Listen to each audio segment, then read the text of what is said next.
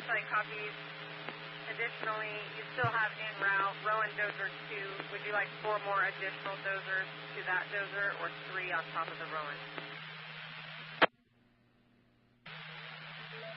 I'd like to order those 4 as an addition to the Rowan Dozer.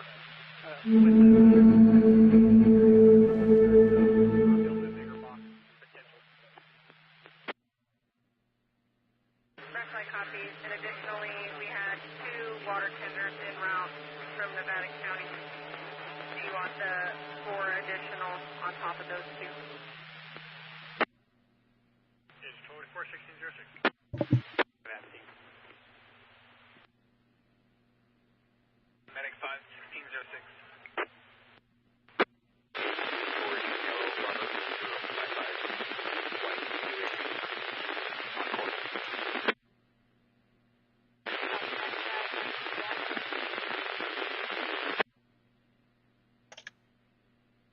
As soon as I can get a word in, I will.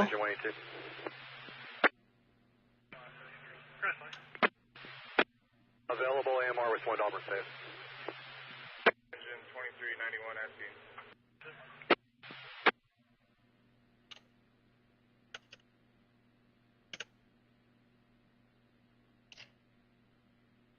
So we have mandatory evacuations up by Junction House. I've got the evac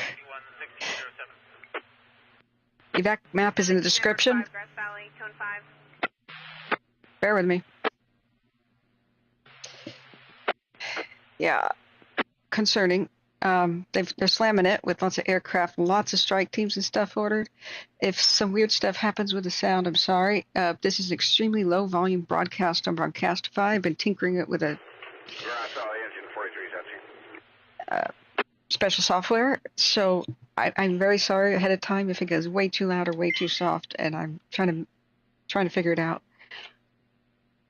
Thanks, Travis. Yeah, it's the mic is fine. It's the broadcast of Broadcastify. It's the radio. Grass Valley Medic 44 is at scene.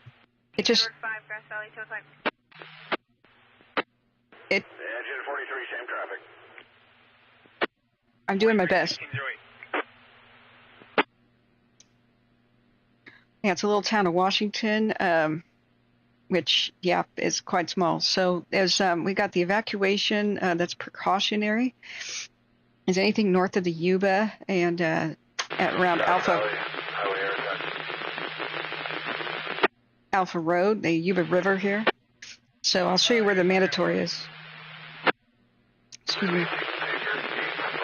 Sonoma, 30 minutes en route. Gonna stop at Grass Valley for recharge.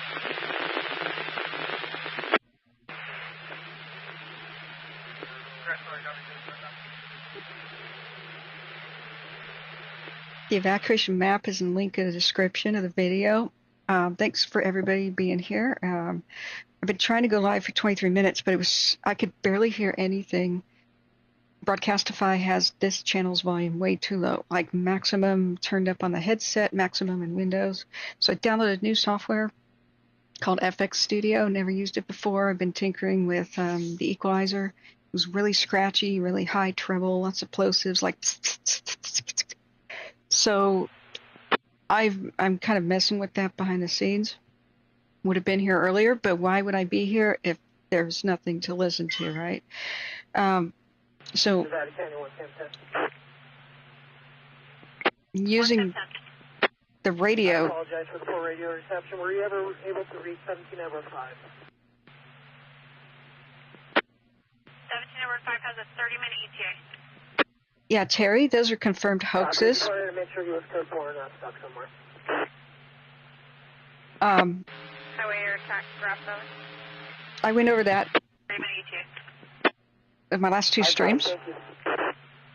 I recognize some of those some of those pictures, especially the ones going around on Twitter. I'll just say that real quick. A lot of people were using the SpaceX launches and the long time extended exposure photographs of shuttle launches. You know how shuttles, like, they have all the fire on the ground, right? And then as they climb up into the atmosphere, there's like a trail of light. And so if the shuttle's out of the picture, Got it. Spawn code 1. Okay. So anyway, I'm sorry. I'm listening off screen here.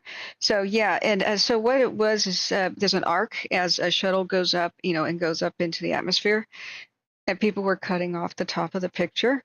They're also using fan art for the game Command and Conquer, which has a space laser weapon in it. And so there's like cutscenes and stuff. So a lot of people were making these fake images just for the ion cannon for that game, like fan art, and they were miscaptioning that. There's also a snowy mountain in the background of one of the missile launches and to space that carried satellites. And so somebody painted the white snowy mountain green, and it made it look like it was Maui. It was kind of astonishing how easy that was to make some of those fakes. But I went over that in last broadcast and one before. Plus, I also went to Lockheed Martin's and read the brochures for their actual direct energy weapons. Mainly those are missile defense weapons. Right now, they're not saying anything in the radio, but I'll get to what's going on with the fire in just one sec. We got multiple situations breaking out all over California. A lot of them happened last night with the lightning. Today, in the area of Rucker Lake, response area Y16, Township 17 North, 12 East, Section 8. okay, we got new vegetation. Fire. Grass Valley, engine 1271. Oh boy. 38.98 for Division 3 notification. Great. Transporting, go to Kaiser. Yeah. 230 on order, engine 373. Grass Valley repeating, Yuba River District South, vegetation fire in the area of Rucker Lake. Response area Y16, Township 17 North, range 12 East, Section 8, 39 degrees, 21.38 by 12038.98. For battalion, correction, for Division 3 notification, for battalion 71 notification, air attack 230 on order, engine 373 units, stay on force, and stand by for check back. We're covering Oregon and California today, both. Maybe a bit of Washington if necessary. So the one that's the most pressing right now is Battalion 71. near Grass Valley to the northeast by a place called Junction House. Now we just have a breaking news, new vegetation fire. In lieu of Division 3 on the air, engine 373. Trust me, we're going to... Can you just inform us on the roads that are closed and how far down Washington Road it is until it's closed? Utilize Force Net for command, R5 TAC 6 for tactical, timeout 1614. All the way to downtown area, to the bridge. I copy Washington Road and Alpha Road to downtown. Okay, mind you, the evacuation, there's some mandatory evacuations going on. There are multiple fires all over California. If you just, one look at this here. Whoops, I have the wrong, sorry, where is it? Dang it. Sorry, I accidentally clicked away. I had a lightning fire graphic yesterday. Shoot, it showed the incredible amount of lightning that California had. I'm so sorry. I'm trying to scroll back to get it as best I can. Oh, gosh, I need to tweet that I'm live too. Sorry, I lost it. I must have clicked away. But there were more than 4,000 lightning strikes in 24 hours across California. Some of them made it to Oregon. So as we were warned yesterday, I mean, in the evening and towards dusk was a bad time for a lot of these fires to be fanned up by the evening winds. We had a lot of wind activity, tons and tons of thunderstorms. So I had a cool graphic up here, and now it's kind of like too far to click away. I can't find it. I'm sorry. But it just showed almost all of Northern California blanketed by the lightning strike symbols from different weather apps. So here's the situation right now with something called the highway fire. This is over in between, it's on Highway 20 as you leave the Yuba City, Marysville area, which is northeast of Sacramento. Highway 20 is an old gold rush. climbs through Grass Valley, which is a major town, the largest town in the region. The rest of them are kind of struggling, tiny communities that used to be gold rush towns. Almost all of these were made with the Yuba River, which is very gold rich. It's not quite the Mudder Lode, but just about. But unless you see Grass Valley, Engine 373 Grass Valley. and all the way over to Tahoe, they're tiny communities, okay? So Junction House here is on the main highway. The community of Washington is the most affected right now. Most of these fires, the vast majority, started with yesterday's monsoonal crazy thunderstorms that came up from the south and formed over California and Washington and Oregon. 373, latitude 39 degrees, 21.38 by longitude 120 degrees, 38.98. This isn't estimated lat long. Yeah, thanks for reminding me about the cams. Call 517 Edward 5. Grass Valley water tender 84 is that same highway incident. 84, 16, 17. Sierra Butte 1, Oregon Peak 1. Okay, so we're gonna get eyes on the fire in just a second. So I need to finish this idea and sentence so everybody understands what the heck's going on and why there's so many dang fires in especially Northern California, both in the Sierras plus mostly in the Coast Range. Those got out of control, like fast, fueled by the high winds yesterday. So there were thousands of lightning strikes that did touch the ground, at least 4,000. That's kind of a conservative estimate. So not all create a fire, of course. Some of them took off immediately, and some of them... Is all clear. It looks like the town is all clear, and we'll be standing by the bridge. Copy that. Thank you. Frank County, San Pedro, copy that. I copy residents clear. Most of the town is cleared out and they're standing by there. One year very broken.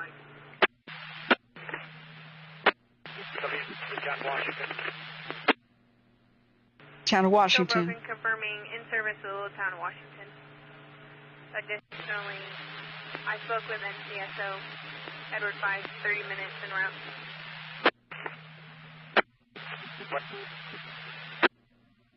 Great. So most of that town's been evacuated successfully. They are having... 1 year still broken.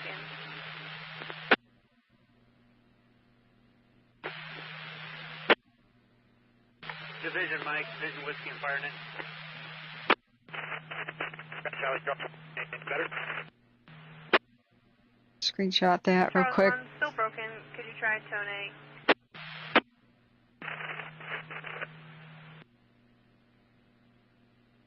Grass Valley Medic 44. It's a big Number 1. raven. Bird. Charles 1 on tone 8. Be about 20 minutes out.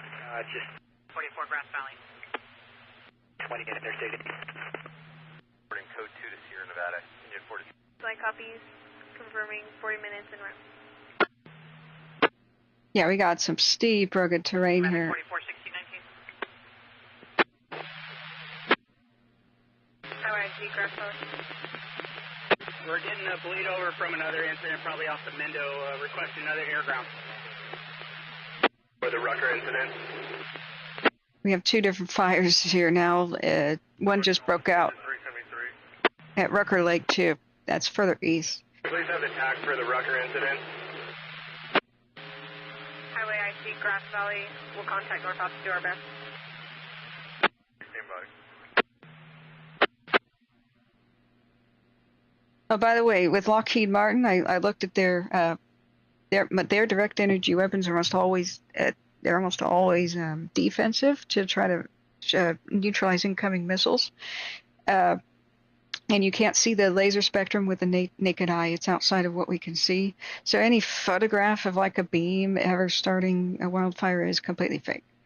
So you would have to have special cameras to ever see that. I just want to make sure that everybody's clear on that. That's, you know, fan art, hoaxes.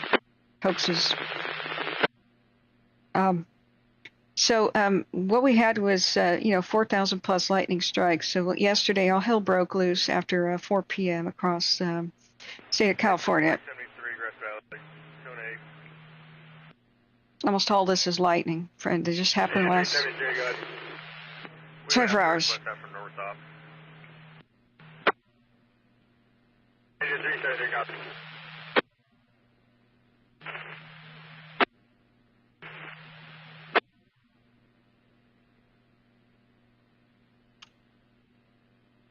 Retardant is mostly water. It's just fertilizer and dye and stuff mixed in. Used to be toxic, but you would make it too thin to be very effective if you cut it with water.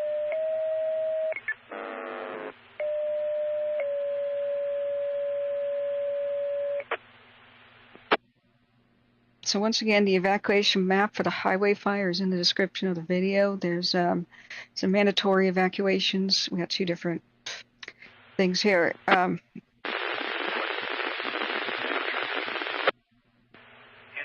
certified ambulance for a person slumped over the wheel. The patient's going to be at 13477 Highway 124 in our red Honda CRV. Okay, praying for that person. So we're going to talk about the other fires next. Right now I got a whole lot of mandatory evacuations, and we're listening to the radio to see if there's any further ones. As we were listening to what's going on in Nevada County, California, Imagery responding. a new vegetation fire broke out. Now, expect that, because what we were talking about was a lot of the real firefighters that come as special guests on the channel were explaining that just because a whole mess of wildfires broke out last night, don't expect that that's the end of it from the storm that went by all of yesterday and last night. Grass Valley, engine 43 is in service. 44, sir. When lightning strikes, sometimes it takes a while for that fire to go. I may have to turn. Engine 1,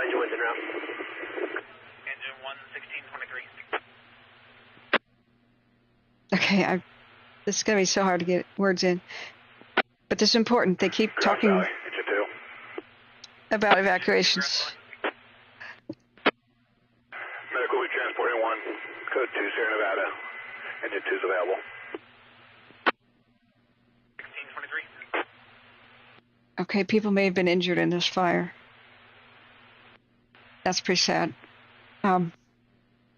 Hey, Urban, and thanks everybody for being here, Mods 2. This is going to be a bit of a chaotic one today since we have so many fires to cover. We're doing this one right now because there's emergency evacs. They're still contemplating expanding the evacuations. We're going to have to see how this goes. Grass Valley, repeat, your traffic is walked on 1.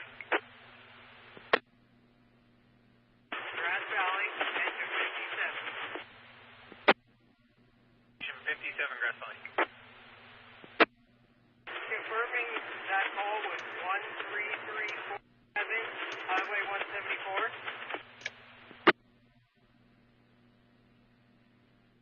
Station 57, Grass Valley, 13477.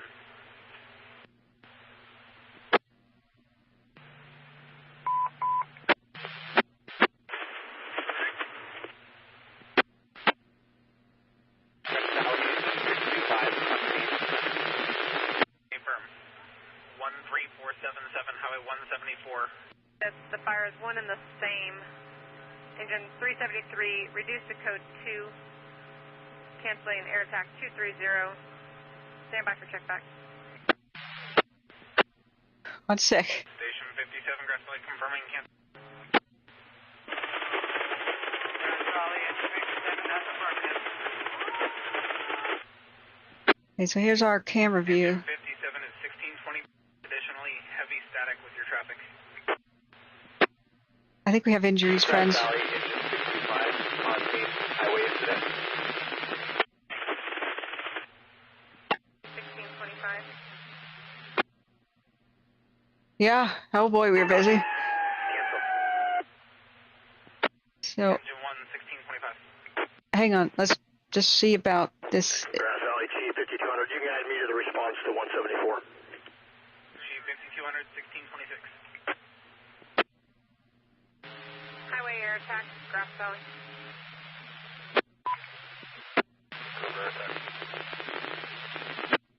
Auburn, Safeway. RP stating he saw smoke in the area of Blue Lake and Rucker Lake. At this time, considering that it's probably one and the same, if able, are you able to see in the Rucker Lake area?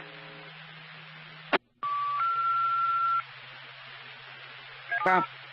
Okay, I'm going to mute that for you guys for just a second so I could get a word in. The current situation in Northern California is these, yeah, they're talking about an overdose in a parking lot, so I'm just muting that. About 4,000 plus lightning strikes did make contact with the ground with Northern California and southern and central Cascades in Oregon yesterday. So most of them that took off in California, mostly in the northwest section.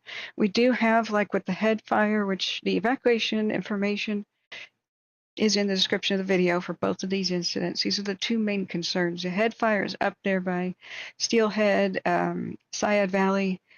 What's this other place here? They did not really, it's not really a good map. Not Hamlet, what's it called?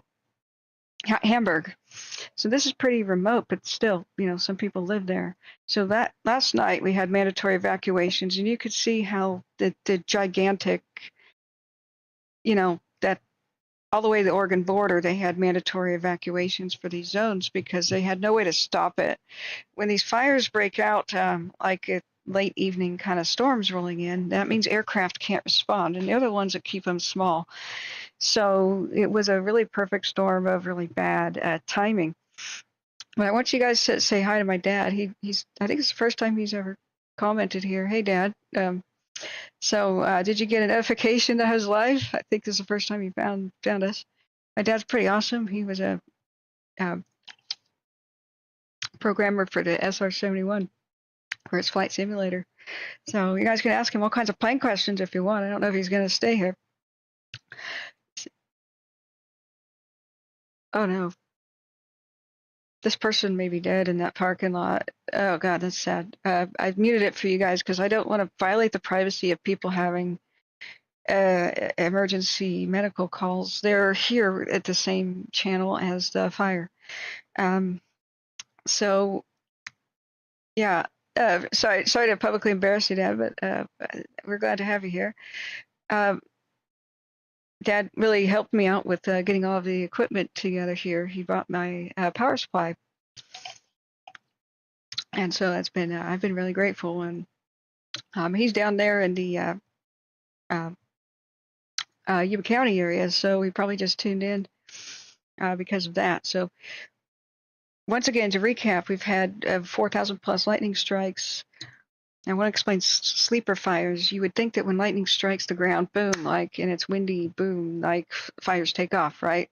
Well, for the most part, that's what happened yesterday after the hours of 4 p.m. So they couldn't really hit anything with much aircraft.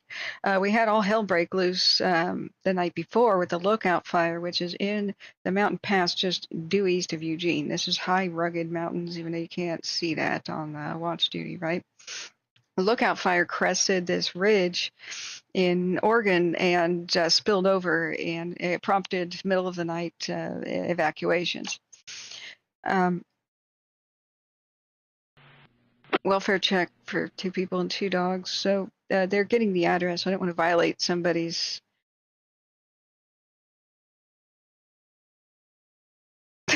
Somebody says, Brett, your daughter's a badass.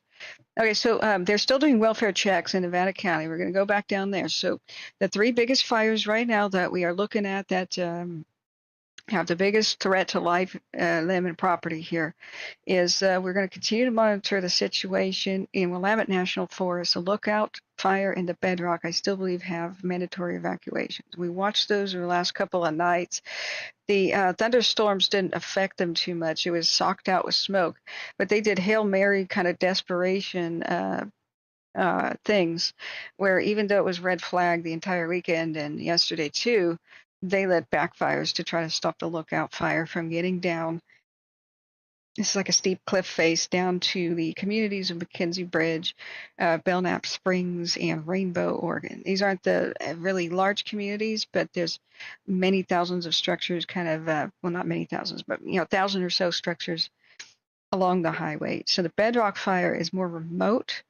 However, there's it's in the same area of the Willamette National Forest, up in high Cascades, rugged, steep terrain. Haven't seen a lot of fires in this area. So it's like old growth forest that's on fire. We're talking like the major, huge pyrocumulus cloud type spawning stuff with the potential of the Bedrock and the lookout up here. So we're going to check on Oregon in a second. But as we were monitoring that yesterday, all hell broke loose. The head fire was the one that got the largest here in northwestern California. We had lightning strikes in the Sierras. They pounced on it really quick. Everything near Tahoe was mostly put out with like bucket drop and helicopter, that kind of situation. But they couldn't really get to any of these out here in time because these mostly took off towards dusk. Like the head fire we had. That was a radio check. Okay, I was going to put that back on. I'm still listening to the radio if I pause and listen to things. I'll turn it on as soon as we hear, like, say, new evacuation orders for Nevada County. So the head fire, it was the one where we had middle of the night evacuations. That map is gigantic. Link in the description of the video. It goes all the way to the Oregon border. We've got other concerning ones all along Highway 196. The Elliott, this Lone Pine, they renamed a whole bunch of them, are all in the same major highway. So the big threat there is that's the main evacuation route, and if these fires cross the highways and block people, you could have a very, very bad, deadly situation. So the deep fire is in wilderness, high altitude wilderness west of Whiskey Town, Shasta. Up in the hills. We're not like super high altitude, but for now, it's a situation we're going to look at, but I don't know that it's threatening anybody. Actually, never mind, I'm wrong. It has mandatory evacuations for a big chunk of land too. So we're juggling all this. We're going to try to cover it. I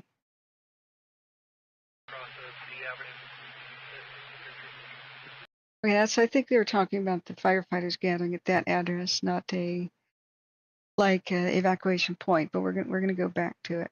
So the deep fire is the one concerning the Shasta area west of Whiskey Town, not near the car fire burn scar, thank God, or it would take off like a rocket and we'd have a mega fire going.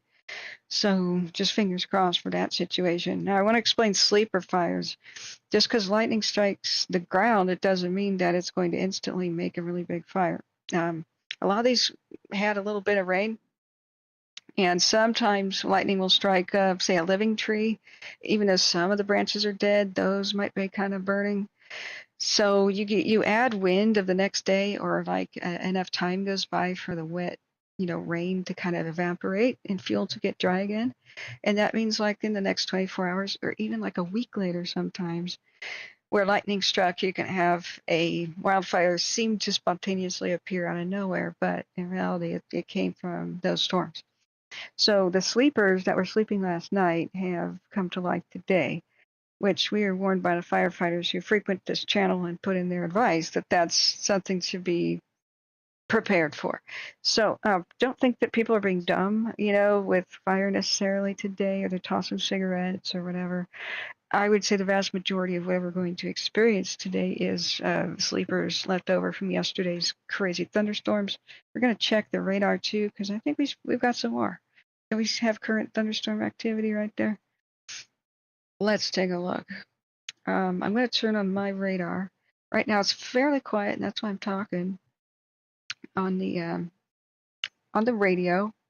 But sorry that I basically didn't talk much. Yeah, we've got lightning moving in right now. Yeah, radio's just talking about units returning to base. So just hold on to your butts. We got red flag, we got excessive heat warnings, and we've got unstable air, thunderstorms kind of spontaneously starting and then going away. right now, north of Klamath Lake in Oregon, we've got some lightning strikes, but thank God it looks like it's got some rain on it. That's the last thing that Oregon needs right now. Oregon ran out of people to respond to the growing threat of the Lookout Fire and called in help 2 days ago from California, and California showed up with, I think, 3 to 4 different strike teams. So we've got some Wairika area lightning strikes occurring right now. 93 degrees in Siskiyou County, and what is the humidity? What is the humidity? Let me look. That's precip. Am I not seeing it? Air quality index of 68 is not horrible. Not great, not terrible. Where's the humidity? 19. Okay. Talking about engine strike teams going to Grass Valley. Great. So I couldn't write down fast enough all the units that are responding to the incident that's over by Grass Valley. Sorry about that annoying sound.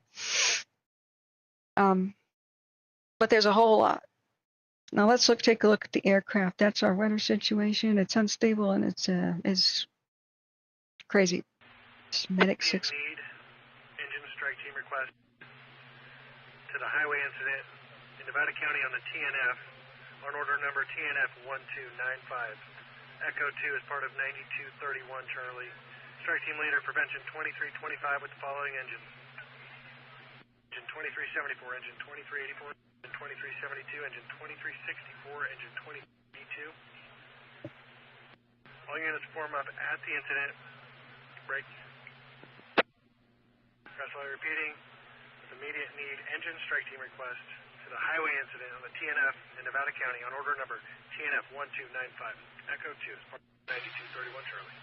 Strike team leader prevention 2325. Following engines: engine 2374, engine 2384, engine 2372, engine 2364, engine 2392. All up at the incident. All units stand by for check back. 16. 3D view is not working. Come on. Engine 182. Come on, 3D. with 1 plus a rider code 3 Auburn Space. I'm en route for pickup.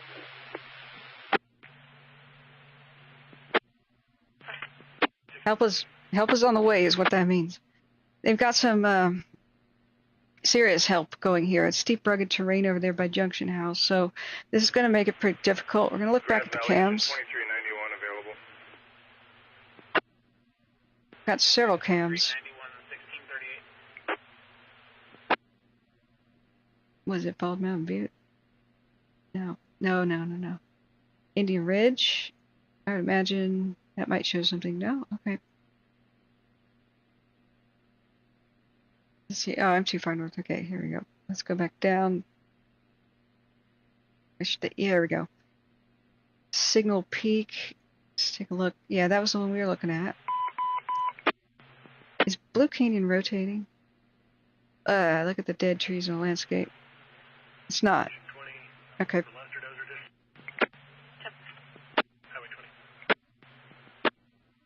Don't have Banner Mountain.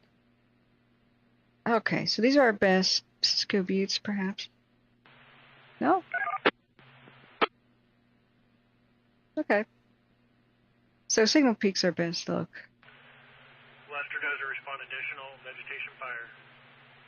20 at Washington Road. Sorry. Check back to 1638. An additional fire?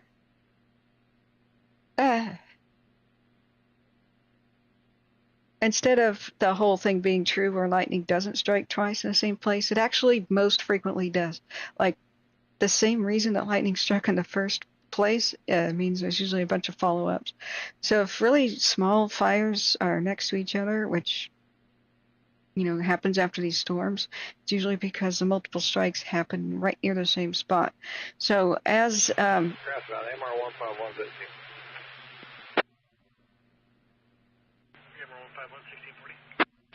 Hang on, guys. Hang on. Just hang on.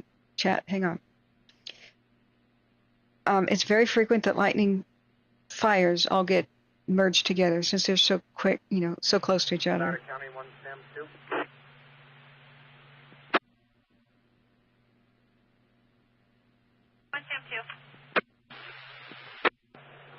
Zone 030, moving into a evacuation order. Shoot, I mean. Zone 030, evacuation order. 1 over 4 copy. Okay, new evacuations. 1 Edward 6 copy. I'll start working on the code red. All right, right here. 6, 10, 4, thank you. Everything east of what is this, Washington Road in where by Omega. This has now gone into evacuation order. They'll update the map in a second. So we've probably there's about a 2-minute to 30-second delay off of when they're saying this on the radio and when Broadcastify is broadcasting it to us. Well, me, and then I'm broadcasting it to you with a 20-second delay. So we just got the evacuation order out to the public by anybody listening by 1 minute. It was earlier when I went by there. Hang on, friends.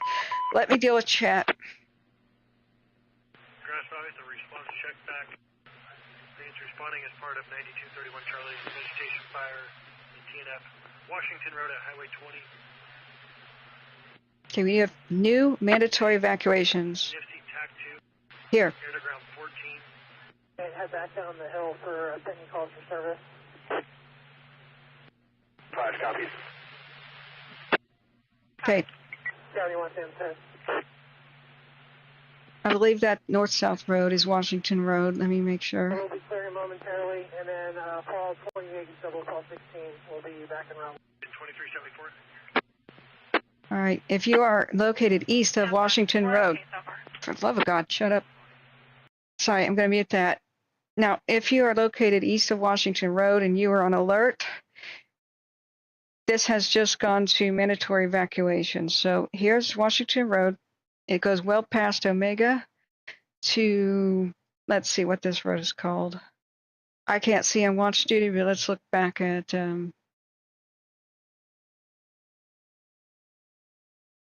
still listening.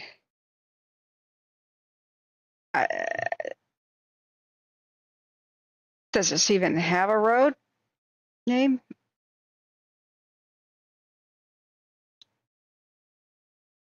Okay, it seems to extend to Diamond Creek. So whatever this road name is, it may not even have a name.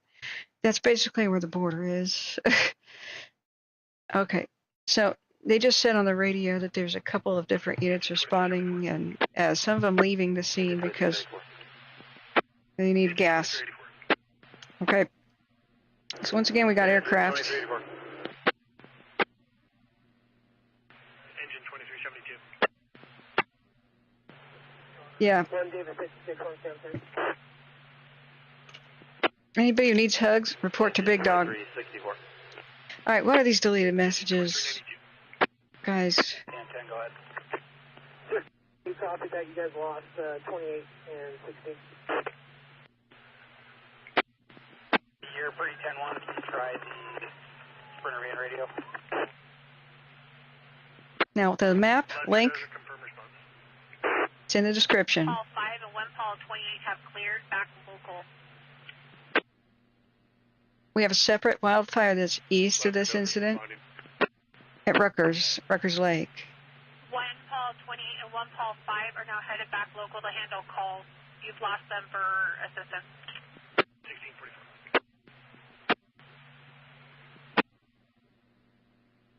Yeah, it's okay to have general conversations. I don't know why you got timed out or anything, SP. I'm not. There must be something I'm missing, but that's okay to talk about random things. It's fine. The only time it's not is when I call for chat silence, and that's when we have 30,000 people in chat.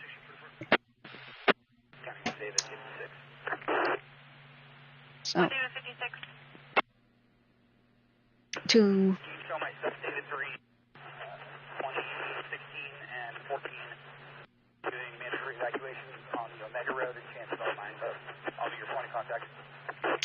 All right, now there are. Yourself, David 3 and 1 Paul 14 Omega, and what was the cross?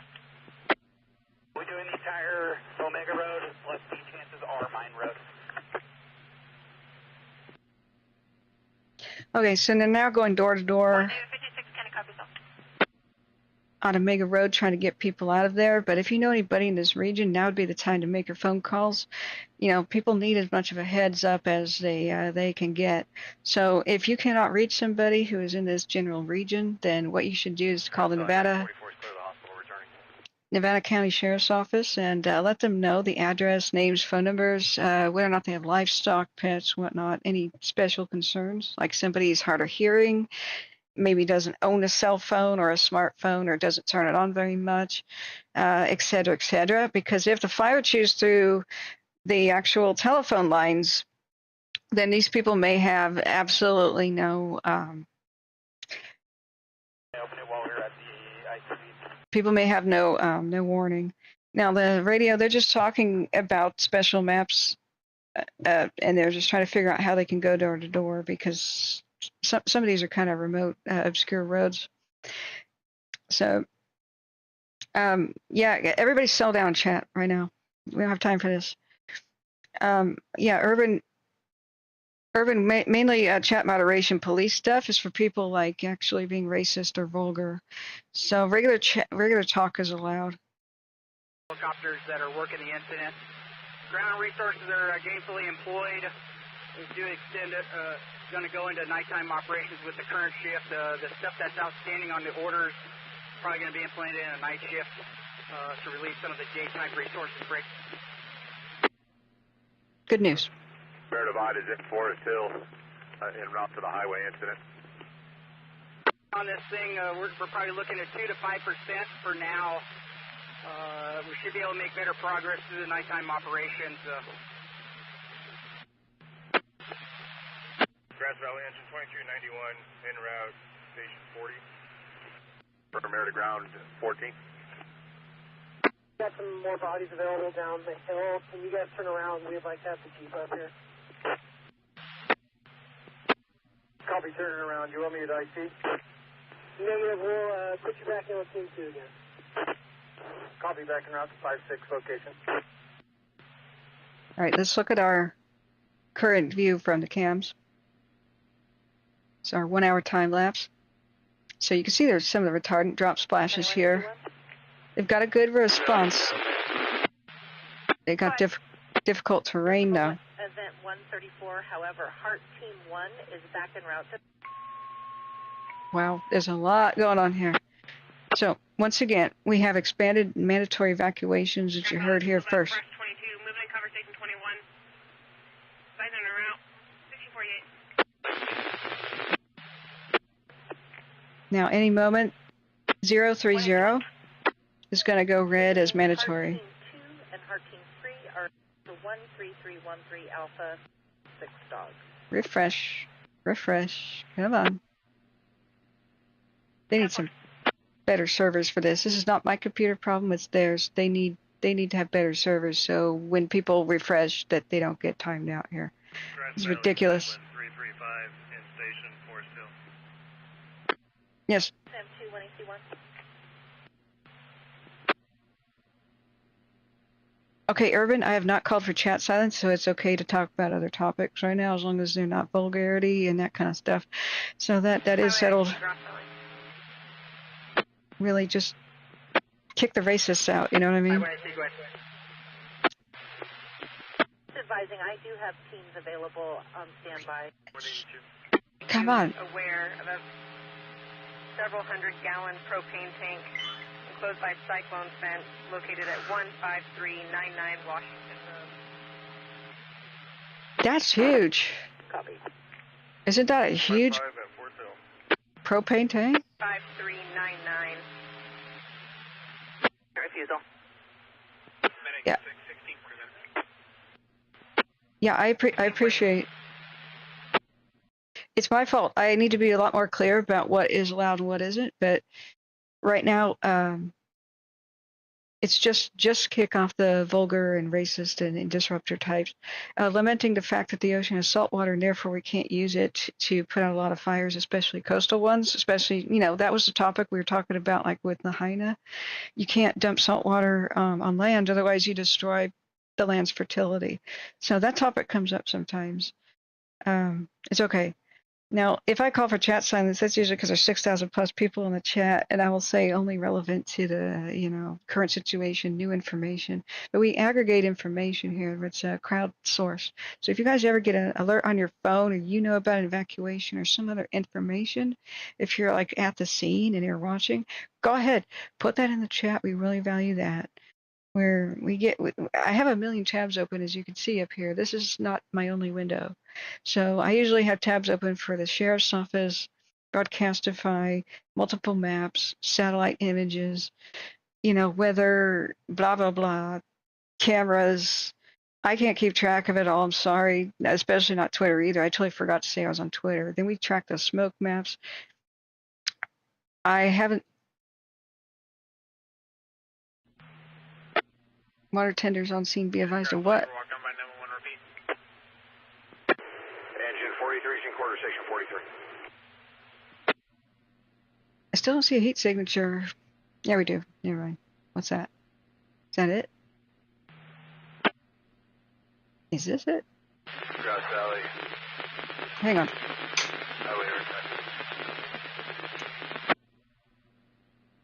County 2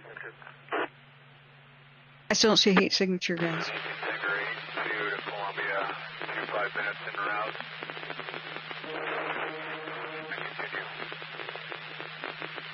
But look at this terrain. So,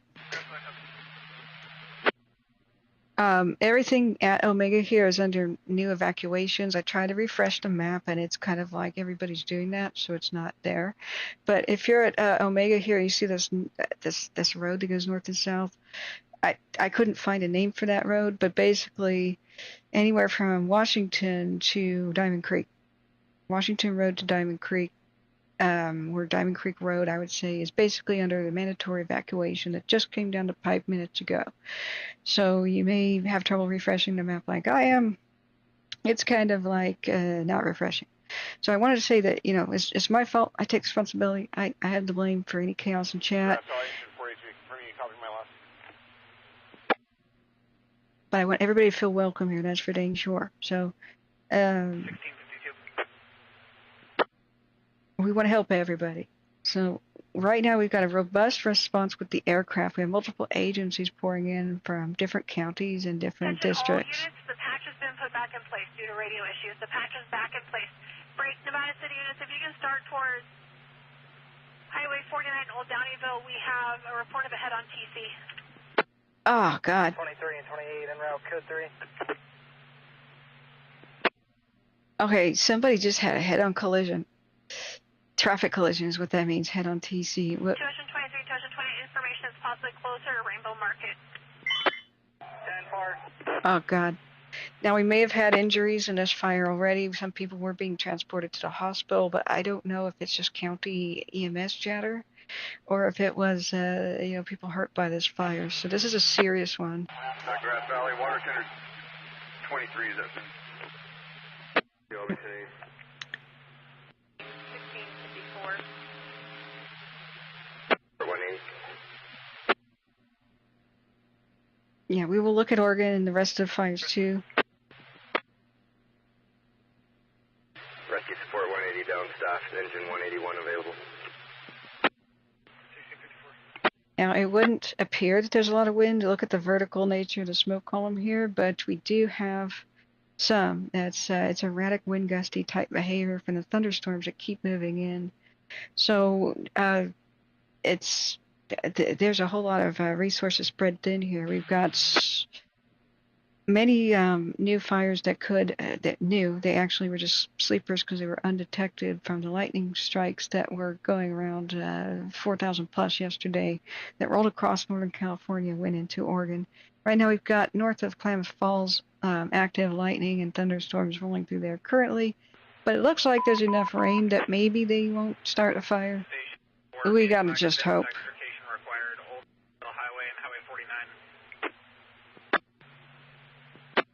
Jeez, it's a bad head-on collision then. Aye. So Columbia Crew 4 Whiskey, FireNet. See the clouds going by?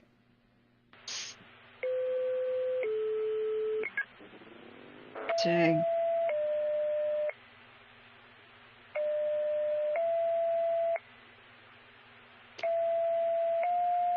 I'm going to turn off that dang tone out. James Lewis says the Aussies have one of their tankers helping Tanker 210. That's awesome. Let's look at the aircraft again. Oh, that's still making horrible tones in my ear. Ah! So that is. That's Tanker 210 right there. And usually I could go into 3D view. It's malfunctioning right now. All right, the tone's stopped. Battalion 8, Battalion 3, Engine 2, Engine 86, Engine 1, with 2 ambulances, vehicle accident with extrication required. Approximately 5 patients for 2 vehicles involved. Possibly a crew 4, Whiskey, Firenet. Okay, Fire's talking over. Stand by for check back 1656. Dang. 23, Tuition 20 information, there's evacuation correction. Extrication required on this accident.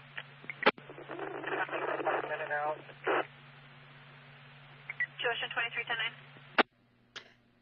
All right. It's unrelated, that car accident. 10-4, it's going to be a total of 5 patients, 2 vehicles head on. Damn. 10-4.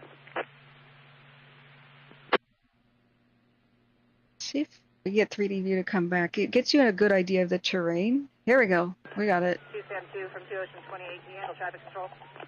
There we go. Sometimes you can tell when they're doing a drop this way.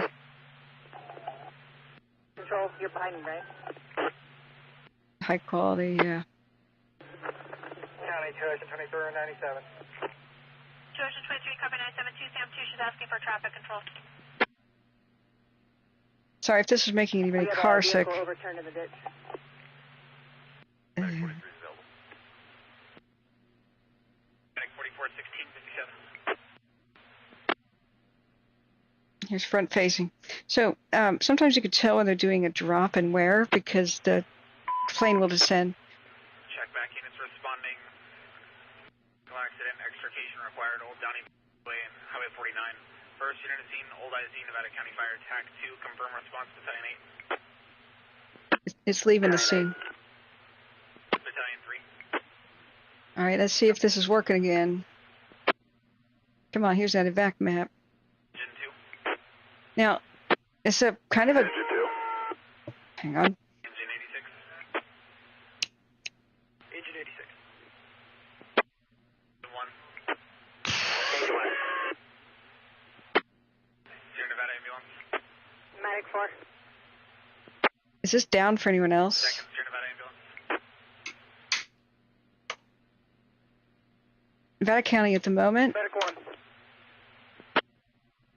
Everybody stop. Timeout. SP stop talking. Urban stop talking. Take timeout. Cool off. Responding approximate patients involved.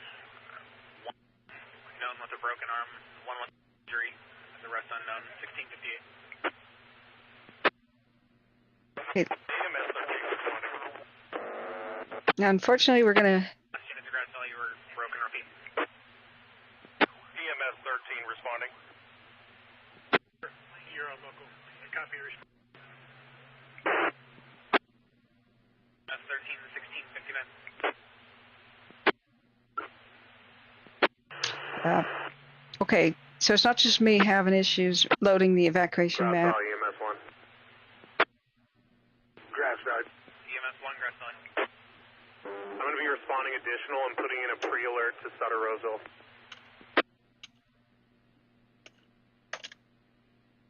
Grass Valley, Battalion 8. EMS 1, 1659, Battalion 8, Grass Valley.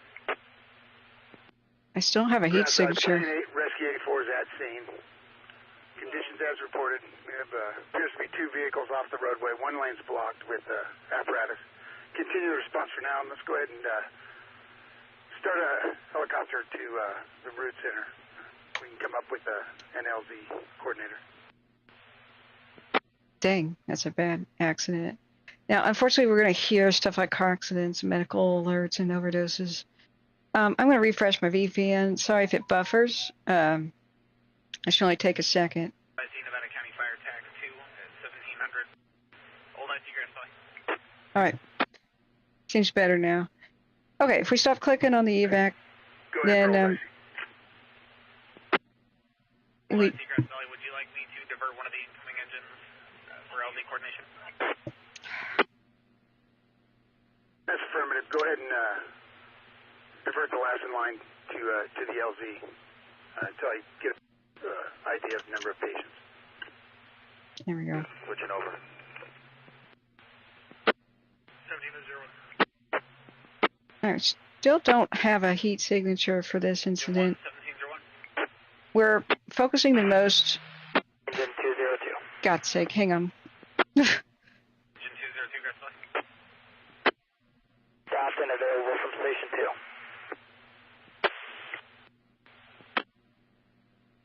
Yeah, I'm praying for those people. That sounds like an extremely bad car accident. 1701. Okay, great, Riparian, thanks. SP, I told you, hang out, just Go ahead. cool it.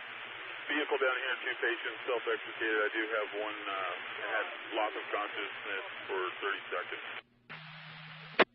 It's over if you allow it to be. I got it.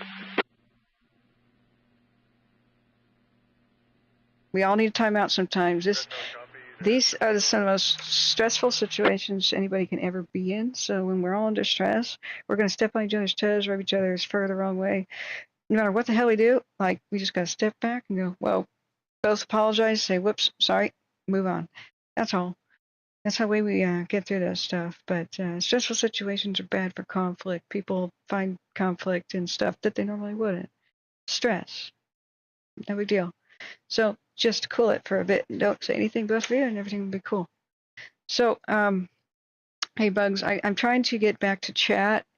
I've kept the radio on a lot because we've been hearing through the radio. It's the #1 way to find out where they're going to call for evacuations, and that's the information we can get out to the public immediately. Start handling those, or are you going to create separate events for them?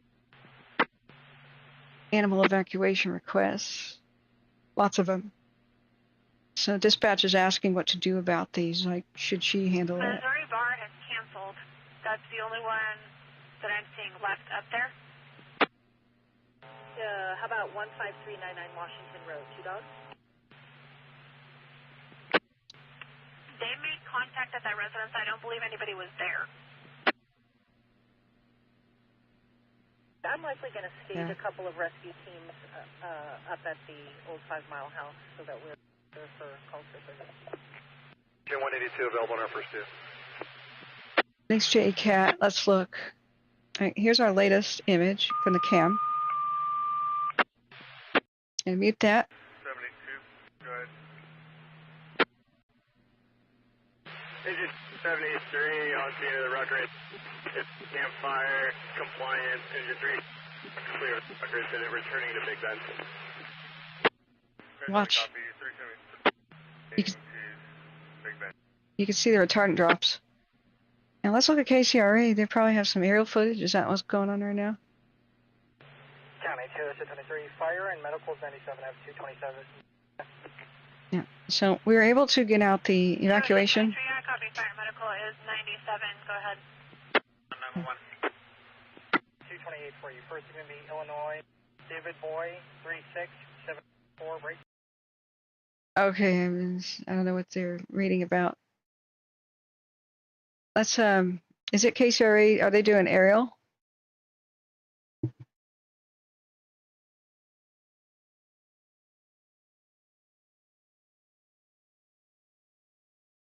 All right, let's see what they're doing. I can't show much of this, copyright reasons. If you need to watch the news rather than me, that's totally fine. We are listening though live to the You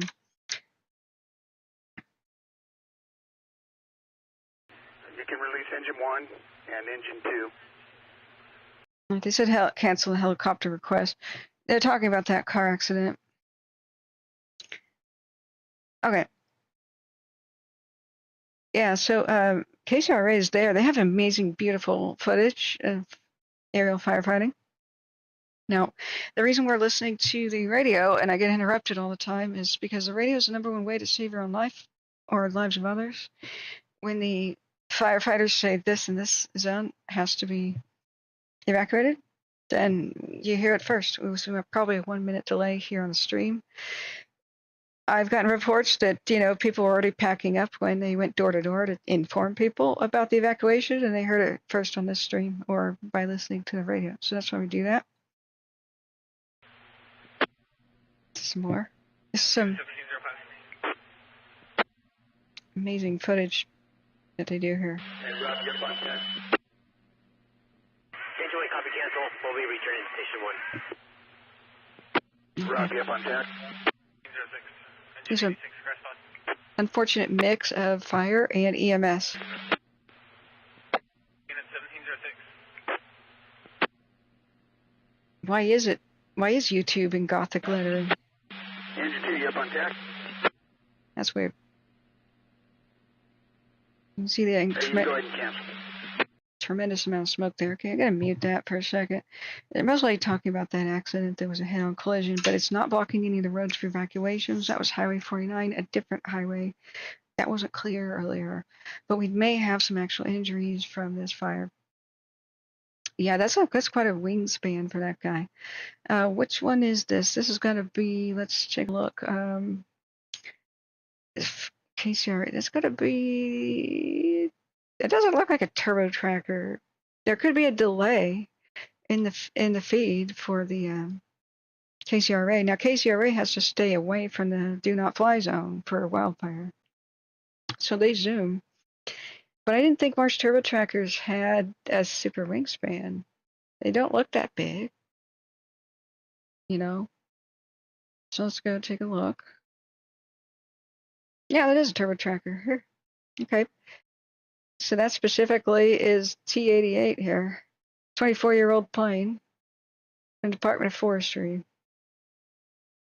So these guys have the special windows, as you can see in the, well, they're going to do a nice zoom out. Okay, lucky right now, no high winds. Look at the vertical column.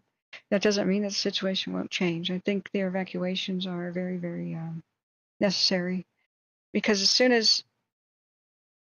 as the fire crests some of those ridges, you can have the potential for long-range spotting just because of the steepness of the mountains up there. So it's good we saw that zoom out there.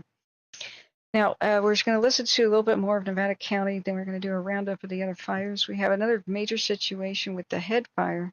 I just don't know how much it has changed, and I don't think we didn't have good camera views of it yesterday, but there's a gigantic evacuation zone, runs all the way up to the Oregon border.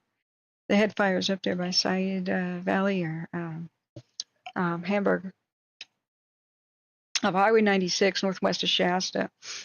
Got a troubling fire called the Deep Fire that's northwest of Whiskey Town Lake. So far, we do have mandatory evacuations for like zones out there, but not for communities as far as I know. So I don't want to just show too much of KCRA's footage, the link I put in the chat, because I'll probably get some copyright trouble there. And for fair use, we can just see the situation as its life-saving potential. That everywhere around Omega, if you know people here, they may not know necessarily about the level 3 evacuations, especially since people are having trouble with the map. Everything east of Washington Road, pretty much to, what was this one called again, the Diamond Creek Road, is basically under mandatory evacuations. And you can see the terrain and how steep and difficult it is to work with. Now, we do have rolling thunderstorms still kind of coming through the area, and you can see some of the retardant drops here. Now, this is actually one of the best places in a way to have a wildfire, because most of these planes took right off from the Grass Valley Airport, which is like right next door, right? Was that a helicopter? Did you see that? Yeah, that looks like a helicopter spray right there. See that little dash right there? I love how we can zoom. Could have been a water dropping plane, but I thought it was a helicopter. Yeah, it looks like a Chinook type helicopter. So let's look back at the aircraft and see what we got. Now that it's calmed down a little bit, or we're not hearing shouts on the radio for evacuations, we're gonna check out the other fires, because California is beset by them right now. It's infested with lightning strike fires. We're probably going to see more throughout the day. As this one broke out, there was a second incident over by Rutger Lake. Is that to the east here? Now, when lightning strikes happen, there was a little bit of rain, but not that much with the rolling storms in yesterday, especially if it rains a little bit, but not enough to rain it out. My teams are stopped at a roadblock. She said, do you want us to hold off on animal rescue? Grass Valley Engine 181 responding in place. Shoot, I'm sorry, I just talked over it.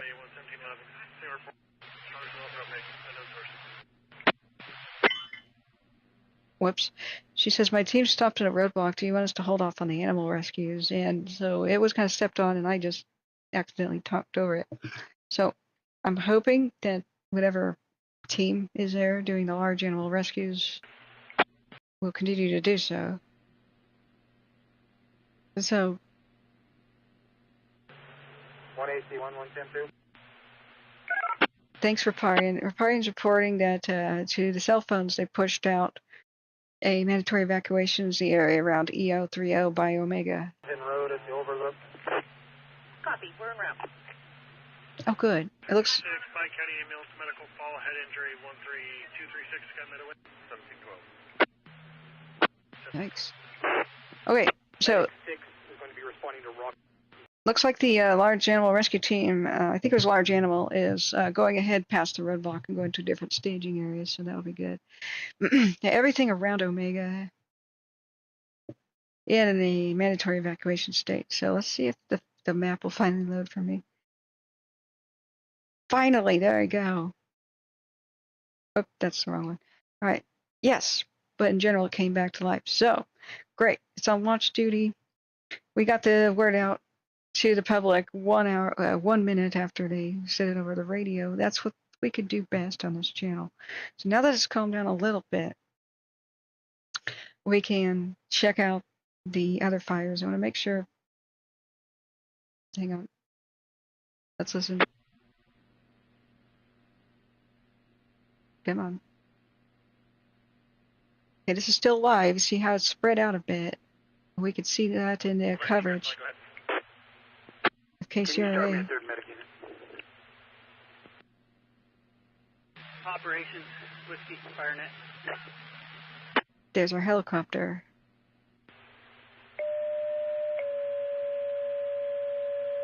Yeah, HDOC, it's anxiety month. August is lightning strike month. I should just tell the public that.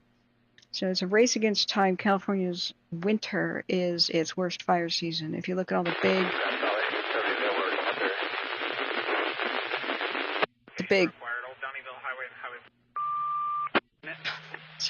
it's chaos. That's multiple agencies talking over each other on the same radio frequency, but we can't separate it. That's the way that broadcastify is set up. So every fire that breaks out in California's lightning strike season, or Oregon's too, really, has to be put out before October.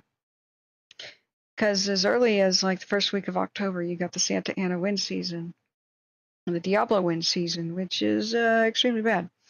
I'm gonna show the Diablo wind graphic real quick from the Wikipedia. It says 1,000 words in one. Jetstream does some funky stuff starting in October and ending in January. So whenever conditions line up, it pushes us hot, dry winds with hurricane force wind gusts over the Sierra Nevadas, and they plunge up like a roller coaster, pick up speed, and plunge down the other side of the Sierra Nevadas. This is the kind of thing that erased Paradise, right? Brushenberry Creek with the Bear Claremont fire. Same thing that had the Oakland firestorm. If you look at the dates, that's November. Okay, it's November 18th or 8th. Can't remember that Paradise was erased. I think it was the 8th. What happened to Oakland firestorm, I believe, was October. Can't remember right now. Now, when Santa Rosa burned down, that was also October, and in two other places, Bangor and Loma Rica, where we lost our good family friend, that was also in October. So, with with certain situations that are in a race against time to get those contained, like in a super roped up, wrapping it up like a mummy sort of thing, or completely out. If a lot of these are still going by October, you could have the worst case scenario, and you could have the big mega fires, especially in the Sierras. It's not like it's a cakewalk over by the Shasta area. They have their own set of north winds to worry about to come in off the Oregon Desert. But boy, this I wish they'd zoom out so we could see a bit more of this action. But let's see what we got for. I don't see the helicopters at all. That's a little odd that they're not on flight radar. Let me see if there's something wrong with my filter. Firefighting filter. Whoop, no. If I turn it off, this should be all aircraft at all altitudes now. We still don't see the helicopters, but we see them in case areas footage. So don't ask me why. They could be hugging the ground, and maybe their transponder is just not reaching. The terrain could be interfering with it. That's a little scary. That's they can't tell each other where they are. That's when we lost the firefighters, a week and a half ago, with that midair collision down near Palm Springs and Banning.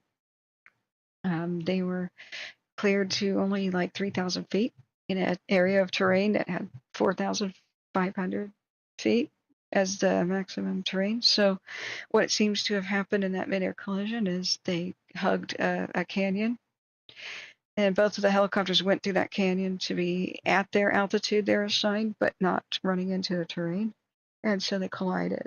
That's just my take on it right now. We'll see what happened. But when they're hugging the ground, not only can Flight Radar 24 not track them, they can't track each other, and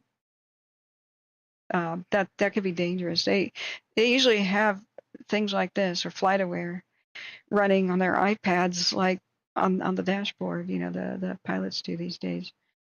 So, 11840 Atwood Road. Yikes. There's a vehicle melting down next to a body shop. Hopefully that won't spread to vegetation. So we got the orange fish here, the MD-87. So their altitude is at 6,000 feet, and the Sierras are pretty high. This is extremely dangerous flying. 64, part of Strike Team 92 to 31, Charlie's at scene. Highway incident. Thank you, David Gomez. October, the October firestorm in Oakland. So let's go look at the other fires. Hang on. 64, part of Strike Team 92, 31, Charlie arrived at scene of the highway incident. Great. A strike team just arrived in Grass Valley. Let's look at it. In Grass Valley, engine 2364 confirming ICP location is off Highway 20 east of Road. Right, there's the MD-87. Welcome back, Orange Fish. 5-minute time lapse. So it's probably going to circle low. Washington Road, just north of Highway 20 on Washington Road at dry digging area. Engine 2364. Grass Valley 1 engine spot. You do have a little bit of wind picking up. You can see the cloud. Yeah. You can see the smoke starting to drift. So we got. One transporting one Sierra Nevada. We're looking due west. 330 Grass Valley.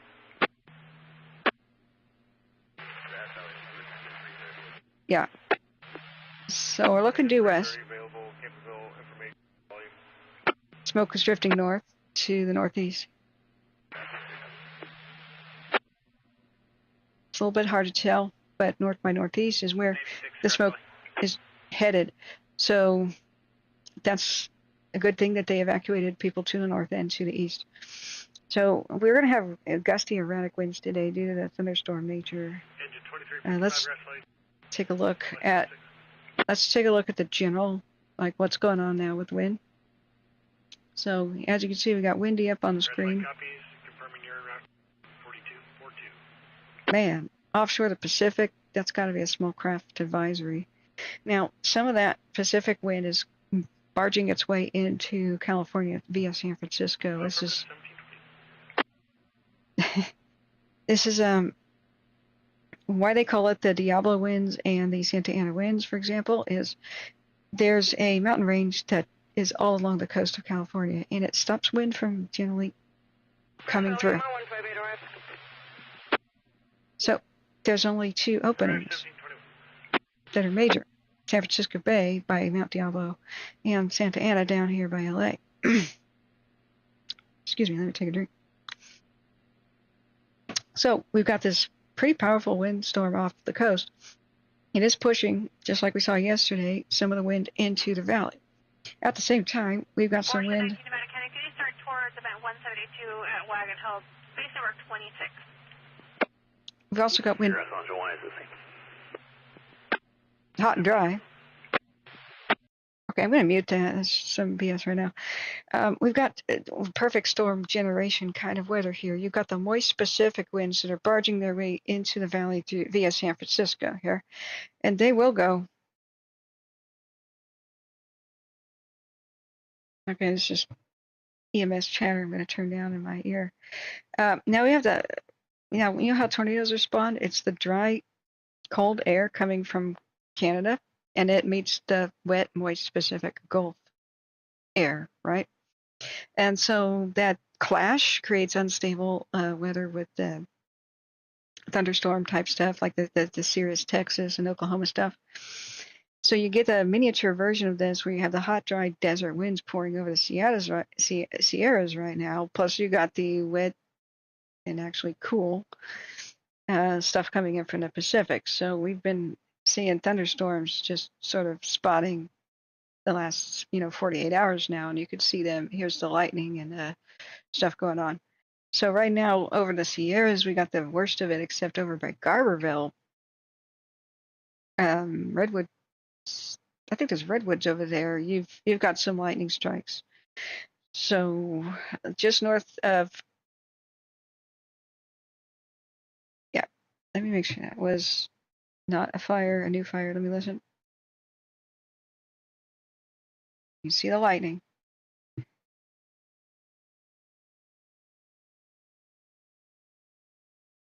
I don't know if that was a new EMS incident or a new fire they're just chattering about on the radio, but hold on to your butts. That's what this means. Hold on to your butts. So new lightning strikes, new fires, plus the old sleepers who might be fanned up by these winds. It might look totally peaceful, like on a cam right now, and then a storm might kind of generate like right over the top and throw some lightning into the mix and then move on. So let me look at what's our satellite view. Sorry, I have a million tabs. I have to have a million tabs to monitor all this. Where's the one with there's Weatherbug. Okay, a lot of new units are just checking in with Grass Valley, so that's great. They pounced on that. They are like super slamming it.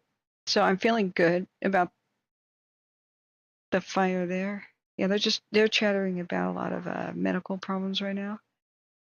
Here it is. Sorry. Let's push this over back towards windy so I know I don't lose this again. So let's refresh our zoom earth. You could see the that was the 15th current today. There's some high altitude clouds. They keep shadowing the fires, and you can see some of the hot spots poking out from beneath. We're having repeat lightning strikes the same place as yesterday. So this is going to make it extremely difficult to put aircraft on a vast majority of these situations. Okay, yeah, there's an overdose again. I'm going to turn that way down. I may just turn off pretty soon the chatter we have for Nevada County. right now it looks like the weather's been quite cooperative with letting them use aircraft. They got multiple strike teams there, lots of ground crews, lots of mutual aid. So they're doing all that they could do, and just swell like swimmingly. Like they've got this down to a science. They're taking off from an airport right next to the fire. It's bad, steep, rugged terrain, but you have extremely fast response with these aircraft.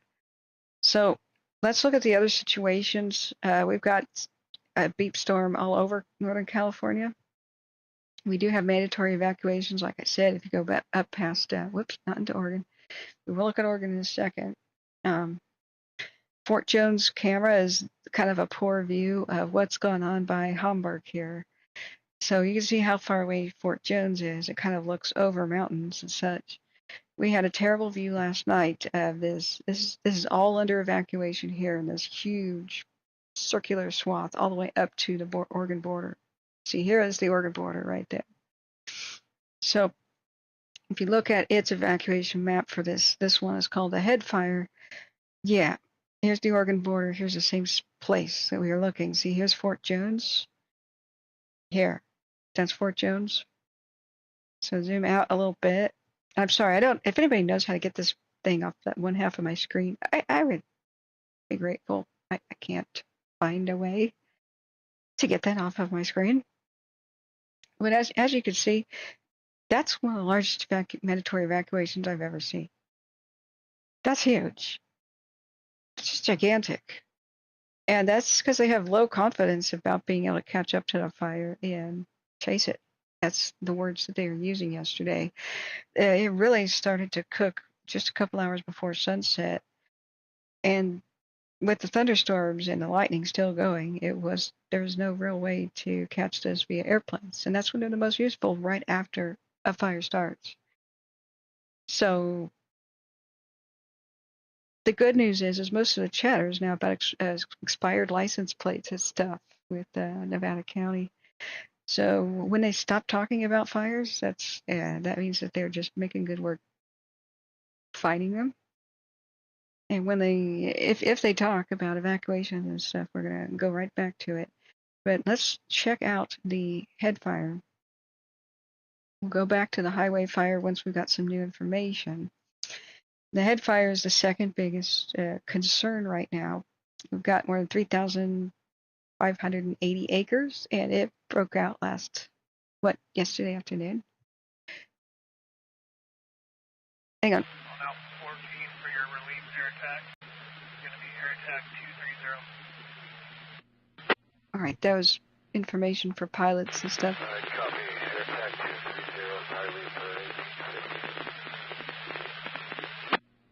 Yeah, we're going to cover Wairika. Now, and Eureka. Draft Sergeant 2361 information only. Passing the Forest Hill Bridge. It appears like this is on the El Dorado County side.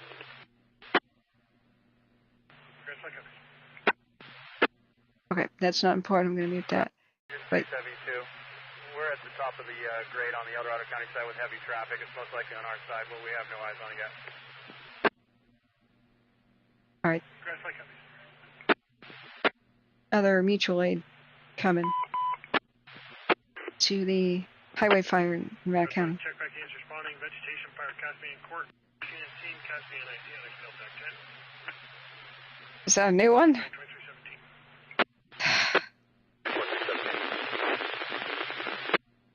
Nevada County may have another one. Great. Engine 326, brush 5. 2771, engine 2751, transport dozer.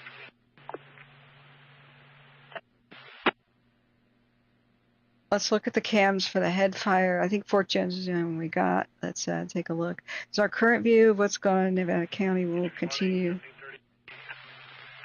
can see the wind. Omar reported the fire behind us, 30 by 30. Yep, that's a new fire. So Nevada County has a new fire. It's 30 by 30. I think that means feet. So hold on to your butts today. Like I said, a lot of these are sleepers. A little bit of rain fell with some of the lightning yesterday, and so it made it kind of damp. So as the sun's heat and stuff cooks everything today, cooks the state of California and Oregon, it's pretty damn hot here too. Vegetation will become dry enough for the lightning strikes of yesterday, and there's smoldering fires to be erupting into good ones, good new ones. So, will be at driver's spot. okay, yeah, that's why we're still listening to that radio, as annoying as that is right now. So, first of all, we're going to cover the head, and let's look at, thanks for the little things in the chat here. Thank you so much for everybody who's donated, especially to PayPal. Unlike the super chat button, PayPal does not take 30% like YouTube does. But we are donation funded here. I stopped my life and don't work or anything most summers and falls, so I could be here with you guys and cover this live. We didn't release the Med 5, though, advise on transport. Let's look at new cams. 372 is at scene. This will be just north of the quarry on the first S turn. We have two vehicles, one Tundra, one large box truck, both lanes blocked. More vehicle accident stuff when people are trying to evacuate. That's great. Engine 372, all right. Your resource needs is put in Colorado County. It's rare to see lightning on these cams because they take a frame every, say, 1 minute. Let's do a 1 hour time lapse of the head fire. Grass Valley, Medic 5. Paul 21, Nevada County with 1 Paul 5. If you can start towards 11050 Ball Road. We have a 245 with the vehicle. His elderly male subject is bleeding, requesting medical attention. Suspect vehicle is going to be a white Ford truck with gold trim and a black rack. Is that a hit and run? Sounds like a hit and run. Damn. Can't stand people like that. Okay, let's do a 12-hour time lapse of the head fire from Fort Jones. Quarry on 49. Continue to the incident. Looks like there wasn't much visible, but you could see the hang on. 158. 1 Paul 5 confirming you copy as well for Ball Road. Copy that. 284 Grass Valley. Grass Valley.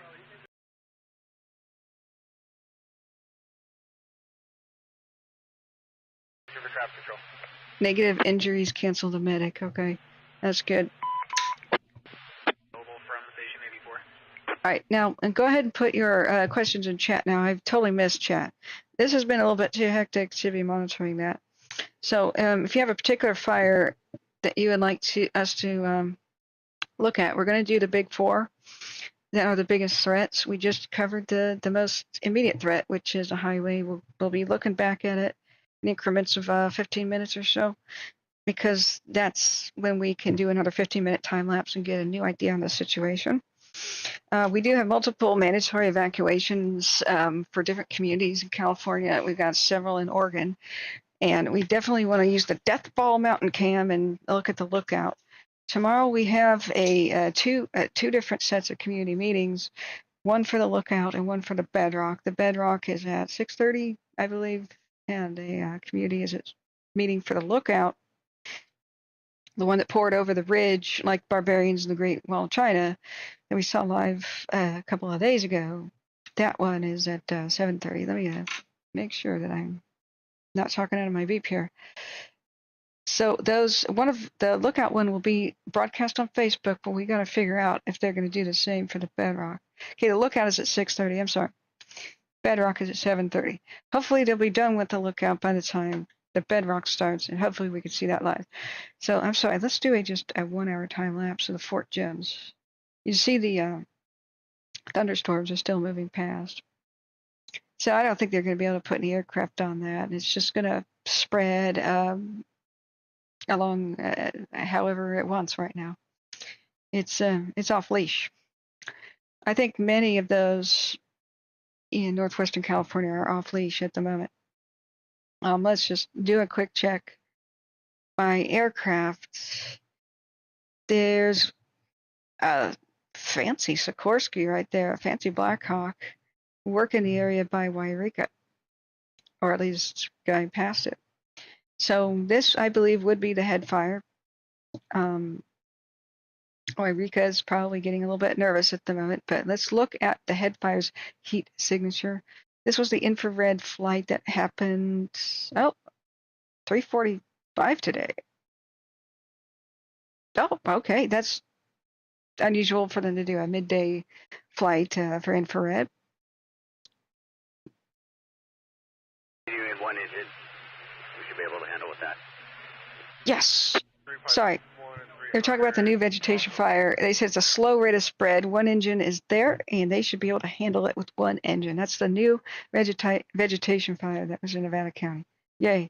So there's some bright spots. It looks like it's easier to fight everything in the Sierras right now than it is in the northwestern California mountains, where all hell continues to break loose. Brush 5, what?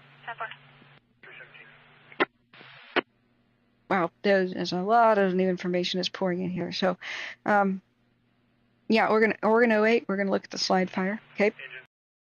Right now, let's take a look at the head fire. We still have some massive, the biggest evacuation zone I think I've ever seen, other than the Dixie fire. I mean, that was something else too. So for the head fire. Plate, however, it's not returning. That's 5 Seabird, Queen Henry 799. Hit and run guy. Yeah, 326 rest. Yeah, I hope they catch that jerk. He hit an elderly person, and that person's bleeding, and then took off.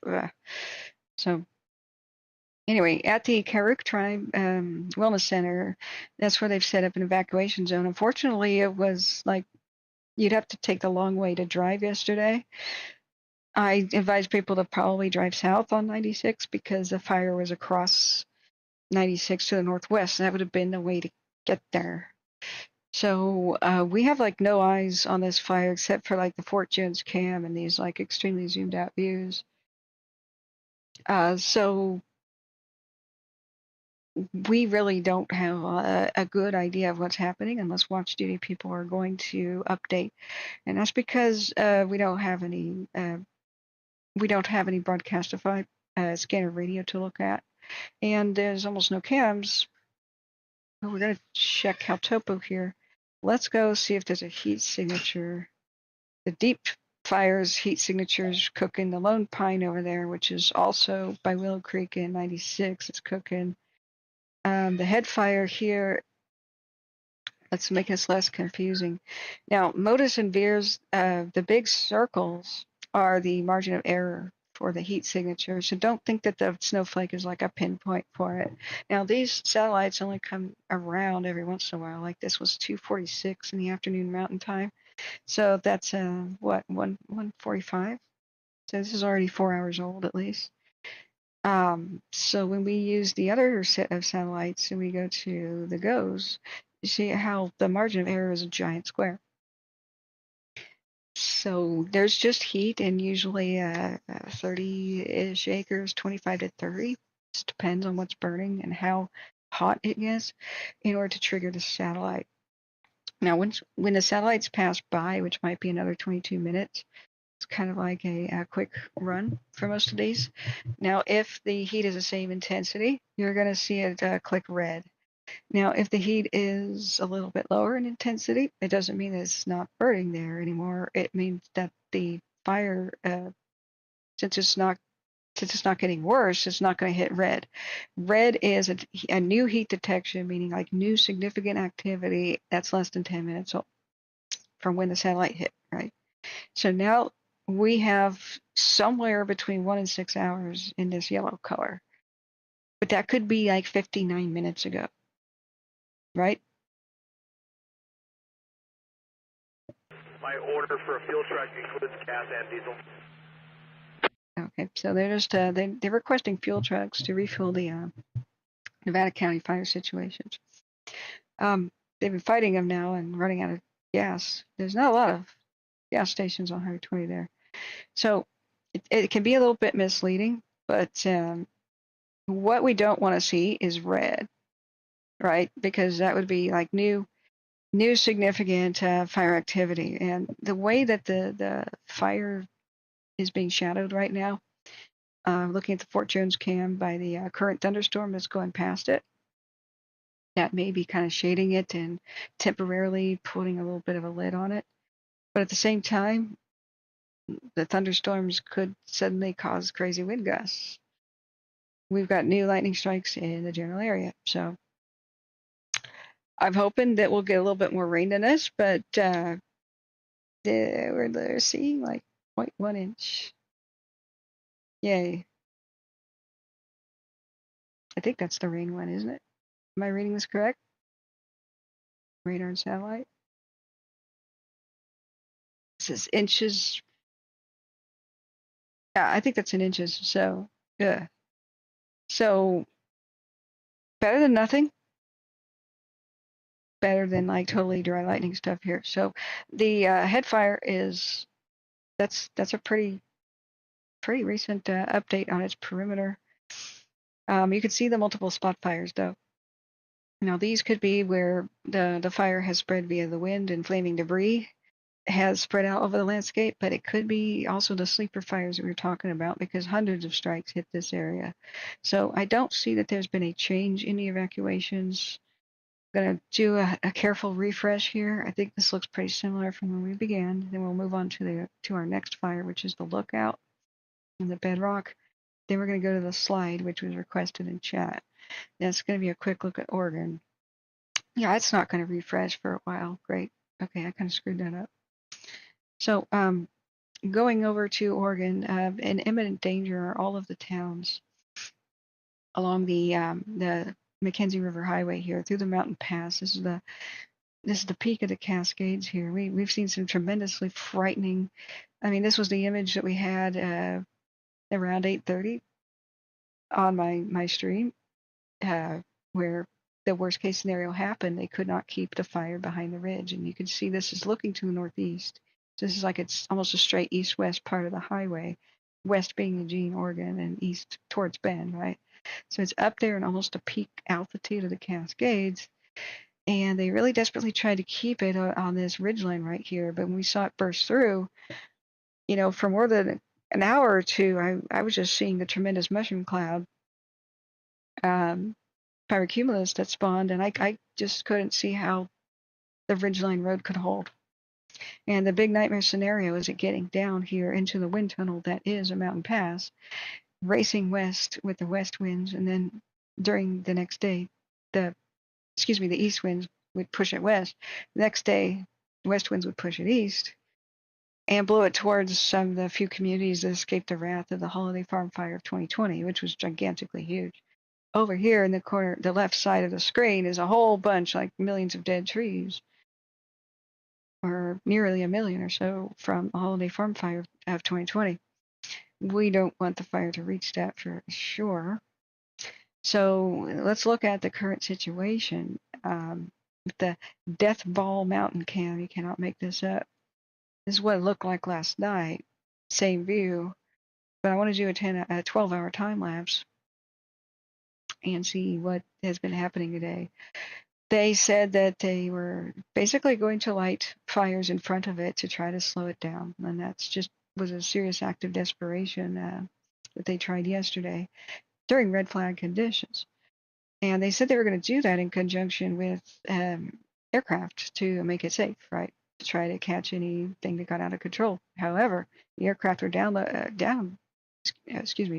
like not in service because of the smoke. So we saw another tremendously smoky day here with probably unbreathable air quality just to the west in Eugene. In one way that kind of keeps the fire's activity down in a way because it doesn't have fresh air to fuel it, but it's really bad when you can't put aircraft on it, which would help. Now, there's a piece of miraculous news out of watch duty about the Lookout fire here, and that is that the 700 road held last night. Wow. Okay, here now we're starting to get eyeballs on it. Now that's a east-west road, but it's higher up on the hill than the McKenzie River Highway, which is down in the flatland. So that's a miraculously good job that they did. So good job, guys. I'm sure the strike teams from California really helped. As you can see, the fire is still, it's now in the wind tunnel of the canyon here, and this west part of the fire here is going to try to push west, and the eastern flank is going to try to push east, because you have a split in wind direction during the day because this is where the peak is of the mountains. So during the day, hot air rises and will come from each side of the mountains going up, and then cold air sinks, and at night, when the air gets cold, it does this on each side of the mountains. So that's why the fire's going to spread in both directions. And then if you get a storm or anything, push it, say the east winds would be the worst because they're the ones that are hot and dry, you've got a serious problem where both flanks of the fire would be, say, pushed west. And look at all the dead trees from down here from the holiday farm fire. Yikes. And when it hits that would be that'd be pretty damn serious. So we're looking at this on pins and needles, and I want to make sure that there's no evacuation change. That's our current view, and the best view we've had for like 48 hours of the flat fire, really.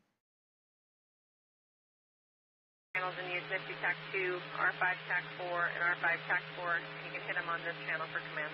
Okay, that's just channel information. It was Nevada County talking there. Now let's look back real quick at Nevada County. Every 15 minutes we should, and see how it's going. So this is we got more wind. You see how the smoke's drifting in the wind. So this is the last 15 minutes of what's been going on with the highway fire in Nevada County. They're slamming it with the aircraft, and so I'm feeling better about it than other fires, which are kind of blazing out of control, like in northwestern California. Hey, Nick J, how are you? And I'm sorry I haven't been able to greet everybody. It's been a bit of chaos. Yeah, we'll look at the Ranch and Wildfire by MacArthur too. So, sorry, this is a lot of chaos to keep track of. Doing our best here, and I thank all the mods and everybody behaving in chat. Trying to help make my life easier. There's an aircraft. That's the MD-87. I recognize that thing anywhere. So they've got VLATs, very large aerial tankers, going in Nevada County, and they know how to do it. So I'm feeling really good for Nevada County. Let's look quickly at the current Sierras. God, going towards Plymouth County is just a back-to-back lightning storms. But they've got this nice little window right here by Grass Valley where they don't have the lightning and the high winds presumably coming along with these things. Some stuff is coming in through Tahoe, so it might get hairier as the day wears on here. This is about the hottest hour, between 4 and 6 p.m., the hottest periods of the day. So fire is fueled by just the day's heat. But that will start to diminish now that we're just about to turn past the 6 o'clock hour. But oh God, Plymouth counties get slammed by multiple lightning strikes. Is this pressure rather than rain? Windy's hard to figure out. So I'm on weather radar. Satellites show clouds. Weather radar. You'd think that would be the rain. Radiation. Whoa. So if we ever get a nuclear attack, thank God there's a radiation tracker on Windy. Dude, what the heck? Take off some layers, whatever. Paragliding spots. I definitely don't need that. Let's throw an active fires in. Anyway, this is a confusing. It's quite. Here we go. Rain and thunder. Why didn't I see that before? So rain accumulation. Even though the thunderstorms are moving, look how little that is. Like 0.2 inches, 0.4 inches where it's blue. It's just not good. So let's go back to rain and thunder. This is that thing on windy. Just hold on to your butts, guys. Let's go back to weather radar and track the storms this way. Okay, so I guess that's moisture in the clouds, not necessarily the rain, which sucks. I wish we could see both at the same time.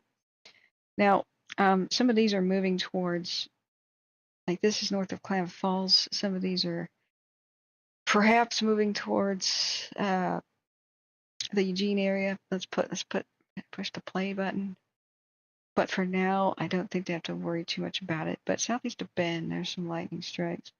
So now we just covered the head fire, and we continuously look back at what's going on in Nevada County with the highway fire.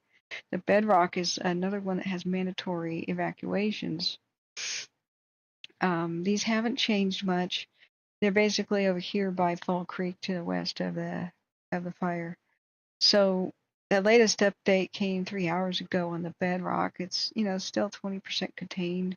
This morning on Incident Command, they talked about when the community meeting will happen, which is Thursday, tomorrow at 7:30. Fire managers and agency reps, that'll be at the Pleasant Hill School Community Center, and they're not letting us know whether or not they'll be on Facebook, but we'll check Facebook and see. They're just constructing fire control lines mostly on the western edge. That's where people are threatened. Everything to the east is just basically Willamette National Forest and not many cabins or anything like that. So yesterday, heavy helicopters flew water buckets to try to cool the spots. Give crews time to build their dozer lines. So they're improving the existing roads, maybe making a couple temporary fire roads. So they're continuing to hold it with established containment lines on the northern, eastern, and southern portion. Now, what the Bedrock was trying to do was a couple of different scary things. And we could just use the map here to illustrate it. It was at some points trying to reach into the McKenzie River, into this wind tunnel, into the mountain pass by going northeast. And so they did a really good job stopping it along this. This is the perimeter road here. And yes, you want roads in the wilderness to stop fires. Yes, you do. Save the environment. Just putting it out there. It escaped them over here, which is in a little bit of a different drainage. It went past them into this area where they didn't have that many roads to work with. And so it's really trying to slip past and get into the really bad case scenario it would be if it's in the mountain pass. When I say wind tunnel, I really mean it. Then you got the Lookout fire that started up here in the remote wilderness up at the top, almost peak of the Cascades, and it was being pushed towards the southwest. If they meet, that would really suck. And we've had spot fires from each trying to join up. So at the same time, the salmon fire, thank God, has been a little bit less intense. But when they were about wrapping it up with the crazy red flag weekend we did see some activity on the salmon. So they continue to mention these in the community meetings. So I wanted to click on those and make sure they're not too bad. The Wiley, thank God, they've got a nice conservative 30% on it, but in reality there might be more containment. They're just worried that this kind of red flag, hottest days of the year, 100-degree weather might kind of give people a false sense of security if they up that number. That was in different updates. So I'd like that they're being conservative with it, but really when they fly over with the infrared, they don't have that many heats. Sweet. Okay, you guys didn't hear that. Hopefully they repeat. Okay, the new vegetation fire is out in Nevada County. They said fire's now out, and they just called the timestamp on it. So I believe that was the new vegetation fire for Nevada County. We're listening to it. I had it muted so that you guys don't constantly hear the weird chatter about hit and run accidents and stuff. But that's really good news. We are continuously monitoring that. Now, they had a weird diamond shape. This is all Willamette National Forest. Here, the Wiley, the Lookout, the Salmon, the Bedrock. Now, Lookout and the Bedrock are by far the biggest threats, with the Lookout being just, it was pretty wildly out of control the other night. If if I could show you real quick something about it. In fact, I'm going to keep one tab there for California. Let's make a new one for Oregon. I need to show you the terrain and what, just how dangerous and scary this situation is. So, and there's its current heat signature, but down here, you see just how steep that is. When the fire poured over the ridge right here into my screenshot, I'm very proud of what we were able to do. I screenshotted this for 2 hours, like Chris Luttrell and others who were in the Facebook page of the Lookout Fire said, are you guys going to call for mandatory evacs? And they go, not at this time. And I was like, what? Because there was this giant mushroom cloud there for most of the afternoon. And so they said at 8:30, though, in 3 different places, 3 different ranger stations and stuff, they would have the community could have all their questions asked by some public information officers. And so just at 8:29, the fire burst over the ridge, and I said, oh, crap, guys, look out. Everybody start evacuating, and I've been urging people to do that for hours. And I'm sure that they wanted to evacuate people earlier. Just, it would almost be impossible to hold that road up there. But there's a bureaucracy where they have to, Peter has to call Tom, who has to call Paul, who has to call Mary, who has to call Sally, who has to call Jim to get it approved for mandatory evacuations. So they just had level 1s, and then they kind of put a level 2 out, and I'm like, what are they waiting for? That's not going to hold. So I screenshotted this. I put it in their Facebook page as they were saying, nope, no level 3s at this time. I said, could you please explain how this is going to be okay? And within about half an hour, they said, okay, level 3, everybody out. Who was on the north side of the highway. So that's why our channel is very valuable. We don't have the same constraints of bureaucracy, red tape, nightmare, and approval systems, and, you know, experts who are probably really wanting to tell the public stuff, but fear losing their jobs, you know. Don't ask me what's wrong with the system. Just something is terribly wrong with it. So that's why we're here. So the current situation, let's look at it. There it is. We can kind of still see it. It poured over the ridge here. Let's do a before and after. It's the same kind of view. A little bit more zoomed in. But it has now crossed over that ridge line out here in front. Now, some of these are the backfires. Some of these they are lighting on purpose to reduce the fuels over here to the west, because the fire will be pushed by any kind of east wind that happens to the west. And so when it does that during high winds, they want it to find less fuel. But that's basically an act of desperation. But there is nothing to lose. The fire's going to be there anyway. So in the cool hours in the morning or at night, they've been lighting these, and they've actually reported a lot of success. Now, the other thing that I'd say about the lookout before we move on is the road that I thought would be extremely difficult to hold, the 700 road right here. I mean, look, it's at the base of a sheer cliff, like waterfall type thing. It held. Wow. That's one hell of a job if this is the road that I'm thinking is. If we look at the Forest Service map, yeah, that's the 700 road. That's, wow. So, thank goodness. I was thinking that this mobile home park might be toast, but they did a huge, awesome job, like a hugely, bigly tremendous. If I were to quote Trump, right? They did a bigly tremendous job. They are actively doing structure protection down here and wrapping stuff.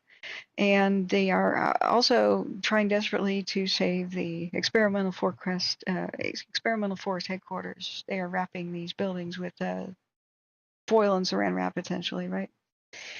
So that's our current look at the lookout fire. I'm so glad that there's no reports of structures lost and such yet. But tomorrow's community meeting, we should hear a lot more about this. So the slide fire is our next one that was in chat, and you guys will have to request again because I can't scroll up. Where's the slide fire? Where'd it go? The O'Brien Creek is okay. Where'd the slide fire go? That's the Ben Harrison, trying to rock the Corral. The slide fire's in Oregon, right? Where's it? Am I going nuts here? That's the flat. Slide. Wait, it was slides in California, right? It's got to be California. Yeah, the fires that just have numbers, by the way, are the lightning strike fires. They'll just, when a whole bunch of them break out, they'll number them first. There was like 064 here the other day. They pounced on these. The Lookout was just one of those lightning fires. They couldn't get to all of them. It was in stubborn, steep terrain. Where is the slide fire? I'm sorry. Maybe it's because Oregon 08 requested it. I thought it was in Oregon. Smitty says for the ash fire, Northeast Siskiyou County evacuation warnings. All right, well, we'll look at that too. Cheryl's saying full-blown crown runs in the affected island communities. 3,000 people evacuated in Tenerife. Is that now, Cheryl? Tenerife Island, like as in the Canary Islands? Holy crap! Or is that like a historical thing? Spain and Portugal and Morocco have some insane fires because they're whipped up by the Atlantic winds. Sister Golden Hair, hey, how are you? We have a new fire above Grass Valley, the highway. Yep, I've covered that from the very get-go. It's going pretty well, sister. Knock on wood. Knock on wood. Okay, so Nick J, yeah, thanks for the well wishes. Hey, Brian Rock Rail fan, how are you doing? Welcome back. H-Doc, feel for you. Slide fire in Tehama. Oh, Tehama County, California, I'm sorry. Because Oregon 08 said that. I got the impression that it was Oregon. Okay, by request. Tehama County's right here. Where did it go? Did it get renamed? Did it get renamed? Oh, west of I-5. Okay. Slide fire, Tehama County, California. Now, all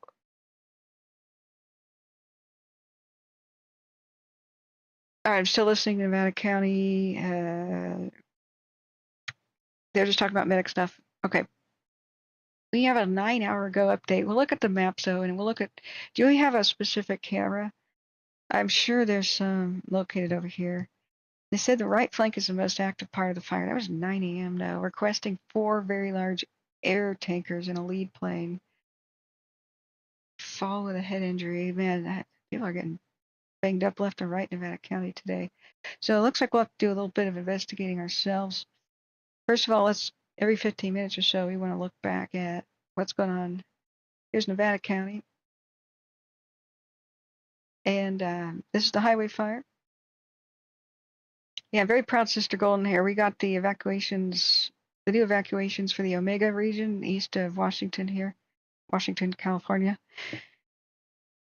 Yeah, that sounds weird, but yeah, the town's called Washington, California. We got the evacuation info to the public in about 60 seconds after it's called on the radio. So seconds count. We see a whole bunch of aerial tankers, still working. I'm thinking that's because I'm not seeing the smoke column lay down. I think it's going very well in Nevada County. Okay, so let's go back and see what kind of cams. That one's looking at the head fire. Let's just start a new cam for checking out the slide fire in Tehama County. If you ever see me cock my head, I'm still listening to Nevada County. Hey, listen for a second. Do we have a cam on it? Whoa. Not trying to make people car sick. Grass Valley Medic 4 committed to the ER to Eschaton. That could be an image of it. Let's take a look. Grass Valley, I'm off on 58 this one. Yeah, for the most part, they're still talking about, like, what? Transform fit to screen. This is stretched weird. Yeah, this is stretched weird. I'm sorry.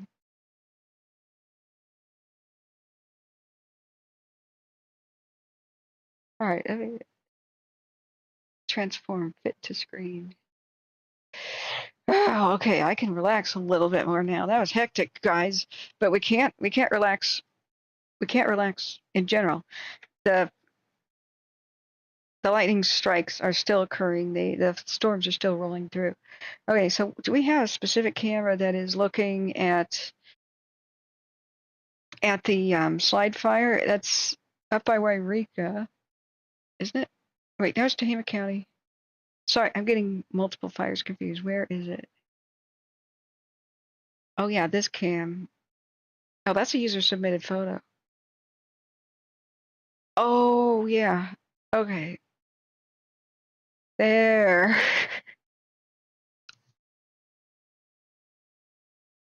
Okay. Open. Okay. They just confirmed Highway 20 is open. Tracking going tonight. That's a good sign. All right. I don't know why it doesn't auto adjust to the window size, but this is the slide fire from a user submitted photo. So it's not a camera. So it's just due west of Red Bluff. Okay, I'm trying to get it oriented on here. Got another photo of it from the southeast, looking to the northwest. Just it's ugly beautiful is what it is. Okay, so that's Red Bluff. It's in just far southwest of Red Bluff in there. Let's look at the cams. She has to go down. Yeah, I was not in the correct neighborhood. So, Reading, Red Bluff, this, which ones could be looking at it? They're almost all looking in the wrong direction. Why aren't any looking at it? Okay, we could kind of see it in the distance there. Sort of.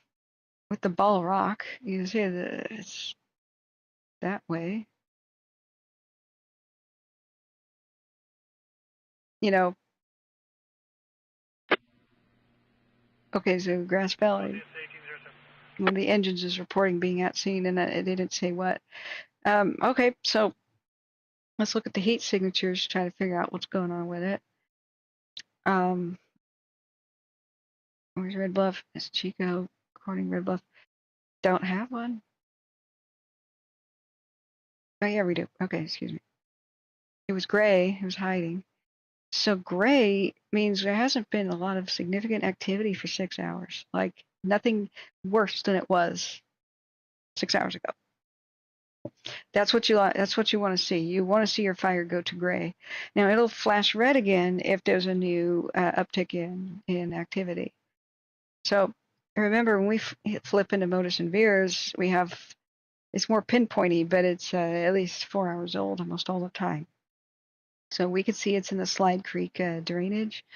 There are some roads around here. Now, if we clicked on the wind, I wouldn't even trust it very much because we've got this swirling situation that I was trying to explain. The wet but cool from Alaska air is causing these unstable thunderstorms in the valley and across both of the mountain ranges here in California, the Sierras, and the coast range because the dry, wet air of the ocean has gone into the valley, met the dry, hot air from the Nevada desert pouring over the mountain ranges. So it's all swirling together and becoming unstable, and that's where we're getting all this lightning strike stuff from, but not that much rain. So that's why it's all on fire here. So if we were to look at where it might be headed, that's extremely hard to speculate about. Right now, it just doesn't seem to be near human habitation. So I don't know that this is going to get a lot of priority. Let's look at what aircraft is doing right now.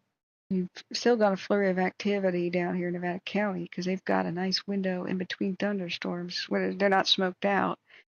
Now we do have some. Shut my mouth. There's a helicopter. A Bell 212, Bell Twin 212. Yeah, Bell Twin 212. That's tight. Okay. And we've got a Bronco. So that one might be eye and sky kind of a deal. they've got special windows too, where they can the pilot can lean out and look down. Oftentimes those guys are lead planes or they're like eye in the sky.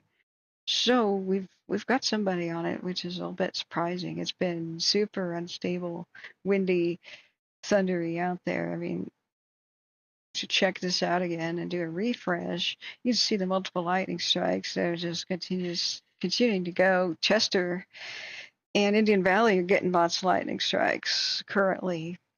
Happy Camp area is still getting some. Wairika, Mount Shasta area, and people are like locally reporting there's a lot of that stuff going on. So let's look back up at the chat. Things are holding steady in the Cascades of Oregon. Now, ask your questions again. Which fire did you want us to check out next? And is Tenerife something happening right now? Because that would be a bit of a freak out. So yeah, you've got some links for us to click. Let me take a look at that off screen here. Oh God, it is 5 hours ago. Okay. Major wildfire in the Spanish island of Tenerife has led to the evacuation of 5 villages. It started a nature reserve on the northeast coast of the island late Tuesday evening.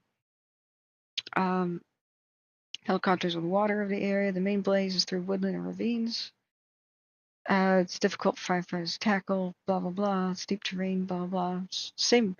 Similar Mediterranean climate as California, so like California valleys and foothills, so that's got to be just god awful.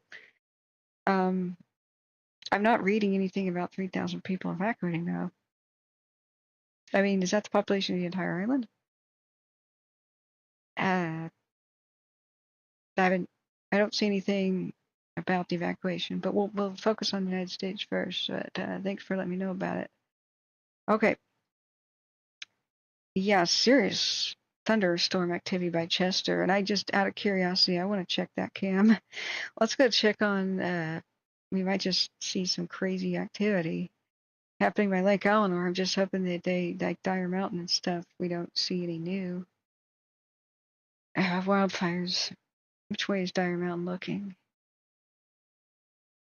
I want to see northeast. Is that Moonlight Peak? Oh yeah, Dire Mountain 1. Yeah, look at east. East southeast. Okay. Dire Mountain 2 should be the one looking at the storms. Whoa. Panorama of both of them. And there's significant rain. Look. Yes. Good. Okay. Whew. Okay. We really don't want a Dixie 2.0 kind of scenario in the few places that didn't burn 2021. Yeah. So take that. Take that, lightning. We got some torrential type rain perhaps going on in some areas by Chester and Plymouth County. Okay, back to what we were doing.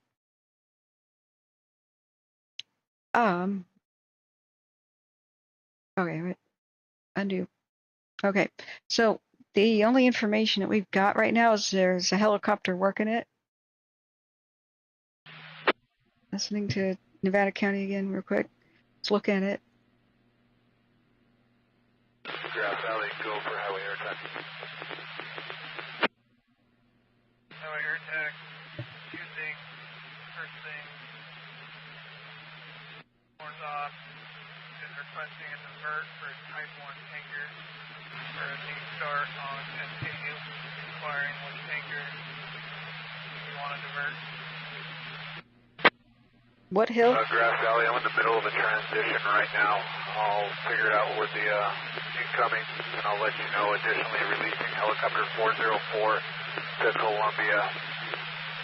Call it, they're going to stop at Blue Canyon for fuel and then carry on. Call it 40 minutes en route. We got a new start. So I copy you.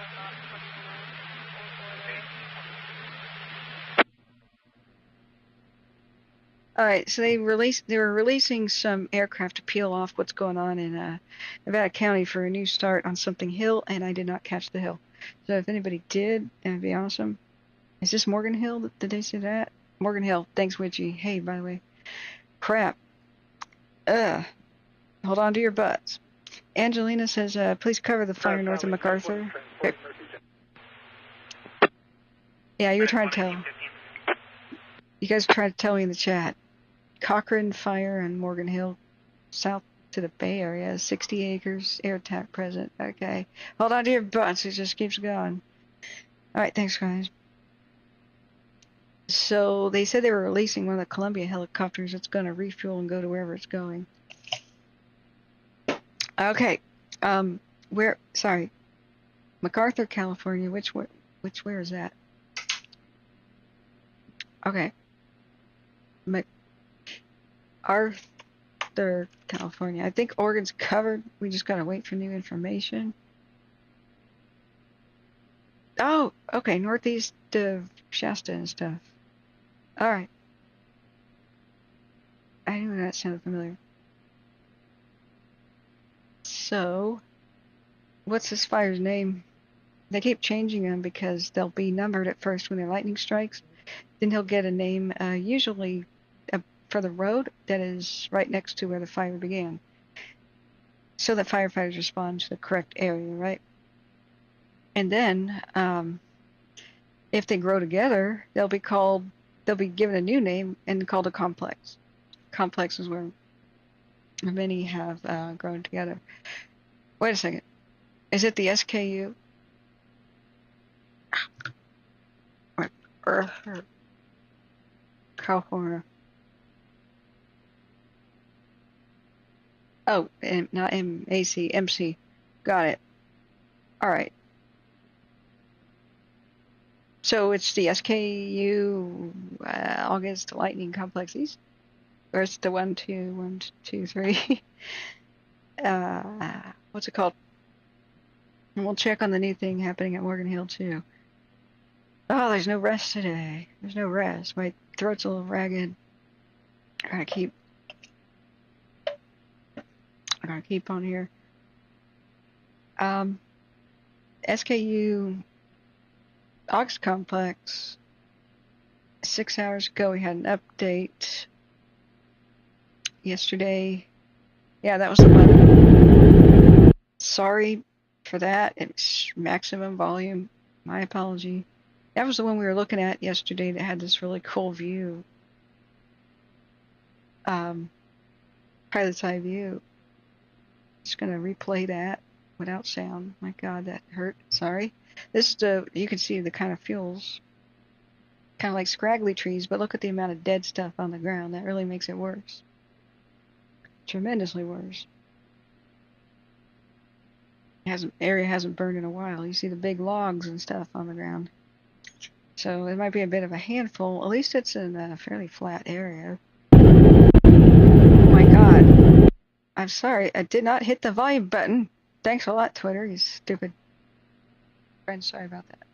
I have maximum volume on because Broadcastify for Nevada County is broadcasting extremely low volume. So what I had to do is download a program before I started the broadcast and just massively pump it up. I had to massively pump it up for us to hear anything, and so I'm so terribly sorry that whenever we watch something of normal volume, it's going to be tremendously loud. So what I'm going to do is keep that on mute for you.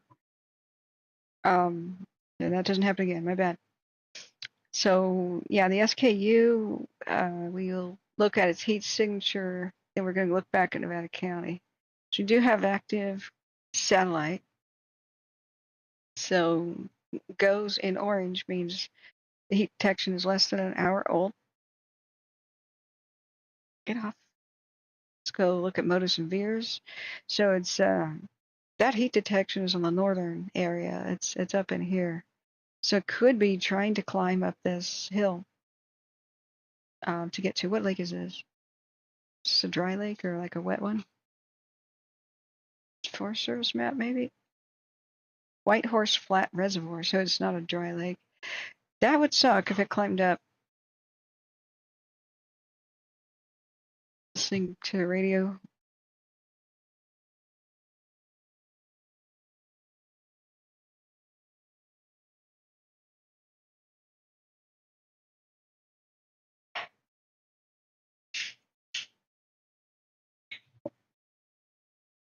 103. He'll come up on the air in about 5 minutes.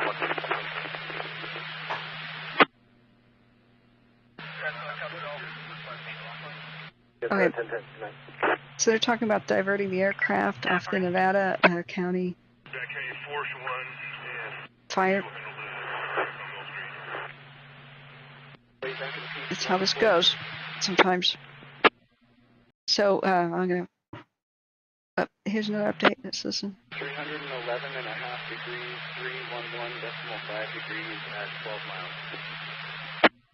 This is Nevada County again, live. So, copy 311.5 at 12 miles.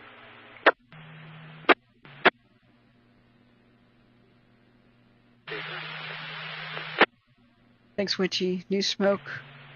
12 miles off of Wolf Mountain. Porsche 19244 Dorsey Drive, apartment number 20. RP's reporting her ex. She has a restraining order against it. Okay. Jesus. Restraining order X trying to break down somebody's door and threatening to kill a woman. Great. I just muted that, but dear God.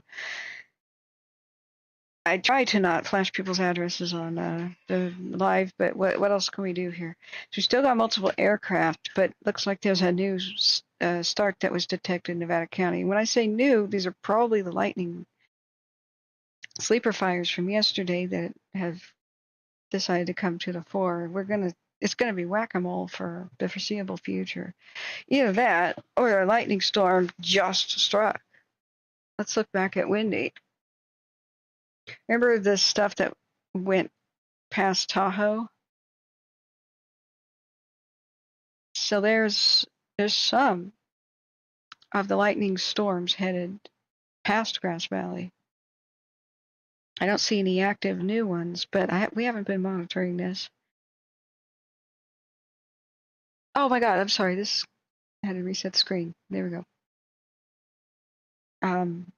Just hold on to your butts. They just continuously spawn over here. So, thank goodness most of the lightning strikes that are happening over by Chester and Mineral seem to be accompanied by rain that we can see on the cams. Well, do let me know, people, if that changes. Okay, they're giving a description of that suspect. Jeez, there might be some sort of a police chase there. But that's not what we're going to cover. I'm going to tune that down. Okay. Now, let's look and see where the aircraft are going. And we got that new one, by the Bay Area? Let's put my filter back on. Okay. So I do have my filter. It's low altitude aircraft only, but that's kind of chaos in the Bay Area. So let's look at Watch Duty. What is its new name? This new fire. Cochrane, Coyote Creek Parkway, and next to a landfill. Somewhat urban, next to Santa Clara County Model Aircraft Sky Park. Maybe C Probe knows about this. He's still here. He took his iPad. He's in the process of moving. That's why he was over here yesterday trying to use my internet and showering and stuff. I guess he ran off somewhere. But I was going to say, this was his neck of the woods. I was going to ask him if he knew about this place. Which cam is that? Holiday Lake 1. Let's look. Holiday Lake 1.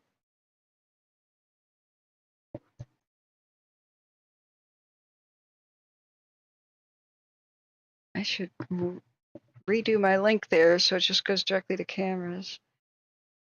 So we get the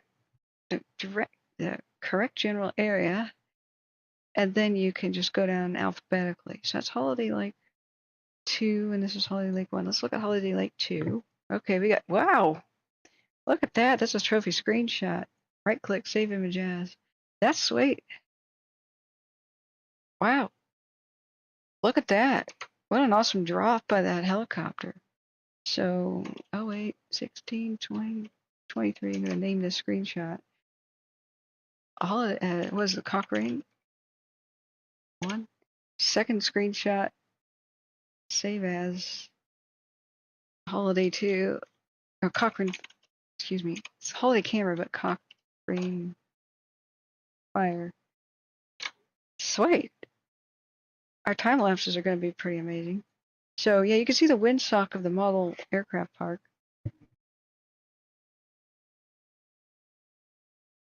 There's another drop. All right. Cochrane 3 screenshot. Maybe I'll animate this later or something. Sweet. You see him splashing a mountain. Need to pick up retardant. Okay. Tanker 103 to be diverted to here. Ow, sorry. At the Blue Canyon Airport. Ow. Okay. Copies, 1826. So help is on the way here from Tanker 103.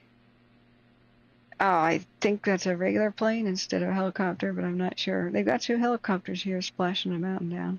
So let's do that last 15-minute time lapse. Yeah, what a cute little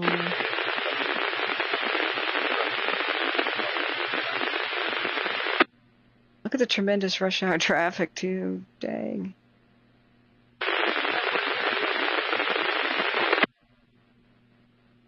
Whoa, earlier that was quite a mess. Grass fire basically in Oaks. Look at all the houses nearby. Let's do a 3-hour time lapse. This is the new incident that they're peeling away some of the Nevada County aircraft to respond to. This is in the Bay Area. Like Santa Clarita? What? Santa something. I'll look back at the map.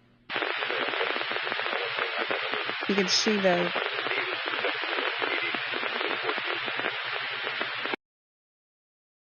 can't make that out, so I'm going to mute that. You can see that there's still the unstable air and it's not that moist. I don't know that this one is caused by lightning, though. This seems to have started next to the freeway. You see how that... See, it's right next to the road. Do we have a... Did they say yet how this one was started? I would not think lightning, so... Let's look down. Vegetation fire, a large amount of smoke. I'm going to have a wild guess and say it's to do with the freeway, Highway 101 right there. We could look up something like if pulse point was for this area, which lets you know 911 like calls and responses of emergency, like fires and heart attacks and stuff like that. If pulse point is in this county, Santa Clara County, yeah, that's it, then we could see if there was a motor vehicle accident around the same time and take a better guess, but right now we don't have the time. I'm just going to guess that it has something to do with Highway 101 and dry grass and stuff. All right, let's look back at our current view, and we'll go back to Nevada County in a second. There's some more helicopters up there. It's kind of a neat live image. But boy, did that spread really dang fast. I don't know that they need any more aircraft. I imagine anything en route might get turned away. You're estimating the Blue Canyon Airport, and can you update with the... Copy. And puffing up, laying down and puffing it up. It is at the airport, because I can see it directly. What? A new fire? The Blue Canyon Airport? Great. Nevada County still alive and kicking.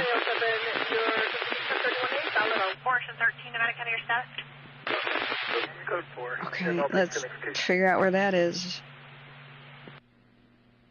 Blue Canyon Airport, Alta, California. They said that he could see it puffing up and backing down again.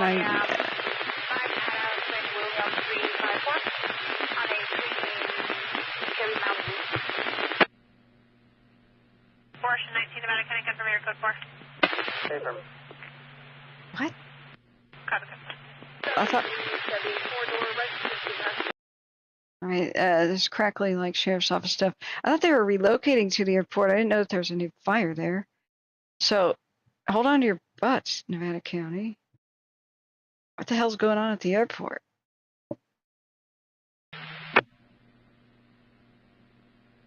Thank you, Brad P. Forward progress on the Cochrane fire is stopped. Good. Wow. Plymouth Dozer 3 has seen the highway. Oh, okay. Then let's look at the cams. Let's go. Whoa! Look at that splash. Trophy screenshot. Wow. It's almost. I almost just want to continue watching this just because it's so dang cool.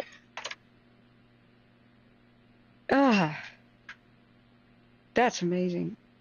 There you are, C-Probe. Welcome back. Grass Valley, Plymouth Dozer 3 at scene of the highway incident. Wow. 1931. Okay. Be right with you. You were correct.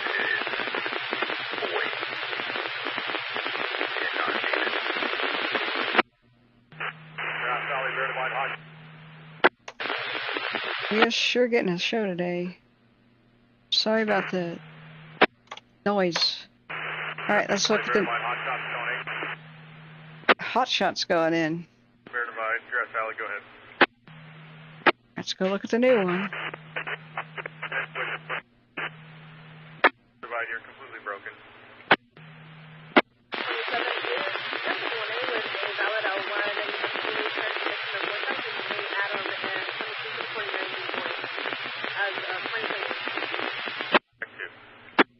Oops, wrong button.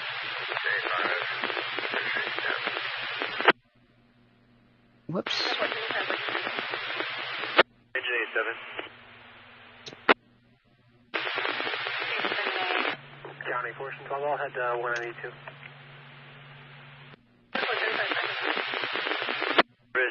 To Rough and Ready Highway and East Drive area for a detail.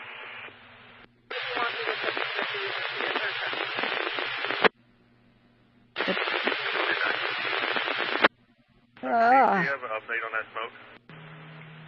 Highway 80. Currently it sinks back down below the ridge line, but it's curveball now and it just keeps popping up. Like Dutch Flat. Okay. Grass Valley, copy. Dutch Flat, you bet. Formation 12, Nevada, can you confirming 182? 192, TC on Nevada City Highway. 10-4. Engine 373 available. 1833. Grass Valley, engine 373 available. Available local. Copy, available local.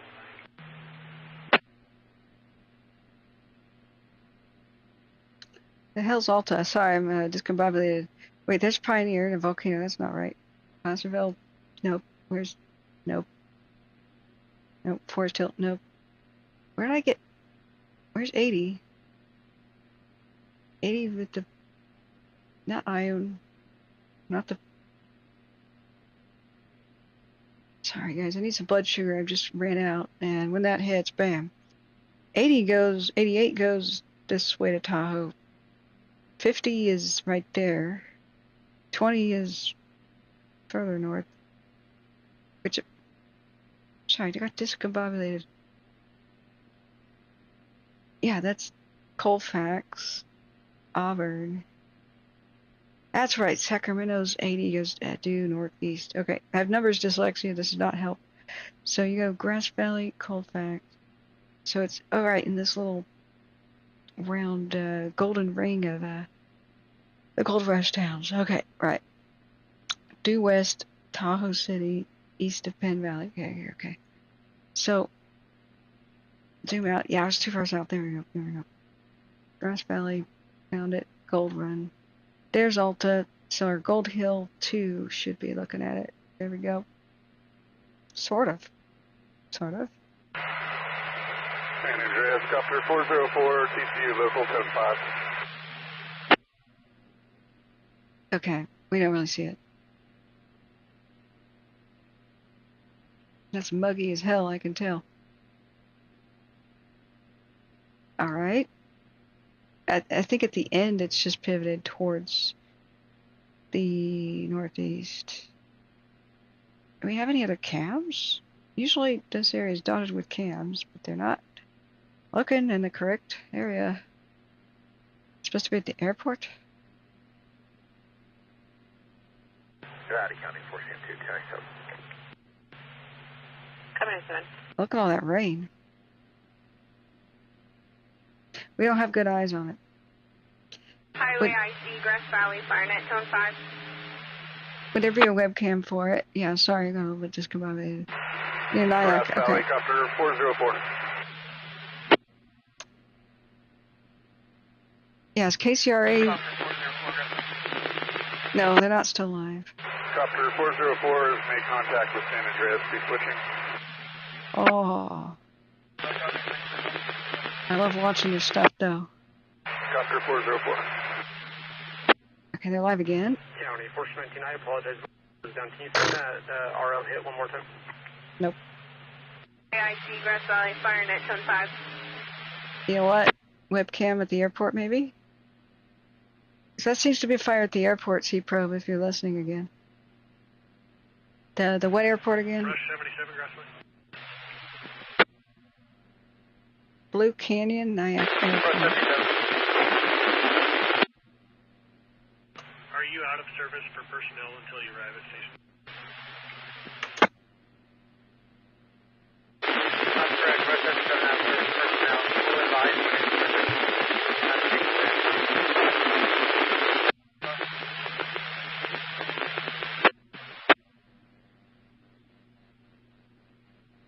Where's our webcam?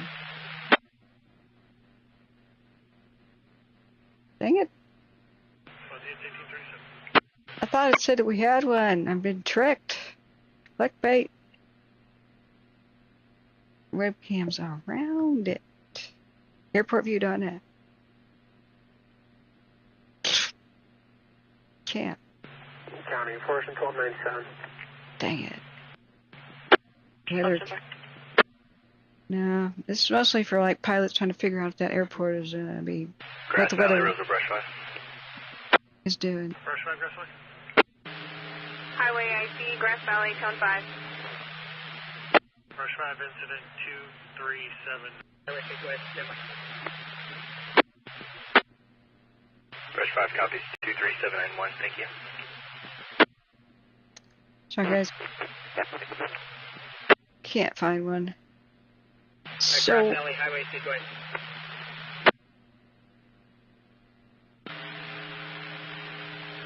let's look Highway back. IC, can you please landline to ECC? Second. Let's look back at the highway incident. Assignment, we're available.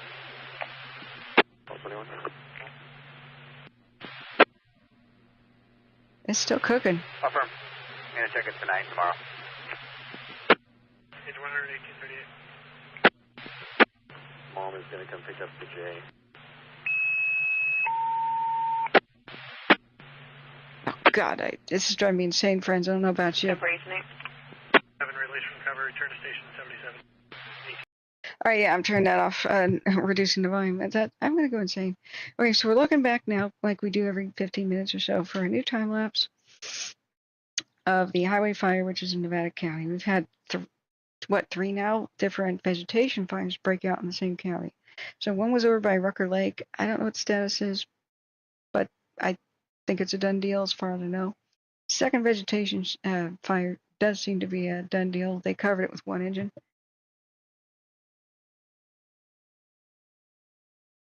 Still listening to it.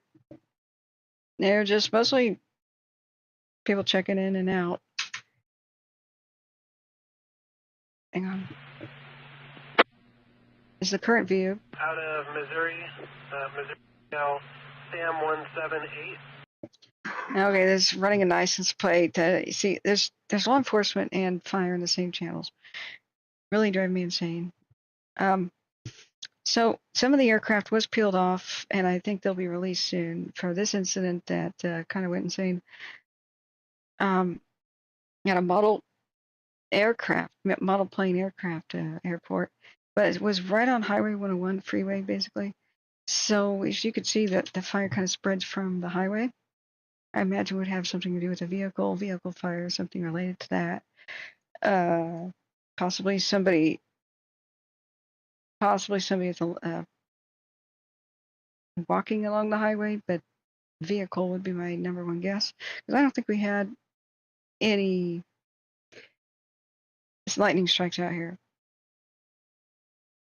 When it starts right next to a freeway, I mean, that gives you a clue. You can still see that the rolling thunderstorms are rolling through.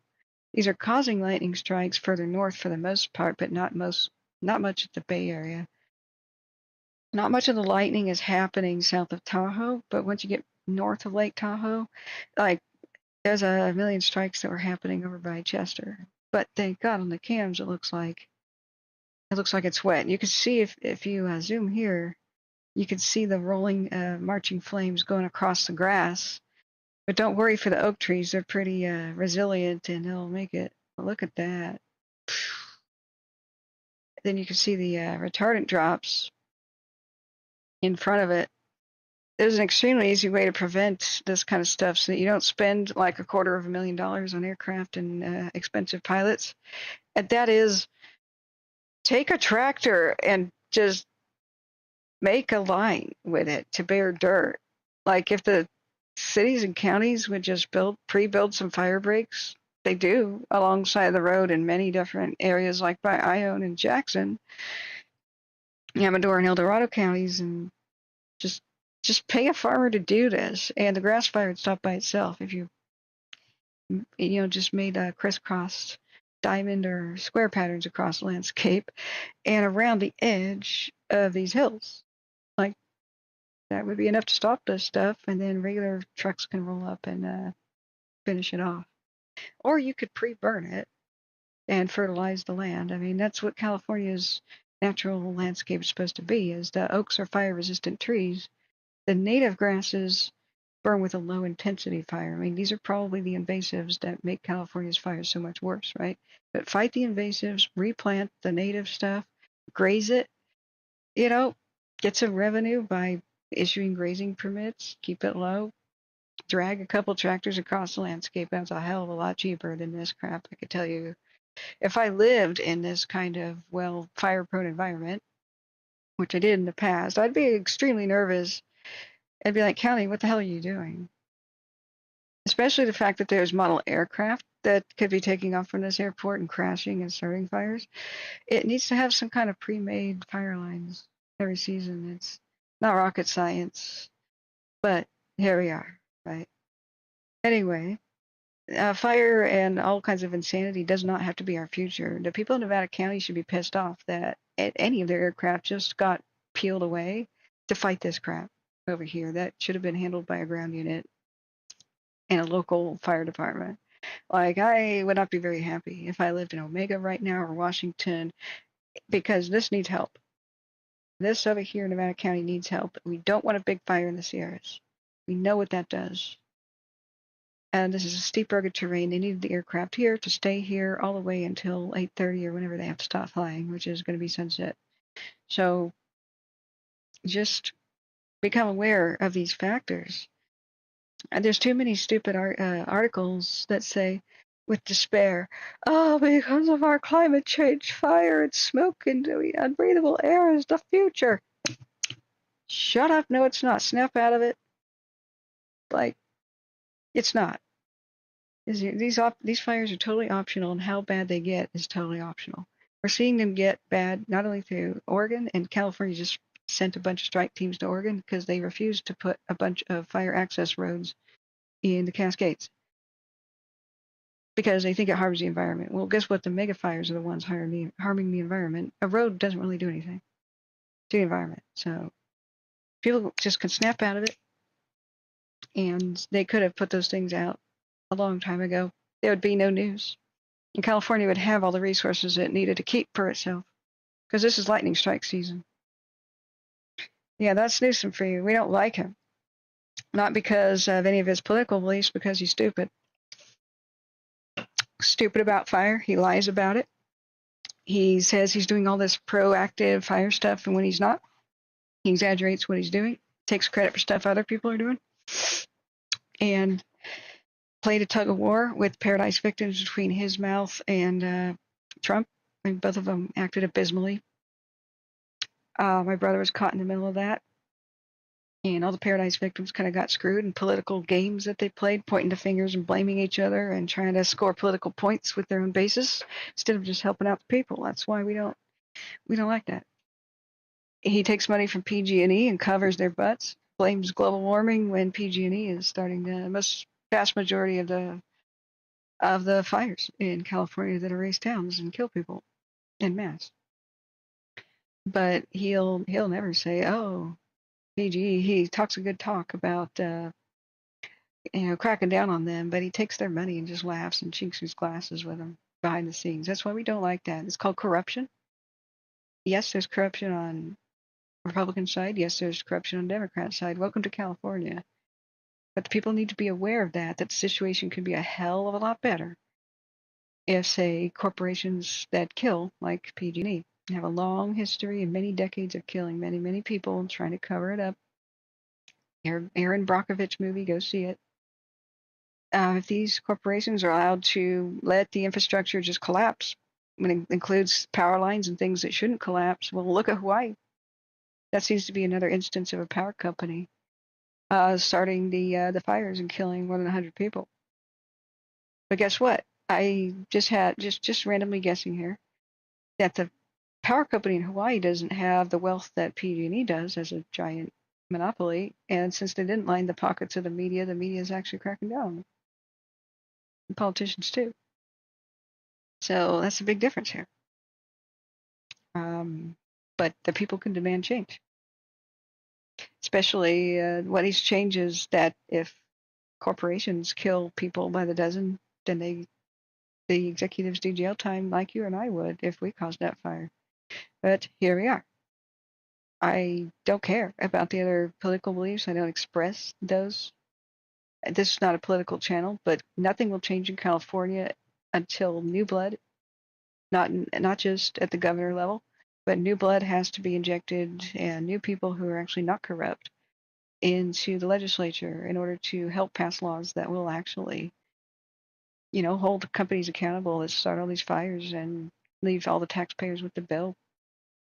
We cannot have governors and senators who are able to pass bills that protect the company that kills, keep them from declaring bankruptcy and going under and bailing them out. They have no incentive to change or be more safe if they can just keep doing it with no consequence.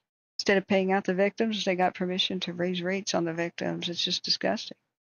But we're seeing the result of power being too expensive in California now because of the power company wildfires, where people are dying because they don't have enough money to turn on the air conditioner.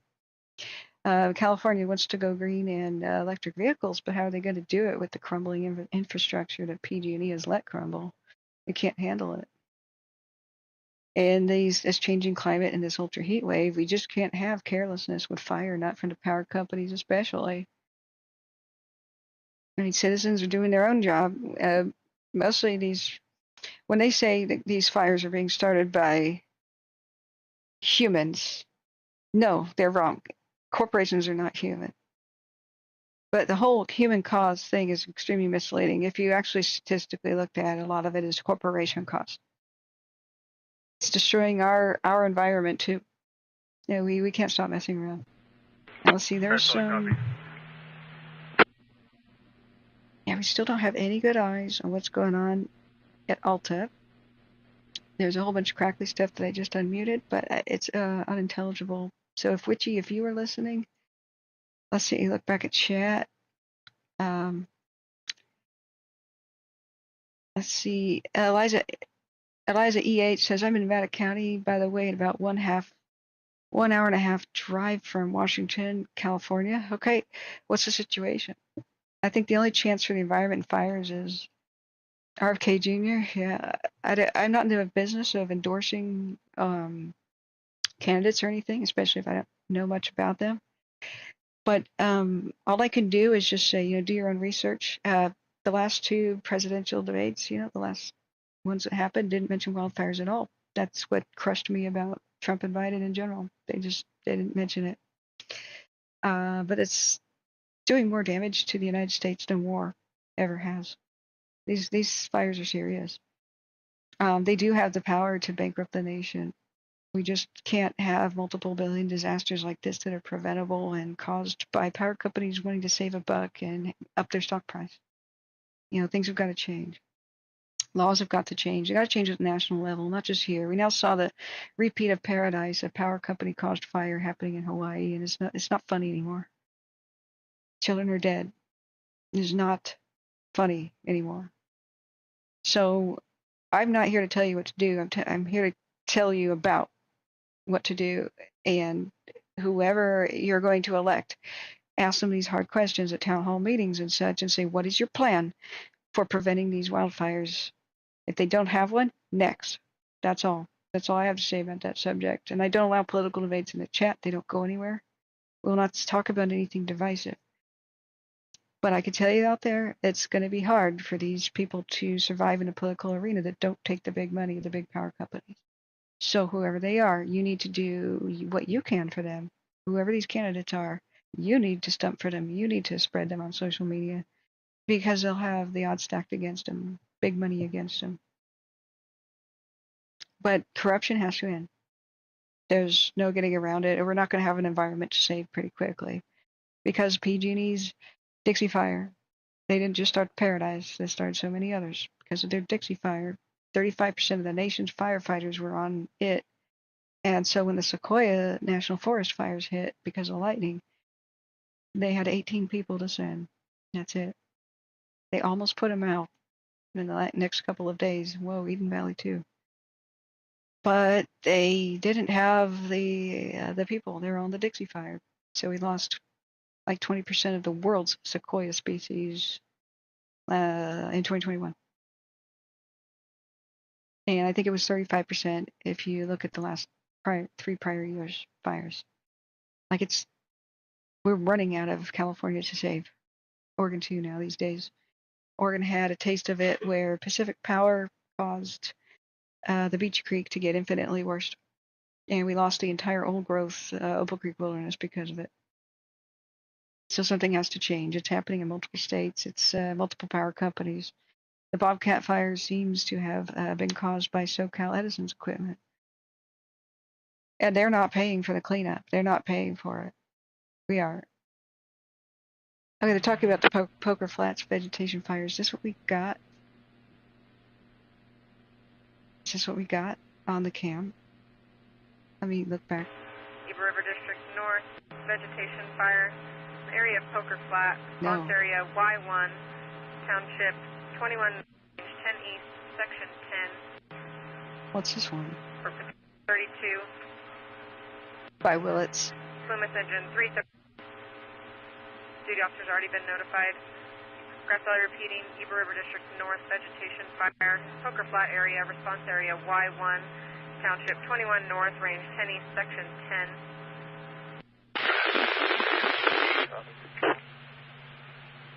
Right, Peter.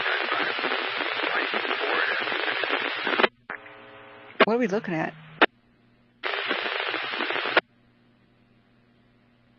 Northwest Clear Lake. Patrol 32. Just north of Willits, the Eden Valley cam. Patrol 32. Is this another one? Plymouth Engine 330. Grass Valley. It's not the rock fire. Is it new? Crap. Not too far. Right, Witchy. Plymouth County is Poker Flats. I know that intimately. Like, I ghost town there all the time. I'm just trying to figure out what's this new one. What is this new one? Brand new one. It's north of Willits. On the Eden Valley 2 cam. If it's looking the wrong direction, then that is the rock fires. I'm sorry. There's 1 and 2. Sorry, let me put the directional on. Nope, Eden Valley 2 is looking to the northwest. So what the hell is this? Plymouth Engine 330, Grass Valley. What is that? It looks small and it looks brand new. Ugh. Is this a rooftop cam? We're listening to Nevada County, and I heard about the Poker Flats thing. I will look at that. I would hate any history to be lost. But that it's over an hour old. It's 3 hours old. Saddleback Grass Valley with the bearing given, puts it on the Plumas. Is there a way you could tell which side of the canyon it's on? I'm sorry. That's a negative. I have no way of knowing if it's half of the cars, half of the Plumas. I have to wait for the time lapse to get a start for the fire. It could be this rock fire. I mean, it's in rocks. But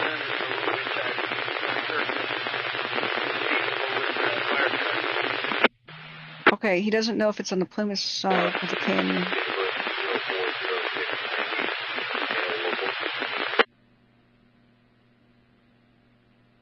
Thank you, Bugs. Oh, God, what's going on in Washington? Is that by... That's got to be by Vancouver. They had a little vegetation fire. Crap. Okay, so we got breaking news, a new vegetation fire. Pollock Pines is not in Plumas County, no. That's... I want to say Nevada, but it could be Amador or El Dorado. Okay. Let's just look at the rock fire. Maybe I should have just done that. I don't think it is the rock fire. I think it's something that's... It is. I'm sorry. Maybe they have pinned the map in the wrong location. Sanhedrin Mountains, man, that sounds weird. It's currently being tackled by smoke jumpers. Okay, sorry, friends. Let's go back. Let's go back. We've got a breaking news situation with mandatory evacuations in Vancouver. Clark County, perhaps battleground? I see on the west side. Is that what you're saying, Bugs? Yeah. It's near the Alani Casino. RV parking lot. Yikes. Last unit on the west side, you were broken. Okay, thank you. 8 minutes to go. Call for Patrols, Lowell High Washington.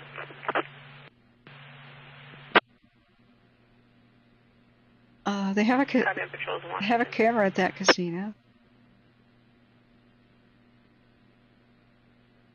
Off there. Okay, so that's current view of the situation by the... I know it's not the right way you say it. It's like Elahi. I don't know. It's a Native American name. Everybody calls it. Everybody calls it Alani. So we have level 3 evacuations. Charles Paul 19 Victor 24. Not Vancouver City, Vancouver, Washington. 7330. Responding. And technically, it's a little bit further north. Released by the medic, still advised on transport.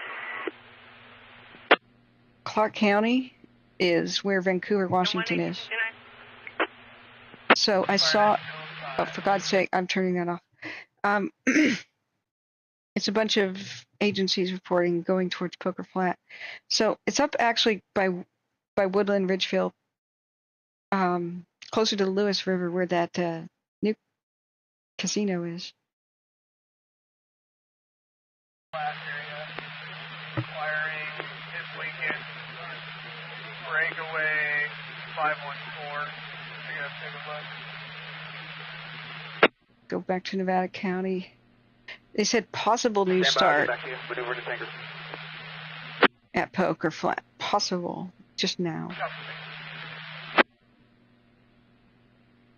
Dutch Flat, you bet. All these Poker Flats.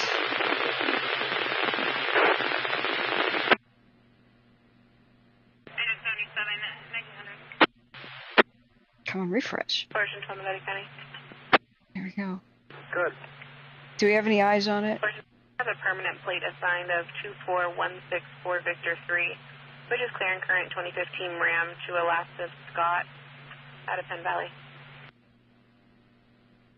10-4. Are you able to locate that 21? Stand by, I'll try. Okay. Yeah, I'm sorry, that's by the port. I thought it was by U-Bet. It's a different flat. That's Dutch Flat. Got it confused. Yeah, I went to Poker Flat, the port. Used to do a lot of sledding at the port. This is Gold Rush Ghost Towns. Queen City was lost. People forgot where it was. Or Elizabethtown was lost into like the forest. And archaeologists had to find out where it was again, but it's near Queen City. These are all ghost towns, St. Louis. Poker Flat's like a name on the map, but as you can see, the ghost town status. Oh, that building collapse is sad. I don't want this to burn down. Okay. County B1, CHP's been advised rattlesnake at Cole. A subject driving on the wrong side of the road in a green, older Chevy pickup with a camper shell with a blue tarp on the top.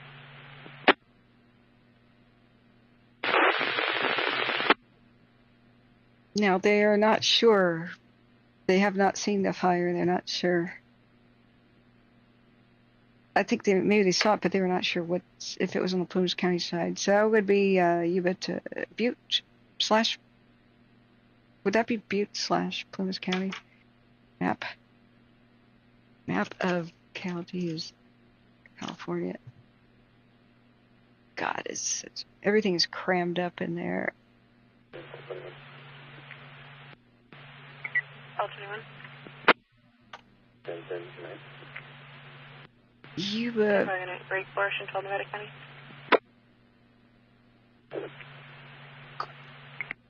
Do I have a possible match for an X-ray half? Do you want me to aim it to you or air it?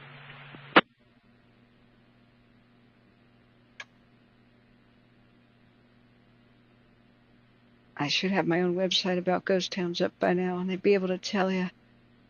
Yeah, see, it was standing until recently, that building. Damn, it fell down. County, Forest and 12. Western Mining History. I'll be 10-8. Sierra County. Okay, Sierra County. But if the fire's near it, it could be in the Plumas County line. Okay. So it's right there in that little. Ocean 12 Nevada County, 1025 theft just occurred, JCPenney. That weird little spot. Ocean 12 with a unit for cover. This will be at JCPenney 732 Green.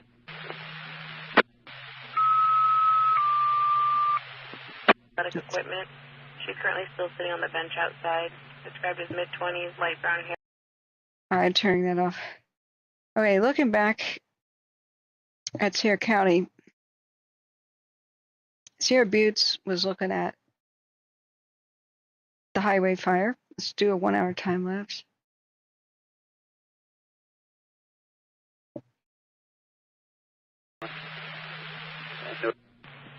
One more load, but they may come up direct on the intercom for release. Timed out. So they said Tanker 2 just landed at McClellan, and they may be timed out, meaning the pilots can't fly anymore. Otherwise, they can't fly tomorrow.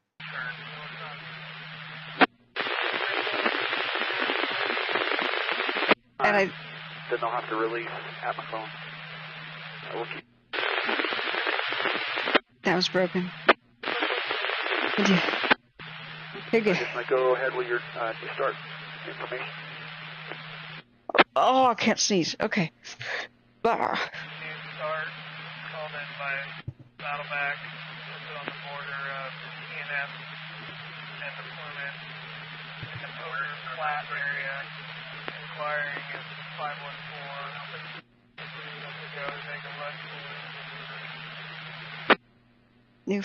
New fire called in by somebody saying Poker Flat, border of Plumas and Sierra County. I guess this dotted line is Sierra County's.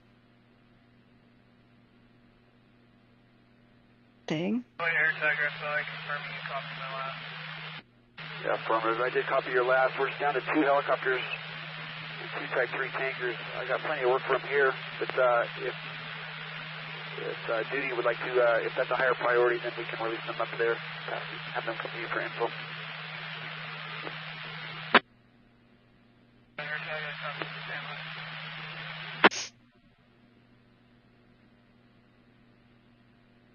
Just east of Little Grass Valley Reservoir, south of Quincy Carter Ways. Just trying to orient myself. Just west by southwest of Gray Eagle. Yeah, this is remote. That would take so many hours for any crews to get here. Like, this is remote. Highway Air Tag, Grass Valley. Highway Air Tag, go ahead. Duty would like to convert helicopter 514. Copy that. I'll have them come up to you directly. Here, short, for contact information. Nothing's looking that way. Highway Air Tag, I copy. Confirming your 514 then.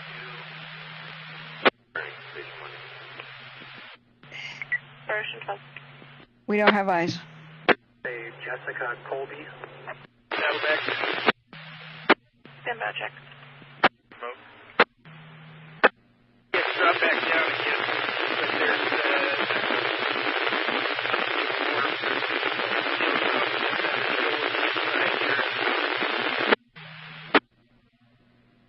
Excuse me, guys. Refreshing my VP. And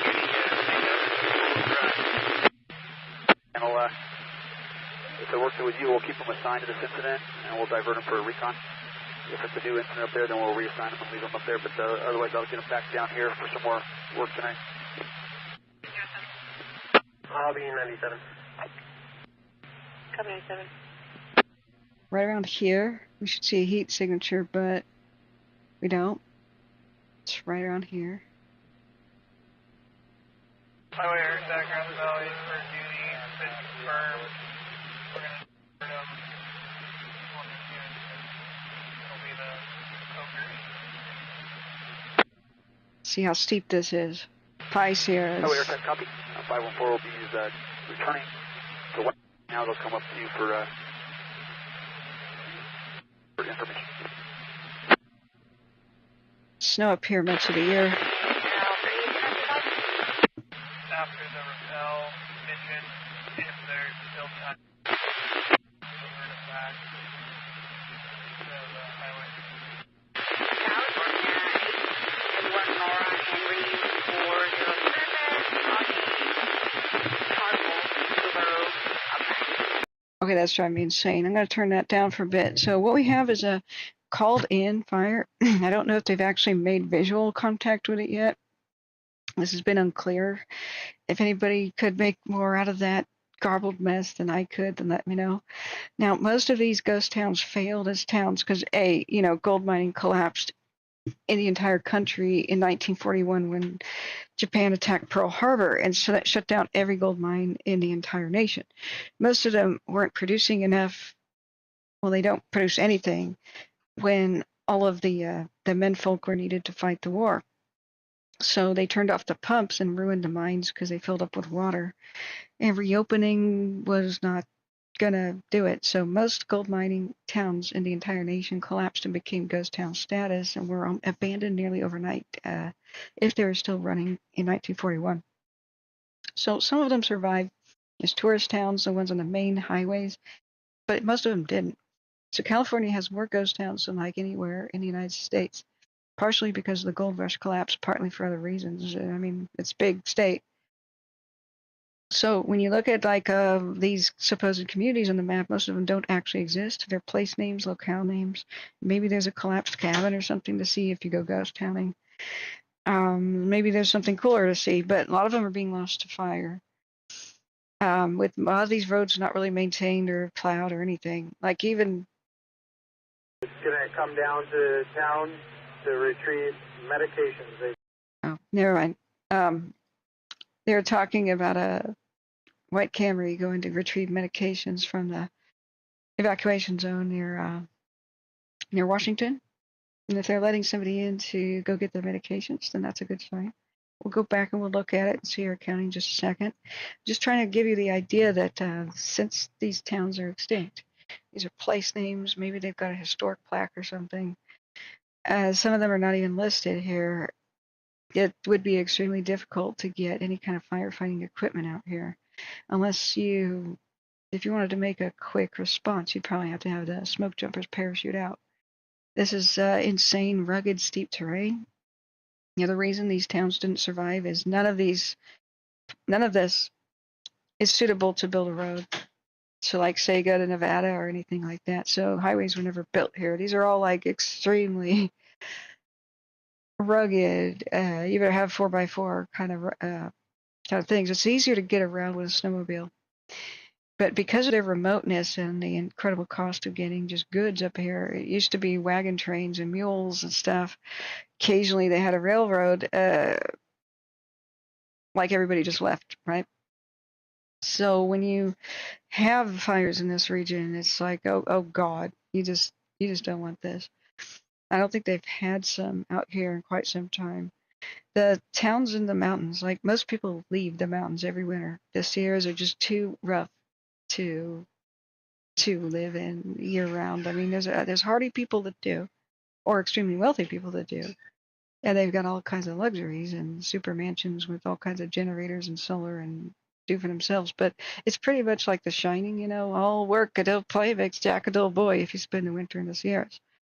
You just get snowed in sometimes like 20 feet above your roof and you can't move and you go insane.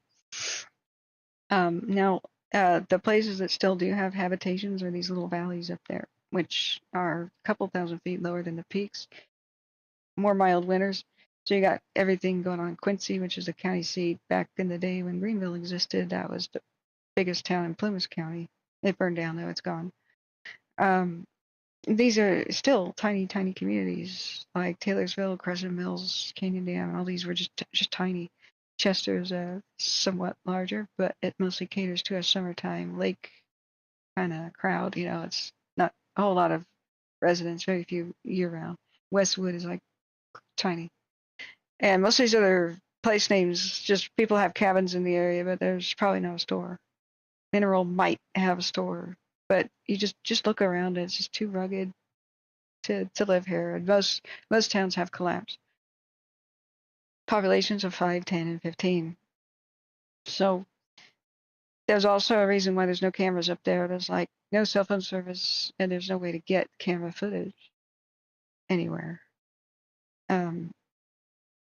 So I was going to try to make, before I ever did Firestream, my idea was explore the ghost towns of the American West, especially I have an insane amount of knowledge about the gold mining towns. Like I can't really keep them straight. I know too much about them, right? So Paradise was the first documentary I was going to make, and it burned down before I could get to it. A lot of these places are burning down before I can get to them. But we're losing history before our eyes, and it's more important than ever that I just try to do that in the future, and I will try. But mostly the pioneers, they just took mules and wagon trains, and they went up these steep canyons, and they would make strings of towns along what basically once were mule trains. But all winter long, you just really can't access any of this. People that do with the snowmobiles are kind of asking for trouble. Summertime cabins, perhaps. Okay. I'm just listening to some crazy stuff with I'm still listening to Nevada County. Let's go look back at the highway fire. But the challenging nature of getting to these fires is lack of road access. Even if they, quote, go nowhere. Should you ever build a bridge to nowhere? Should you ever build a road to nowhere? Yes. Approve. These counties are a little bit too poor to do that, though. If you look at the nature of this terrain, the reason why like the Grizzly Flats fire, the Caldor, and Dixie and stuff would get so bad is these roads haven't been maintained since maybe 1941. a lot of them were just left to rot, and they're good for fire access. And you need to put the boots on the ground there, and you can't parachute in people anymore to a place where they don't have a road and don't have a quick escape route should things go south, or we're just going to lose them 20, 40 at a time to mass death. So it's just another message that a lot of these could be a lot better than they are, just because of current lack of maintenance. You have an incredibly rich area like the Bay Area, which has super deluxe paved roads everywhere without a pothole to be seen, and these poor counties up in the mountains can't afford to even keep roads repaired even when they wash out.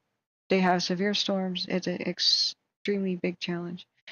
But the entire state pays, the entire country pays, and all these get out of hand. But this is meant to be good news, because this is something we can fix. The major issue is almost all of these roads go almost due east and west through the major canyons, and they don't connect to each other. So like when the Caldor got extremely bad, they, down there in, south of here, they would look across a canyon like this, the two different fire crews from different towns, and not be able to touch each other, not be able to meet each other. So what you have to do, it's a repeating history story, is what they should do is either build bridges across these big canyons just so fire access and stuff can go north and south. Right now, as it stands, you have to go all the way to the west, like way down in elevation, down here, all the way down here, to go up around here. Like, there's no bridges for most of these highways and across these canyons. So even if you did, say, at Goodyear's Bar, take this god-awful road up here, well, that terminates. That tells you something. Even if you did take, like, these high-altitude logging roads, these are probably not maintained enough to, it would be faster. Like, it would be faster to drive all the way down, like this, around, like all the way down to the cities and back up around. Then say, go all the way up here, 49, up to Bassett's and around like this. They need more north and south bridges so that these roads connect. Maybe if it's expensive, it's more expensive to fight these fires and have them get out of hand just because it takes a 5-hour response by crews to get up there. So we've got to get creative in order to perhaps, maybe if we can't make solid bridges, tunneling is something else. The other idea might be to create a whole bunch of, out of the flat areas, helicopter landing sites, and start picking up our fire apparatus with helicopters and just setting them down like with big Chinooks, and that maybe the military should be involved in transporting the actual fire apparatus. And then other military transports to transport the firefighters separately from their apparatus. But something needs to change. There needs to be some sort of infrastructure in place so that we don't just see the repeating disasters happen. Okay, let's go back. Let's go back to Nevada County. We're supposed to look at it every 15 minutes or so. Let's do the highway fire. Now, there's still significant smoke. We are 1 hour from sunset.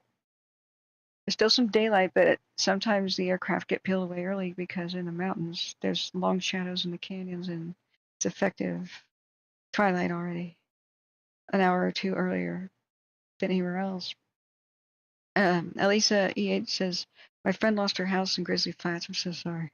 I filmed a little bit of the aftermath. It was just heartbreaking. After she was able to go back, she sent me pics, piles, several stories high of dry cut wood, trees left right on the road and parking spaces. That's right. I saw it too. They can't give away the wood. It's all for free. The price of lumber being low. Wait, listen. Over.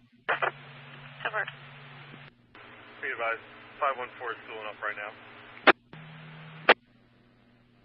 Wow, they're rappelling down to a final. Copy. Wow.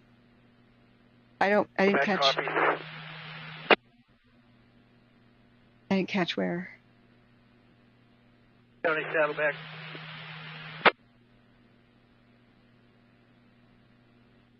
Saddleback, go ahead.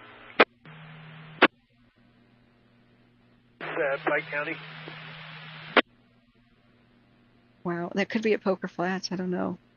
Negative, my apologies. Let me look, Witchy. County, Saddleback.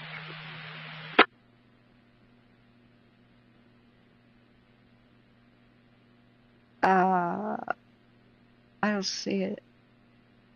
Saddleback Lookout. Saddleback usually refers to the shape of mountains. If they have like a U shape, it's like a horse's saddle. A lot of times they're named after that. Yeah, let's look. I'm looking at it off screen because we do want to monitor Saddleback Lookout. That's looking towards Bullard's Bar. Oh, the one Saddleback Lookout one. Let me check off screen. 110, go ahead. 10A from the fire will be back on the 10-4. That might be looking at the correct direction now. Nevada County 1AC1. Oh my god. 8 hurt teams are 19 to Fairgrounds. Okay, either way, 10-4. it's a good example of the crazy thunderstorms rolling through. Look. Hold on to your butts, guys. Look at all the dead trees and landscape. That's probably beetle kill.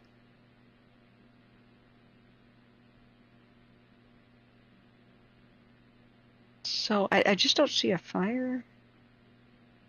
It might be very distant. But you see how there's no roads? Like, you just can't see civilization in this. Where are you going to drive the apparatus to stop a fire? But there's standing dead trees all over the landscape. It's primed to burn.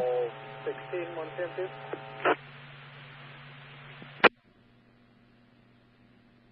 There might be a little rain. A little bit. So maybe that'll help. Let's look at windy. Let's look at 4-12, Nevada County. rain. 4-12, your subject lost at Matthews out of Citrus Heights. License status is revoked. Any motor vehicle used with good service. She's on active probation. Alright, I'm turning that off for you guys. I'm still listening. So,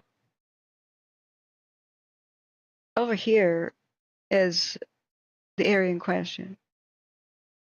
So, we got almost no rain accumulation, a little bit. See the 0.2 inches? Maybe? Maybe that's what that color code is about. I said, oh, this is next 3 days. I mean, next 12 hours. No, like current, damn it. Sorry. That's what I hate about windy, is just trying to predict the future all the time. I just want to hit the now button and don't show me the freaking future that you think will happen. Little to none. Right? Like, what other buttons do I have to push to get to where I freaking need? I hate this. 5 on board. 2 hours, 20 minutes of fuel, still 13, 136 ground. That was real faint. Something's en route. Copies at 1924. Something's en route to the poker incident. They said something like 2.5 hours. Either that's how long it'll take them to get there, or what? I don't know what they just said. A highway fire. Yeah, evacuation orders. Okay, thanks, Smitty, for repeating that. Yeah, I don't see anything. It says smoke in the bottom left. Like, bottom left? Oh, over here. Middle left? These are really hard to find. The Caldor was extremely hard to find when it first broke out because it was in a canyon, and the wind tunnel nature of canyons kind of pushes it around. So, aircraft would lead us to it if aircraft... Engine 2's SC. Speaking of devil. But it's about time for everybody to go home with aircraft. They would be flying right over here, but they're not. So, flying drones Grass Valley, 514, 46, donate. would be good. 514, Grass Valley. Is there a ground tack for this incident? Yeah, I'm not sure. That could have been drifting smoke, though. Good eye, Richie. 514 Grass Valley, could you repeat? Have you guys assigned a tactical channel for this incident, for the ground resources? This is going to be on R5 TAC 6. R5 TAC 6, copy 6.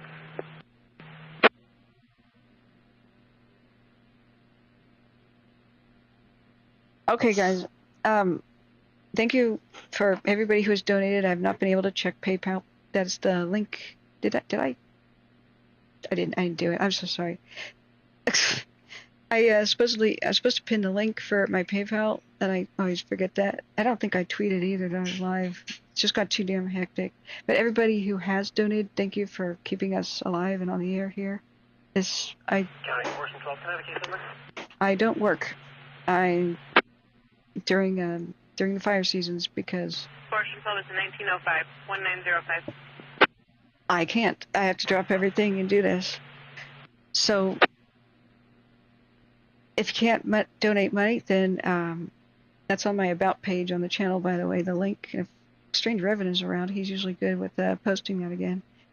I don't ever want to put ads on this or monetize this. This is the kind of topic I would not want to do that for, but I'd like to thank everybody who has, especially the past few days. I'm still trying to get funded through August, and boy, I wish I could read a list of donation names and all that, but it's been too dang hectic, and I will check my email, I swear, as soon as I can. Thank you, Strange Reverend, you guys. I thought I pinned that a long time ago. Now, you can do super chat and super thanks, but that is going to take 30%. YouTube takes it. Like, YouTube doesn't acknowledge charity type channels. Like, they don't believe we exist, I guess, or public good channels. So here we are. We're taxed 30%, not just a quarter of our income on YouTube, but 30%. Just like somebody, demonstrating how to put on makeup. Or doing try not to laugh challenges, silly crap. But nevertheless, here we are. But I do want to thank everybody who's ever shared the stream, because that's the number one way we get found, because the algorithm is kind of brutal. County on Paul 1497, so forth. Yeah, I don't think we're going to see the fire on that cam. If a lot of people sub, which if you do want to see more of this, try to go live. If you have traffic, I covered you. Try to go live during all the crisis and red flag type days.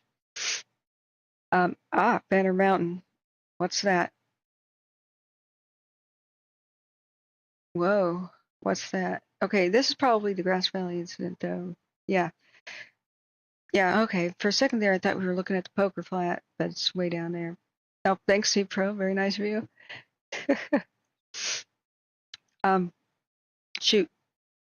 Yeah, maybe sometime before the poker incident is visible, we may never get any visibility on it. I'm hoping that maybe a little bit of rain has helped the situation. But I bet you they were talking about crews rappelling.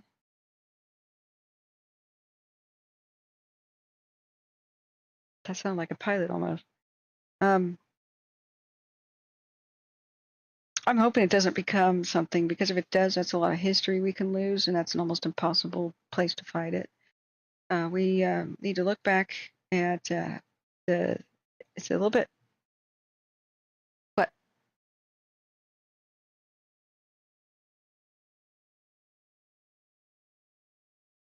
Yeah, could you make one of those sandwiches, please? Like you had, but with tomatoes. What? Yeah, French bread, please. Lots of tomato. You ate my tomato.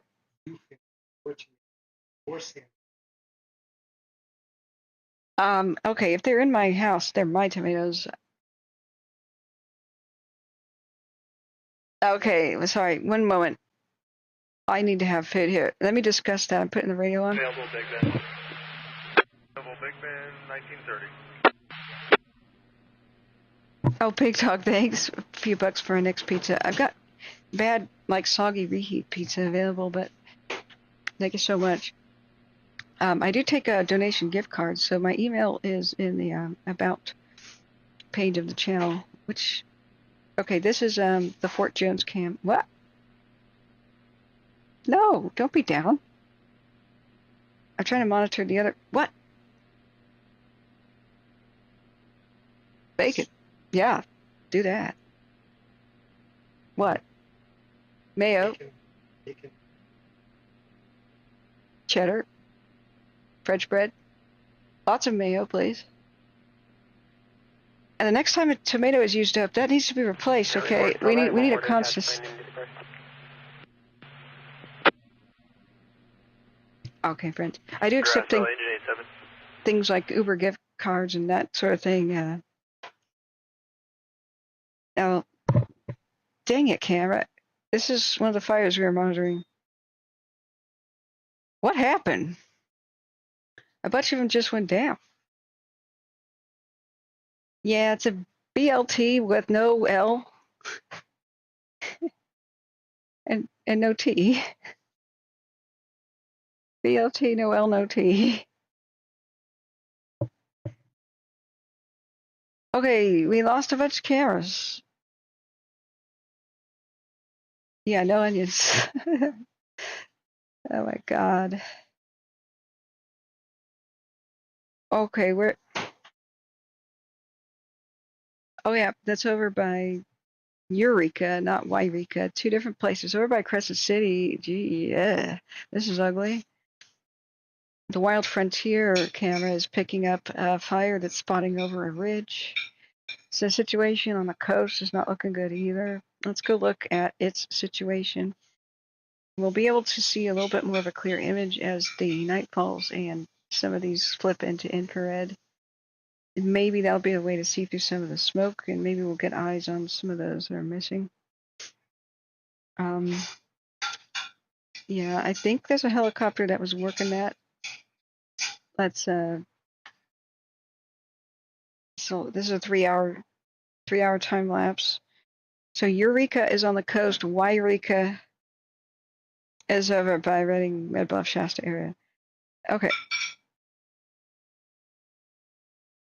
Request for an address. I'm not going to put that on the air. So that particular fire.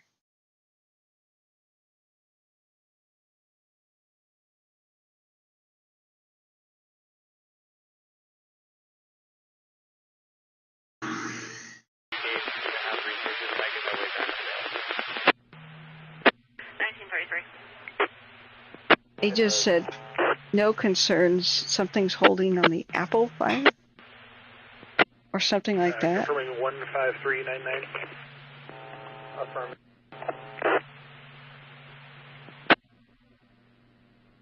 Bald. That's static. He's 109. And the name of the person, I see check him out.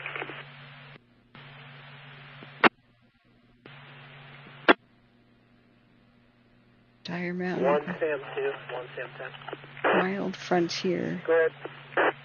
David 59 and Paul 23 went out to that residence that had been evacuated. Turn around, cover. Break 1 Paul 14.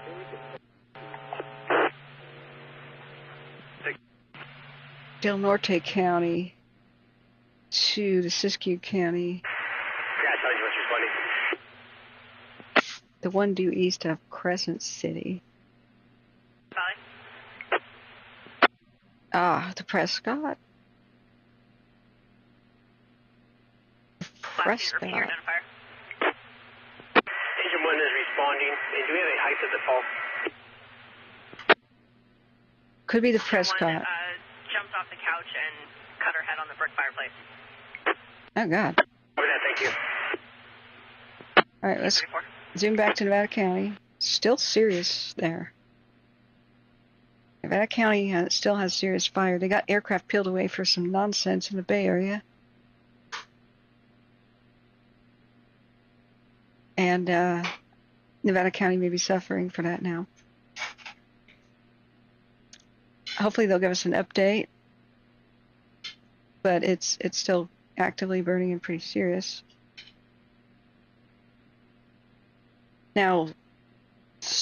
they just said something was holding. They didn't say the word poker. It was more like apples, so I have no idea. But there's a bunch of different incidences going on.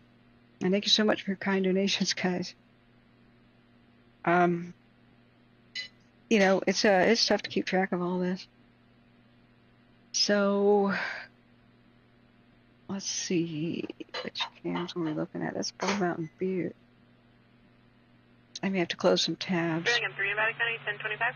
Let's look at the current thunderstorms. Sterling M3. Sterling M3 with Sterling M5. This will be at 12920 Stockholm Way. The house to the left of that. RP reported hearing an X-ray screaming, "Help me," and then states she saw a male walking around in the kitchen afterwards and thought it was this. Jesus.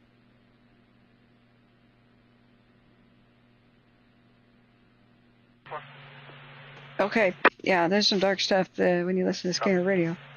We still got multiple lightning strikes northwest Chester now, heading towards Reading. Just confirming it's the house of 12920. Okay, trying to not put that on the airwaves. So we've got some thunderstorm activity by Crescent City.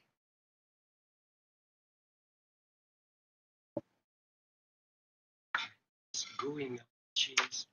It's what? Nice gooey melted cheese and what? Oh boy, thank you so much. Okay, guys, I have to wash my hands. Got my food here. We've still got thunderstorm activity over there. So I believe what we were looking at.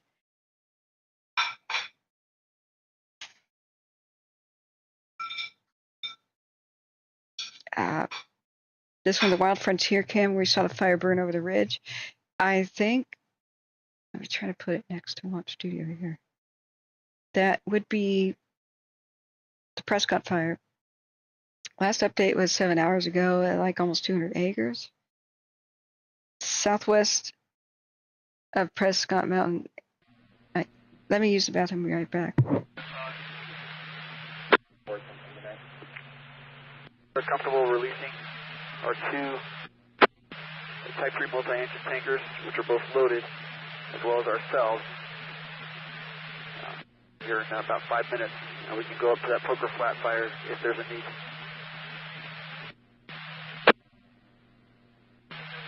Highway air attack. Locked on.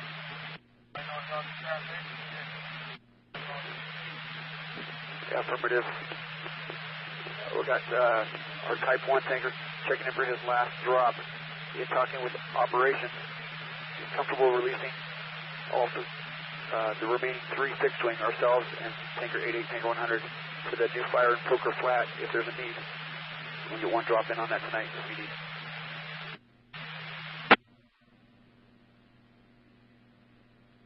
Another copy, releasing random fixed-wing on the highway. That's affirmative. Tanker 88. Somewhere. The other tanker over. Drop on the submarine.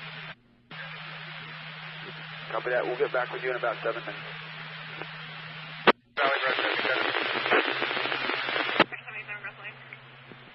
Last tanker in, and then we'll get back with you.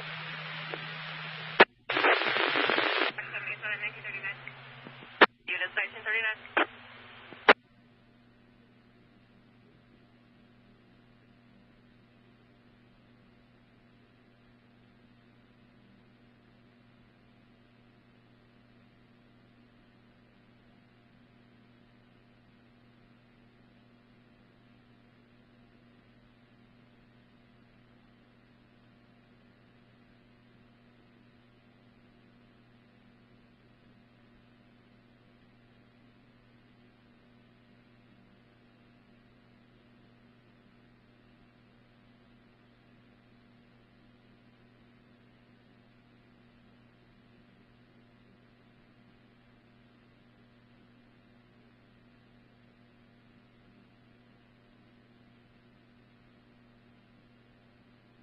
Grassfire, Medic 6, right, Sierra Nevada. 1940.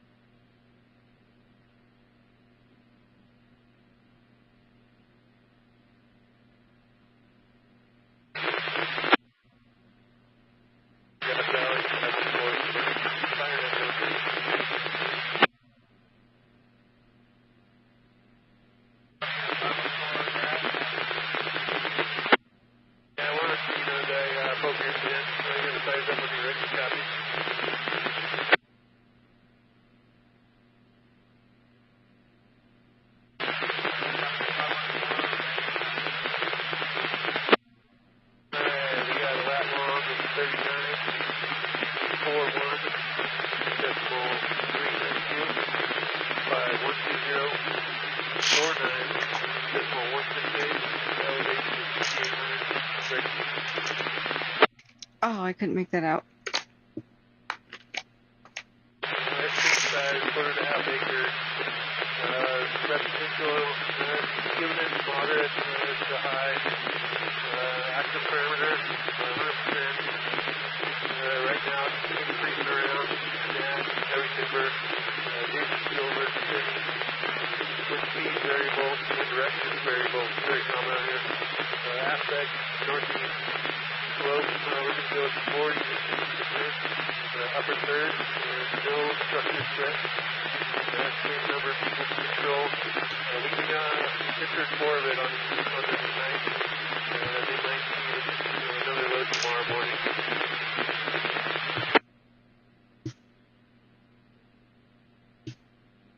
Damn.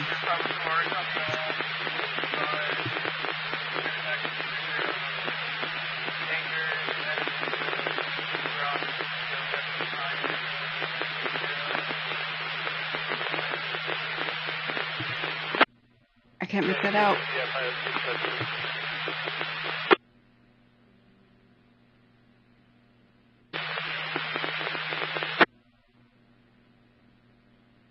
Okay.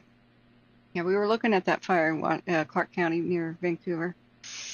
A bit north towards Woodland at the Alani Casino.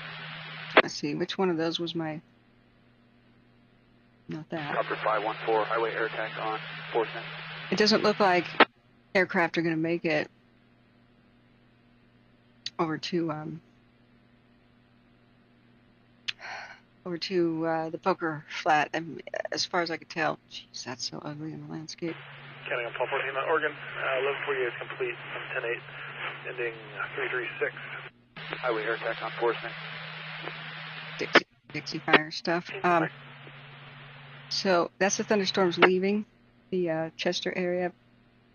Let's see if any more are arriving. I was hoping...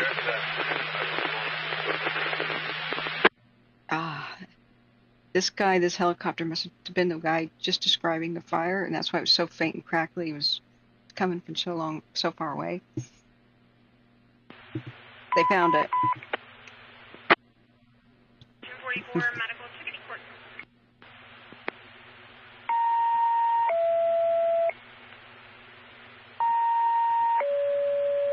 About 60.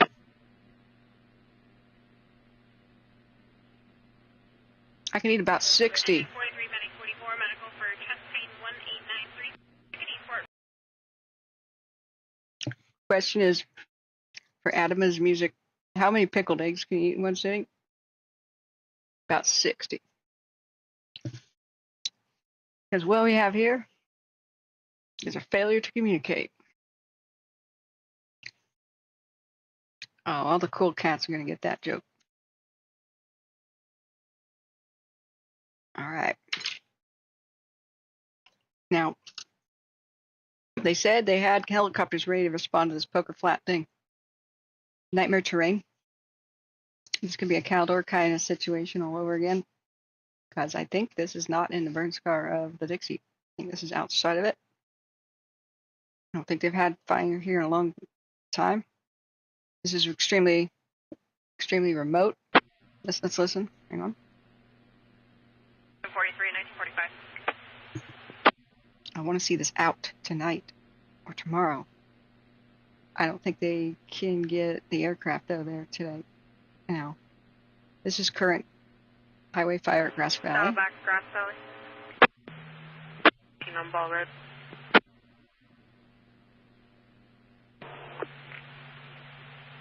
Call 18 with 25 for cover. This will be at 11054 Ball Road.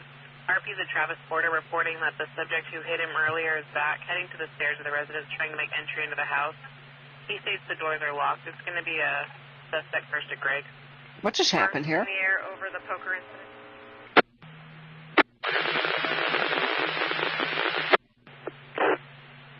What the hell just happened? Original smoke. We had originally had it mapped in section 10, and updated Latin long puts it in the southeast quarter of section 11.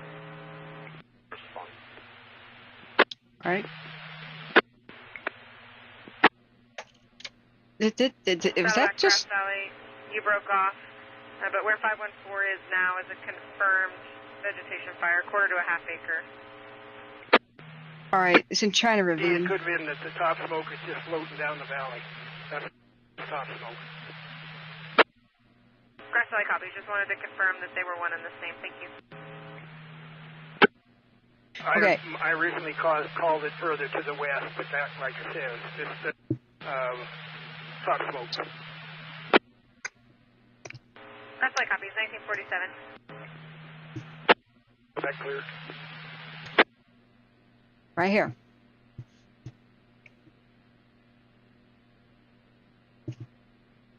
Okay.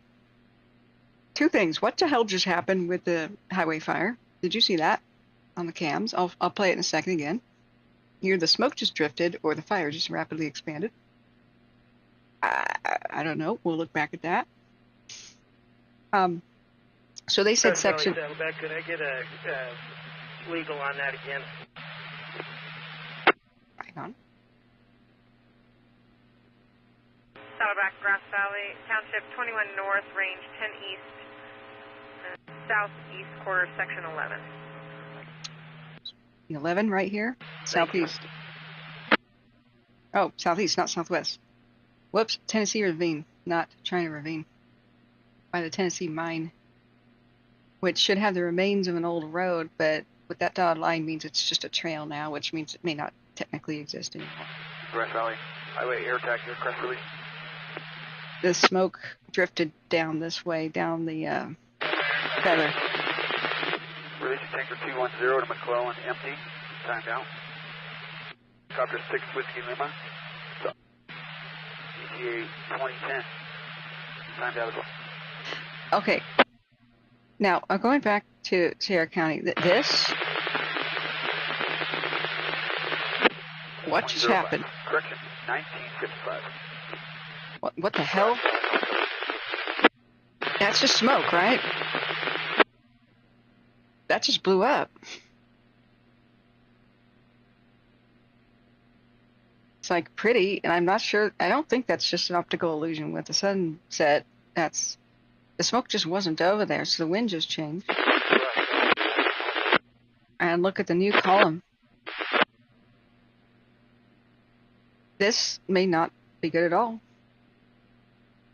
I mean, they could be lighting a backfire, but the highway fire by somewhat by Grass Valley, by Washington here, this sucks. This does not look good. I'm hoping I'm wrong, or there's optical illusion at play here, or they lit a backfire, or maybe that was just...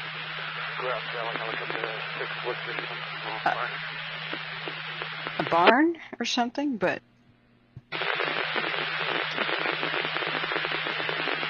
Medic 44 is the scene. Oh dear. Medic 44, 1950.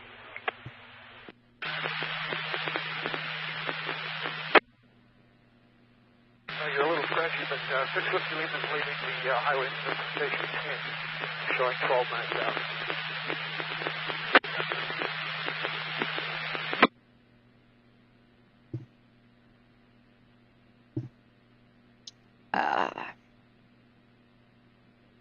There's still some aircraft there.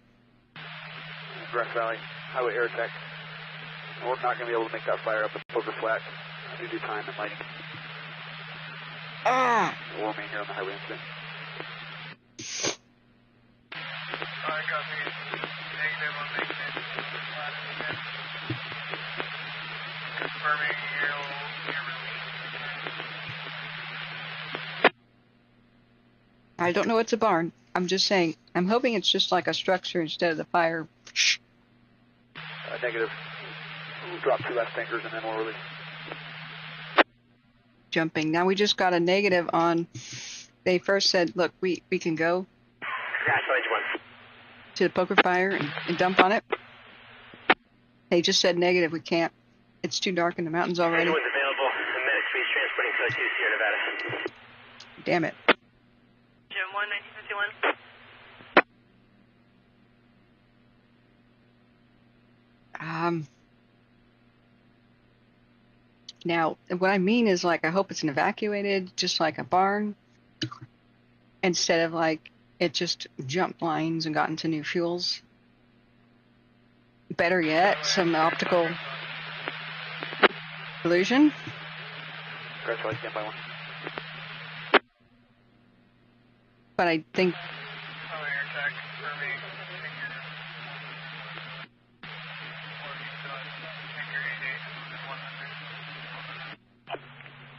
Tanker 88 something. I think the wind just hit it. You see how it's just it's shifty. You logged at 28. Hey November 6th. Thanks Wrath for the pat on the head. This is all stressful. Smitty says Scott. 1214 on Oregon. You logged at 28. 14 Acre, go ahead. 16189. Down here, 35, both units are 97. Alright, let's look back at the Alani cam. Grass Valley. Release Tanker 88 to Grass Valley, empty. ET 89. 9, John 3. We still have Tanker 100 empty. Oh boy, you can see it. Go to R5. Cool. Oh, it is doing a drop right now. Wow. That's pretty amazing. Grass Valley, 243 testing. Remember, that's Washington. Not exactly Richfield. Go back to California. It's concerning. You just had a massive either wind gust and a minor shift in wind direction. It was temporary, or they just had a major one. Target Polly, send me 160. I'll be under 21. Ugh. 10 more. Oh. Oh. Sorry, friend.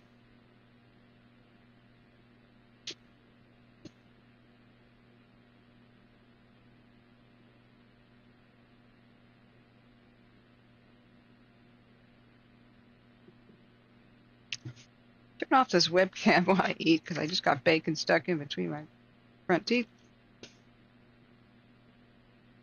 I'm not going to force you to watch me dig that out with my little toothpick here. I have to eat. On the job, it rapidly changes. Brad Peace is the Jenny fires north of Portland near Pine Grove. Oh boy. Yeah, that's the one significantly far north of Portland. That's north of Vancouver, Washington. Elani Casino is by Woodland. So it's Clark County, Washington. Let me show you where that is. We've still got crazy stuff going on with the Prescott fire burning over the ridge. That's in between Wairika and Crescent City, sort of, like that neck of the woods.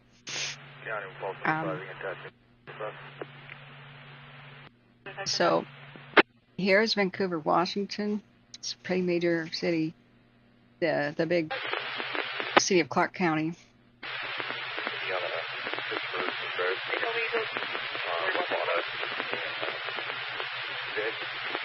That's the Columbia River. That's Oregon on the west side of it, like St. Helens. So it's by the center.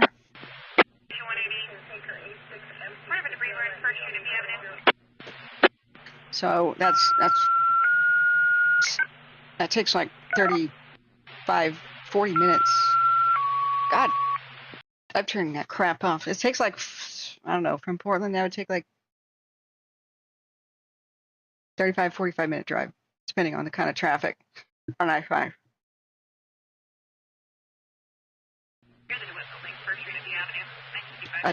Now they have a dumpster fire.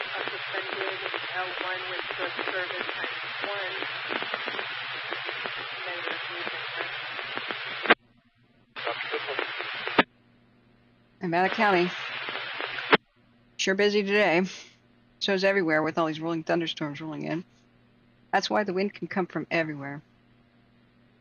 Maybe it was mostly, I'm just hoping, an optical illusion, or maybe it just found some dead trees. But you see the dark smoke that happened.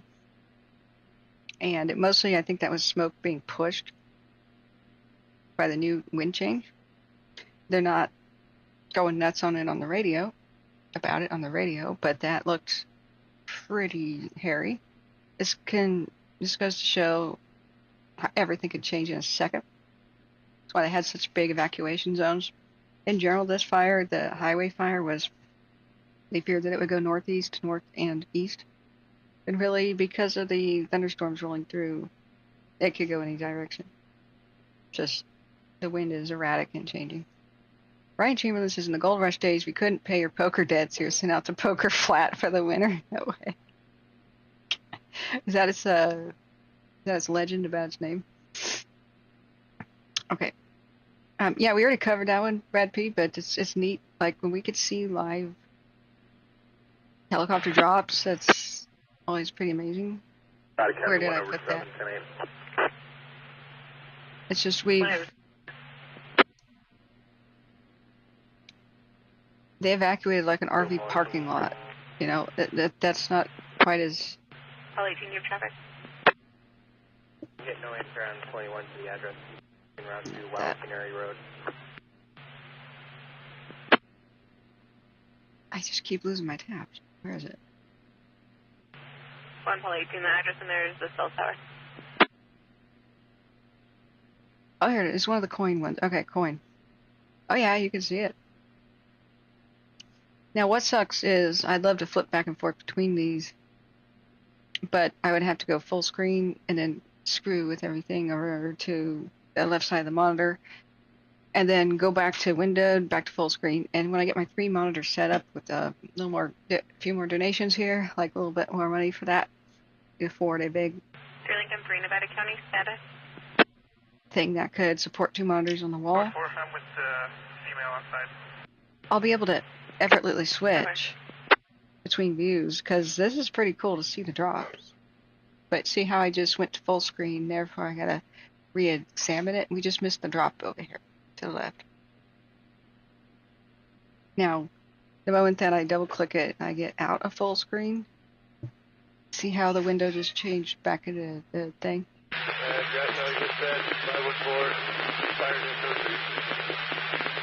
It's a dumpster fire in Nevada County they're responding to, because they just needed that right now. Valley, Bald Mountain out of service. Have a good night.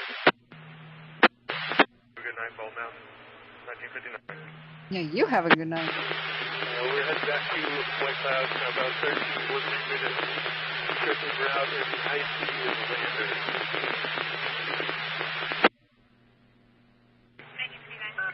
Special copies and turn to 4 repellers, 13 minutes ECE back to White Cloud, IC lander.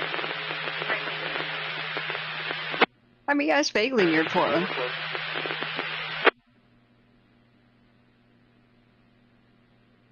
I'm looking. Okay, which fires do you want me to look at? Let's do.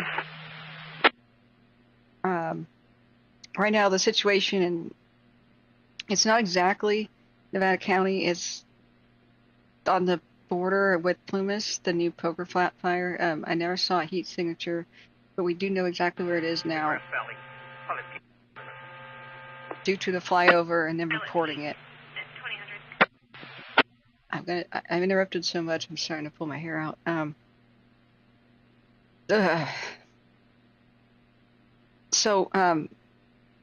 We did find that when they're saying 10 and 11, it's if you look at an official topographical map for the Forest Service, especially, they've got these quadrangles, right? So these squares are numbered, and so it'll be like 9, 10, 11, 12. Potentially, I'm going to copy a runaway juvenile bolo authorities, police department, right? And then you go back to the left. Continuing, be on the lookout for a Molly Dial, 12 years old. Described the WFJ, dyed black, shoulder length hair. Oh dear. Size 5'3", 85 pounds. She was last seen on Sunday evening by her mother. Her clothing is unknown and she had unknown destination. She's known to use alcohol and marijuana, is considered at risk due to asthma and a heart murmur. If seen, stop, notify Grass Valley Police Department. For 601 and release the mother. And a bolo. 1. Okay. Anyway, they. 92318. Just gonna mute that.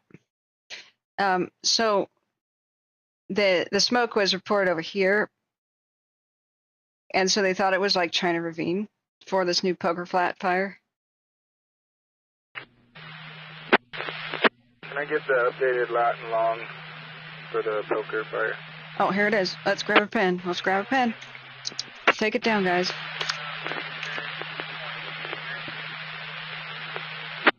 I forgot. Updated lat and long is 39. Check. Standby.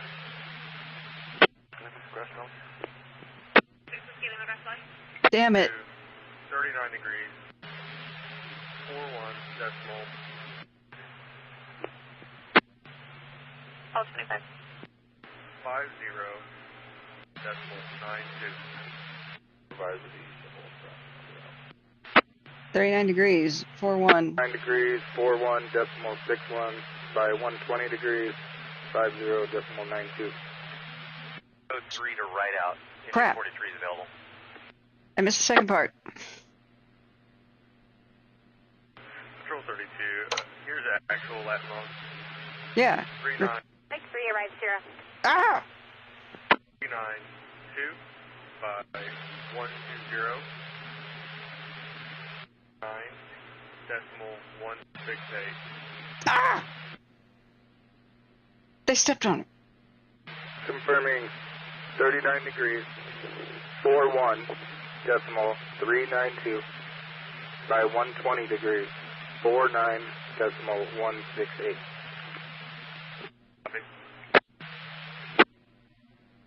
Everything. All right. Totally different than what I had before. 39 degrees, 41 decimal 392 by 120 degrees, 49 decimal 168. Does this even make sense?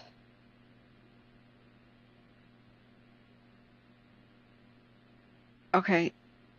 Look at the upper right corner of the screen. This may be too small for you guys to see. Copy. 4 repellers on the ground. 20-minute hike-in. 1 ball 14, 1 ball 16. Good. Quick 98 at our location.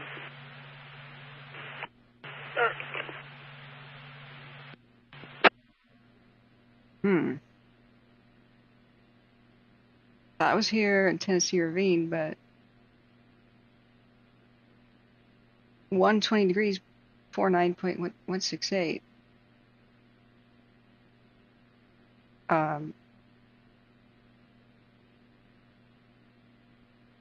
Okay. See, the upper right has longitude and latitude. As I move around the mouse. It's tiny, though, for you guys. Hey, Carney, how are you doing? I think so.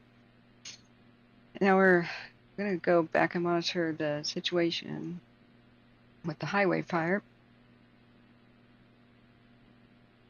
Hopefully that was just a one-time only wind gust that flared it up for a minute. It's starting to calm down again on the cams. That was a mini heart attack. That's holy crap.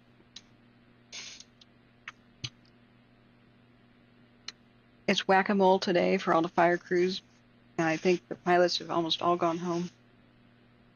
It's almost sunset. Some of the cams will flip into black and white. Infrared we'll be able to get 12 Nevada County. Good. more info. 12, can you review event 213 and advise if that's going to be you or CHP? And we saw some scary stuff in the northwest. We got a bunch of cams. 2318. That just died. Fires extinguished. All units low. That's the dumpster fire.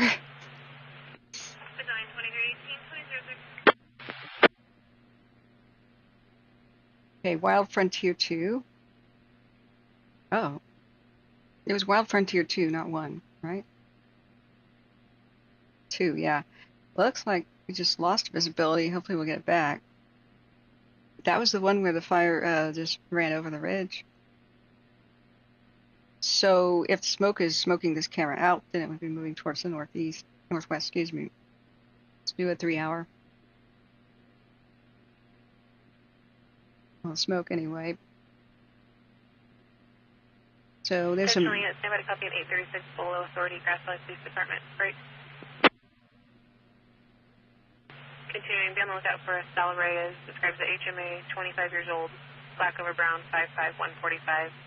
Subject violated a criminal protection order on today when he showed up at the protected person's house making threats. Break. I'm just going to mute that.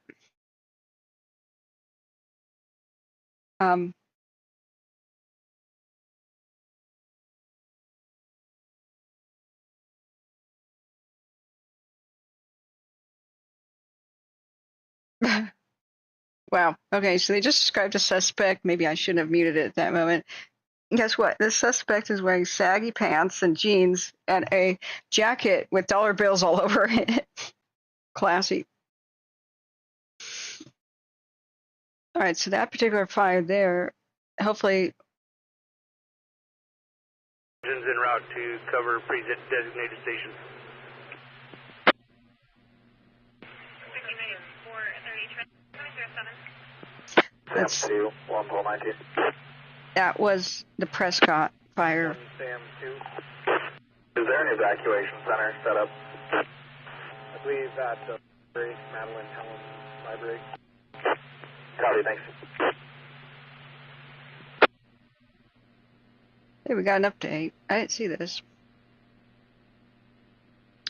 5% containment approximately. Okay.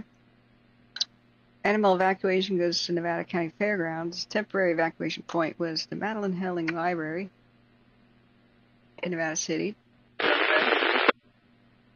Let's watch this. Let me turn off broadcast 5 for a second. Yeah, Wookie calls. Sam 2, 119.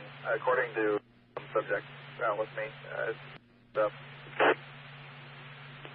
simple. Copy.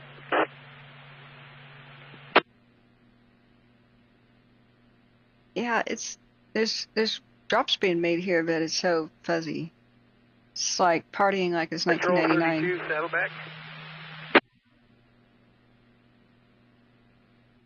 Saddleback, Control 32. Hang on, let's listen. The legal that they gave me is by Tennessee Mountain. Back up your direction. And I'm just trying to figure out best access here. See your helicopter. Valley Highway air tanker, respectively.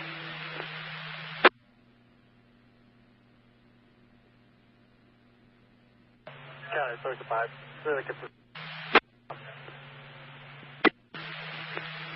All aircraft should be released off the fire. AirTech 230 is returning to base. ETA Grass Valley. 2014.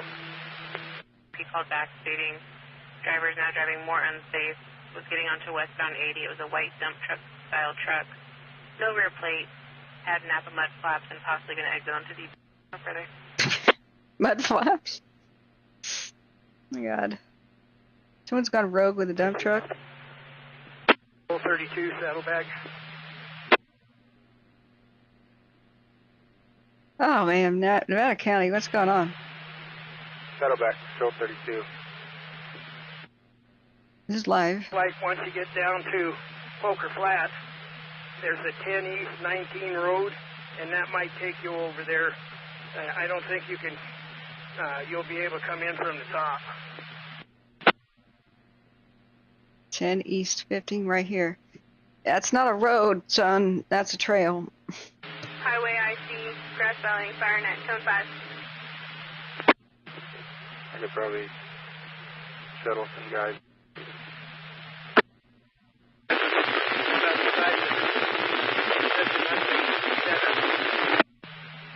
See? Good luck with this one. They're rappelling. There's a crew rappelling down the mountain. See what I say? We need fire access roads. These need to be maintained and reopened. Patrol 32, Grass Valley.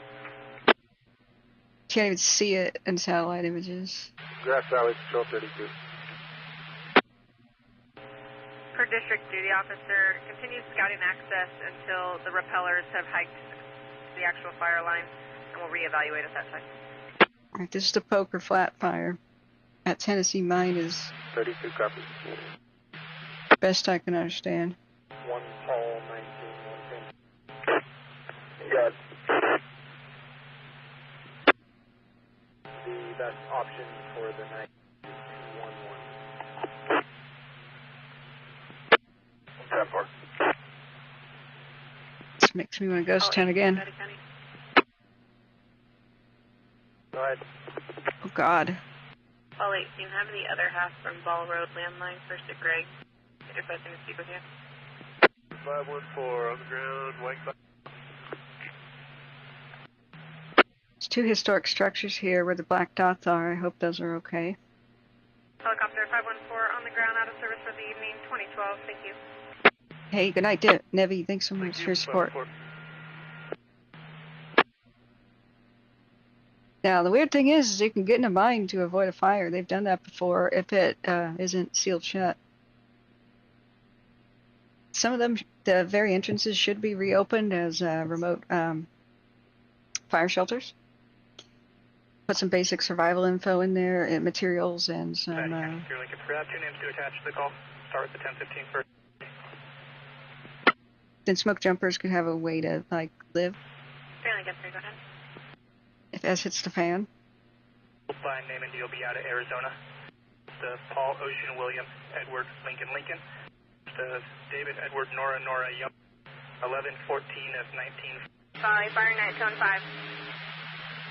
A fire truck is going to have to stop here. 3 continuing. Here. Way to hell. William Edward Lincoln. The Garcia. Because there's no... 1955. Look, there's no bridge. Confirming Michelle has... Okay, I'm going to turn that off for you guys. Looks like there's an old structure there. See how there's no bridge? So this is where the road terminates. Well, it's supposed to terminate. I can't even see the road. This is kind of thick timber. It possibly still exists, right? You can kind of see it since this is a sloped mountain. You may kind of see it a little bit here. I've had many issues where these Forest Service maps don't actually line up with satellite. So even though it shows up here, this might be the actual road's path. Don't ask me why. It's modern surveying stuff, but it's not all that great sometimes. If you turn on shade relief, the true story of where the roads are, or where they used to be, some of these, because this is LiDAR mapped, they don't exist anymore, but they were once the Gold Rush mule trails and stuff, how they got to various mines or for extinct mines that are no longer in play here. Washed out highways, blah, blah, blah. Towns that used to be along these rivers, mostly washed out with the crazy flooding that the Feather River can do. So as you can see, there's no bridge, so any fire apparatus would have to stop right there. That is a gigantic hike towards this road that's supposed to exist right here, right? This, you can kind of see its faint outline, and it's dotted on the Forest Service map, which means it's a damn trail. Creek trail. A road would have like a snake-like pattern, right? So these are adits, which means the entrances to mine tunnels. No, they're not shafts. Shafts go straight down. Black squares are where buildings probably used to be back in the day. They're saying this is a campground, so it could be bathrooms or something. Being that it's next to a campground, they probably have sealed entrances, like bars over these mines, but they would be tunnels going back into the mountain. So they once were roads, because mining requires roads for transport people and goods and transport stuff away from the mine that you mine. But like I said, most of this stuff has not been maintained since 1940, if that. But you'll still see these roads on things like Garmin's, and one of my favorite stories. They're just talking about tracking cars right now. And we'll look at the cameras in a second, because we're waiting for night to fall for them to flip into infrared and show us some new stuff. Anyway, one of my favorite stories is, and I can even show you real quick. Ford's Wagon Road. Come on, Count Topo. Error. Bueller. Hang on. Resetting my VPN. It might buffer for a second. Not be found. What in God's name? What? There we go. Okay, sorry about the internet burp. I have to reset the VPN every so often. So if you just go to Seneca, California, it unfortunately burned down in a Dixie fire. I hear part of it got remade, but it was one of those very well preserved ghost towns. Unable to parse. Go to hell. This VPN is just burping.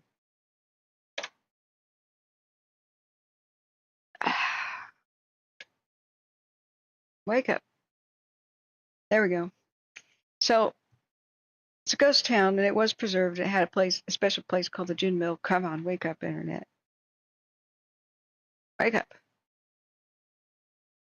There's lots of old mines and such there. I met some guys. It was pretty cool. I have a story about it. They had something called the Gin Mill, which was like an 1888 era bar. Tucked really far back in the middle of nowhere. Up the Feather River Canyon on the way to Chester and Lake Almanor, right?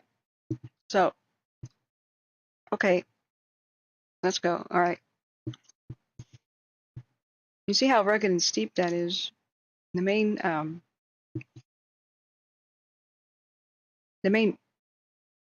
route to Chester. Okay, load for God's sake. Ah. Now I can see Lake Almanor, right? Now the main road goes this way.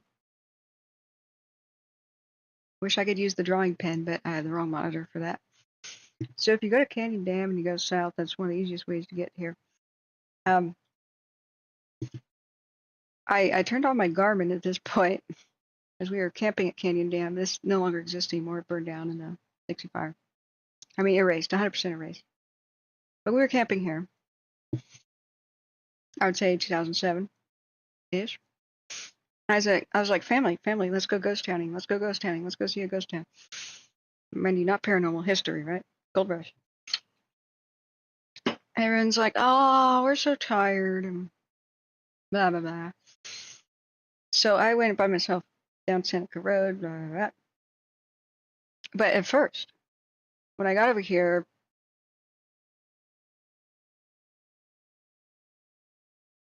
my Garmin told me to go down Ford's Wagon Road. I think it was around this turn the bend or something. And I went, what? So I don't know if Caltopa's going to show it. Ford's Wagon Road, Plumas County. And no such thing existed. It said turn left. And I'm like, looking to the left, and it's just wilderness. See, I don't think it's on this one. We could go to historical maps. Let's see, where's historic?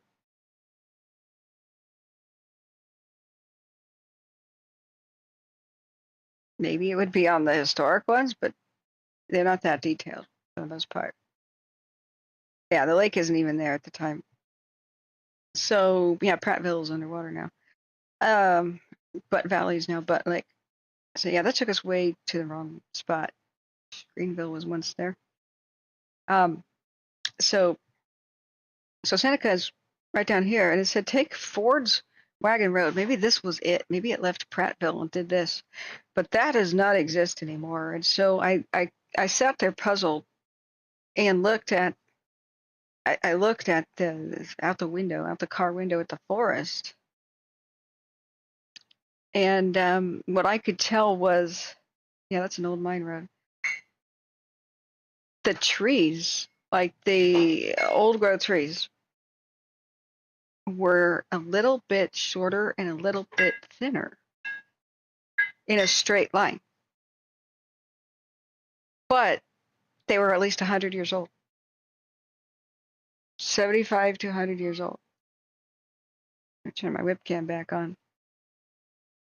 And that just goes to show that they take old maps and they don't like what you're seeing on these maps, do not expect these roads to exist. When I'm calling for them to be spruced up for firefighting, I mean, you see a bunch, but they really don't exist. They just mostly take old maps, these mapping companies. They draw new ones over the top of the old ones and don't update much. They may change colors and stuff, but nobody drives them. Nobody verifies they still exist, etc. Ford's Wagon Road probably ended with the gold rush after they put in the highways in what, the 1920s. So, for the love of God, get paper maps and figure out where you're going and talk to locals before you ever go ghost towning or any kind of driving in these, especially the Sierra Nevada mountains. But the same thing goes for the Blue Mountains of Oregon. And don't run around at night and get lost on these things. And it's nuts. But that's why I saw that it was out here by Poker Flat. And I went, oh God, you know, the quality of the road is that's awesome. Like, that's awesome right there. It's probably archaeological site. It's actually got a campground, but as you can see, that the sign isn't kept up very well. But when I heard it was out here, I was like, oh God, that's pretty dang remote. All right, let's look at the cams again. So it went out of focus. It's not ready yet. It's kind of like we left it. Here's a situation that's current in Nevada County with the highway fire, and they tend to go out of focus until they flip into infrared night mode. So we're just waiting. That should do any moment. Yeah, Tyrant says the Thomas guy. They still make some of those. Yeah. Heading behind Domino's, curve the WMA with a goatee, approximately 6 feet tall, wearing a plaid shirt. It's a manhunt, guys. So he said that the suspect of this, the guy who threatened the lady, I think he's the same guy wearing the dollar bill jacket who had violated probation and stuff, and threatened the lady. He was running through the backyards and is now hiding behind a Domino's in Nevada County somewhere. Go get him, boys.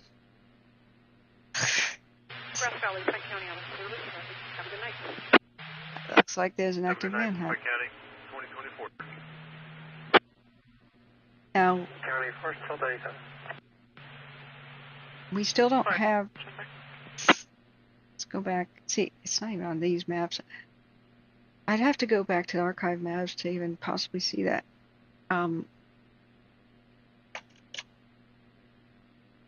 Now we've got fire activity. We've got the satellites that have gone over 3 minutes ago. There's still no heat detection, so hopefully they said that they were rappelling down this mountain. I guess it's Tennessee Mountain. I'm hoping the hand crews could take care of it today, because this would be nightmare terrain, like super, super nightmare terrain. Because you just can't get engines there. When they say we're going to make a hand line, they're using rakes and shovels, and they're hiking to the situation. It might take them 3 hours to hike up to that mountain. They sleep in the dirt on the ground overnight, and they just rake the pine needles and anything flammable and pull away logs in a straight line, so that when the fire's on the ground and burning towards them, have a it won't. Event 221. It's a welfare check on Washington Road for an elderly. Do you have access to a CAD? Do you want me to air it? I have it. All advised. Self-working. Come on. Hopefully the elderly couple's okay. They're still trying to check on the people who may not have evacuated from the highway fire over by Washington, California. So, play okay says I predict they get him in 30 minutes or less. Okay, let's have a poll. Last unit on the west side, you're scratching, you're unreadable. Police get him in 30 minutes or less. Let's see. What do you guys think? I'm supposed to do more of these polls to trick the algorithm into thinking we're a dynamic and active chat. So, Yeah, Bloody Computer's Wrath. Thanks everybody. You guys have been on top of it.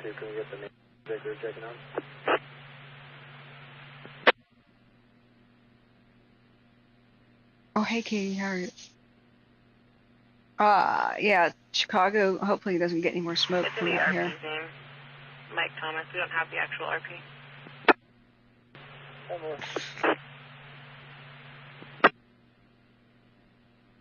Level 2 evacuation bread pieces for a high school. Is that by the Alani Casino in Washington? Yeah, Zach, you're very welcome for the coverage. Chatting on 414. What's the address on that? Let's go look and see if it flipped back into, 114 nope. is 15458 Washington Road. Again, 15458. They're doing a welfare check on an elderly couple that may not have evacuated there. In a minute or two, that should get better. County, 1997. Now maybe the Saddleback cam might show us a little bit of what's going on at Poker. I hope. But it's far away. We just lost the Sierra Buttes cams. They went down. Now, I'm worried about the fire situation in Northwest. Poker, IC, Grass Valley, Zone 8. Oh, here's about the Poker.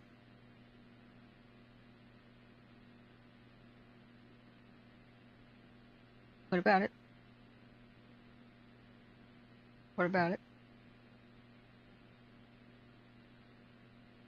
Valley, Saddleback. All right. Saddleback, go ahead.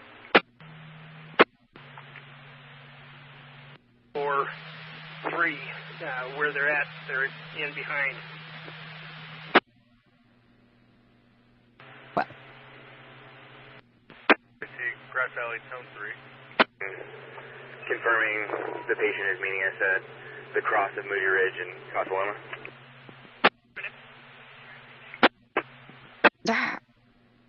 EMS just broke over and talked over the firefighters at Poker Flats. God. Poker, IC, Grass Zone 2.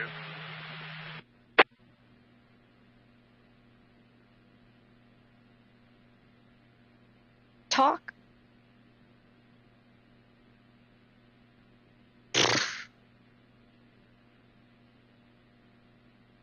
Force 192901. Grass Valley. Can you try to relate to Poker IC? ID yellow 4866595. Different last year, 585. 595. 10%. Okay. There's different dispatchers I'm starting to understand. Like the lady is talking about the Manhunt. The soft guy is talking about Poker Fire. The louder guy is talking about the highway fire. Poker IC, Grass Valley, Zone 2. Talk. Grass Valley Medic 6 committed to the Washington fire. What Washington fire? Medic 623. The highway fire? We have a clear but tragedy. They must mean the highway fire, which is located at Washington, California. County, 21. For the love of God.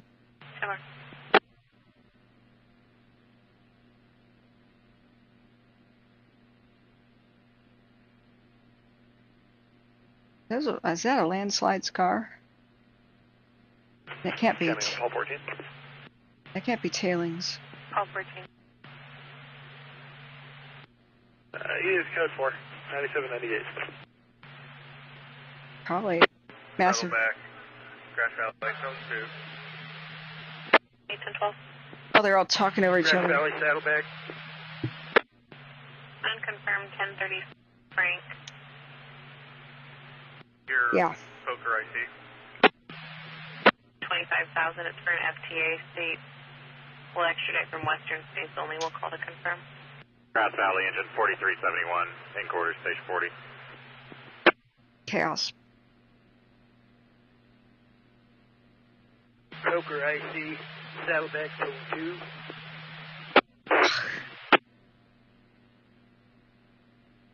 Poker, come on, talk. Pick up the phone. County 1, Sam 2, I call 14 RP.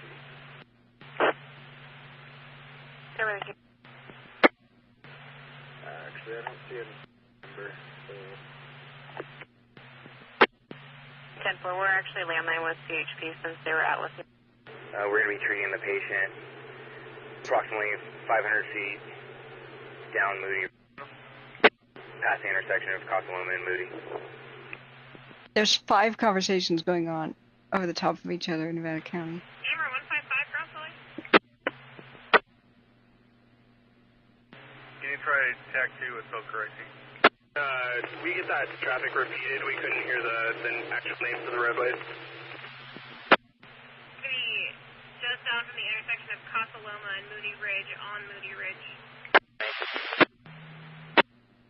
Cosaloma, Moody, copy. Full IC, Grass Valley, go ahead. All resources off the tactical incident for the evening.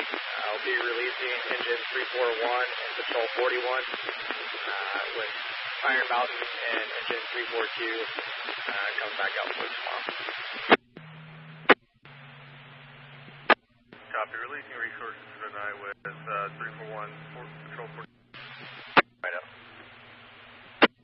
2033. 2033. It'll be California 83915, George 3 will be on Taylorville, PG&E. I'm going to go insane. Is the rock fire still going?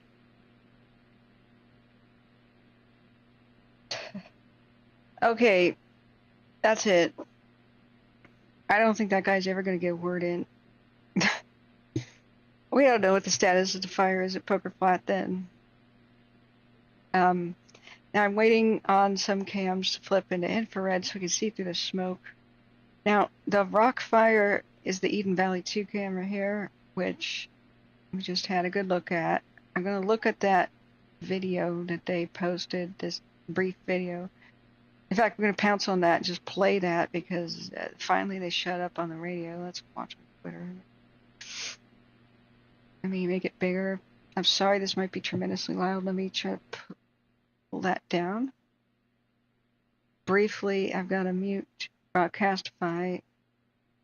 Where's that channel playing? It's supposed to be right here. Yeah, stop. Okay. Ah, the sound of silence. Yeah. So, yeah, I hit watch on Twitter. I mean, X. Good afternoon. My name is Jason. Oh my God, yeah, that was loud. Now, remember, it took me half an hour of downloading new software to make the Broadcastify broadcast loud enough for you guys to even hear it. Otherwise, I would have been live the moment that the evacuation orders went out. So that Broadcastify channel, I already reported the low volume problem. I'm so sorry. I have to push a whole buttons behind the screen, behind the scenes, to make it so that everything else isn't hideously loud. That's at normal volume. So let me try this again. Flores, I'm the incident commander on the highway incident here in the... Okay, now let me full screen it. Messed up that. Get back here. Now this was a little bit ago, but these guys talking about the highway fire in, by Washington, California, by Grass Valley. So here we go. Good afternoon. My name is Jason Flores. I'm the incident commander on the highway incident here in the close to the community of the town of Washington. Right here, looking at this topo map that we have here, we have approximately 25 acres of fire on the ground. We're looking really good. It's been boxed in with retardant from the fixed wing. We're currently working with rotor wing aircraft. The ground resources are progressing with hose lays up the Alpha, Division Alpha country here, and also the Division Whiskey country up here. Division Mike is right off of the Alpha Road. So this is the Washington Road that you can kind of see here in the nice bold area. We're making good progress on the hose lays and the hand line construction. There's a few areas of concern. Of course, right here in this little drainage, is an area of concern for those nighttime down canyon winds and impacting the community of Washington. We still have some distance ahead of us before it actually truthfully impacts that, but we have done some precautionary mandatory evacuations, I should say, for this south side of the community of Washington here, along with the Alpha Road right here. There's a couple of residential structures here, a community church, church camp that is. They're doing really good on that, and the fire is currently holding again on the Alpha Road, but it did come up to the Alpha Road. Tonight's plan is to continue to grab containment on the incident on all divisions, and then tomorrow's operational shift is a hold what we grab for containment tonight and continue with the containment, otherwise mop up through the daytime operational periods. I do anticipate resources are going to be on this incident for the next couple of days or so. We're holding it 25 acres with the rotor wing and fixed wing that'll do that. We will have that aircraft availability for tomorrow. We're getting significant resources in tonight, but otherwise between night shift tonight and through tomorrow, we're definitely planning on a full plan for resources for tomorrow. Thanks. Okay, so it's going to be an all-night battle. That's good that it's holding on that Alpha Road. Let me refix the cam. Oh man, I don't want to go back to that horrible radio now that we got some silence.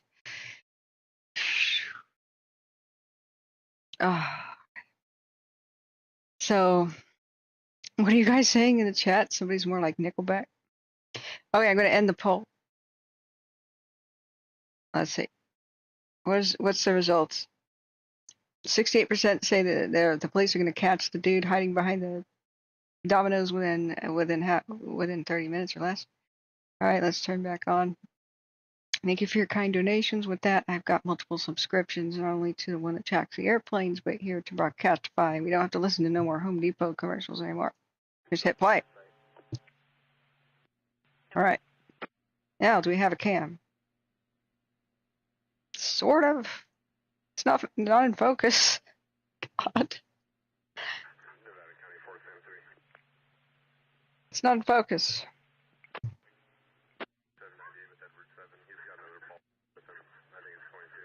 Okay, that's law enforcement. I'm sorry, let me turn back up the thing. The dynamic boost. Okay. Hopefully this doesn't mess up. If they start talking, it's too loud. I'm sorry. Shouldn't be. All right. So we are looking at other fires too. The fact that it stopped at the Alpha Road is a really, really good piece of news because that was. Poker, I see Patrol 32. What's next? All right, I'm fixing that. That's Poker Instant Command. I see. So. Unreadable. Unreadable. Now, I want to show you this window actually. It's really cool. How can I show this to you?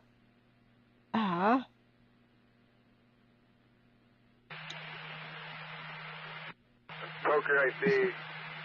Very scratchy. I can do that. So you could see that there's this, you can see the recording software in the background. There's a million me's, woo! But this is the new equalizer, so I've changed it so that it doesn't Poker, I see. Go ahead for Grass Valley. make as many horrible scratchy sounds, right? And I boosted, this is the volume boost. This is the bee's knees actually. It's called FX Sound and it's free. For like Windows. Pretty awesome. Poker, I see. You're completely unreadable. I can't even hear them. Alright, let's turn off that monitor view. Back to live. Back to reality. Okay, friends, which fires do you want me to look at? I'm hoping we've got some evening updates. Brad Pieces, I don't see flights originating from there, but I see a life helicopter headed towards Santa Rita. Okay, I must have missed something. I'm hoping they catch that dirtbag with the dollar bill shirt and the saggy pants who threatened a woman.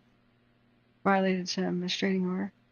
Oh yeah, I covered the Maui fire live, and before anybody knew that there were fatalities, I had John Bruno on as the guest. I was hoping he would call back. I accidentally brushed him off yesterday. I did not mean to. He called, and I was like, "I need to go to the bathroom, JB." And he goes, "Okay, call me back." And then as after 9:30, when I realized I forgot, so I was like, "Is he asleep?" Oh. Thank you, whoever just donated to PayPal. That's the pinned comment in the chat. Thank you so much, friends.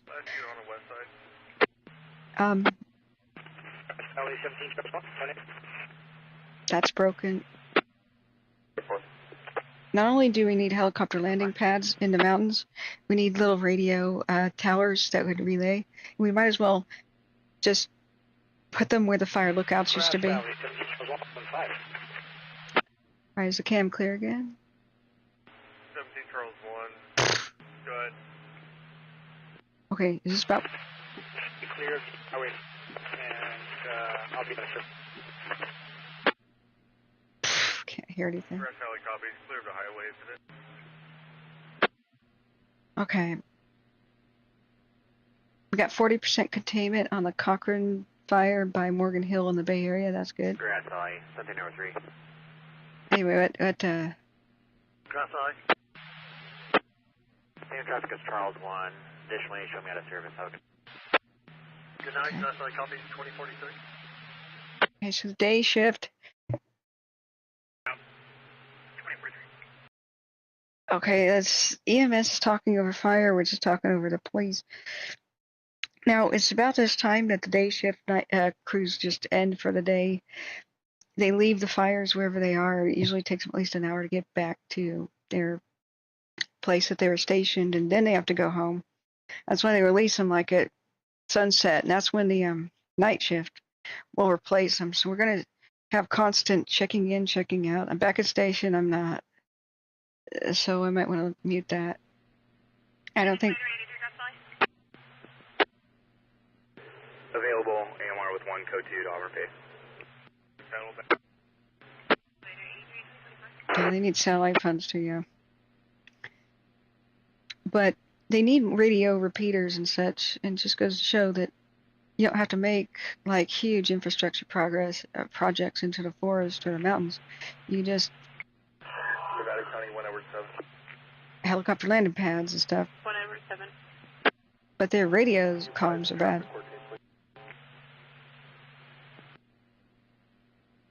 Alright, if I hear anything new going on with the search for the dirt bag, then I will definitely go ahead and put that back on the air. Yeah, there's talking about suspects and not related to what's going on. So yeah, I think we lost the cams on the deep fire. That's what Smitty wanted to look at. This organ here, Smith Ridge. I want to look back at the very concerning lookout fire in Oregon. It breached the Great Wall of China, so to speak. If you think about this, Mountain Ridge is the Great Wall of China when they try to hold it, and then it roared through the canyon. So far, I think they're doing a really good job. Yikes. Keeping it away from the structures, but it's a hairy situation. If we get a big windstorm in Oregon, this is bad, extremely bad. So they're lighting backfires as a Hail Mary pass act of desperation to try to keep it from going due west. All of this is dead trees down here from the holiday fire burn scar of 2020. And all these little communities are looking down the barrel of a gun because all the fire, if it came from the north, like a north wind, would just push it directly into McKenzie Bridge, Rainbow, and probably Belknap Springs here to the east. So they were one of the few towns in this highway corridor that were not erased by the holiday farm fire of 2020, one of the major mega events. So that's quite concerning. So if we do a 15-minute time lapse, this will probably flip eventually. into infrared, but the fire didn't get bigger, it just went out of focus. These cams suck. They're like primitive. So, whoa, look at high divide. Whoa, where's high divide? Okay, so this is looking at a fire on the border with Oregon, near Crescent City, sort of Cave Junction, Kearney Lookout. That's coming your way. Look at that. And the Wild Frontier just, it's two different fires we're looking at. The Wild Frontier, that doesn't look good either. Biggest areas of concern is A, what's going on in Nevada County, but I think that's gotten under control. I'm hoping the Poker Flat thing gets taken care of within a few days, otherwise that could be a major beep storm. This northwestern California is on fire in multiple ways in multiple places. Let's see which way that fire is now currently spreading. That's frightening. So if you look at, we're looking at the Prescott fire and the Srf Smith River complex, which is could go towards Cave Junction if it heads north.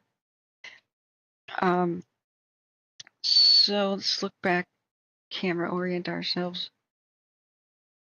I gotta separate these cameras out. Okay, that's Wild Frontier. Let's bring that over there. Separate it from the Sierras. Okay. Where'd it go? Okay.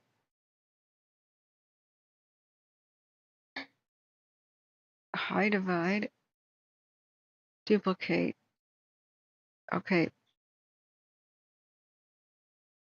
So high divide 2 there is in color. High divide 1 is in infrared. That's cool. So what is this highway? The one that goes up to Cave Junction. Carney, do you know? Oh, it's 199. Okay. The Redwood Highway. All right, let's see where this is at. Wait a second. Is that 199? Could it be the Kelly? Could it be the Kelly?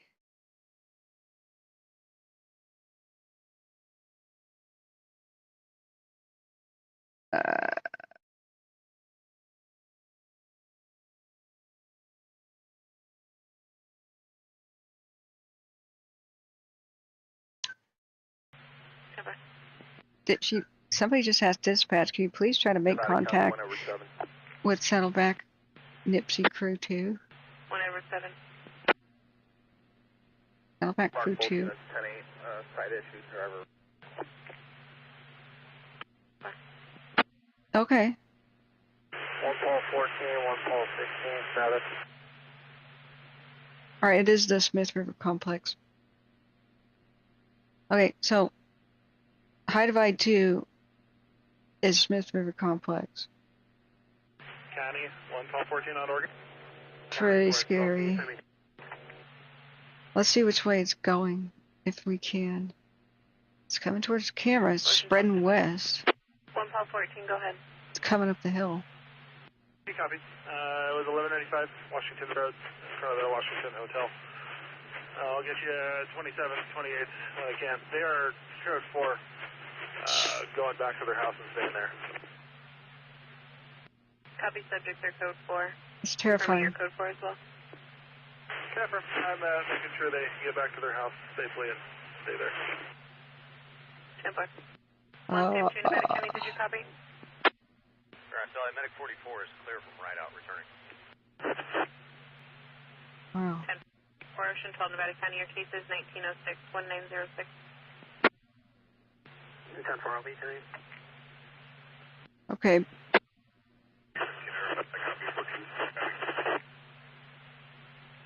Now, Wild Frontier is a scary image as well. We have you scratchy but readable. Look back at Sierra County is sick. This is of concern. Now the Prescott must be what Wild Frontier's looking at. See how it's just slightly south of Crescent City there? Wild Frontier's looking that way. So it looks like both of these fires are spreading toward the west-northwest.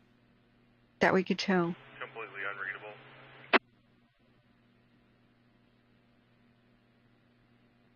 Eerie. Coming towards these cameras. Grass Valley, engine 2391, en route station 21. So, for the head fire, which we are blind to now that we lost. Grass Valley, engine 4361. Hang on. Can you head over to TFH, my 1015's making complaints of force. Engine 4361, updates assignment, move to station 33 for coverage. Oh god, I'm gonna go insane. Nevada County 114 on Oregon.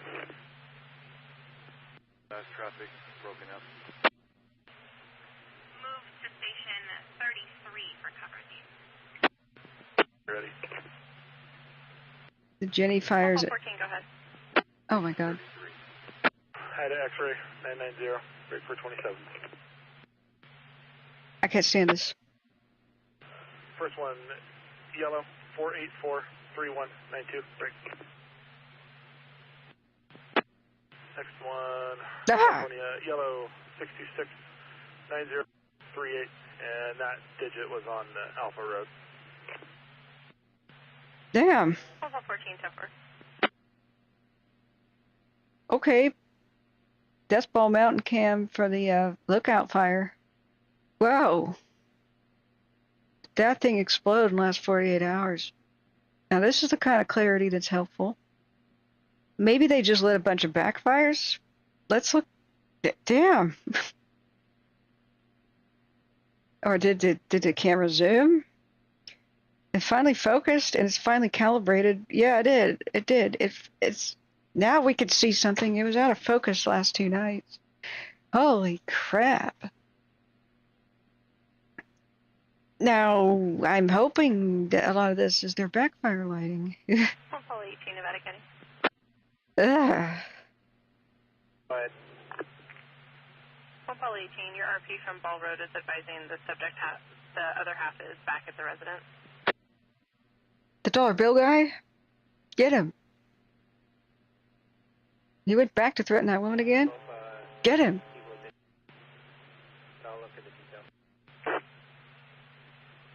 We're still making the call. We're still 911.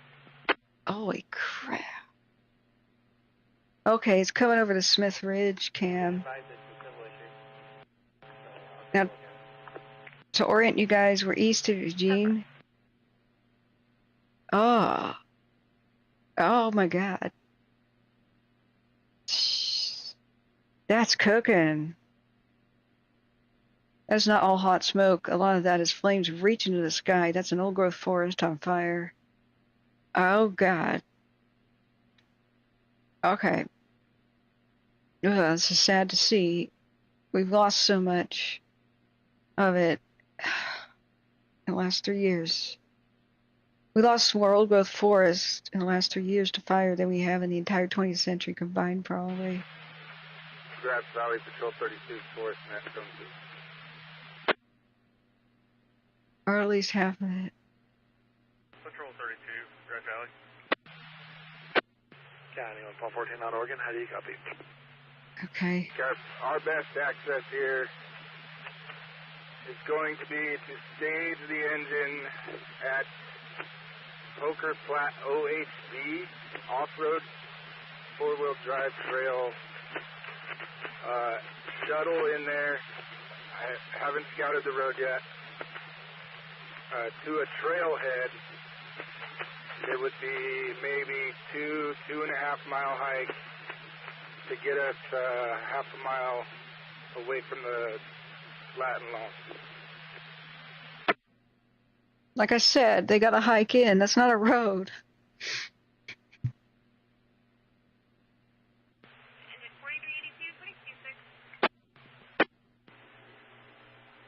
Grass Valley copies. You can continue to scout, but we don't want you to commit to any systems. Yeah, it is like watching a scary monster movie. This is crap. I mean, 32 copies, continue scouting.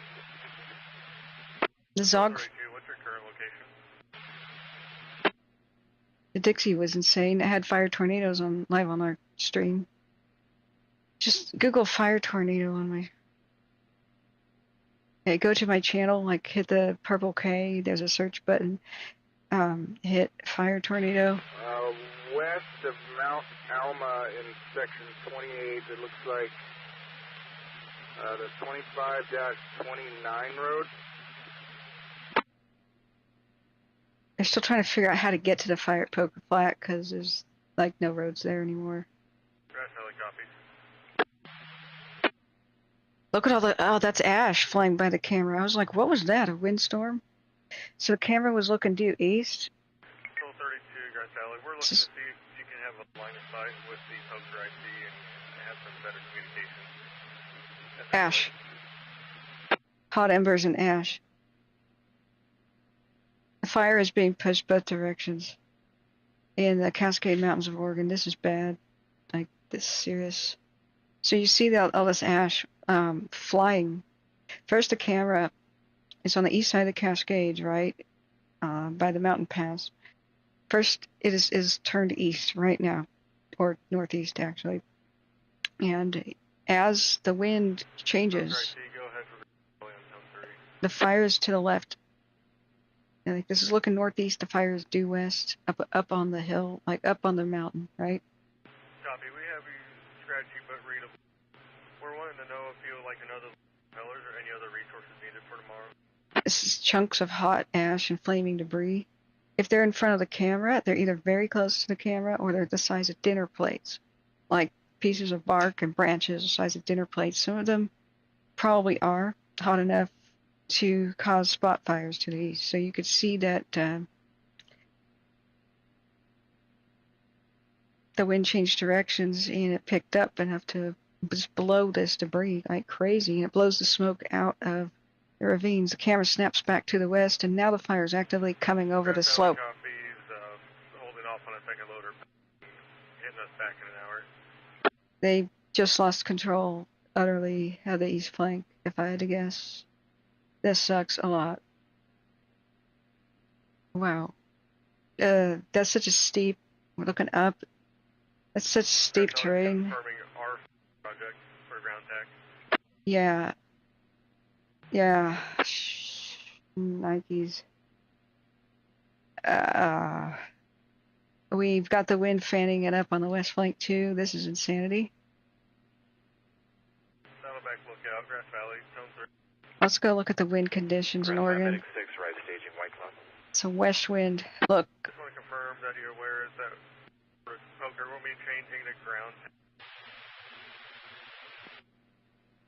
And I'll make sure I monitor.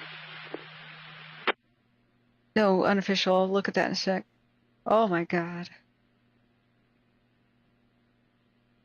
Okay, we got a powerful...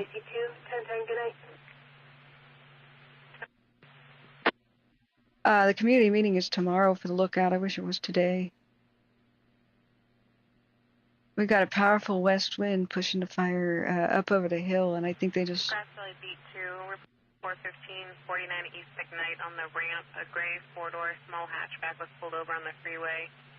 RP could hear yelling us through the fence if everything was okay, and a male subject with a language barrier advised he was not okay and to call 911. Break. Oh no, that's sad. Okay, I'm gonna mute that. Slapped him on the arm a few times and they took off. 1009 CHP. That was a kidnapping, maybe. What the hell? Release coverage. Return to 23-2101. I'm sorry, I just muted it.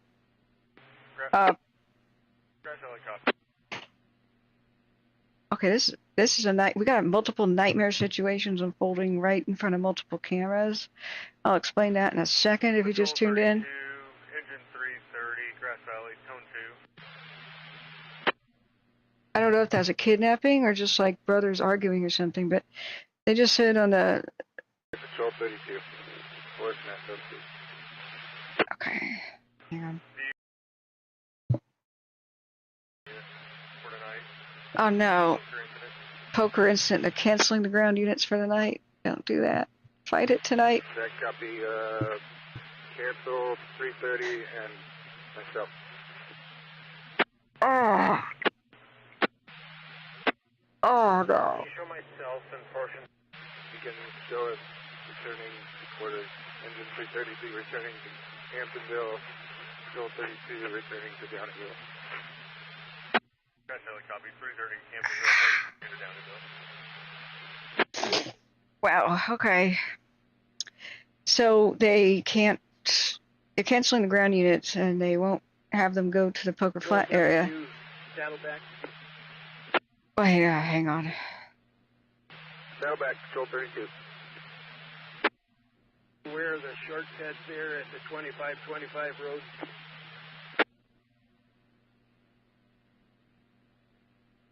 Yeah, I think so. Just give me a holler if you need some help. I copy. Thank you, Tony. The road is probably too rough for the ground units to traverse it at night. I mean, road is a trail now. So they're going to go back to Camptonville. Okay, so sorry, I'm going to mute the radio. We're still listening to Nevada County. Let's go look at its camera. Like, its fire's looking the best out of all this stuff. There's chaos breaking out. Multiple fires are going over tops of mountains towards cameras. I'll explain which ones are the most concerning in a second. This is really bad. So first of all, the highway fire held at Alpha Road. So I'm hoping that they said they're going to work through the night working on this. They slammed it with aircraft all day. We had a little bit of a moment of a heart attack when some of the aircraft were peeled away for some BS that was going on in the Bay Area. That probably should have been prevented by a couple of tractors anyway, but they had to call in aircraft. So aircraft got stolen away from Nevada County and possibly where they were needed at other fires today. We were trying to monitor the head fire, which has massive evacuations, some of the biggest evacuation radiuses I've ever seen in my life. Head fires by the Oregon border. Well, the evacuations go to the Oregon border, even though the fire isn't that close to it. That one, the head fire here exploded in the last 24 hours, caused by lightning. It's 3,500 acres. So we had multiple evacuations yesterday. And like I said, the head fire evacuation is just gigantic. That's all mandatory where the red is, because they've got no control. Way too many storms rolling in today. Erratic winds, lots more lightning strikes rolled in through here. Just can't really do anything but get stuff out of the way. So that's not the only problem that the Northwest California has. And the main problems of Oregon are now the Cascade Mountain Range just east of Eugene and the pass that goes from Eugene basically to Bend. The Lookout fire was a lightning strike fire that one of like 65 that happened last week right before the red flag weekend. And so they got most of those lightning strike fires out when they were small, but with the Lookout in Oregon, they had special problems with it because it was in a nightmarish high altitude terrain experimental forest where they don't like to build any roads because they're trying to experiment with it to see what Mother Nature does under this, that, or the other condition. So this is a very misleading, flat-looking map. But if we go to CalTopo, excuse me, I need 3 CalTopos open now. Let's go back to Oregon. Let's go to Rainbow, Oregon. Get real close to it. You can see that it's extremely steep, rugged terrain, like extremely steep. So our major crisis that we had the other night was when we were watching this and they refused to do any mandatory evacuations down here, even though all these towns down here, the McKenzie River, are looking down the barrel of a gun. The fire was up in this bowl here, high altitude. This is about the peak of the Cascade Mountains around here. And they were trying to hold it at this ridge line right here. Well, I was like, guys, you really should be going and prepping anyway, because anybody with half a brain could see that it was going to probably breach the line here over the ridge because of the crazy weather forecast. And we saw it erupt into a pyrocumulus cloud.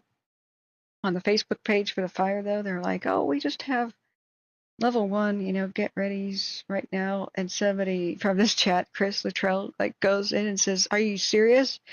Like, that's a mushroom cloud, basically, like, shouldn't you be doing level 3s? And they go, no, not this time. And so I posted this screenshot because just at that moment, the fire burst over the ridge. This is looking to the northeast. And I went, okay, game over. Like, the fire won, it's out of control, and it's in the nightmare situation where it's in this wind tunnel known as a mountain pass. Now, the high desert of Oregon, eastern Oregon, has all kinds of extremely dry winds, and they've been pushing 18%, desert level humidity into western Oregon, totally socking out much of the Willamette Valley with smoke. At a time we had the highest temperatures of the year. We had up to 106 degrees around the Portland area and in the Willamette Valley. So that just fueled this fire, and it went, oh yeah, and it burst through the mountains like a Kool-Aid man. Now here's the current view. This is extremely frightening. Same Death Ball Mountain Cam. Yeah, you can't make this up. It's called the Death Ball Mountain Cam. But now, right now, we've got a powerful wind that's coming out of the west, pushing it to the east.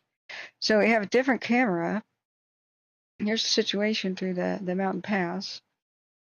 Now this is our current camera's view. It's pretty close. Here's the mountain pass. See the fire very clearly within the camera's view. Now there's another one. This one over here, it's called Smith Ridge Lake. So it's down lower elevation in the eastern Oregon high desert, looking up at the thing. So it has an extremely troublesome camera view too. If you go back here, it's now looking the opposite direction. This is looking northeast. Remember, this is the east side of the mountains, so up is left, right? Up is west. Now, as the wind is controlled best, being this is nightmare terrain where they don't have many fire access roads, if any, which has meant from day one that they could never make this a quick affair like they wanted it to, even when the weather was extremely cooperative.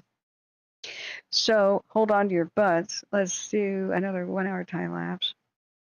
This is the last hour. This is a very late-breaking developing situation where I'm still pretty damn nervous for the communities of, say, Belknap, the hot springs there, the McKenzie Bridge, Rainbow, anything in the McKenzie River corridor, because remember, all it takes is extremely powerful winds, either from the west or the east, and that wind tunnel, the fire will be a monster and just roar through there, just like the holiday farm fire of 2020. So this is a major concern. This is one of the last bits of old-growth forest in the Cascades that we did not lose, either in the 20th century or the last 3 years, where we lost a huge, gigantic amount. So this is mega fire potential. We saw it become a mega mushroom cloud the other day. We saw it become a pyrocumulus. And that's when they lost all control. And it's really sad. They didn't do anything wrong. They had to work with the situation they got. I mean, the state in general is doing something wrong, and the Forest Service in general is doing something wrong by not allowing enough forest access roads. Environmental groups are challenging on them when they even want them, and they're doing something wrong. And that's not, the most environmentalists don't give a damn about a fire access road. They're like, thumbs up, sounds good, necessary. And they don't buy the BS, the bull story that roads somehow harm a forest. They don't. Okay, in fact, animals use them, and they did a study, and they burn fewer calories, they put on more weight for winter because they use roads and don't have to push through brush all the time. So it can be very beneficial. However, there's a horrible act in 1963 called the Wilderness Act, and it defined a wilderness as a place with few roads, partially. So whenever a place is designated as a wilderness, these environmental groups will sue and chain themselves to trees and stop road building because they're afraid that somebody will want to exploit it for oil, natural gas, or whatever kind of development. Say, that's not a wilderness, it's got roads. In this Wilderness Act, it's defined as a place without roads. And yeah, they kind of got a point.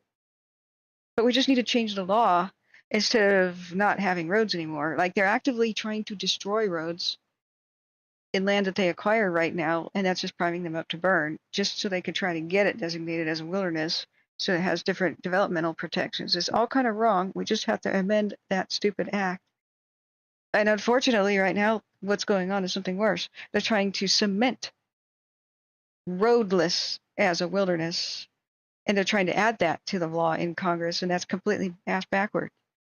So this is the way that you can write your environmental groups and say, please, please get away from the madness. We've already lost too much old growth. We lost too many forests. Look what's happening right now. This is what's happening right now because there's no damn road access. This frightening scenario. A lot of what made the Holiday Farm fire and the Beachy Creek 100%. Losing the Opal Creek Wilderness was no road access. That lightning strike fire was polite for the better part of a month. It didn't move, but nobody could put it out because they couldn't. There was no roads. So please, if you care about the environment, we need to amend things in the correct direction so that fire access roads do not dequalify a place as a wilderness.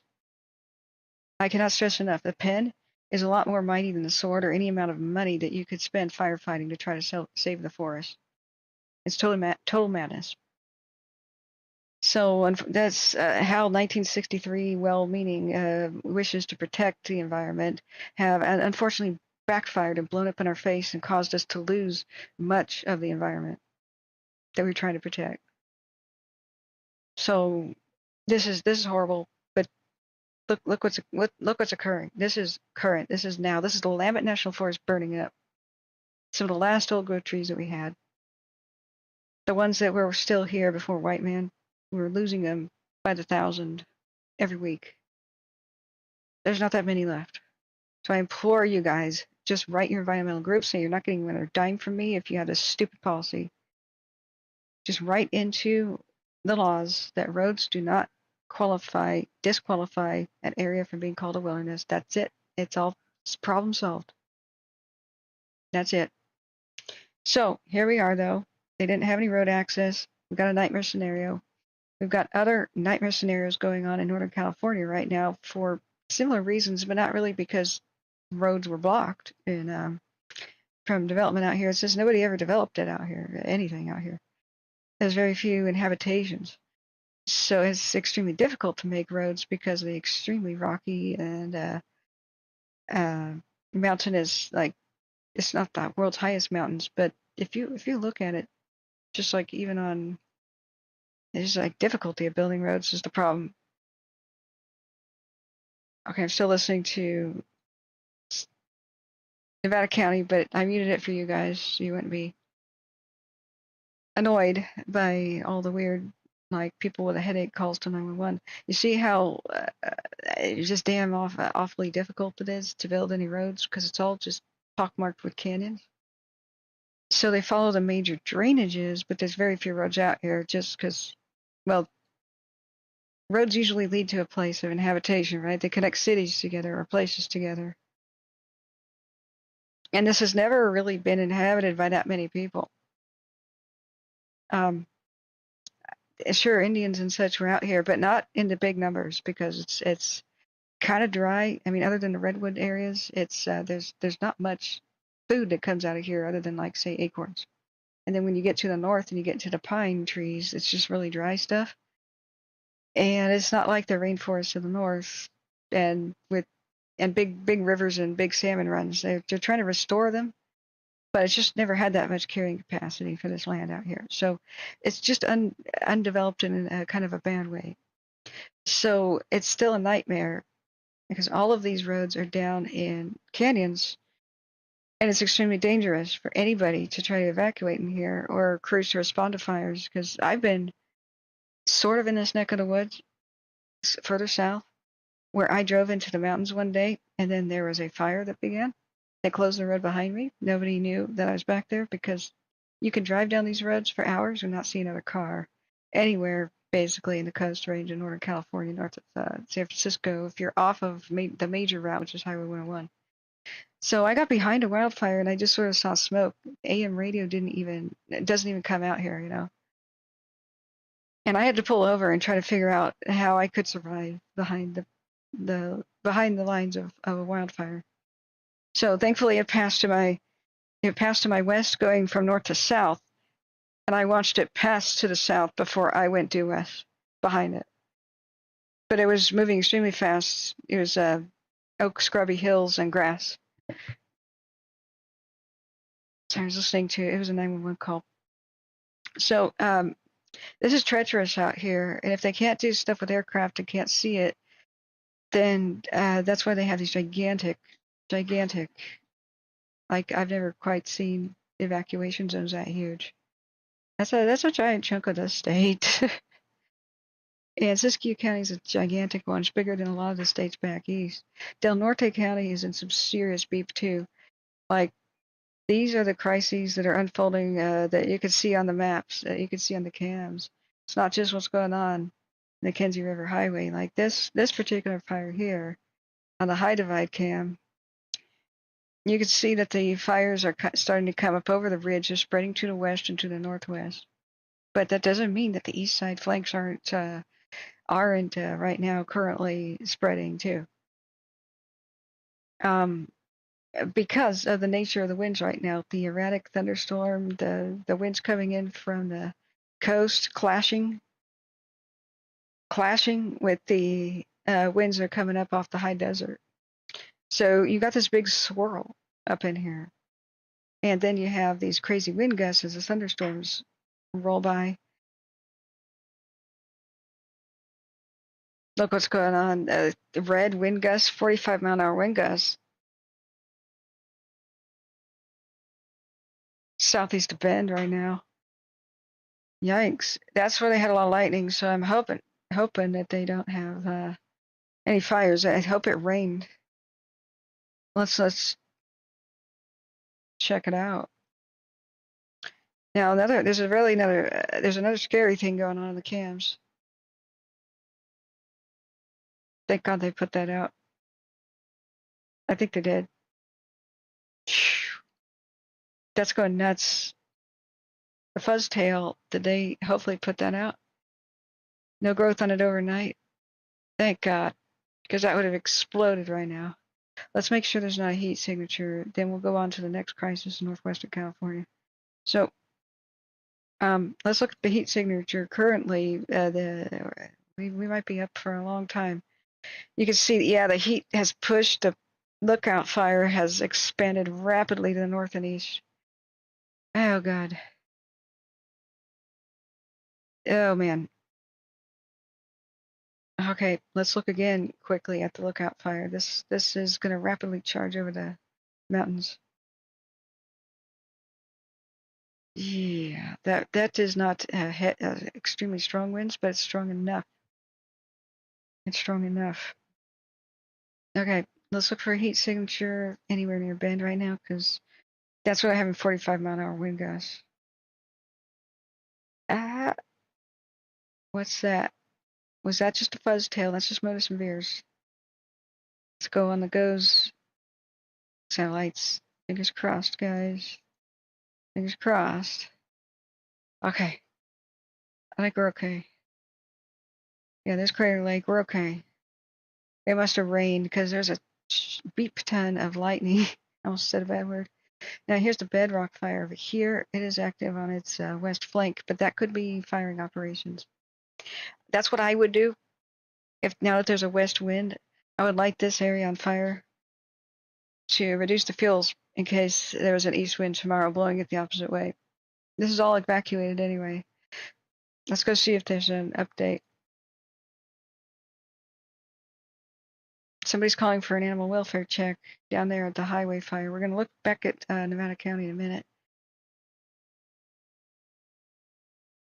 Yeah, they got a community meeting tomorrow. Oh, it's on Facebook too. 6:30, guys. Be here, be square. We'll be watching the community meetings for the Lookout and the Bedrock. This is a lot to explain to the public. This got out of hand. I think they did their best.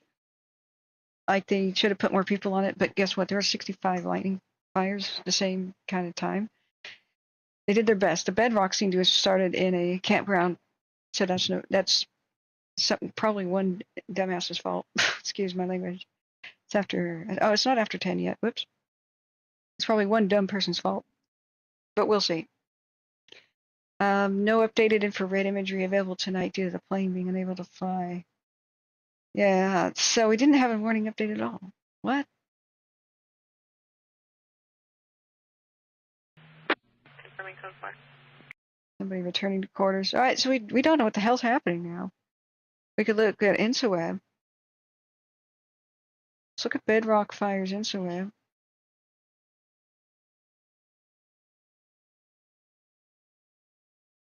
All right. Soul growth burning up too. When did they update? It doesn't mean all of it was updated at once. They won't tell you which part was updated. The 16th Bedrock. Excuse me. What time did this update today? They're not saying. They're not saying? All right. What is their outlook of what they plan to do? Because I'm just hoping that those are some backfires that they just lit. Significant events. Fires active with, this is Bedrock. Areas of group torching and short upslope runs. Moss and lichens contribute for the spotting. Yeah, that's probably a lot of that debris that was flying by. It was moss and lichen just detaching from the trees. Now when it's on fire, it starts long range fires ahead of it downwind. So it's causing a problem. This generally is in the western third of the Bedrock fire, though. Interior scattered unburned pockets remain in the fire area.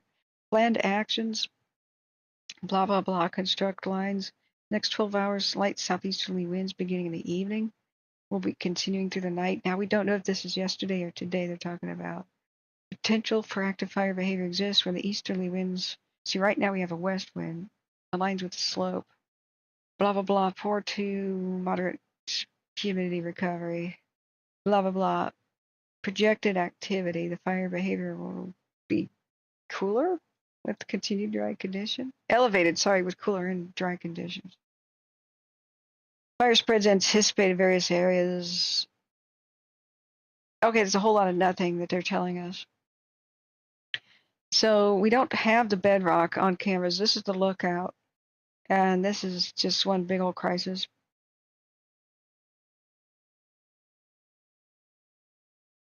Wow. The 700 road held. So I think most of the structures are safe right now. The 700 road is right about here.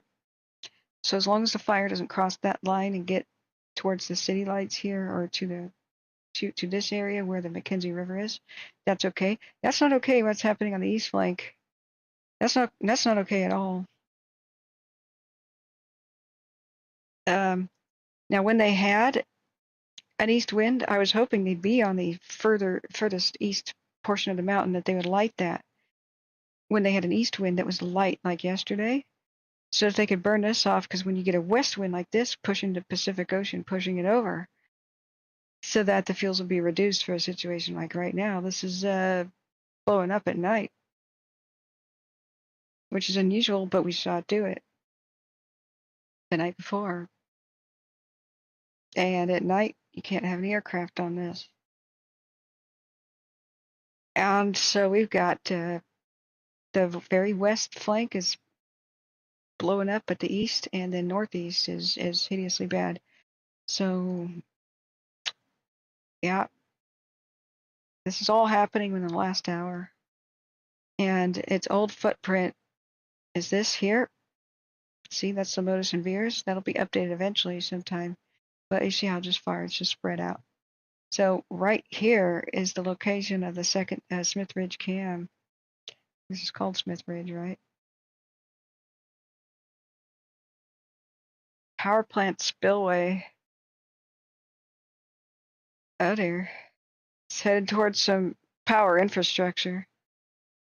Now we could go back and look at their morning updates and see where they were trying to put the perimeter, but I don't think they have a perimeter anymore. If they ever did have a northeast side perimeter. Let's go look at their Facebook page.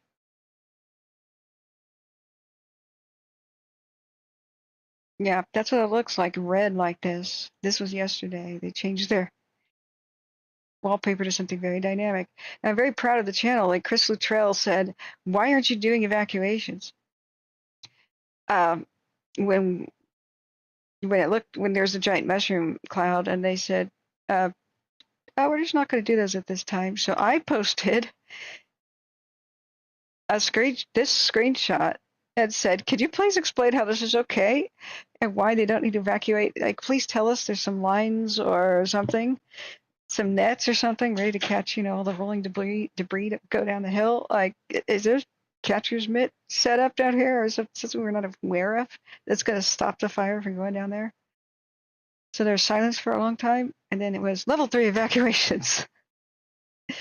But we called it about 6 or 7 hours before officials got around to it.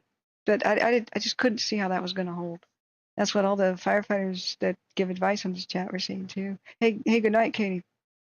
Yeah, thanks for the coverage and Real Fire News. You're welcome, Robin Banks. I don't want to do this. I'm just somebody who clicks go live. Why isn't anybody else doing this? Like, why aren't there teams, professional teams? I mean, firefighters took me to their wing, and I already knew a lot about how to live with fire, and terrified of fire, actually, in the foothills of California. But, oh my God, I learned very fast. Last couple of years, as firefighters told me the advice, it's not rocket science. But I really wish somebody with like actual real firefighting experience would do what I do, and the teams would do this, and maybe the government, because that would be nice, or the media, but they're not. But everybody who has donated, especially to the PayPal link there, thank you so much. I just stopped working to do this full time, so I need donations, otherwise we have to run ads. Oh, good night, C-Pro. Have a good one. He's taken off. So I think he just got internet in his new place, so hopefully he won't be at my place all the time yelling at credit card companies, or in this case Amazon, like he was the last broadcast in the background. But we'll see. I don't think he has a router or anything yet. So he moved up to Oregon. He's like, screw the fires, I'm leaving the Bay Area. A lot of people did that too. All right, so back to the screaming nightmare of, well, we'll look back to the screaming nightmare of this lookout fire, but back to the screaming nightmare of northwestern California, where it looks like the fires are cresting hills and moving rapidly. Look at the clouds. We have erratic swirling wind from all these thunderstorms. I don't know if new thunderstorms are going to make more lightning tonight. We're going to have to look. But what we're seeing in Northern California here is that was the Smith River complex. So look out, Kearney and Cave Junction. This is probably going north to northwest. Let's see if we've got any updates. 14 minutes ago, evacuation levels along areas of Highway 199 in El Norte County as of 6:45 p.m. Level 3, which is like go now. Patrick Creek, Little Jones Creek, Copper Creek drainage, Coon Creek, 16 North 19 and 17 North 07. I guess those are road names. Level 2, like get set, get ready to go, is at Washington Flat, High Divide, Rowdy Creek, Pioneer, and Panther Flat. Level 1, like be on the lookout, is French Hill, Big Flat, Rock Creek, Low Divide, and Gasket. So unless you've ever been out here hiking or fishing or something, it's kind of a fly fisherman's paradise as far as I know. You may not have heard of any of these places ever before, but it's northeast of Crescent City near the Oregon border. Highway 199 goes across on a diagonal here, and you can get eventually towards I-5 again to Grants Pass. I hope that orients people. So this was all ablaze. There was more than 4,000 lightning strikes in the last 48 hours all across California. Let's look and see if they've got any new radar satellite things. And we'll show you the third scary camera in a minute. All right, so let's refresh and make sure we got what's going on now.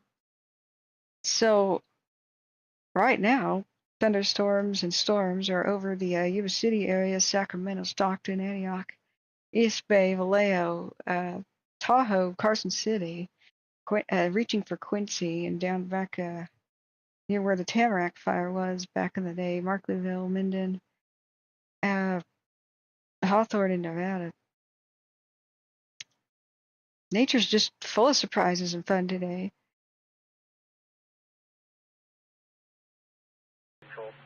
Hang on a second. Said mention fire. We're just still listening to Nevada County.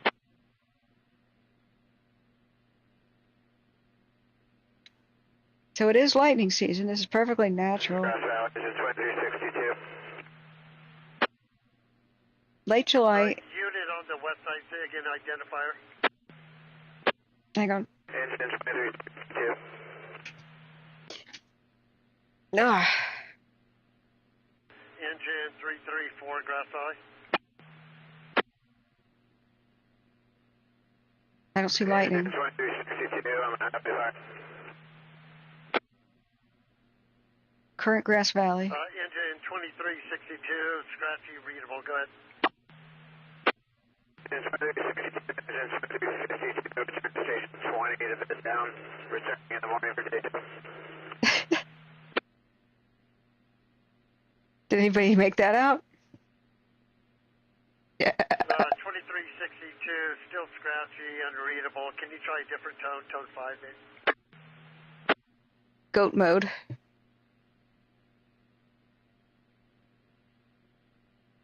Grass Valley, engine 2362, how do you copy? There we go. I got you loud and clear, go ahead. Engine 2362, engine 2352, returning to station 20 to bed down. We'll be back on the highway incident for day shift in the morning. Grass Valley copies 2134. County on 1214, 9798 on that. We're on our way back out of the evac zone. Donate. Oh my God. High divide. 2 and patrol 41. Quarters for Hill. Grass Valley copies 2134. That sure is flaring up good. All right, let's look at the other scary camera. Not that one. AMR 198 copies with you. AMR 192 copy code 2. Whoa. Whoa. Whoa. What the hell's going on here? Okay, by Eureka. Holy crap. That's not the scary one this is a new scary one. By your east of Eureka. This is a Hoopa Nation land. 2362, engine 2352, returning to station 20 for the evening. We'll be back on the highway incident for day shift. Yikes. I'm saying scary because look at that wind. So let's do a 1 hour time lapse. I wish these cameras would just lock infinite focus in the distance. Okay, let's see exactly where that one's looking. That's east of Fortuna, southeast of Eureka. I believe. Yeah, it's by the Mad River. Okay. That one's not huge like the other scary one up there. Let's take a look, though. All right, Eureka. Grass Valley Division 2303 off the highway incident. Switch to any local. All right. Okay, that's 03, Grass Valley copies 2136. pilot fire. Last updated 12 hours ago. Maybe it's not as big as I thought, but we don't have an updated acreage. It was 15 acres 12 hours ago. But did you see that wind? Unless they've got some super lines around it, which is not being reported, then that could potentially spread pretty crazy. Now let's look back at Oregon and the madness going on here. The lookout is frightening. It may be spilling over the Cascade Mountain Range to the northeast and east side of the Cascades. I mean, we kind of have confirmation of that happening. But we can't hear anything. Whenever we turned on the radio, we didn't hear anything. Wow. So that's current. Okay, so all right.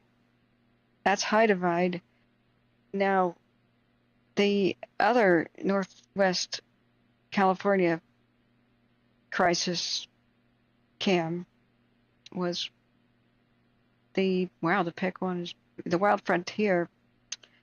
And that fire's coming closer and closer to the actual camera. And that spilled over the ridges. And this camera's located, what, east, no, west-northwest of the fire. So, just east of Crescent City is Prescott. So the Prescott fire is what can we, Prescott Lake, Prescott Mountain. Let's try to find out how close it is to the cam. All right, let's go with our heat detection stuff at Caltopo. At Flat Fires to north, far north. Oh my God, yeah, look at the satellites going insane. Grass Valley Engine 5. Wow. Hold on to your butts. Grass Valley Engine 5 released from the highway incident, returning to Station 5. All right, you can see Crescent City there for orientation. Engine 5, 2138. That's the head fire here to the right. Grass Valley Division 2303 available from the highway incident. Okay. Division 2303, 2138. Camera map. It's what we need the most. All right, that's we lost a bunch of the cams. The fire may have chewed through some Valley, fuel 34 in quarters. Donate. power lines or something. Grass Valley copy 2139. Okay, there's Gasquet. Now Gasquet is under what, level 1 evacuation? I wonder if they're going to change that, because the Wild Frontier, if I can just get Upper Coon Mountain. All right, then we'll find out exactly where this is. Upper Coon Mountain. Okay, back to Caltopo. Siskiyou County, right? No, Del Norte. Del Norte County, California. Boom. Okay, so this is the location of the cams. That's this little rattlesnake mountain. What the hell? What the hell? All right. Okay, let's cross-reference this again. When I zoomed in, it says Upper Coon Mountain. Lower Gordon by the Redwood Highway. Come on, Caltopo, get with it. Let's turn down shade of relief. There's Gasquet. Oh my God. Is it right here? Cold Spring Mountain. Gasquet. Sorry, anybody in chat oriented better than I am? I'm going to need some more blood sugar and go raid that pantry for some peppermint patties here. But that's blazing. That's okay. This is all margin of error, the squares, but there's heat detected in every single one of them. Within the past 6 hours is gray. Everything orange is a new big flare-up of heat. You know, the dots are like what was happening like probably 8 hours ago, right? So the fact that we've got the heat way up here, sometimes it's drifting smoke, but I don't think so. I think the fires are actually spreading rapidly based on what we're seeing on the cams. So I don't know why we can't find Upper Coon Mountain. Oh, did they rename it? See, that's this little rattlesnake. That's nothing to do with the price of tea in China here. Hey, good evening. Good evening.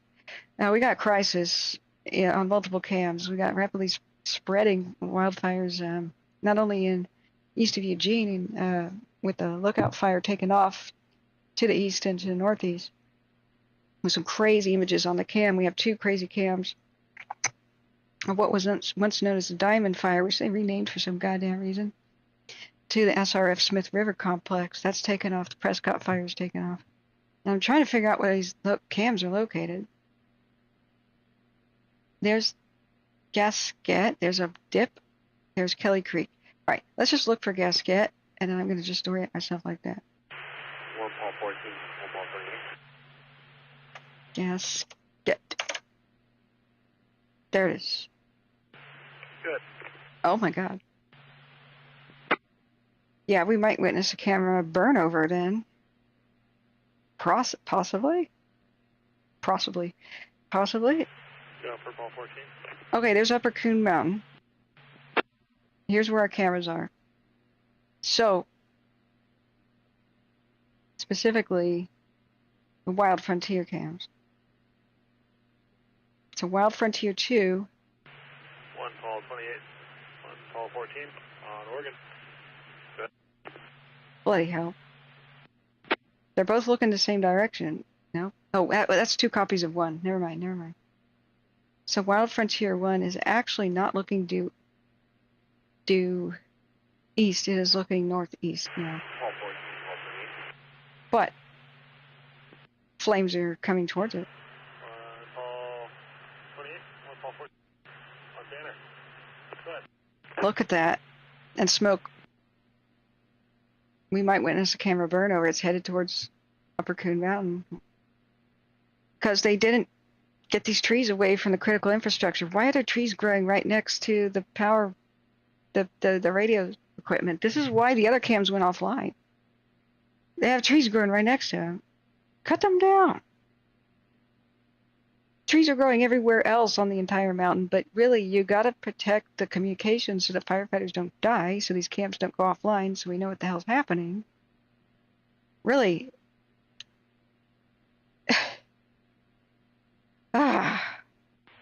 Medic 44 is in quarters. How do you save the rest of the forest if you can't see what's going on and the firefighters can't respond? Folsom Lake on Forcenet. Zone 5. Wow. Oh my God. Look at it earlier.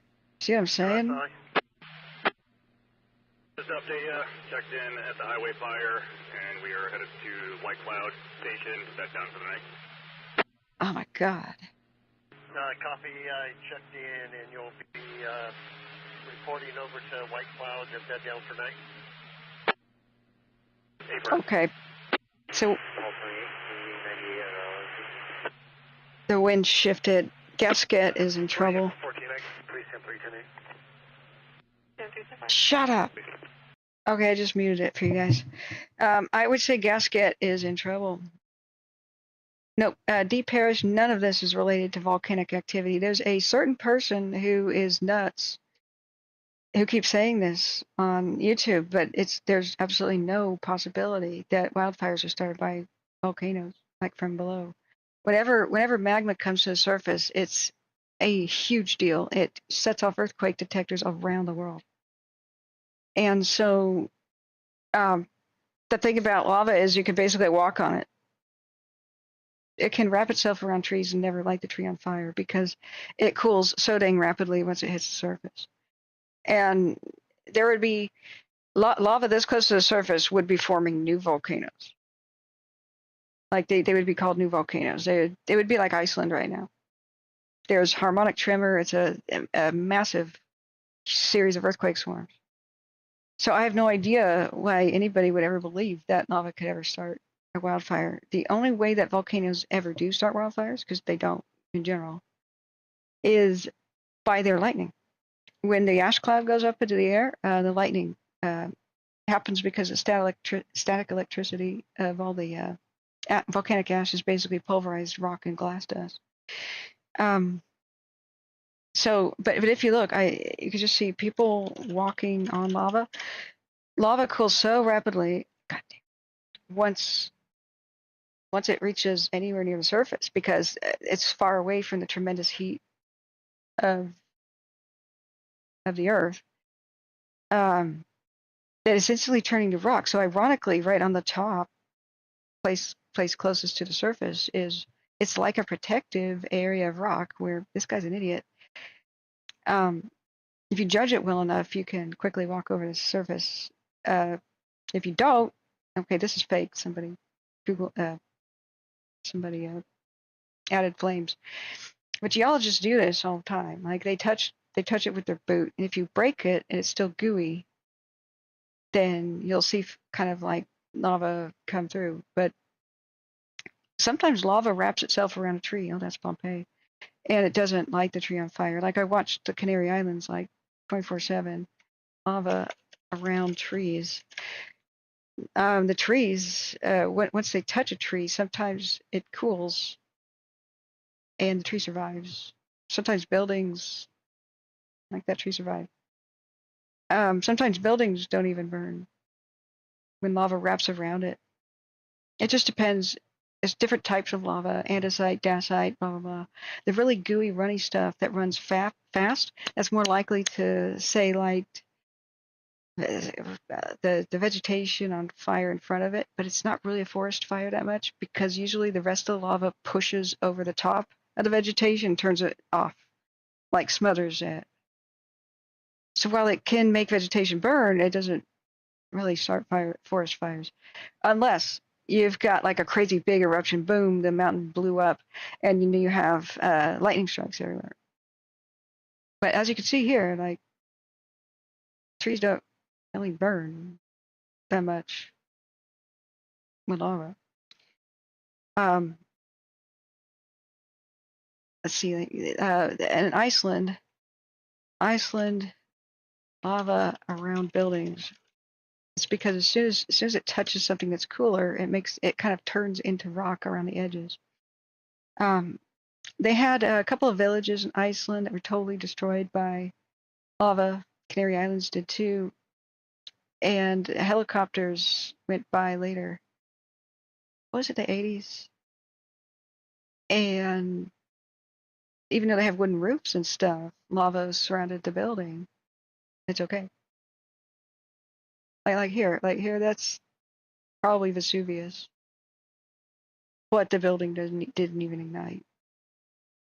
So the slower moving the lava, the more likely the buildings and trees and stuff are to survive. Because it moves so slowly that hot lava from the back of it is not refreshing the temperature. It's not keeping the temperature hot. So it depends on your type of eruption, but there's no way to hide or cover up magma making its way to the surface. It creates, there will be massive earthquakes. Like you get 6-pointers, you get 4-pointers, you get 5, you get 7-pointers. A 7.0 split apart the ground when a couple years ago when the Iceland eruptions first started, the recent ones. They don't, yeah, like here's a building. Well, that's concrete. That doesn't matter. I should say Iceland around lava around the town. Lava buried a town. So you got to think about fire. Fire needs oxygen. There's nothing underground. So even though there would be heat, nothing would occur. And where I've seen gold mines in California, like here's a town surrounded by lava and rained down pumice too. I've seen petrified forests preserved near Mount Lassen in underground mines for gold. And up above you on the ceiling are the roots reaching down, and there was lava that took out the trees from above, and it charcoalized. Like here. And you can tell it's hot lava, see? Come on, load picture. Anyway, I studied volcanology, so I was really fascinated by this. I wanted to be a volcanic photographer. That's a weird thing to want to be when you're a kid. But I hung out with volcanologists, and they told me all about it, and enough to scare the pants off of me. My two heroes, the Crafts, that was their last names. I forget their first names. They were a husband and wife team, and they used those silver suits, and they're on National Geographic and Discovery Channel all the time. They walked right up to lava and caught it in little cups. They did very close up photography. They died in a pyroclastic flow in Unzen, Japan, pushing their luck too far. And they always went out together because they knew they'd die that way if they rolled the dice enough times. But lava is really not that fiery. It's so strange to say that, unless it's the extremely fast-moving, runny stuff that is almost unique to Hawaii and a couple of tropical areas. The stuff in Iceland and in California, what dominates the Sierras, for example, that's andesite and dacite lava, the really explosive stuff. That's why the mountains tend to blow their tops off. St. Helens is the same deal, Mount Lassen. If Mount Hood ever goes off, they're really not going to be running Uzi stuff. They're just going to rip the mountaintop apart. So don't worry about lava stuff. The reason I go out of my way to explain this stuff is you can't defend yourself from some of the things that people believe, like say space lasers or shadow governments, bad entities, bad actors, weapons. But you can defend yourself from naturally occurring fires. So I go out of my way to teach people how to survive. And the reason why I have to call BS on those things is because it promotes a different climate of fear and inaction where people just stare and watch and think they're doomed.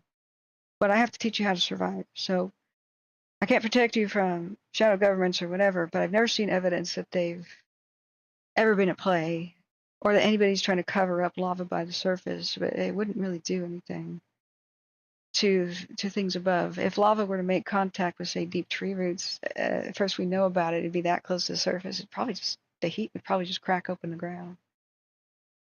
Like it can't be just under the surface without us knowing about it.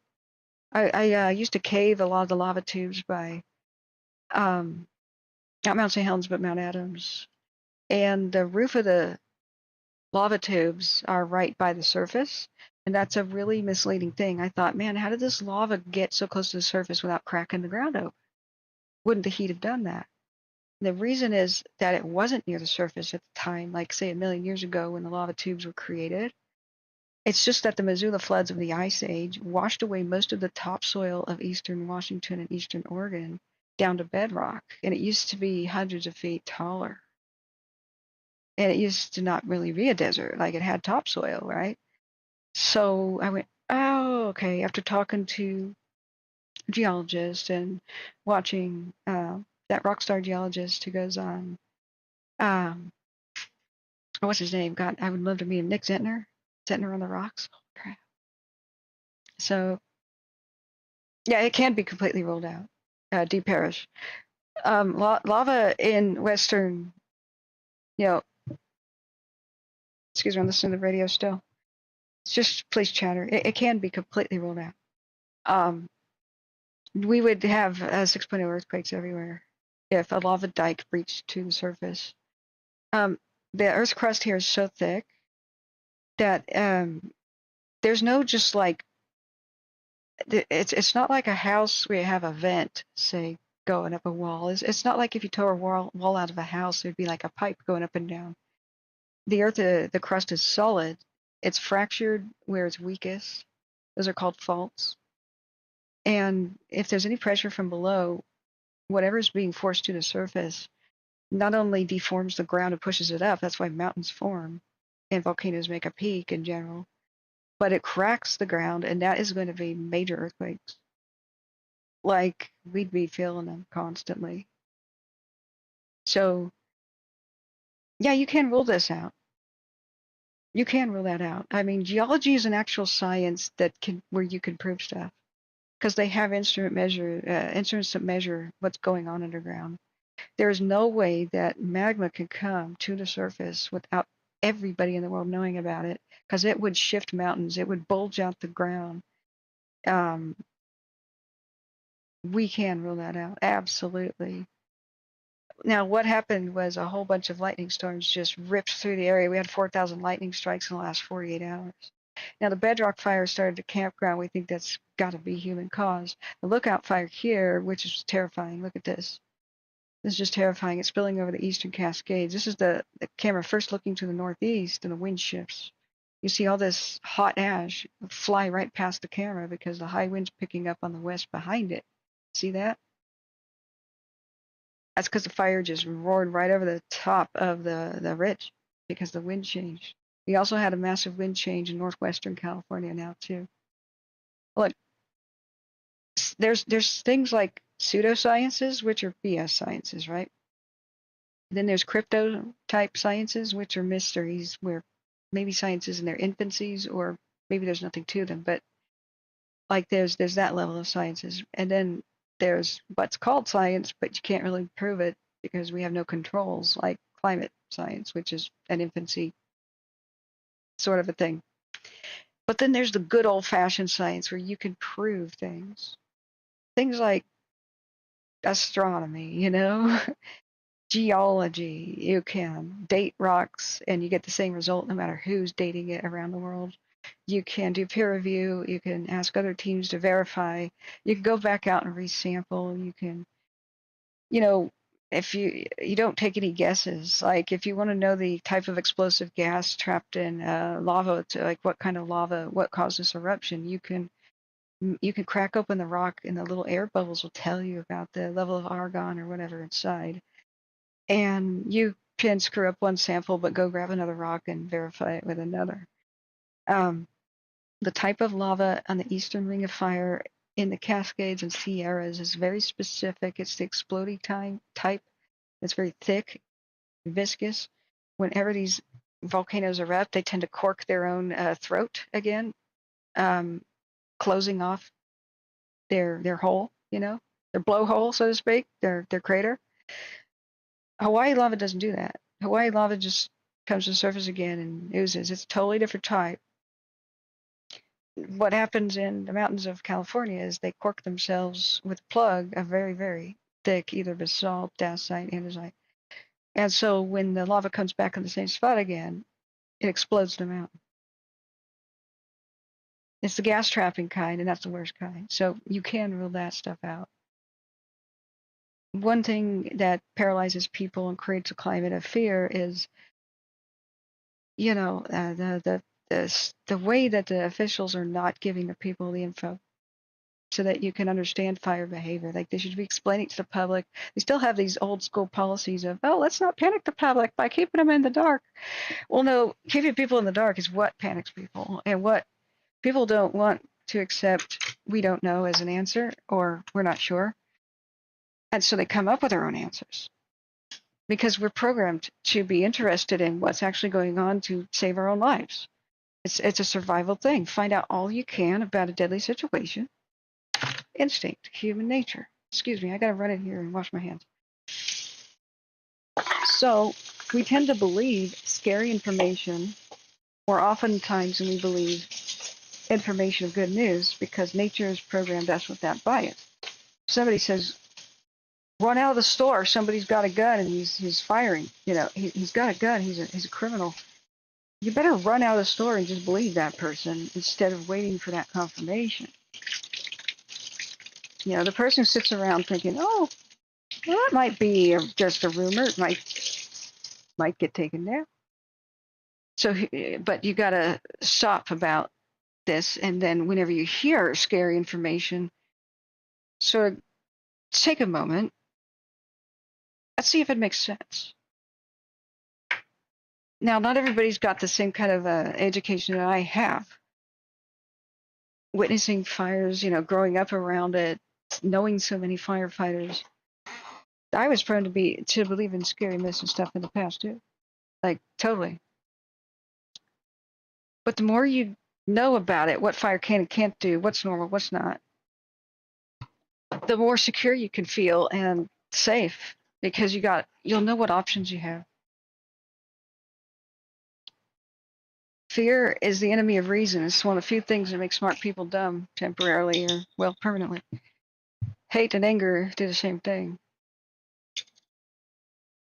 You got to stay calm in these situations, or your chances of making it are reduced. That's why I do not like fear mongers. You know what? It gets you clicks, it gets you subs. But the same person that says that lava might be possibly starting fires has caused massive problems for my channel, where I have to constantly explain that they don't. And then people argue and say that I'm a liar and stuff, because this person has like a cult following. And I get accused of being part of a shadow government, and once I was accused of being a lizard. Anyway, but fear sells. That's why I don't have as many subs, as I'm reassuring. That's not the kind of headline that sells. So there's a million. Well, that's okay. Mentioning that name is also forbidden here, because it just feeds the problem. People get curious and go over there. It's generally not polite to mention other streamers during a live stream. I mean, I'm not getting on your case or anything, because usually that's when you see about 20% of your viewers trample out to go look, see what everybody's talking about. I'll tell you what, one day somebody told me to go look at his stream. I didn't know it was a man or a woman, because I'm too busy to mostly look at other streamers when I'm doing this job, right? And somebody said, look, can you explain something that he just showed on a stream? So I took a look. And it was very explainable. Very explainable. So I got in the chat, but there's so many thousands of people in chat, like in the comment section, that I was like drowned out, right? But so what he was looking at, I just want to go over this real quick, and then we're going to go back at these fires. Is he completely freaked out one day with this thing, and I'm not going to go to it and show you an example of it, but I wasn't, because there is a perfectly easy explanation. Now, if you go to College of DuPage, wherever that, no, that's not the thing. He was excitable, like he may have been feeling authentic fear. I don't know if it's a show or if it's fake. I don't know. Like, I don't want to get in conflicts with other streamers. I don't care. They could do their own thing. I could do mine. But it's irritating that I have to constantly to go out of my way to say nobody should be fearing what he is afraid of. Where is it? College of DuPage. Darn it. I have it in one of these millions of tabs. Sorry, friends. It doesn't have a distinct tab thing.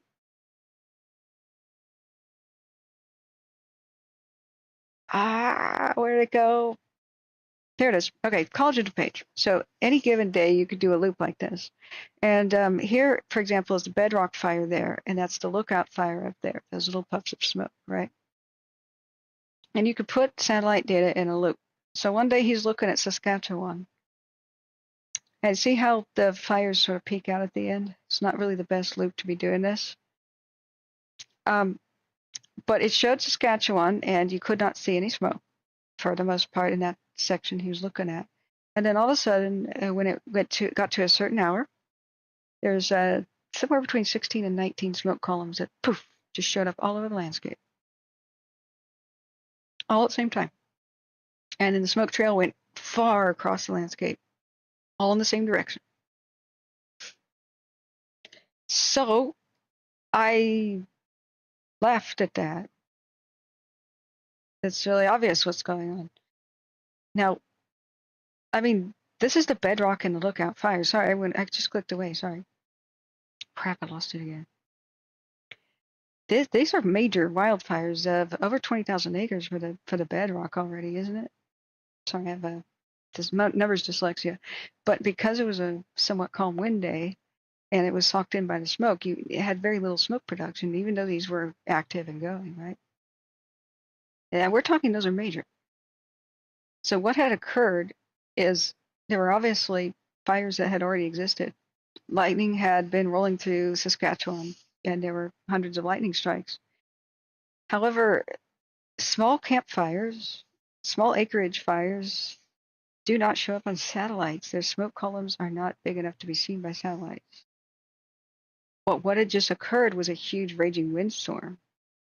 Just blew over the area, and so all of a sudden that made these small fires huge. It fanned them into big deals.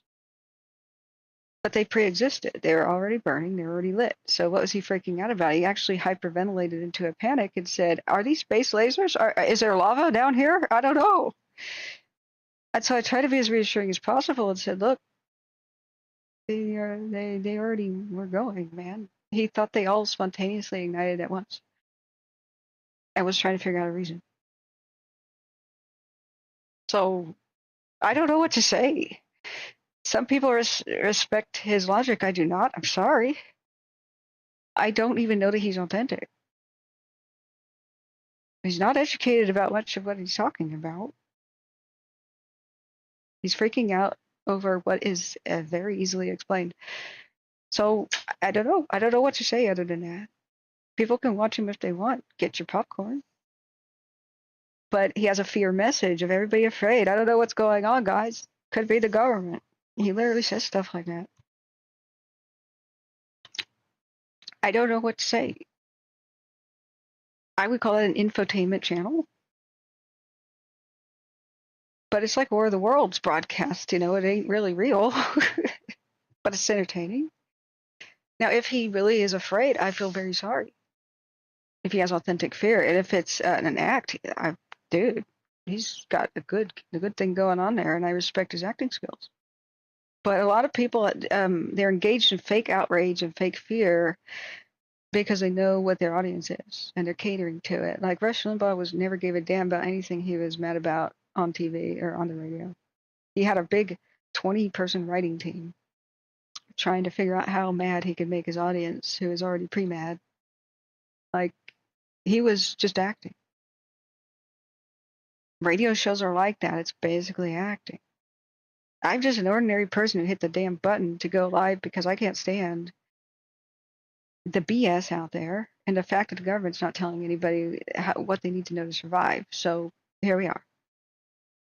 Now, back to the fires. I already wasted enough time. I don't care if you like it or not. But I don't like and respect people who go out of their way to make other people afraid. That sucks. I'm not down with it. The Bash Mode, hey, welcome, and thank you for your kind support. Got the PayPal donation. You're awesome. We have got enough to worry about without extra fears. That is not how you create a supportive environment. The reason I don't allow the discussion, like when we've got people who are evacuated, who are in chat, who are watching, who are anxious. I used to oftentimes go toe to toe and just anybody would share, you know, say a suspicious looking, like, do you think a plasma weapon could have done this? And I will absolutely look at it to see. And then put my 2 cents in. But the day I can't explain something, I will definitely explain to the public, I can't explain this, and I think something weird's going on. I'm open-minded. I don't say, hey, that's not a laser because I know that. It's because it has a perfectly natural explanation, or a person like may have done something. Now, the moment I know laser weapons exist, they're just pretty much defensive, and they're gigantic and expensive. And I do not think governments would ever spend $1 billion for what a $5 road flare could do anyway. Now, the day I get suspicious is not when a very fast-moving windstorm rips through an area and throws down power lines and erases a town. That's typical. That's what power companies do. They're evil. I think power companies are probably putting out a lot of this misinformation because it benefits them. Keeps the heat off of them. They can just keep killing people and keep operating, and they don't have to pay out victims, and nobody demands change. That's how my family friend died. PG&E killed him. They kept the lines energized during a Santa Ana type windstorm and killed him. If I still lived in that neighborhood, I would have probably been dead too. My brother almost died in paradise. It was PG&E again 1 year later. So I don't let them off the hook. But the moment that I can't explain something, I'll let you know. Like the day that a town gets erased, but it was damp, mild winds, that's when you should start thinking something weird's going on. Or like no wind. Or like snow everywhere. You know what I'm saying? Now, we might see this camera get burned over. This is getting pretty close to it. We're going to check satellites again. We got some serious situations happening. But when I used to go toe-to-toe and examine, I thought it was fun. You know, people would show me a weird photograph to say, explain this, and I would try to if I could, or look up information, right? Bridges on fire, like asphalt on fire. Well, that one was easy. Basically, it was an old wooden bridge that somebody paved over the top with asphalt because they really probably cheated the government on the whole road maintenance thing. So the wood underneath was on fire, and so the asphalt was bubbling on the top and starting to catch flame. But it's good. It's good to have an open mind and look at mysterious stuff and try to find out what's going on. Twisted and crumpled up high tension power lines next to ones that were perfectly okay. Well, it was actually a fire tornado that did the other damage. They're scary as hell. Well, as I did this, I warned more of the people in the chat said, just please stop.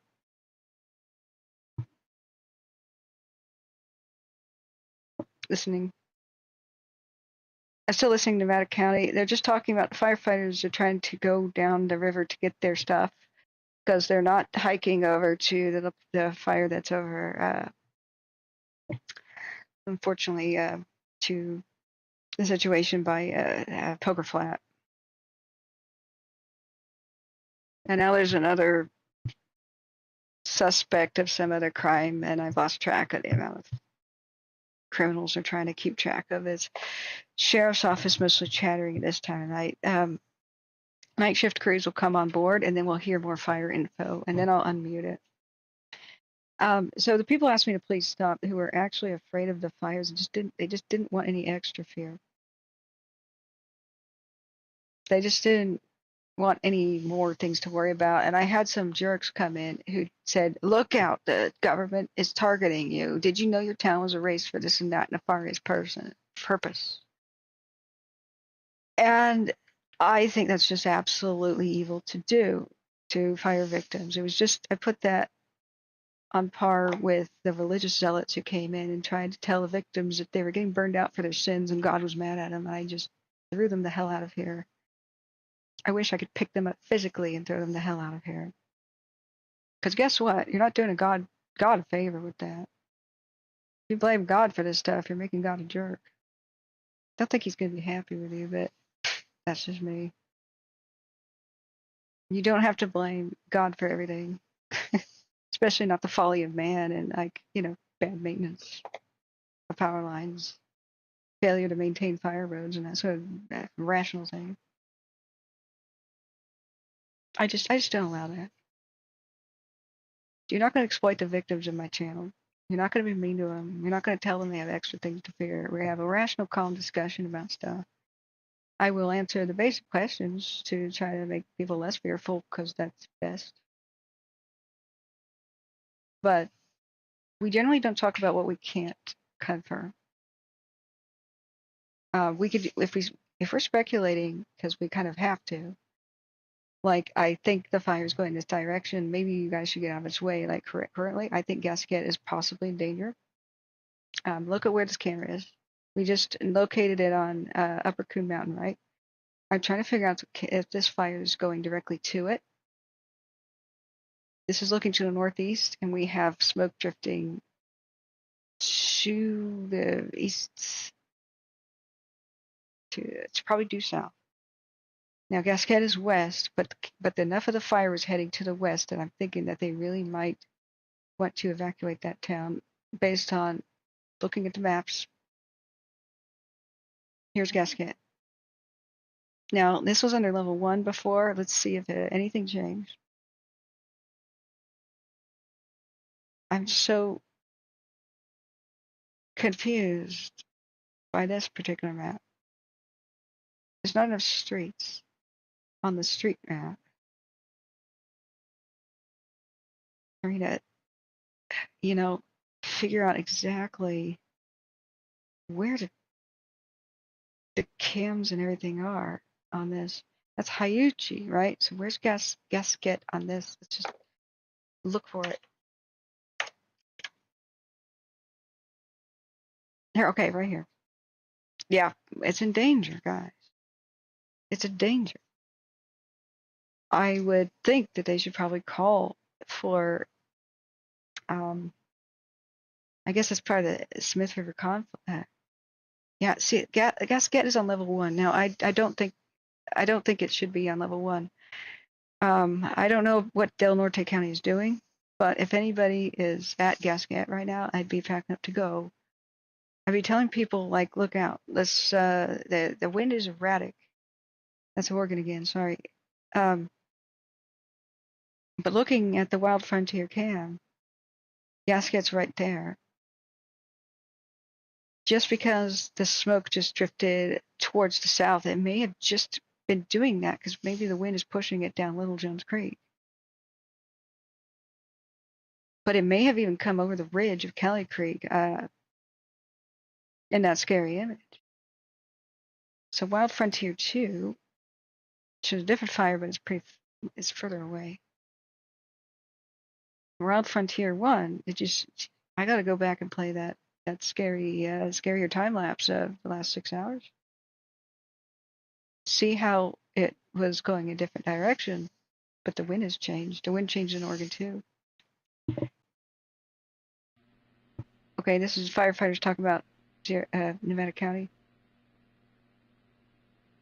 I just unmuted it. That's a wind tunnel, that drainage. This is moving fast. See this? That could be Kelly Creek right there in front of us. I don't know. All right, nobody's responding, but hopefully they'll talk in a second.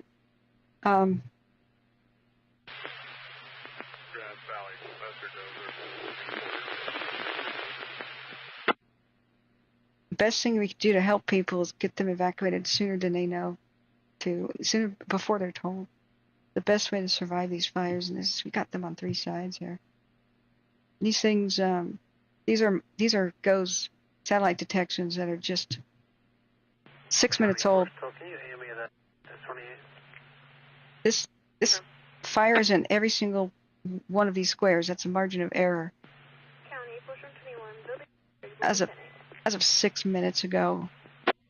So Kelly Creek, I think, it's already in it. So I have no idea why Gasquet is not under level 3 evacuation right now. If you know anybody out there, tell them right now. Just look out the window for one thing and just start getting people out. They are in danger. This isn't the world's biggest town, but there's mobile home parks and stuff here, probably people with mobility issues, and I know how damn long it takes to drive in this region. It's just forever. Yeah, I know it's under B rate. That's ridiculous. Thanks, Wrath, and thanks for the pats on the heads. But yes, I need to get back to the fires. I just can't. I hope you understand my position. I try to be the facts-only resource because I don't see anybody else doing it. There's plenty of others that are infotainment and mix of their own opinions and their own theories. Somebody's got to do this. I apologize that sometimes I make it like Catherine's World. I wanted to have a variety show where we discussed all kinds of topics, philosophy, everything. And I lapse into that because that's what I wanted to do originally with YouTube. I wanted to show people the world of animals and nature and people's jobs, and I'd like to be a lot more calm. I'd like to be like Mr. Rogers, but I'm under extreme stress right now. I have friends on their deathbeds that I'm not with right now. I just can't be that calm. I'm having PTSD type flashbacks about Paradise, about some of these towns. With the height of that, just came all back. I had to pick myself off the floor because the question earlier was, did I cover Lahaina? Yeah, I did, live. And I knew that it was a mass death event. I didn't want to believe it. But JB confirmed my fears when I said, do you think people died there?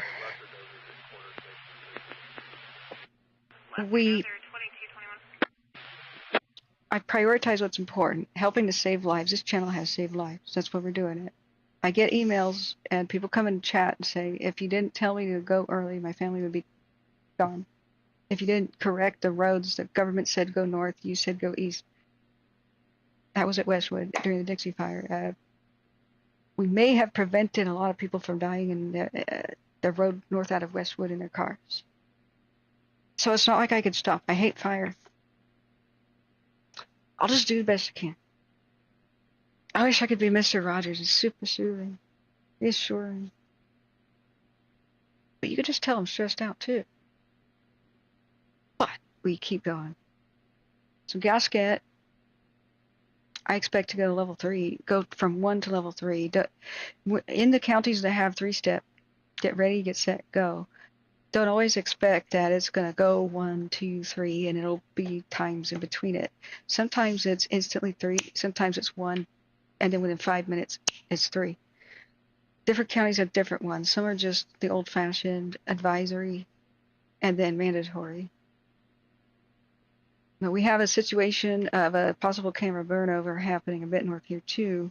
We're going to look at Oregon. We're going to look back at, because Oregon's in the middle of a crisis here too.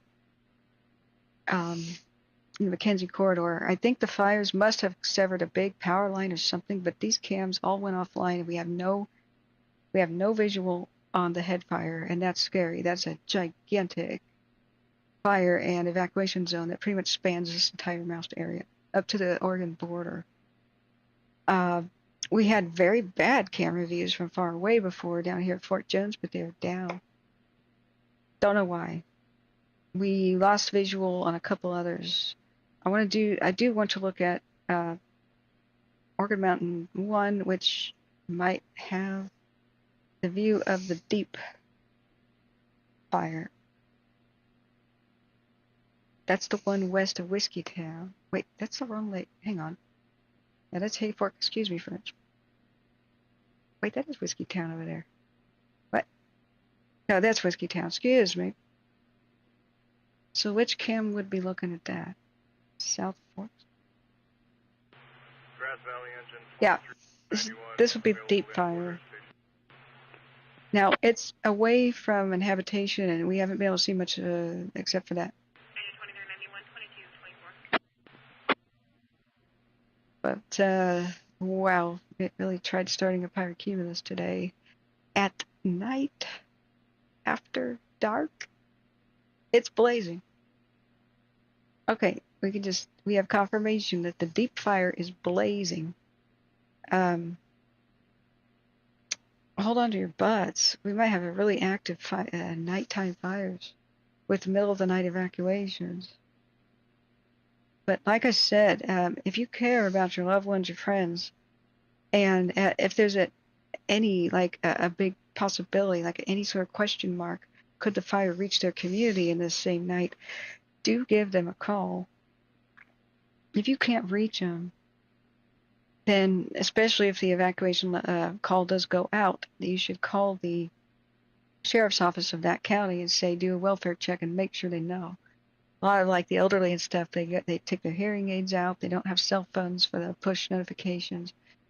A lot of times these fires, they won't have reverse 911 calls or anything on the TV. These fires, just like we lost a bunch of the cameras, they'll just take out the phone lines as they spread rapidly, and there is no reverse 911 call. It's door-to-door only.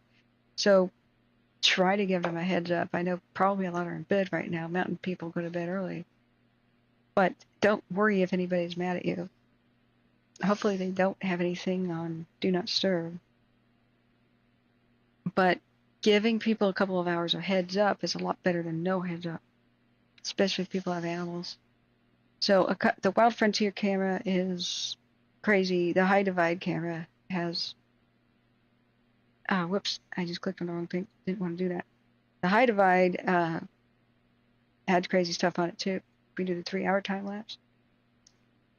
You can see the wind pick up, and all of a sudden it spreads rapidly towards the High Divide camera as it just marches over that ridge. Just look at the wind. It's erratic, different directions. Whatever towns are not burned up tonight near these fires is because of luck. You just can't predict what these winds are doing right now. They're shifting right in front of our eyes. And plus, the nature of this terrain, where there's all these drainages and canyons, they're all wind tunnels.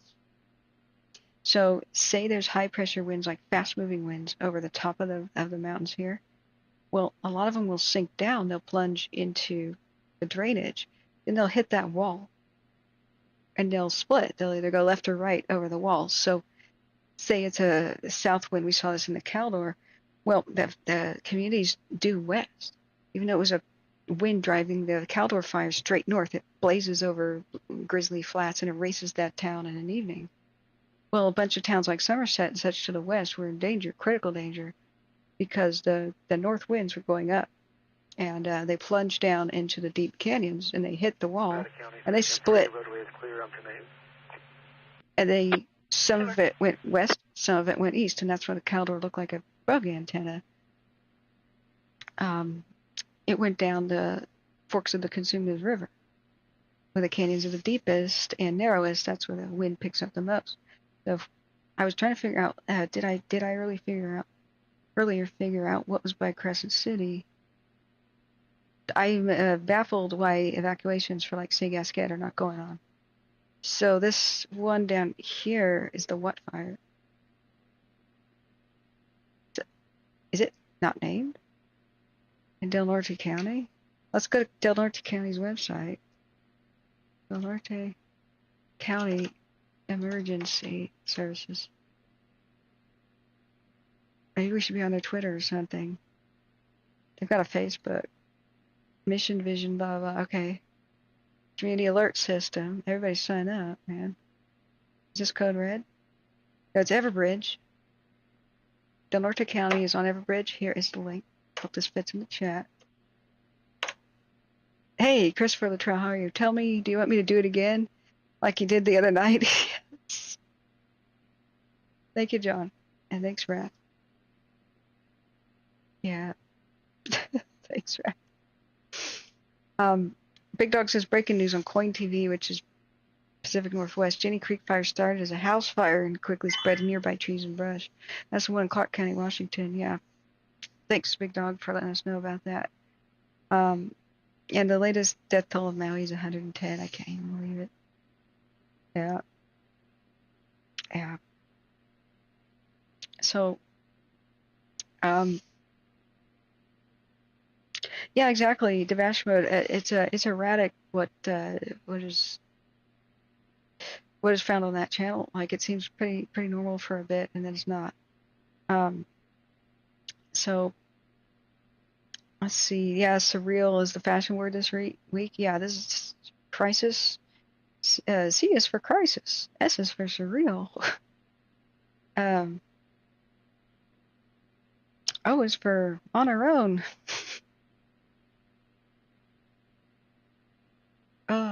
So this is what's going on with the current lookout fire in Oregon. We're going to look at that continuously too. Just nightmare. Now the majority, since this is a sheer cliff face right here, the majority of the homes and businesses and such and historical things are down here next to the highway and the river. But the camera from the opposite side here, to give you guys some orientation, the fire spilled over the ridge, and now it's spreading like crazy to the northeast. Now there's it could burn. It's got huge ready to go fuels in the Cascades, but you see where that north-south road is, where the camera is right here. This is like a lava highway just up and down here. I drove it, and there's just mostly lava out your window. It happened thousands of years ago, but it looks like it happened yesterday, and there's like almost no vegetation. So they could, like where this presumable white patch and stuff is, it's kind of eerie. But unfortunately, everywhere up here can still burn where the actual mountains are, and it's old growth, and it's a crying shame. Like, this is awful. This is an environmental catastrophe. We do have the heat signatures. Here it is for Oregon here. All over the place. Whatever containment lines they had in the northeast are gone. Completely gone. So we've got to watch that situation, see if new evacuation orders are given, but there's not a lot of people that live out there. So I wouldn't think so. Doesn't look any different. Oh, we have a 3-hour ago video. Evacuation info and resources. Alright, yes, we're going to watch it. Alright, let me fix. I'm sorry, this might be extremely loud. Let me pull this down. Experiment.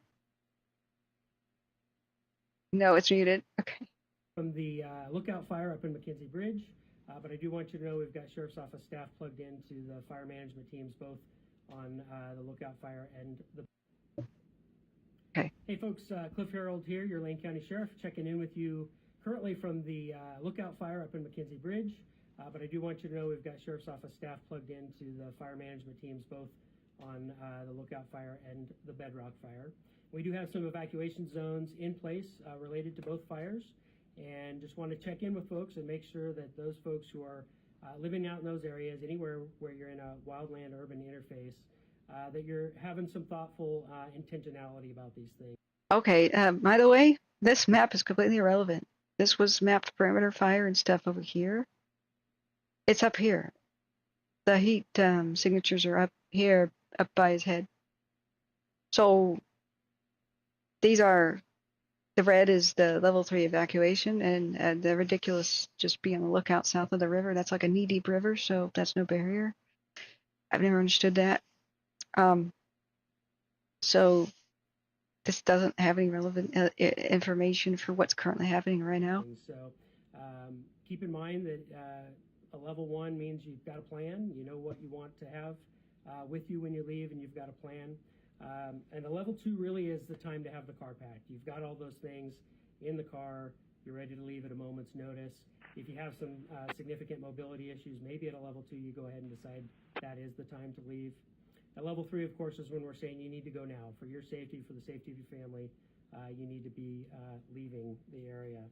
So a couple of tips for making sure you're ready. We're using the 6 Ps: people and pets, your prescriptions, your papers, phone numbers, important documents, pictures and other irreplaceable memorabilia, a personal computer maybe, and plastic, meaning your debit card or your credit card. So make sure you've got a plan, make sure you're ready to implement your plan, make sure you're paying attention to those evacuation levels. We are in communication throughout the day with the fire team so that we can have the very best information to implement those. And with respect to evacuation levels, don't forget to sign up for your emergency alerts. And you can do that at www.lanealerts.org. www.lanealerts.org. Take a look at the county's website, lanecounty.org. It's got all of this information on it. There's a yellow banner at the top of there with lots of information. We'll be present at the community meeting, both community meetings for both fires tomorrow night. Come up and talk to us afterwards if you like. Just really want to say thanks to the community. You all have responded to these adverse circumstances really, really well. Thanks to the fire folks from both Wildland and the State Fire Marshal's Office, who has brought in the task forces to keep our residents and structures safe. And keep looking out for each other, and keep your eyes and ears on the news as these events continue to progress. Thanks. Okay, I'm going to contradict him in a way I hope he likes. I totally disagree about what to do with the various evacuation orders in a good way. I hope he likes what I'm about to say. Level 1 is not the time to just kind of be aware. Level 1 is when you do the packing. That's when you should be doing it. And don't ever assume you're going to have the luxury of a level 2 called, and that's when you should start. So that's when you've got all your ducks in a row. You get out the staple gun, you prepare your house, you take the fine mesh screens. Because this is what happened. Look, this is what's happening now, right? That's still level 1, just south of the river. You think that the wind couldn't like pick up in a major way with these crazy ass thunderstorms that just rolled through? Like, this was a really, for most of the day, an island of calm, just out of luck. Over by Bend, there were 50-mile-an-hour wind gusts today that we just saw with multiple lightning strikes. And the only reason there isn't a brand new mega fire down there is there was rain. Now, what if it was a little bit drier, but there was 55-mile-an-hour wind gusts today? These communities could have been erased in 3 hours. You have a mega fire above you, drainage is pointing down at your town. That's called looking down the barrel of the gun. I am not using this as a weird, like, oh, you know, that sounds great on television. I want people to know how to realize your community is in danger. Look, what is your community looking down the barrel of a gun? That is a fire above you in elevation, and do any creeks, or even if they're dry or not, or drainages or ravines point at your community? Because if the wind pushes the fire down that slope, it funnels it. It's the wind tunnel effect. It pushes it at high speeds. There's no way to defend, no matter how good your fire lines are. So look at the community of McKenzie Bridge. Right here. Let's turn on the structures. They are looking down the barrel of a gun. Structures are in orange. We just see this repeat. It's just a geographical reality. You can't stop a megafire swooping down. It became a megafire and a pyrocumulus mushroom cloud developed the other night. That's when it breached these containment lines. So it's a ridiculous that anybody would think that this knee-deep river would save you or your town. And just to have them on alert and everybody else mandatory north of the river, it makes no sense, honestly. But everybody down here should have their bags absolutely packed and ready to go. Now, if you get the luxury of a level 2, if you do, that's when you should be telling people around you, get in the car and checking on your neighbor and making a few phone calls and saying, well, Sally, Mom, Dad, brother, uncle, I'm coming. Heavy's burning interior back at camp to bed down. Okay, we're still listening to Maddox County. We're going to check on that in a sec. That is when you should be making some calls, and you should be. Copies. If anything comes up during the night, we will be staffed. Good. Okay, let's look back at Grass Valley real quick. Excuse me, Nevada County. Good night, 2238. Good night.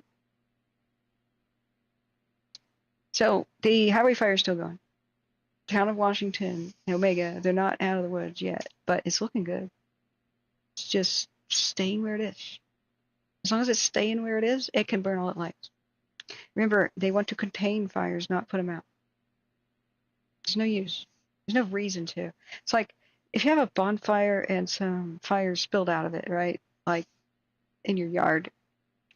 If you pushed that stuff back into it with a rake, or if you put it out with a bucket around the bonfire, but the rest was staying within its lane, you could just wait the entire night and let it burn out. You don't necessarily have to bucket chain to put it out if it's back within its boundaries, right? So they put retardant all around it. Ground crews are putting hose and doing their thing around it now. So let it burn itself out in the interior. That's fine. It could burn. Don't be concerned. Don't trouble yourself all night thinking you've got to see it disappear. They're even talking about fighting it tomorrow. They're even talking about fighting it tomorrow. They don't expect it to go out tonight. They just want it to stay within its lane, right where it is. So we'll continuously check on it, but don't fret about it, right? Now, back to the super serious looking down the barrel of a gun thing. I want to teach people how to recognize their own community's danger because, damn it, the government ain't telling you, are they? How to recognize danger. If you look at Greenville, you look at Paradise and many others. I mean, with Paradise, it was a really bizarre thing, but similar. Okay, it was extreme long-range spotting. But you look at high windswept plateaus, you are in serious danger, just like Sierra Tahoe when it burned down with the Caldor, just like with Paradise. Is a fire above you like it was at Greenville, or like in the Bear Claremont fire? And I mean elevation. Now, the fire does not have to be right next to you. Like, this is so close to people, they just look out their window and they probably don't even need to turn a porch light on. It's probably illuminated by the giant fire in the mountains. Like, there's a giant red glow in this entire area. I've kind of had an itch to kind of go and look at it and film this. I could be there in 3 hours. I kind of have a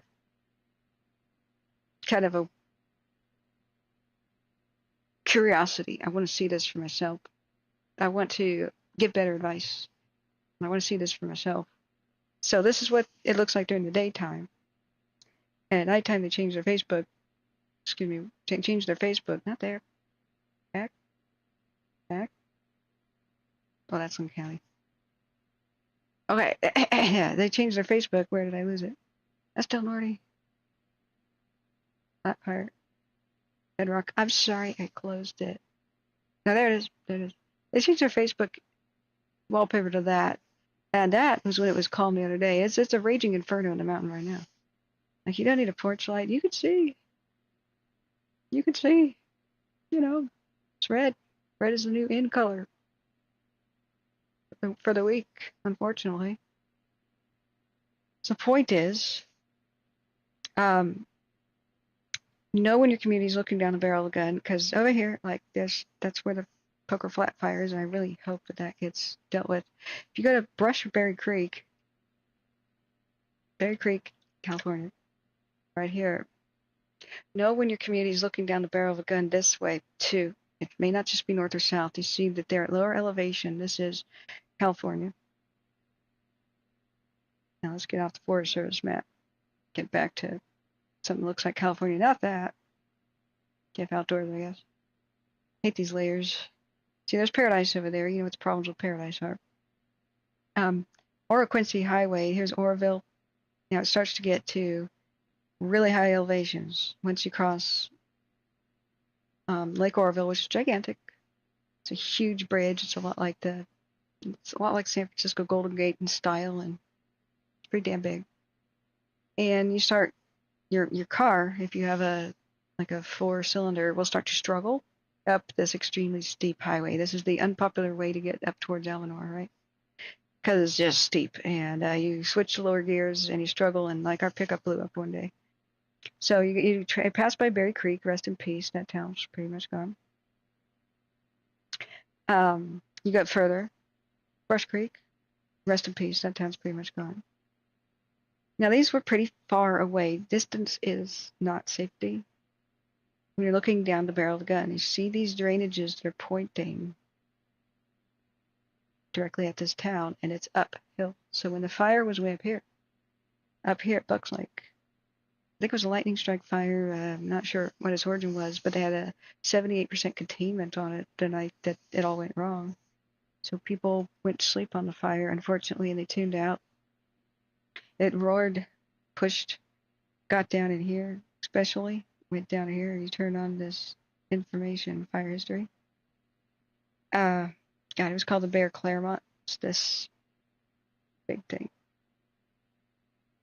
It's hard to even find it. There's so many layers of fire in here.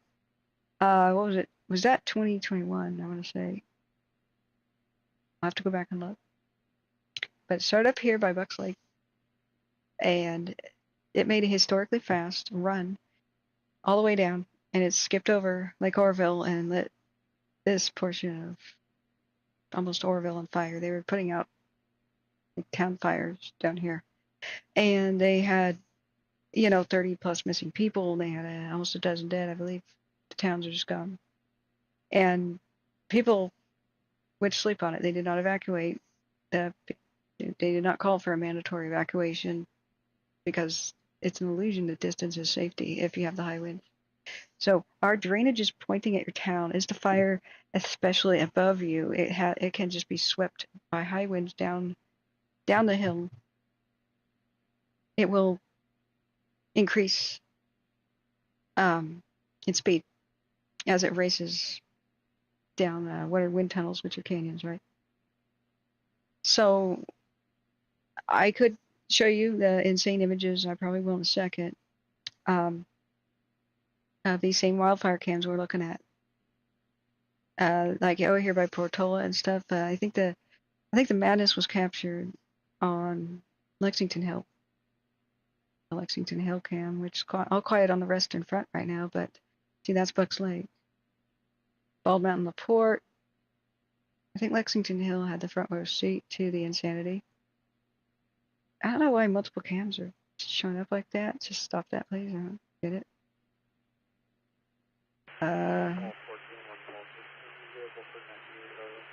Turn off, please. Sorry. I just want my Lexington Hill, thank you. For the God's sake. Okay, refresh. Lexington Hill. What's it looking like? Okay, for God's sake. They're doing a panorama. I don't care about it anymore. But it ran down with record speed. I think it did. It broke all the speed records for California fires, perhaps world fires, just rushing down there. So a lot of people, there was heartbreaking voicemails from the last time they ever heard of them alive, saying, oh, we had our cars packed and stuff, and we didn't evacuate because we just saw the containment level went to 78%. Containment level is 0. Consider it 0. If it's in rugged terrain, steep terrain, high altitude, not that many access roads, high winds, red flag, heat of summer, Santa Ana wind season, these situations, consider containment 0. That's why I don't ever really like read the statistics. I don't run around saying, oh, containment is this and this. Never confuse containment level with your level of safety. That's their progress towards making you safe. That can be undone and erased. Like if they, like for example, this lookout fire here, they don't have any control over the insane northeast run that it's making right now. I think we can safely say it's running to the northeast and to the east because the west winds are pushing it. Go back to the Smith cam. This is now looking in the correct direction. When we started the time lapse in 3 hours, it's looking the other direction. Now it's looking northeast. Watch. It pivots back around. The fire pours over the ridge. It's out of control. And these aren't even super high winds. Something from the Pacific is pushing it, coming off from the west, but just recognize the safety, your danger, your level of danger. What they should be telling you is the same stuff I'm telling you now. What is the worst case scenario? And if those thunderstorms had come over, that would have happened. And did they tell the public that? So far, it looks like no. We've got these cutesy little, when should you pack your bags thing, but not when should you really fear for your property being affected by this fire, for it to come on your doorstep. When should you really, what conditions in the atmosphere, the weather, or if it jumps a line, in which one of these scenarios should you start to become very, very concerned? Every worst case scenario has a set of steps on the way to it. So I kind of went down on my other broadcast what they would be in order to erase these towns and for this fire to become a massive thing out of control, right? So you can count, you think about it this way, you can count of how many steps have already been checked off, how many boxes have already been checked off, how few there are before all hell breaks loose. So what's the worst case scenario? We have an extremely hot and dry, unusual Pacific Northwest summer, which, well, that's called El Nino. Well, yeah, that's already in place. We don't have any, we have red flag, we have winds from the east that are from the deserts, extremely low humidity, like desert level humidity of 18%. That's extremely bad. And wind, that's extremely bad. You can see plumes on my radar in classic radar mode. Oh, that's cool. Okay, I'll check that out in a sec. Did I miss something? I want to make sure I didn't miss something. Hey, Josh, how are you? Welcome back, Batman. Okay, I'm sorry, you had a little discussion. I want to make sure I didn't get past it. Josh says the open source Google Doc has the missing at 1,072. Well, they had thousands of people missing. I think it was originally 3,000 during Paradise, and they narrowed it down to 85 that died. But I am absolutely sure they never did find all the victims. It was crematorium temperatures, and they were looking for teeth. And as soon as the flash floods hit, they were washed away, and that was the end of the body search, not really because there weren't people to be found. The people that weren't there officially or were visiting, or, you know, there's a lot of unofficial house guest type stuff where the economy is so damn bad. People were living with their parents and people were living with their friends, and they would put trailers in the backyards and make little backyard cabins without registering them with the county, you know, like little tough sheds, and turn them into something you could live in. They call them mother-in-law cottages, but they didn't get permits, and so, like, you know, it was on the down low. I've met a lot of people who said, I never got any compensation for everything I lost in that fire because I couldn't prove I lived there because I was living there on the down low. You know, so they'll never figure out the exact death toll. Bones were turned to ash. So when they were looking for victims, especially the ones who ran out on foot, they were looking for things like the metal of watches, wristbands, and then if you find in the middle of the ash pile a zipper, some buttons maybe, and then you look at the shoes, and like the eyelets for the shoelaces are usually metal. Then I can tell you a person was there, especially if near the top of the pile there were some earrings. Okay, but the teeth were so fragile after that kind of heat that if somebody tread on them, they would just pop like popcorn into ash. So as soon as the flash floods hit and that stuff got washed away, like I was there during the mudslides and tried to film and was turned away. It was torrential rain. So 85 plus. I mean, they had originally like 3,000 missing, but they did locate supposedly everybody that they said. But I don't think there's a cover-up necessarily. I think that a lot of missing people that just went missing around November of 2018, probably up there in Paradise.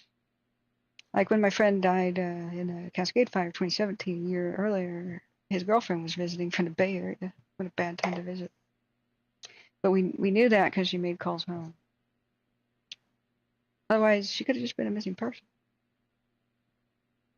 So I don't know how deep they looked into that sort of thing and try to connect the dots between the missing and people they may have known in Paradise. People passing through, blah, blah, blah. There's a lot of homeless all over the California, too, that just live in the canyons. And there's probably homeless people camping down by the flumes, and that's where the fire first struck. You never know.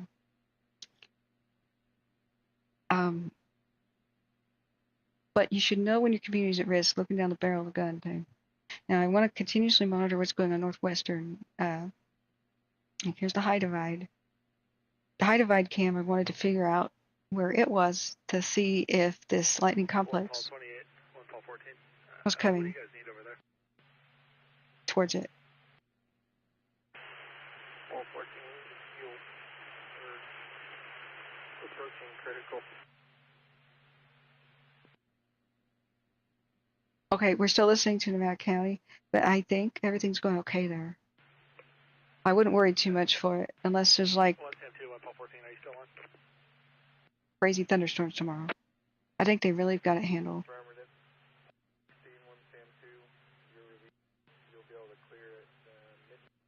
But what we're looking at is not handled. Sorry, I got to turn that volume back up for you. That was low for me too, so you didn't miss anything. I couldn't make out what that was. But they're talking about, fuel levels for the night shift, and do you need to get, come refill the fire trucks with fuel. So if you are like nervously biting your fingernails off with what's going on in Nevada County, you can go ahead and sleep. County 1.9 TLB 10 good night. Don't. Assuming you evacuated and did the right thing there. This is its current level of intensity. It's pretty low. Same view that we had earlier that was really scary. Unless there's some rolling thunderstorms that come in tomorrow with some massive winds, I do not think that this fire will be much of a problem based on all the information we've gathered right now. Now, I think we have a massive problem in Northwest California. We have a massive problem in Central Oregon. Well, Central Oregon Cascades. So,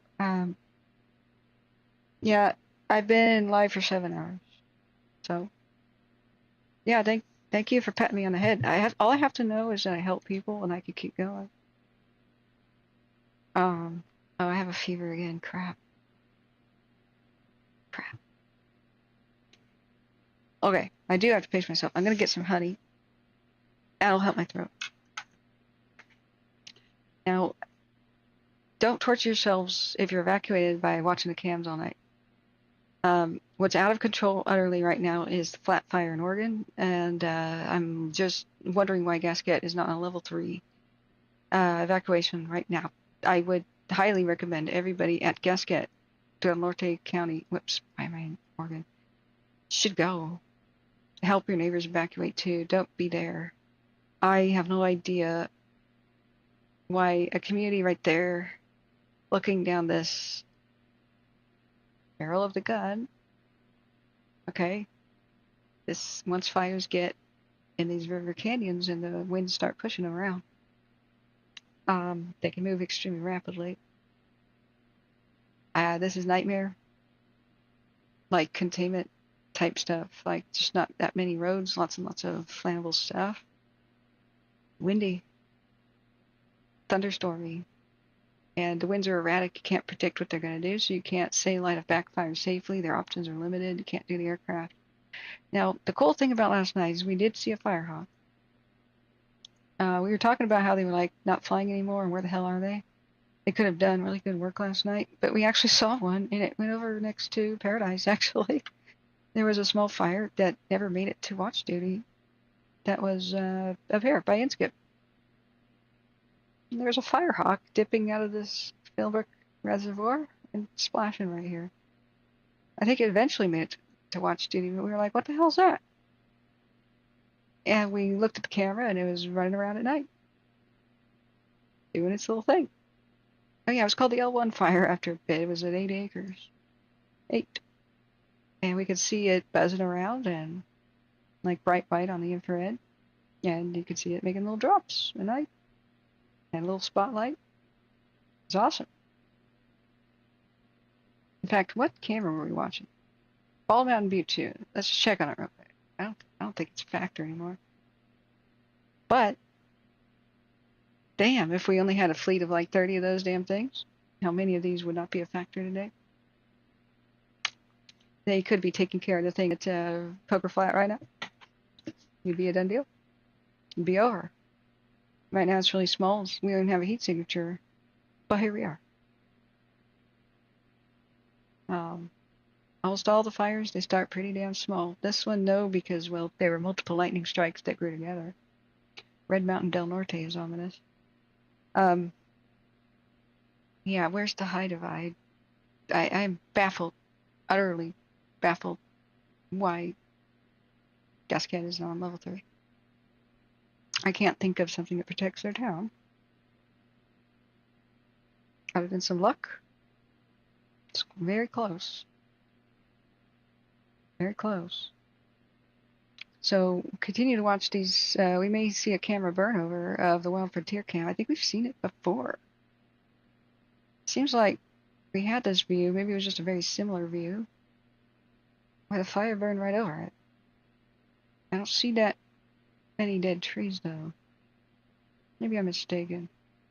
But it's ridiculously stupid to have all these dead, all these trees in general next to these antennas. Because this is the firefighting communication equipment. This is the radio stations that are going to tell people to evacuate. Can't have them burn up. Whenever the smoke's coming towards the camera, you know the fire is too. And it looks like it kind of is. Right now, since this is looking northeast, I think that the fire just crested. And this is over in the Kelly Creek drainage. Very close to Gasquet. Very close. Very close. On Paul 18, Nevada County, I sent you a missing persons report, event. Gasquet's right there. So our cameras are on Upper Coon Mountain. 10-4. Right here. And there's a shelter. Wow, I guess it snows for people who are hikers and stuff. The French Hill Road. One answer is like, what's Del Norte? That's right. We were looking at Del Norte County, trying to figure out what are they doing. 6 minutes ago, we had an update. 4 Sam 3, Nevada County. Can you review event 238? Okay. How do I click on this? It says 39 minutes ago this post happened, but 6 minutes ago it was it shared by Del Norte County? Yeah, it was by the. By the 6 rivers. Okay. 1 hour ago, there are currently 13 fires in the Smith River complex in Del Norte County, 3 of which have been fully contained. The remaining 10 are estimated to be over 1,500 acres. Those include the Holiday, Kelly, Prescott, Diamond, and the smallers. Firefighters are facing challenges due to extreme weather conditions and rugged terrain. During these emerging incidences, firefighter safety remains a top priority. As it should. Overnight, an infrared flight will occur, weather permitting. I don't know about that one, but to provide a more accurate assessment of the size. California Interagency Incident Management Team 15 will be briefing at noon on 17th, and will assume command immediately. You be in briefing. That's not going to be something the public can watch, probably. Evacuations, blah, blah, everything is the same. Now, the big lesson that I was ranting about here, for a good reason, about the flat fire, the lookout fire, was 6 o'clock approached, and it looked like the fire was going to breach the lines, the one in Oregon. It's gone completely out of control now. Because it was a pyrocumulus, it was a mushroom cloud, it was mega. I really didn't think that one dirt road could hold it on the ridge. I don't think anybody should have thought that. Nevertheless, the writing was on the wall, but it seems like the old policies are, you can only evacuate, first you put, the fire reaches A, so you evacuate B, and you put C on notice. And only if the fire reaches B can you evacuate C, and that's when you put D on notice. It's like they had a policy, or maybe it's bureaucratic red tape nightmare that they can't do anything about, where until it crossed that line, they couldn't evacuate anybody. But you need to think about the public. Everybody goes to bed at like 8, 9 o'clock in the mountains. If there's any possibility that you might have a level 3, go now. You need to tell people that before they go to bed.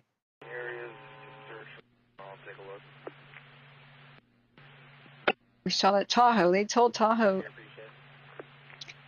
25,000 people. We on the channel told everybody in Tahoe evacuate early. We got at least 3,000 people to go early, but maybe more. It was up in the air. It's hard to say. That was the chaos day when we had 28,000 people in chat. It's nuts. We got Tahoe to evacuate throughout all the day before and then into the night before, because we knew there was nothing to stop the counter fire once it crossed here at Tahoe. None of the lines were complete, and none of them were going to be complete in order to save the town. It was now above the town on Echo Summit. It was roaring towards it. Once it got to Echo Summit, it would rain down fire on Tahoe and obliterate it if the wind blew that way. And only by the grace of God did it not. We almost lost all of South Lake Tahoe. It was just, the wind shifted slightly, but it did blow all the way to the Nevada border. So, 6 p.m. that day, even though Sierra Tahoe is burned down, the plateau that's right next to it, and there's nothing stopping the fire. They don't tell that, honestly, to the public. Somebody asks, at the 6 o'clock public meeting and said, are we going to have to evacuate Tahoe? He goes, not this time. And I choked on my drink and said, what the hell? What? Little did I know, like, literally, while they were on the stage, somebody was making phone calls to Sacramento because somebody in Sacramento had to approve the evacuation thing, right? So they didn't get the tap on the shoulder on the stage, which I really wished it did.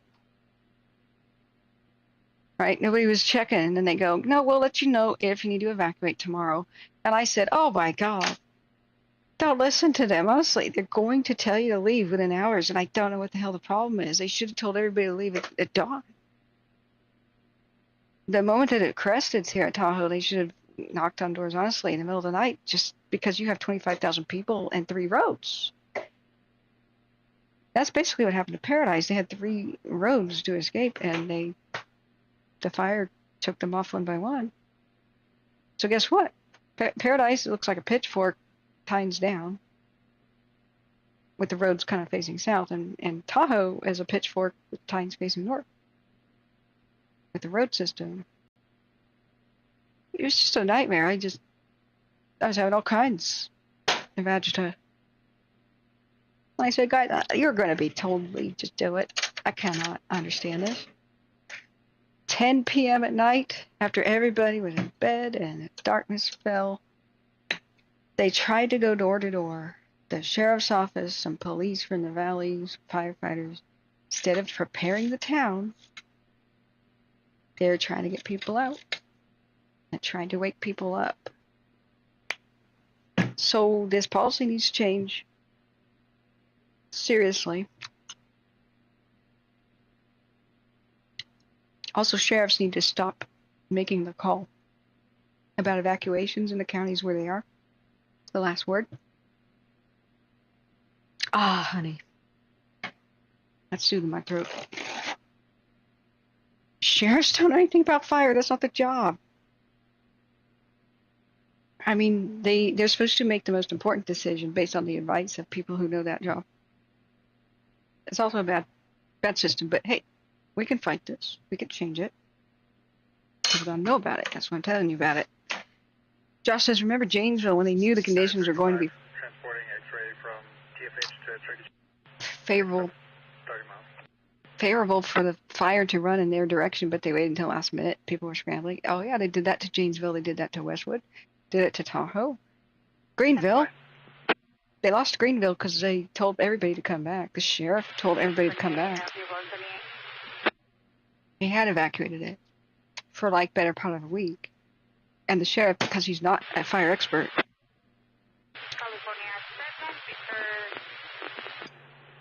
One Paul 16, 1 Sam 2. Told people to come back the day they lost it. That would have been a mass fatality event. I'm astonished it wasn't. They were ushering, people had brought back their stuff. Yeah, 3597 truck jail. Now same, 67. 1 Paul 28 or 1 Paul 16, 1 Sam 2. You guys are to head out.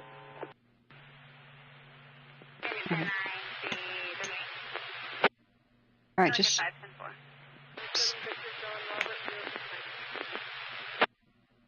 All right, I'm turning that off.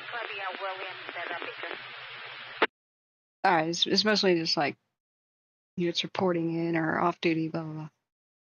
I'm going to eat some more honey. It's 7 hours of talking.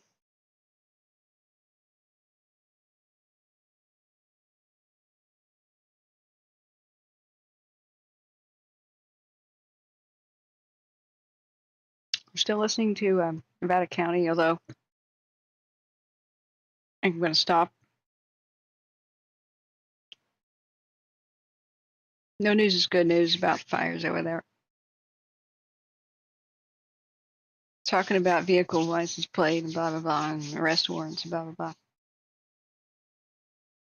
Yeah, focus on only what you understand, disregard all else. Do whatever you can to save as many as you can, yeah.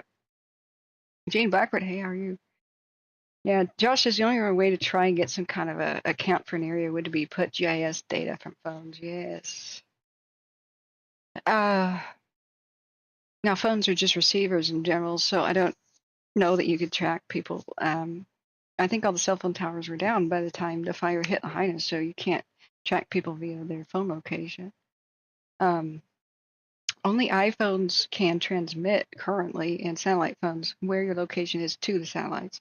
Like you may have a, satellite nav, like everything from Google Maps to Waze to Backcountry Navigator or its maps. All these things are, you can load a map. Let's look at the madness in Oregon. This is insane. Jesus, it flared up. It's flaring up at night. That's because you're getting satellites to the phone, but you can't send a message to a satellite. It doesn't know where you are. It's just like your car radio. You can listen to the radio. You can't talk on it. AM, FM,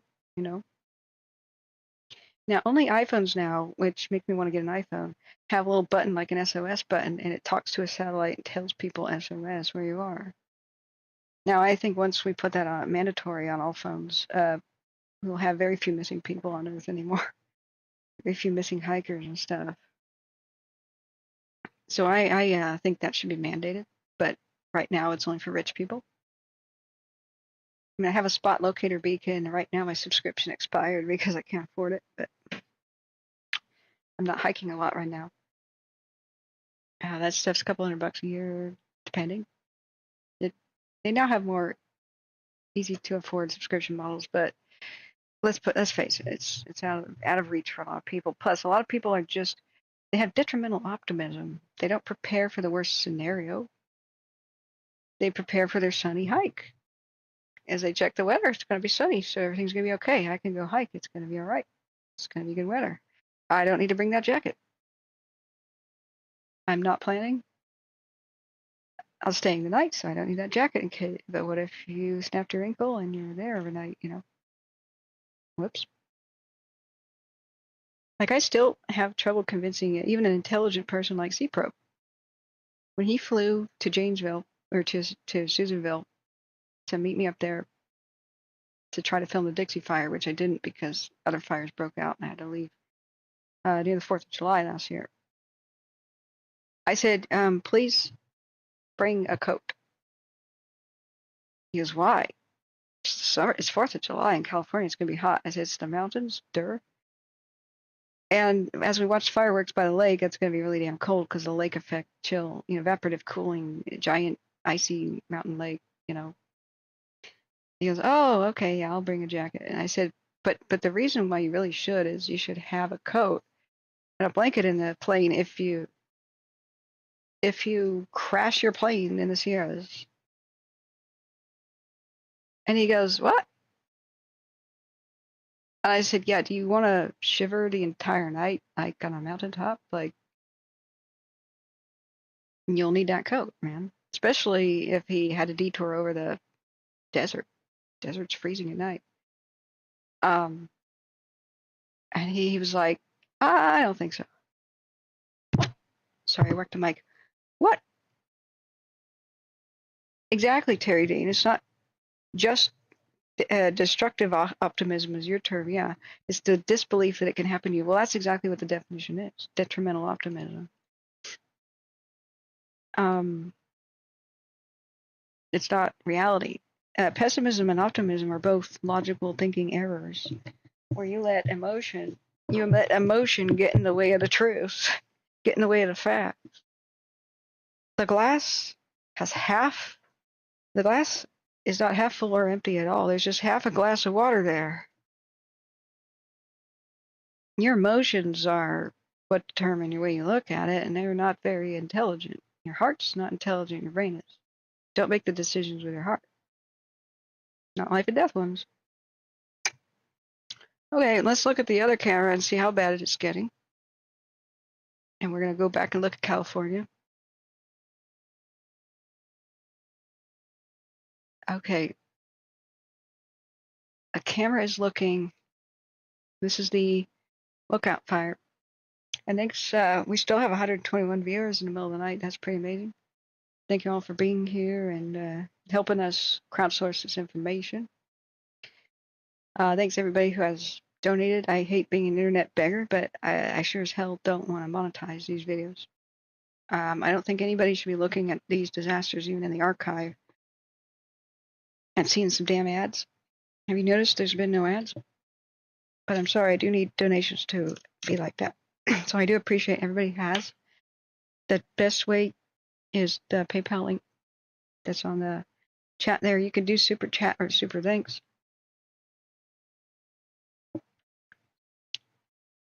If you got the dope, but YouTube takes 30%.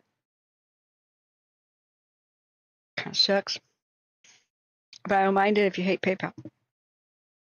I'm going to try to come up with Venmo and some other stuff that I nearly set up. Maybe take some crypto. After all, it's the way you want to pay is the way it should be done. But if you can't, don't worry about it. If there's any at all worrying your budget, don't worry about it. You can help the channel by just sharing links with people you think can use this information. The wind died down, thank God. A little bit. And we're out of focus, it's hard to tell. But I think it would have been pouring out the other side of the Cascades right now if it was what we had seen earlier. So let's do that time lapse from this side. The fact that it's getting smokier on the camera, and I think this west wind on the lookout fire is calming a little. Look how blazing it was earlier. But what I'm hoping to see is the wind dying down. I'm watching the top of the screen. Smokier it is. It may be just starting to lessen. This is much better than looking at an actual weather app because this tells you the real deal. The weather app is sometimes, well, it is just reporting the wind at specific wind gauges.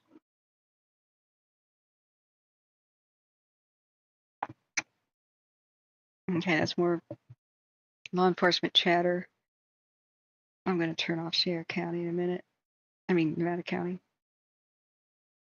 But the wind can pick back up again, so we can look at the weather, but I'm just, let's look back and see what Del Norte County is going to say about this stuff.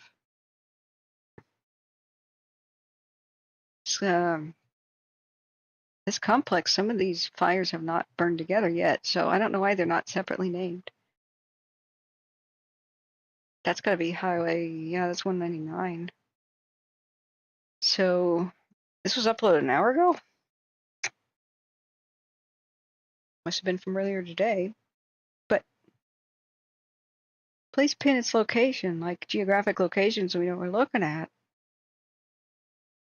Ah! That's cool that you credited the photographer, but what the hell are we looking at? Where and what? We could kind of guess with this weird twist, and now we gotta go on a goose chase. Trying to figure out, where does Highway 99 curve like that? Does anybody recognize this? Excuse me, does anybody recognize this landscape on this photo? Please take a look. Sir, already have a moment to look at this photo. Chat? Seriously? Where's that? Okay, looking back at the chat. Let's see. Cordemergency.ca map. That's got to be Canada. Okay, .ca. Wildcat says it will only work if people can push the button. Yeah. Well, you know what? They should have. I'm pretty sure the government already has ways to turn on things like location settings on your phone, and that they could spy on you via the cell phone towers. I'm pretty sure that already works that way. So if you turn off location and think, oh, the government can't track me. I mean, if they got a warrant, yeah, they can. They can make it look like your location is not on. They do that for counterterrorism stuff. I hope they're not abusing their powers, but there we are. Terry Dean says, I lost my home and everything I owned in the LNU complex in Vacaville 2020. 3 years ago this week. I'm so sorry, Terry. I think that's when I went viral covering the Bay Area a little bit in 2020, but the LNU had mostly roared past. I was trying to cover Oregon. That was when I was first starting out. Then Calistoga, when it was threatened, we had some good times there because the 747 was trying to save the day. We saw the 747 super tanker flying in front of the cams and tracked it, and we played Ride the Valkyries whenever it took off. But the reason that anybody saw me in the Bay Area, and C-Probe was trying to get info about those fires at the time. He lived in the Bay Area, but he didn't find his channel. He found us in 2021 with the Dixie. And he was just one of the many people who are saying, I wish I had seen you before, so do share the link. I went from having 16 viewers, and then, wasn't it Sherlock shared my link, some Bay Area Facebook page or something like that, and all of a sudden 16,000 became the average view. So you sharing stuff on your own Facebook, your own Twitter, and all that, because I totally forgot to tweet. I was live, damn it. That will make a difference. You're going to really help the stream that way. Send the link directly to somebody via text, like, say, an elderly person who, is not going to get on a computer. They almost everybody has YouTube pre-programmed on their phones. So, I mean, it's preloaded. Rat says, we'll ask for financial support. Must be forgotten law somewhere to help. I'm not sure what that means. Terry says, Smitty, I couldn't watch the coverage. I still can't. I have my own videos I can't even look at. Oh, God, I'm so sorry. Now, if you want to send them to me, I would use them for good in the form of a documentary. If you want to do that, Terry. you know, one of the first things I did, I did Firestream in late 2018 during Paradise, right before I went down to California in early December. That was when I first hit the button to go live, but I did not use the microphone. I just typed to people and I showed the maps of, you know, like Count Topo, like where the fire is. And I guess nobody knows where this is, so I'm going to get off this. But I'm extremely concerned that the town of Gasquet should be under a go now, and it's not. I'm going to try to track that. Let's try to find out where that's going. The current heat maps for these, and this is Gasquet down here, is mostly the northern part of the fire. But look at this one on the ridge top here by this Kelly River here. That's less than an hour ago because it's yellow. The cameras are located right here, Upper Coon Mountain. Looking at it, and that's the one where the fire's burning right to the camera. We might see a fire burn over eventually. If not tonight, maybe tomorrow. This could happen tonight, depending on what the wind's going to do. Now let's go look at Zoom Earth and see if the smoke is settling in. That would tampen down things. That would tamp down things. That would dampen down the fire. So let's look at our satellite picture. That'll be a blessing if that happens. All right. August 16th at 11 p.m. Let's start the time lapse from 5 p.m. We've got clouds coming. Now it's 11 p.m. Okay. Okay.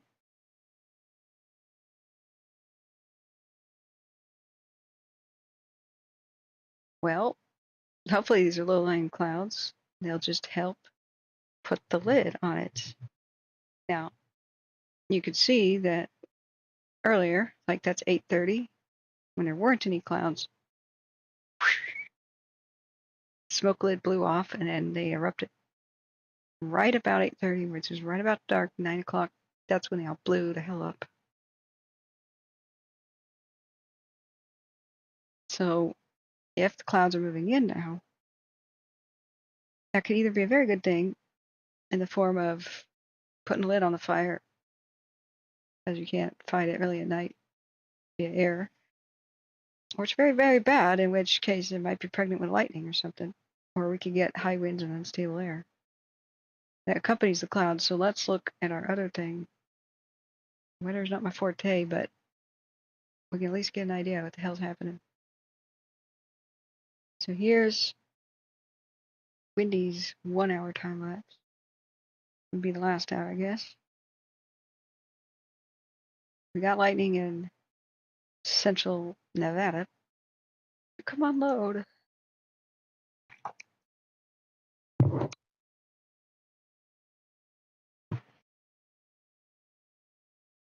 Somewhat slowly moving. This is the weather radar.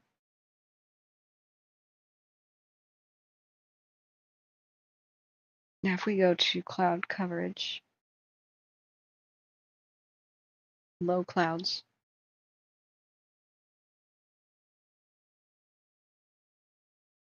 press play. This doesn't seem accurate at all. We've had a lot of low clouds today. So what the hell, Windy? What are we supposed to be looking at? This goes into the future. See, I don't like this. Why is it brown? I forecast a model of the different ones. Why the hell is it brown?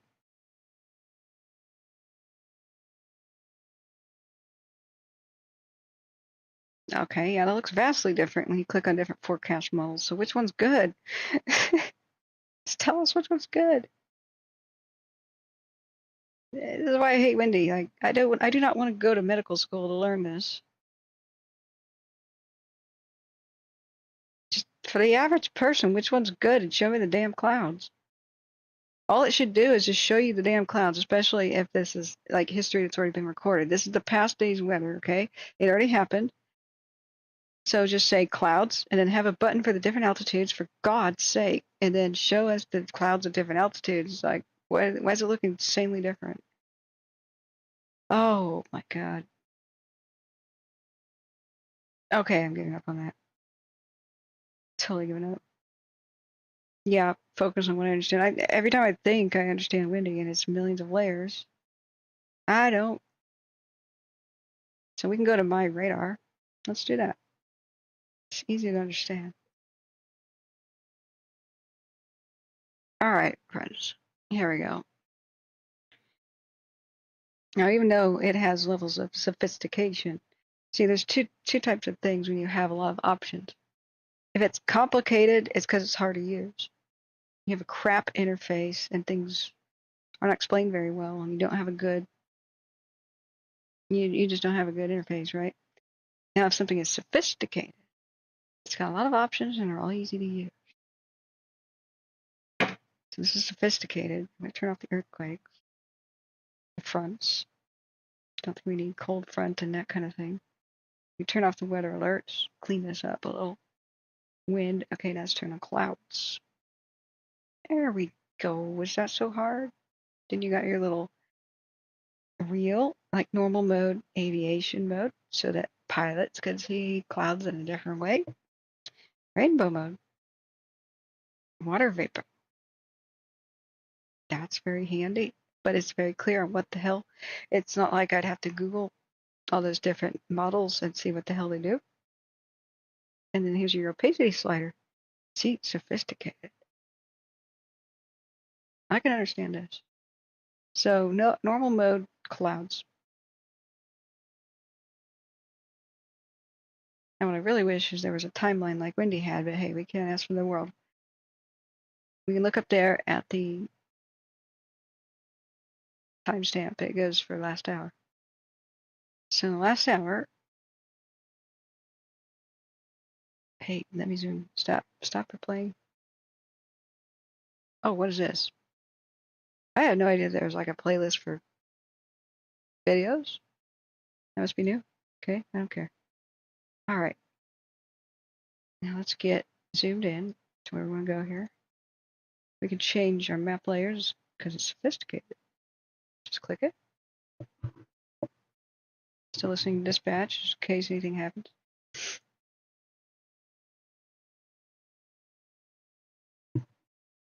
Got our wildfire map. Temperature. High definition.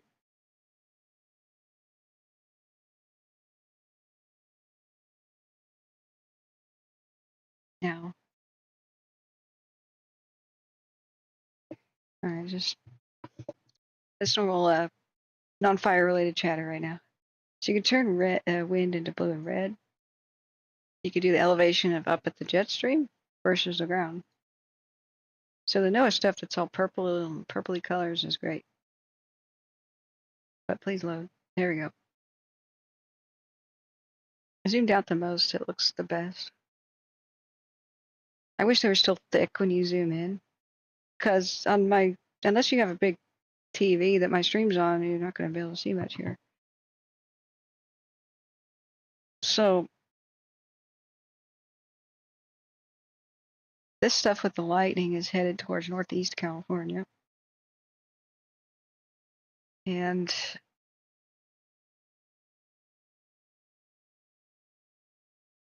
I don't know that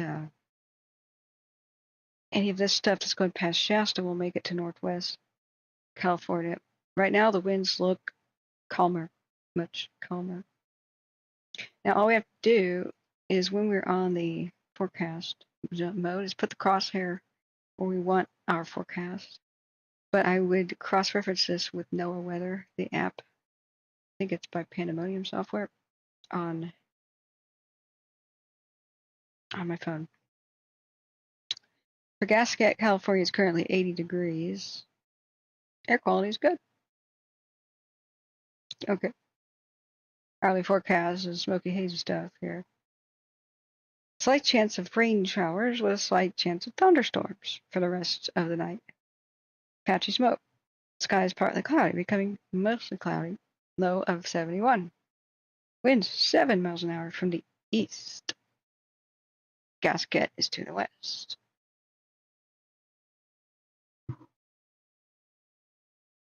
Chance of precip is 10%. Upcoming. A slight chance of rain, light rain showers with a slight chance of thunderstorms. Patchy smoke. Sky is mostly cloudy, becoming cloudy. High temperature of 83 tomorrow. Winds 8 miles an hour from the east.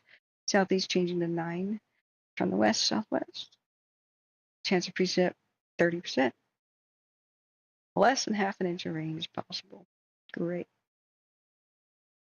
So it's currently 40% humidity, which is helpful. We'd like it to be more, but that's still helpful. It's summer in California.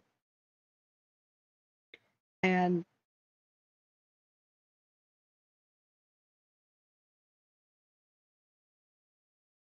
the wind is going into drainages in various different directions. If you have a town to the west, you got a really big out-of-control fire to the east. Could go, seems like heat signature already is on 199. Seems like that town's in imminent danger. If a big windstorm comes up and there's a chance of thunderstorms, they should at least be on level 2. Now let's look at the Google thing. Let's look at the Google car and see what the terrain looks like where the Google car went.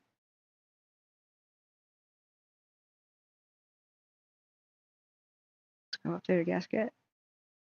Well, that's Oregon. Crescent City. Gasket. I wonder if the Google car's been here since like 2006.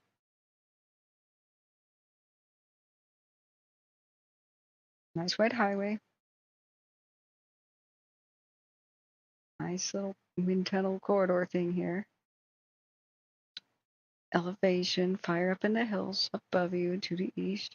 So that's north. This is east. This is where the fire's coming from.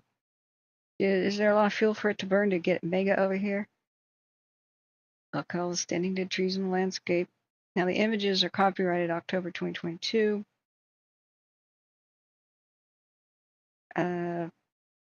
Copyrighted 2023 Google, but image capture October 2022. There's no way that these dead trees have been logged down in that time. There's a massive fuel load to the east of this town. And high elevation. You add some high winds on this, you get some more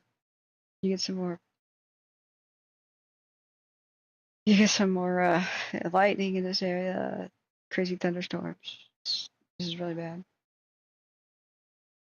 So there's that curve. I wonder if the photograph was taken right around here. We have the heat detections. Idlewild. Didn't they used to have a camera at Idlewild? Did it burn over and get destroyed? Caltrans Idlewild Maintenance Station. Would they have a webcam?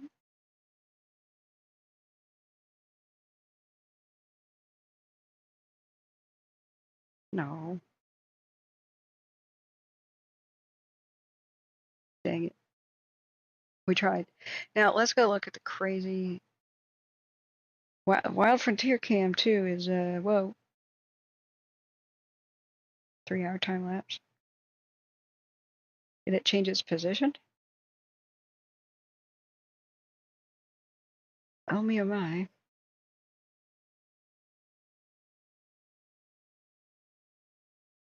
6-hour time lapse then. As we saw earlier today, right around sunset, it burst over the ridge. See? So I really wish it would pivot just a little bit to the left. There's more fire to the left of this. Came over that ridge. Wild Frontier 2 is showing chaos. while Frontier 1 is a little bit to the left showing more chaos. 6-hour time lapse for it. So is fire approaching Upper Coon from both directions? Upper Coon Mountain? Or 2 directions? Yeah,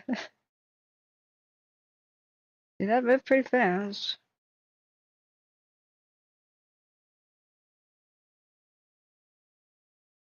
See the smoke drift towards the camera, so does the fire get blown that way. Alright, that's our current image. So showing on map that maybe we zoomed in. Unless Hurdy-Gurdy Creek. Can't make this up. Let's see if we have a heat detection in Hurdy-Gurdy Creek. We don't. Okay, so the detection is it looking due south? Okay. Go back. Southeast. Okay. So if it's zoomed, theoretically it could be on the Del Norte Siskiyou County line of Bear Mountain.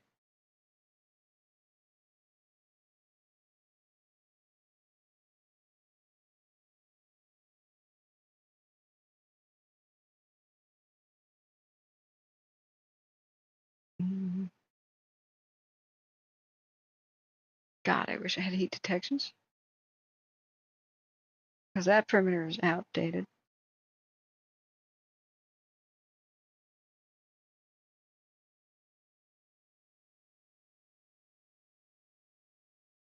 Alright, okay.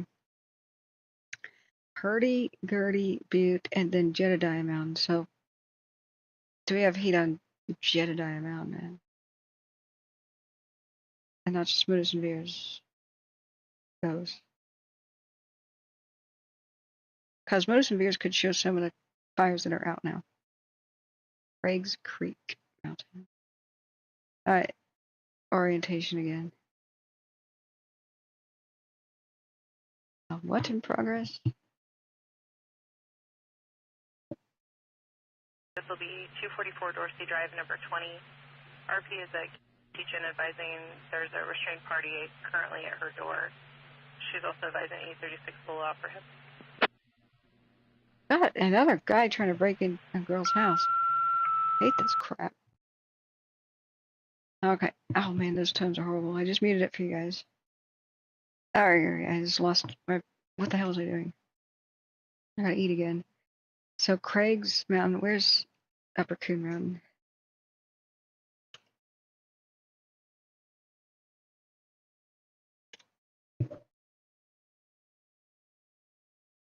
That's right, it didn't... That took us to Little Rattlesnake again. Yeah. That's right, it didn't go to the right spot. There it is, Upper Coon Mountain. This is where the cameras are.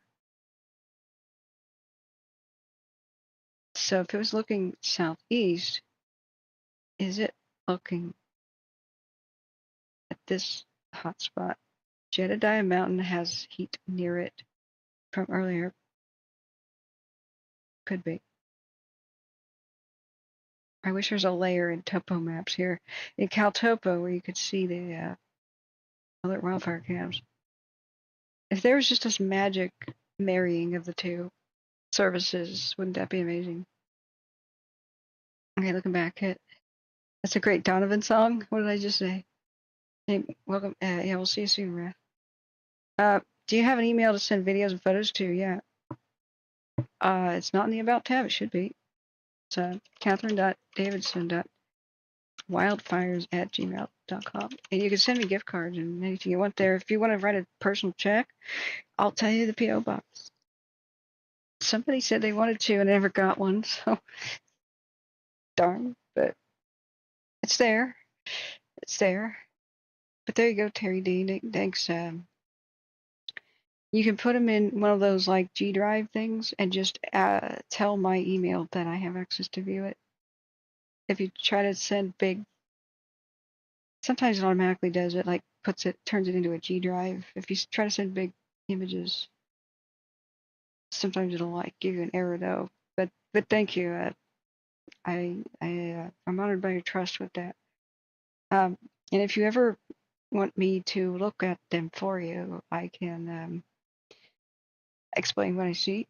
Sorry, I got interrupted by something earlier, but what I did the first time I went live is I had the structures destroyed map for the Paradise Fire, and so I was showing that live. And since the Paradise Fire is still going higher up in the mountains, and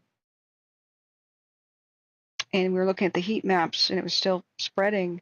Some people would come in and say, "Do you think my place is still okay?" Because they were on the periphery of the area. I mean, the Paradise Fire is huge. And so I tell them whether or not there's a heat detection over their neighborhood. And I said, "Do you want me to teach you how to do this?" And some people want to be taught. But most of them said, "Hell no, I don't want to look at it. That's why I want you to look at it." So I said, "No heat detection over your place, but it's on your doorstep for that particular night." And they said, "Thanks." And so I kept going. Then I had other people, when the big structures lost map happened, my service, apparently people told others, they said, "This is my address." And on the map, it was either like totally destroyed, partially destroyed, minimal damage to no damage. So I just read that out. And I would look at the picture for them.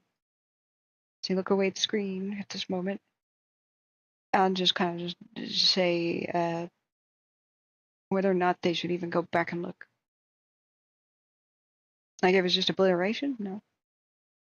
I mean, who wants to recover some scrap metal where your chimney was? See a melted car like this. The reason to go. So that was a strange thing that I didn't realize Firestream would be like that. Mind you, back then I didn't speak. I eventually got over that shyness and would maybe say something every once in a while on the microphone, but for the most part I didn't have a webcam. I didn't dare plug that in. I mean, I had one. I didn't dare plug that in. I was shy. So when 2020 happened and the crisis happened on Labor Day, and the news went back to report, putting Matlock on daytime TV, and yet everybody was freaking out, and there was mass evacuations and panic, and nobody knew what the hell to do. That's when I decided to go live and start talking. But the first Red Monday, if you want to go back to the archives, is day one. And I was still in the mode of, I'll just put Broadcastify on so people can hear the local firemen. And I realized people needed more. So let's see what the wind's doing currently. Look at the weird swirliness of the clouds going different directions.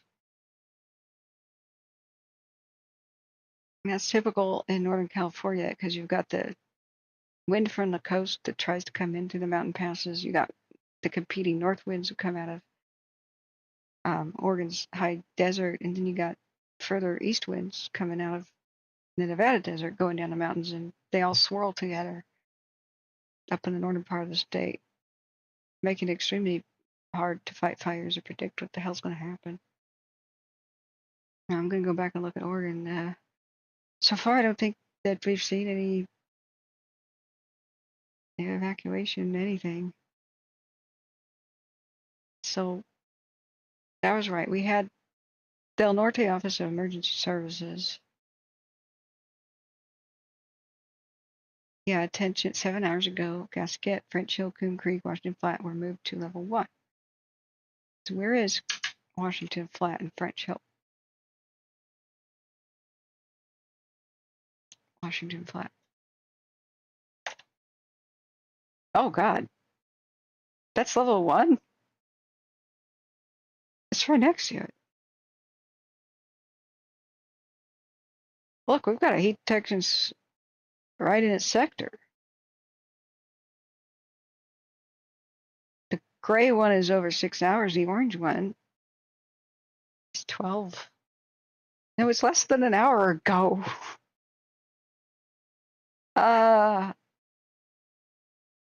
What? Seriously? Please tell me there's been an updated evacuation.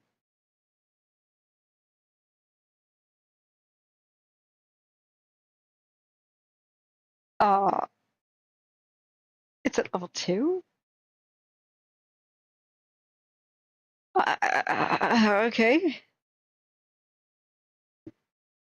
Out investigating.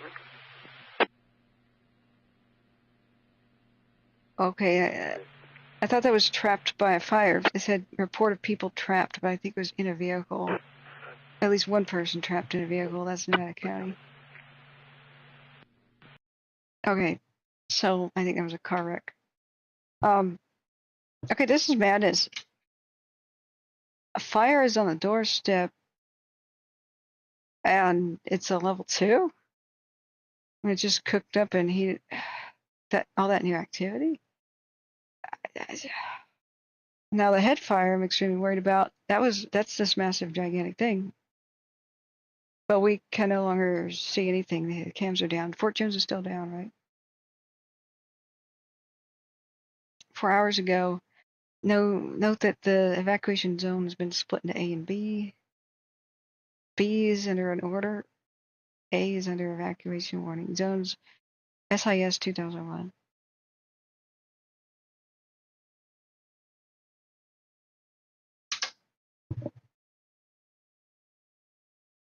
SIS 2001 A and B. So, okay. So that's going towards Mugginsville. What? Oh, and Orofino. I've heard of that place. Cheeseville. Can't make this up. That's Fort Jones right here. Put the cams down.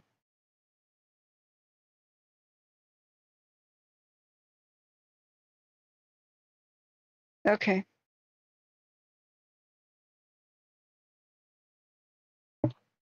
I don't know if both parts of this A and B were mandatory before, or if they've split one off that's not mandatory, or if they expanded the mandatory. They didn't explain. Now let's look back at the Oregon chaos. I'm hoping this will die down to buy them some more time. Oh, did the winds shift? It shifted. At least in the last 15 minutes, it's different. Okay, that would be good. Let's see, this is 3-hour time lapse. We don't want it to move out of control to the east or the north. The north is to the right. We're looking basically southwest, west by southwest. The wind changed direction. It's insanity though. See, we got a west wind to date. Just pushing it and pushing it to the east. Look at this madness if you haven't seen it before. Bam. That Shire Mountainside is charcoal. That was once old growth forest, an experimental forest. Well, the experiment is probably over now.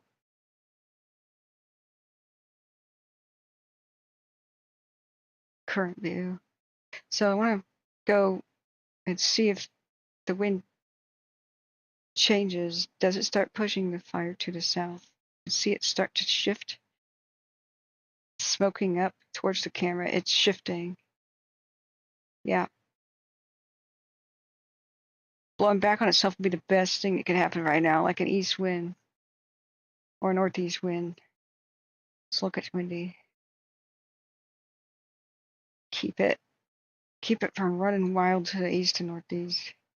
All right, so that's where the fire is. Lookout mountain, lookout fire.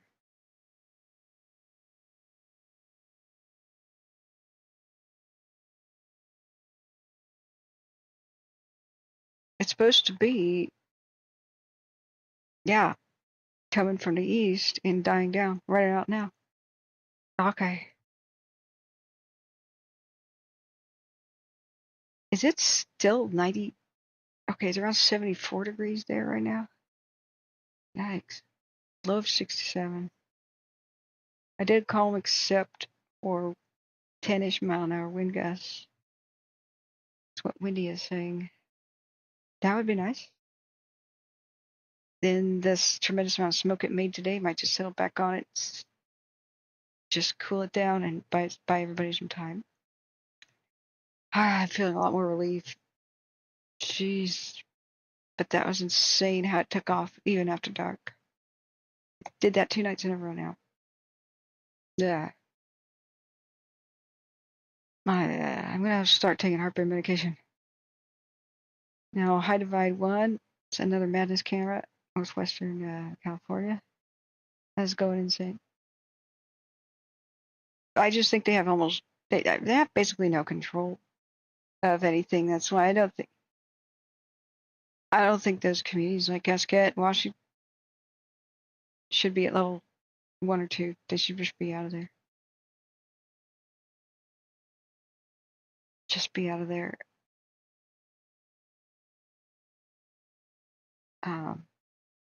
So let's look for certain fires. What is this thing called again? What do they rename it?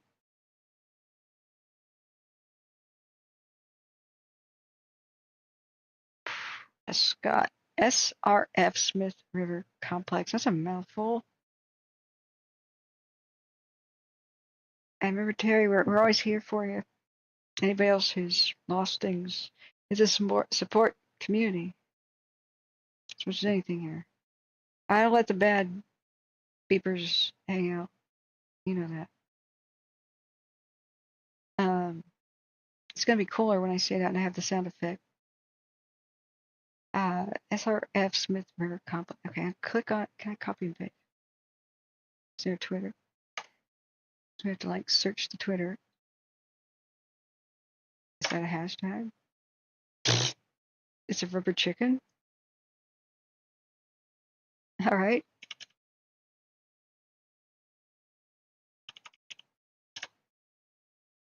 There we go. Taken at 2:30, just before the highway was closed. Okay. I don't mean to violate anybody's copyright here, but I'm trying to get information. Wow. Okay. So I'm going to tweet that if you guys want to watch. Look at his photography. That looks amazing. American Red Cross California Gold Country Shelter in Del Norte Fairgrounds in Crescent City. Okay. Whoa. Yeah, I'm going to retweet that. It's time to have a plan. Now this is non-copyrighted. Saw this.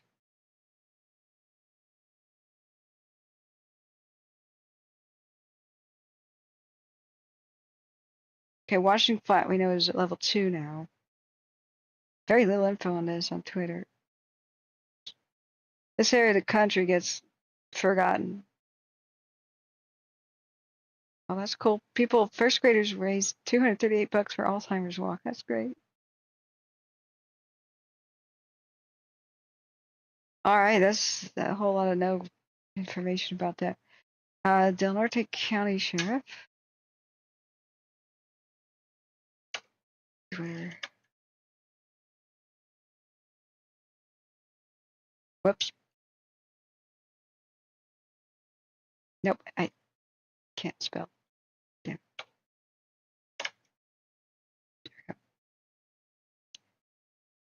Del Norte.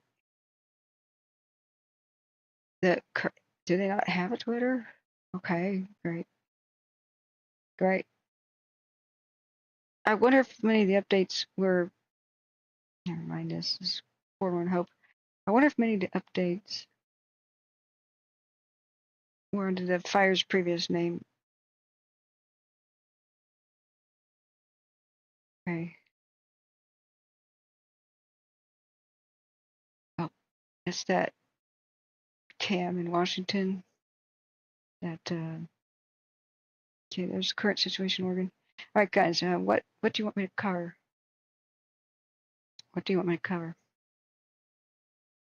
I think I want to do a sweep of like what are the most crazy looking cams right now in California. See if we can try to pinpoint where to cover since we're blind. on the head fire. It is.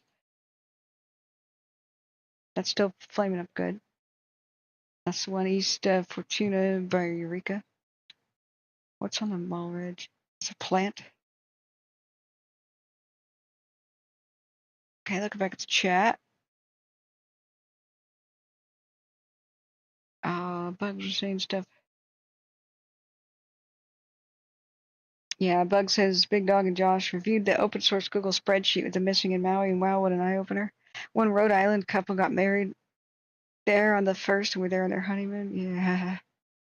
Well, a lot of people went home because they told off the tourists to leave. Yeah, we can't drop F-bombs. It'll automatically censor your app, but it's okay. You can say beeping computers.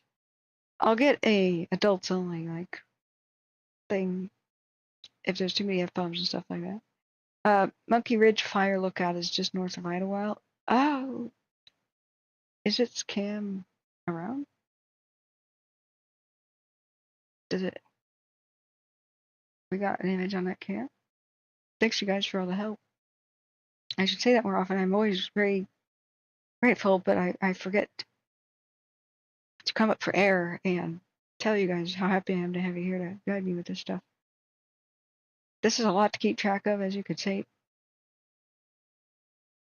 Okay, went past the M's. LM and there ain't no okay. That's not what the cam's called anyway.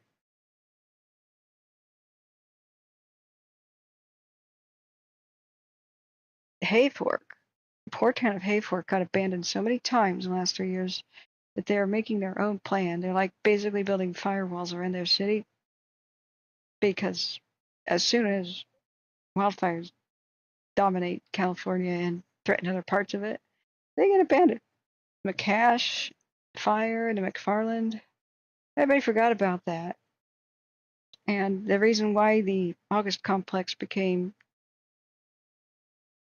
by one estimation, California's largest wildfire is because they just peeled off all the crews away from it because there's not that many people that live out there.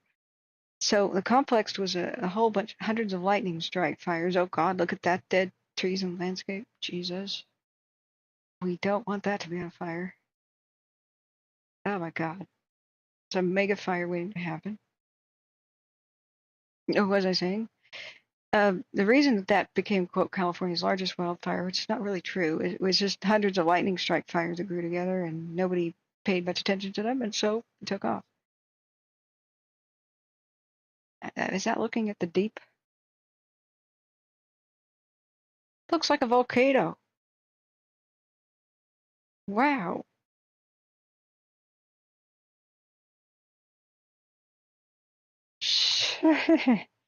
Wow. Then the smoke starts coming this way toward the camera.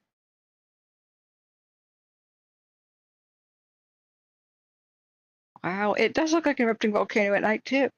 This is like now. Wow. All right, what are we looking at? A Hayfork Divide 1. Yeah, it's looking at the deep fire. We don't want to get it into the car fire burn scar. Oregon Mountain.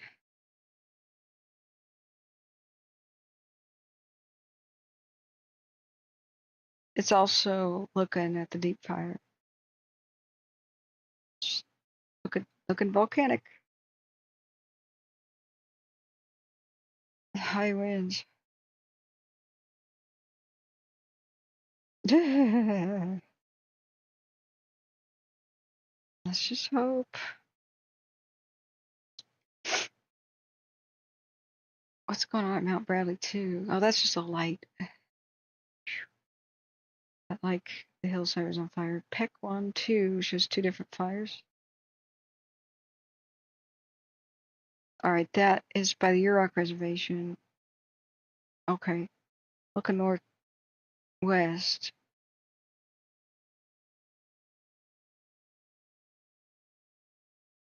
What was that one called again?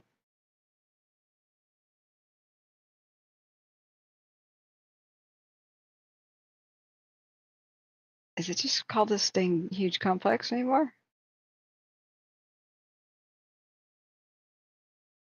Oh God, where am I clicking? High divide went nuts. Whoa. All right, we'll look back at that in a sec. Where the heck was I clicking from? I've lost my clicks. There it is. The Yurok Reservation, pick one. It's next to Oric. Big Lagoon, Oric. No place I really heard of. So what's northeast of Big Lagoon and Oric? The Lost Fire. Yep, it's the Lost. Okay. Unknown size, but heat signatures on satellite. That's an hour ago. Unknown size. Lost Man Trail from the trailhead on Bald Hills Road to the gate of Lost Man Picnic Area is closed. Looks unsupervised. The Pequon is showing two distinct fires, though. That's Signal Peak. That's looking at Nevada County. And okay. Missing my clicks. Nevada County, Sierras. All right, I'm gonna put Lindy in between them. Okay, so now we're back. It's Pequon 2. Thought I saw one over to the left. We do see fire on the left too. It's two different fires. Cooking up.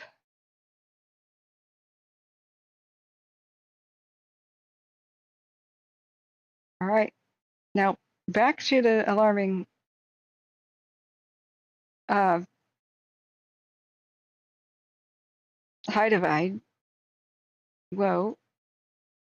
3-hour time lapse. Holy crap.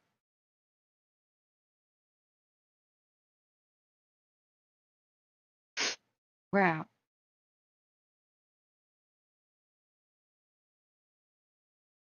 Okay, that's current. The wind is still raging. Which direction's it going? Okay, we're looking due east. Gasket. Unless that's super zoomed. That means it's booking it. The wind's pushing it south. All right. All right.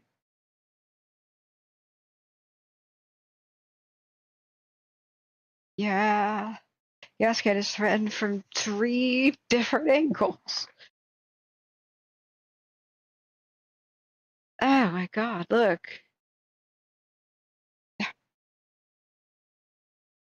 So if the wind's pushing this, what was the holiday fire down the Elk Camp Ridge, that's a looking down the barrel of the gun there. There's another drainage to the east. The Kelly fire is right there, and there's a bunch of dead trees just east of town here on this ridge, next to the Upper Coon Mountain thing. And then just to the north where the Diamond fire was, it could come down the drainage here, run over the mountain. And look, here's the barrel of the gun too, over this Papa's Flat. If the fire got up here, nothing would be able to stop it.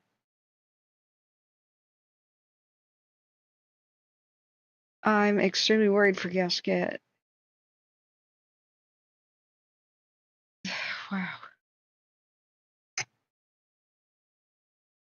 Let's look at our heat signature. No such chance about it dying down, it looks. Look at that red. Just blowing up. That's the last 10 minutes. When the camera flew over 4 minutes ago, so it's 14 minutes ago. We got 2 different red heat detections flaring up. So the town of, Washington Flat may be the most in danger right now. Idlewild should be nervous. Where is Washington Flat? It's underneath the heat signature. This one. I don't understand. Is this like not where people live? Is this like a highway snow shed and place where you get gravel and park the trucks? Or is this like where people live? I mean, it's showing little buildings, but are they like housing? Is that a house? These houses? There's a big, or is this like Caltrans? Does anybody know about that? Terry Dean says, thanks for your coverage of the third anniversary conflicts. Yeah, I'm so sorry, man. Okay, let's go back. Not one drop of water on our fire. Resources were stretched too thin. The winds were fierce and too smoky to fly. Yeah, the LNU complex was insane. Did they find out what caused it? That was the thing that was right before the hell breaking loose with the glass fire. Now, there was a theory that the glass fire was caused by LNU complex not really being 100% contained and for something flying over. How many, James Kramer, hey, welcome back. How many firefighters are on wildfires this year? Let's see, who would know that? There should be a fire czar, you know. Different fire marshals. Yeah, did people were investigating electric fences for possible causes of the glass fire, but there was a theory that the LNU wasn't completely out. The big winds came, blew it over, and that caused the glass. The glass was insane. Cheryl says, well, if you get an evacuation, do leave early. Facing bumper to bumper isn't ideal in fires. Yeah, it's the number one way people die, other than failing to leave and failing to have a safe shelter. But know when the window of time, leaving by car is not really the best choice in many situations. Like especially if there is traffic or everybody else is trying to do that, or the window of opportunity is already closed. It's a window of opportunity you have to catch to escape by vehicle.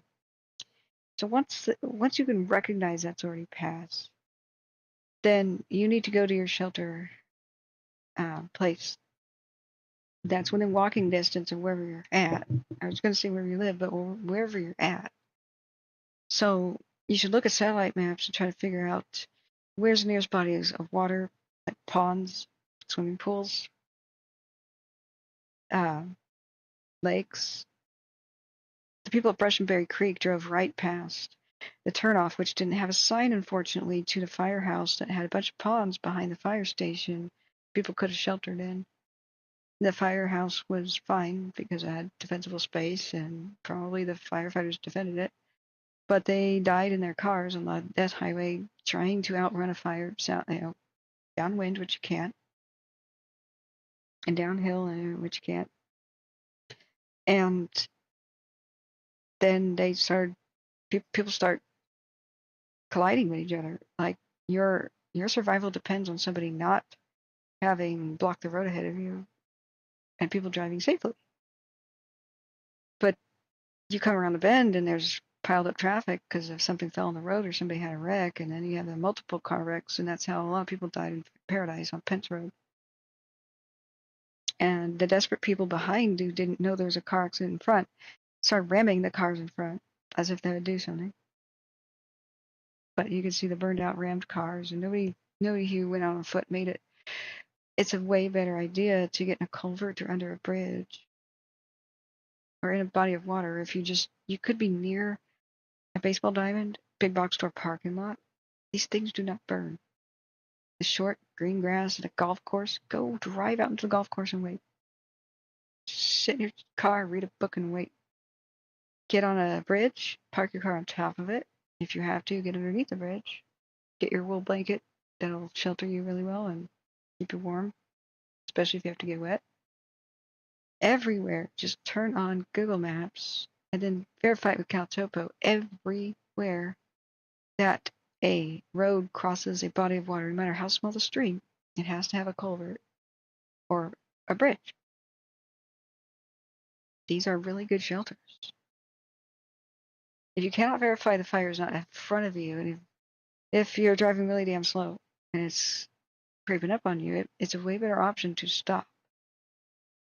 Where you know, and put these parts on your map, highlight these on your map. Check them out before your evacuation map, which you have in your glove box, right? Check them out and do a test drive and time yourself how far. Go really slow, as slow as you can. It would be like driving in really thick fog when you'll have almost no visibility when it hits, right? So go as slow as you can without disrupting traffic and messing things up. Get out and make sure that you can access these culverts. They can't be choked by weeds. They got to be big enough for you. Perhaps your family will be under. Some of them are really large. The bigger the creek, the larger they are. Make sure there's no beaver barrier in it. But I'm not here, right? But if the fire was up in front of you and behind you, it is much smarter to just chill right here. And plus, you got a river to go face down in. Throw the blanket over your head, you'll be okay. Stop your car here so that you don't get caught in a place that doesn't have any culverts. Do not go past a guaranteed place of safety if you can't guarantee that the road is clear ahead.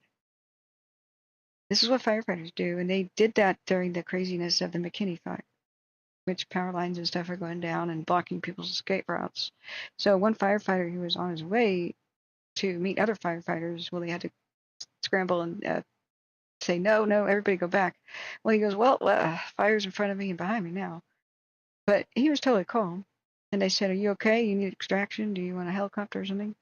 Even though a helicopter probably couldn't have flown in that. And he goes, no, I'm on a bridge. He just chilled there. Later, fire blew over the road and he drove away.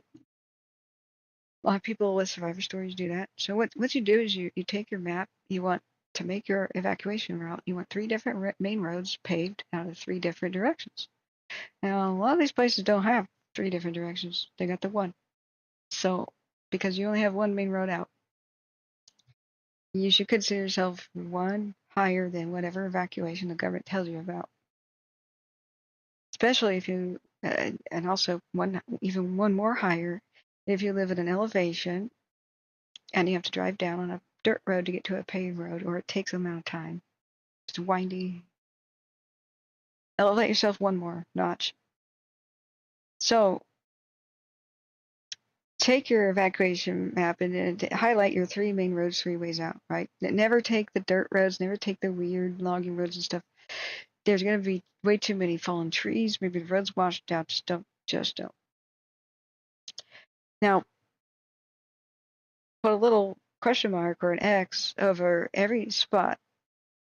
And you can just make your own map if you're savvy like that on your phone. Just long press with your finger there. And put a maybe there, and then go verify. Before the fire hits, of course. Whether or not these are like A-class, level 1, sweet, awesome, huge culverts, big, long, and wet, and accessible. That's number 1 culvert there. A little bit narrower and a bit shorter. That's still level 2. Maybe it's dry, still level 2. It's tiny and really short, like driveway, might still save your life. That's the way a lot of people survived the Cascade Fire, the one that my friend died in. It's possible. I don't remember what his property looked like too much. Especially, I never paid attention to his driveway. But it's quite possible that he could have saved himself, perhaps his girlfriend at least, if they abandoned the fight to save the house with the garden hose, and since the car was on fire in the driveway, didn't have they couldn't get the motorcycles out of the garage. If they had just gone and gotten in the culverts underneath the driveway, that's the way a lot of people survived. Even tiny ones you wouldn't think could fit a person. You'd be amazed what you can do in a pinch. So, and put a double X over the ones that are no good. And maybe it looks good on paper, big bridge, but then you look and it's like gigantically tall and steep and you can't possibly. Now, parking on one of those big bridges might be okay. Because the bridge is that are concrete and stuff don't burn, like the big ones. That's a pretty good spot to rest and stay. But golf courses are A class. They always got the sprinklers. The firefighters oftentimes turn them on and they stage there. They park all their trucks there and then they meet there. Staging means meeting, and then they disperse from there. So you can do a lot with just simple Google Maps. Like at Gasquet, say Gasquet was 100% surrounded by fire. Well, hey, you got a river, so just turn on a satellite. Are there big sandbars? Walk there or drive there. That ain't gonna burn. The only thing you gotta worry about here is, are there any tall trees that could be on fire and then fall on your location or on your vehicle? Are there any big box store type parking lots? Nah, not a tiny town. But are there any recently plowed fields? Or it's been harvested and the grass is really, really short? That's fine. Drive out there, hang out. Hopefully you can do that without running down somebody's fence. You got an airport here, and it's kind of really bad to block the airport, but in a pinch, right? Like, don't be on the runway, for God's sake. But here's the entrance. Maybe it has a gate, but that won't burn right there. So you just have to recognize shelters. Are you within walking distance? Just remember, when the smoke hits, you're going to feel like you're going to die because it's so smoky, but there's going to be so much carbon monoxide and other things that are binding with your red blood cells. It's not going to kill you, but it's going to give you tremendous fatigue. You're going to be on low oxygen, like somebody fatigued and confused on the top of Mount Everest. You're inhaling a lot of smoke. So you make all these symbols and stuff on your map because panic and or adrenaline is going to make it hard to remember your own phone number and your own address. It's a weird feeling, but I could not remember my own mother's address once when I called in a nearby house fire. Like, I didn't know the address of the house on fire. And I said, oh, it's kind of by my mom's place. And they're like, well, what's your mom's address? And I was deer in headlights. That's what adrenaline does. It's trying to make you fight or flight, not sit and think. But when you have all this planned out, you're not going to have an adrenaline rush. Just like firefighters don't have the adrenaline rush. They got to see something tremendously crazy to have an adrenaline rush. It's because they've trained. Whatever you've practiced and drilled for, you have this confidence of your own subconscious. Your subconscious mind is monitoring you. Can you handle this situation? If you become a deer in headlights or don't know what to do, it takes over and it pushes the button, adrenaline. All right, then run somewhere, anywhere. Run. Panic is the worst thing, though. Now, I should be saying fight, flight, or freeze because that's the true reaction. When people freeze, that's the very worst thing. But you can be the calm in the storm. You can be like, hey, follow me, and if I stop my car here, that's because we're in a culvert and if we can't verify that the road ahead is clear, we're moving too slowly, we're going to stop by the culvert and get it, and it's safe. It's good shelter. I've already checked it out. People will follow you. We are going to the parking lot of the airport at Camp Burn. Short grass everywhere. People will follow you. You know what to do. And you can be that for people. If you see everybody stuck in the traffic, just say, follow me, get out of your car, leave the keys in it so people can move the car if necessary. Follow me this way. We're going over to the baseball diamond. We're going over there's a county swimming pool, and we're going over there. So you can really help. All right, let's look back at the situation. I'm praying that the wind isn't still fierce. Now this is looking due east, and if you see the fire and the smoke going to the right side of the screen, then that means the fire and such might be pushing south, and that would be towards Gasquet. We did see the wind shift a bit though in the last 3 hours, so it may be sort of. I wonder if those are emergency vehicles heading towards that way. It may be like advancing one way, advancing the other, advancing another way, advancing the other way. It's so damn hard to tell. The funny thing is that's the other camera. That's, hey, High Divide 1 is right in front of us. You'd think they'd stagger their heights so we wouldn't have that blocking the view. I want to tell camera 1 to sit down. Can you sit down, sir? High Divide 1's got a scary image too. Damn. Yeah, which way does High Divide 1 face? Oh, they're different levels of zoom in the same area. Oh. All right. And Wild Frontier we got to check on. Look at that craziness. I'm just going to call it Davy Crockett. It's king of the Wild Frontier. This last 15 minutes. All right. 3-hour time lapse. Where is the wind going?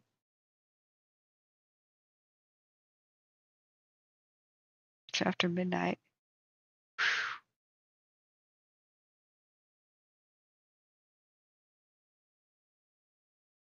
Okay. So here it is at midnight.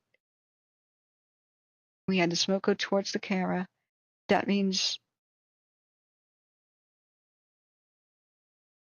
southwest.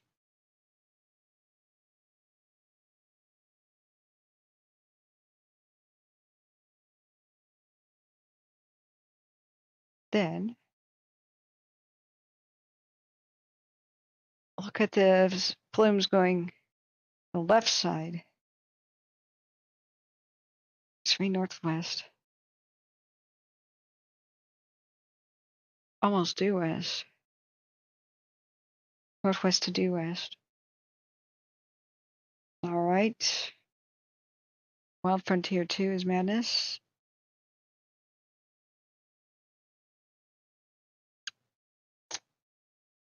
Doesn't show you the whole picture. Hey, Daisy Me, hello. Glad to have you. Brad P has a link to calaverashistory.org. Do you want me to read a story? Okay.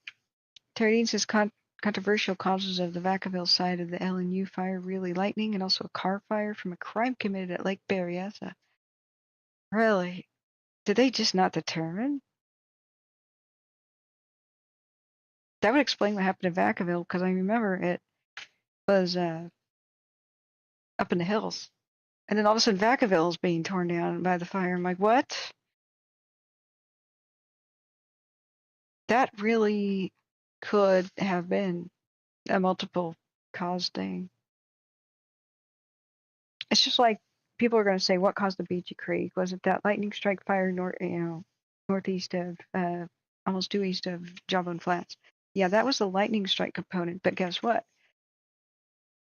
It was an entire canyon away south over the mountains. And these towns started burning first before that fire even took out Jawbone Flats to the west. So that means there were multiple ignition sources. What was it? 75 plus mile an hour wind gust that went over to 120 at some point, coming from the high winds from the east. And yeah, sure, it blew that lightning strike west towards Jawbone Flats, but that was sparsely inhabited. The Beachy Creek may have never even crested over to the south to the main highway where the Big Mountain Pass was, ever. I mean, the wind was just blowing it straight west with a fearsome force. But all of a sudden, Detroit Lake's on fire, Mill City is on fire, Lyons is on fire, Gates is on fire at the same time. And no, it wasn't a conspiracy. It was the damn power lines were on. It wasn't some weapon. All the power lines fell down in the same town at the same time. And along their escape routes, so Detroit Lake was completely trapped. 70 people of the town got trapped on the dock on the lake. They should have stayed there. That would have been okay. But they eventually, a logger or somebody helped put them into school buses and fire trucks, and they knew back roads, and they went out to Mount Hood. There's crazy escape that way. That's high risk. I would suggest to just stay on the damn docks, but it's okay. National Guard was called to get them out by helicopter and said we can't fly. So what's the ultimate cause of the Beach Creek? Two different things. Now, it would have never happened. We would have never lost the Opal Creek Wilderness. The lives wouldn't have been lost. The towns would not have been erased. I'm not even sure the amount of towns that it took down. But devastated were Gates, Mill City, Detroit Lake, Lyons, Trombone Flats was erased basically down to one building. Elkton, I believe it's called Elkton. A couple other small community/villages. I was there in March and it happened in September. Now, it wouldn't have happened at all if they had fire access roads. The small lightning strike fire burned for more than a month, at least 3 weeks. But they said it was too dangerous to put smoke jumpers in because they couldn't get them out if shit hit the fan. So they didn't. They just tried to splash it with water from a helicopter, and then that helicopter was peeled away for another fire. But if they had just driven up to it and put it out, that would be it. If they had just de-energized the lines during the windstorm when they detected power surges, that would have been it. There would have not been Beach Creek. Mount Hood National Forest didn't have a fire because Portland General Electric, PGE, turned off the power. And I think maybe Talented Phoenix got erased because the power line's down, but I'm not really sure about it. But that was Pacific Power, the one that Warren Buffett owns. Really just, I like that guy, but I'm really disappointed by that. Seems like he could just say a word and they would have changed their policy, like, let's not repeat Paradise like PG&E does. Let's not be PG&E. Brad P says it tells what Washington Flat is. It's a named region. What does? Oh, Calaveras history? This is not Calaveras County, Brad P. This is the one at Del Norte.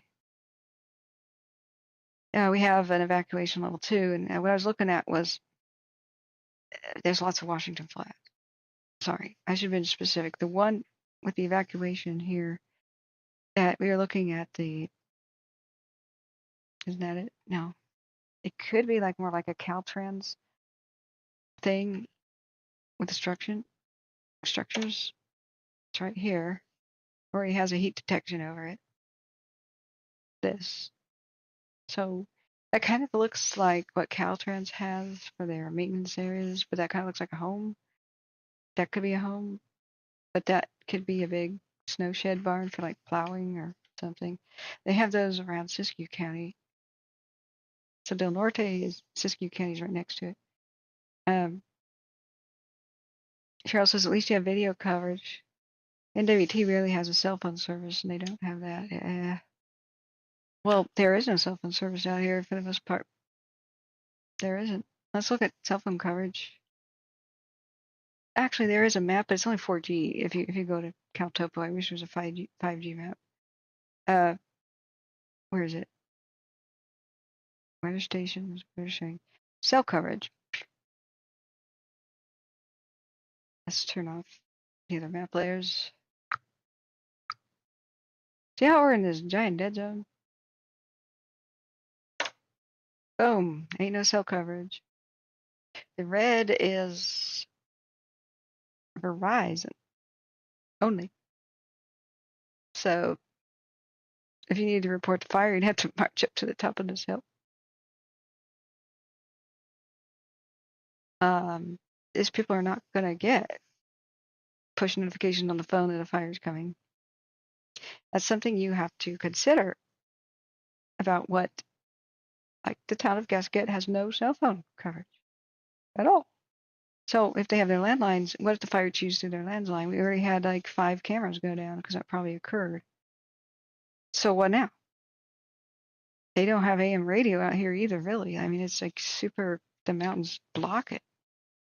Unless somebody's broadcasting from like a nearby mountaintop out of their backyard. This is the middle of nowhere. Very sparse population. So look how far you got to drive for some cell phone coverage. This is where the radios don't work very well for the firefighters either. It's like satellite phone country, but who has one? Maybe this airport probably does. I mean, C-Probe's asleep, so I can't text him, but this airport might have a person that mans it, or it might be the one where people have to land themselves. When small plane pilots are planning their trips, like I've watched C-Probe do it a couple times, they look up these these little places. Yeah, and when it says landing strip, it doesn't have a tower, control tower. It probably doesn't have anybody to talk to on the radio. It's probably the pilots tell each other as they're approaching, I'm in the area, look out for me. And then the others respond and say, I am landing first, please let me do that. And then the other pilot goes, okay, let me know when you're off the runway. And then they sort of line it behind him. If the guy's like, I can't get off the runway yet, go around, please. They talk to each other and save each other's butts. It's a little bit hairy. So what sucks if there's nobody at the airport is they can't give you the current wind speed, wind direction stuff that pilots need to know as they're going to land. They don't know if there's crosswinds and blah, blah, blah. Excuse me, I'm digging in my pencil box here. So, yeah, it's landing strip. But we could go to 5G. I really doubt that there's 5G. So 5G cell coverage at California. Yeah, I'm not a robot. I'm on a VPN. Well, we try this T-Mobile one. They've got most of the 5G. You know, at Greenville, where Greenville used to be, actually, in Plymouth County, we had like on their 5G network 853 gigs per second download and something like 672 up. I could have gone live from Greenville. I wanted to, but the electrifier broke out, and so we had to leave. I was just going to have my first live session sitting on the tailgate of my car in the ruins of Greenville. I was going to walk around it and explain what happened here, what used to be here. And, you know, people could tell me, like Smitty, where they used to live and go see what it looked like now. Sorry, where's this map? Where's the map? Coverage map. Wireless. So I've been happy with it, but it's either there or it's not. It's the nature of 5G. It's coverage map. 5G coverage. Look back at scary cams in a minute. Coverage map. Now they're supposed to have their competitors on them, and truthfully, you know, they actually look this very similar, which is interesting. But here's the funny thing: they all lie. So you see the Coast Range Cascades. Then you get to northwestern California, like one of the largest dead zones in the nation. There, like, drive through this, you're screwed. There's no AM radio you could tune in. The wildfire that I got stuck behind. Do you guys want to see some of my footage? I think I can pull it up. The wildfire I got stuck behind years ago. My uncle was dying. I went to see him on his deathbed, and I decided for peace of mind that I would drive back to Portland via the coast, and I would take Highway 101 and stop at the Trees of Mystery. I stayed at that hotel, and then I drove back to Portland the next day after visiting the Trees of Mystery at dawn. And that was very healing, but extremely sad. I decided by Maxwell, California, which is over here, it's a bit north of Clear Lake, I think, that I would cut over instead of taking the major roads. And there was no fire at the time, but as I got into the mountains, completely lost cell phone coverage, of course. And I didn't even have AM radio to listen to, so I just put the MP3s on. I had a magical experience where, like, I realized these roads are so remote because I didn't come across another car for 2 hours. There's almost nobody that lives out there, just big expansive ranches, and you can't see the horizon because you're down the gully washes and it's low hills, more than mountain range. I mean, it's like a quasi-mountain range over there. Lots of rolling dead grass hills that are golden, and mostly a lot of oak, which resists fire, but then there's some horrible eucalyptus and stuff. A lot of ranches and nothing. And then I started seeing the smoke in the distance, and I got closer and closer, and after a time, I thought, wow, a wildfire must have been here recently, and I'm going to film this. So I put my GoPro on the roof of the car and started driving. I wish the GoPro had shown the peregrine falcon that started flying right next to my car in the slipstream, and I floored it to go faster to see if the peregrine falcon could keep up. I just teared it up like on this open strip, right? Eureka. Where is this gasket? Gasket. Let's just look. California. New fire. Smitty says Azevedo in Rio Vista, 15 miles north of Antioch in Solano County. No data too at this time. Thank you, Smitty. We'll check that out. God, I hate this. We have to use this and then this. They're saying there's 5G coverage in Gasket. I'm skeptical. Could be though. But look at the dead zones elsewhere.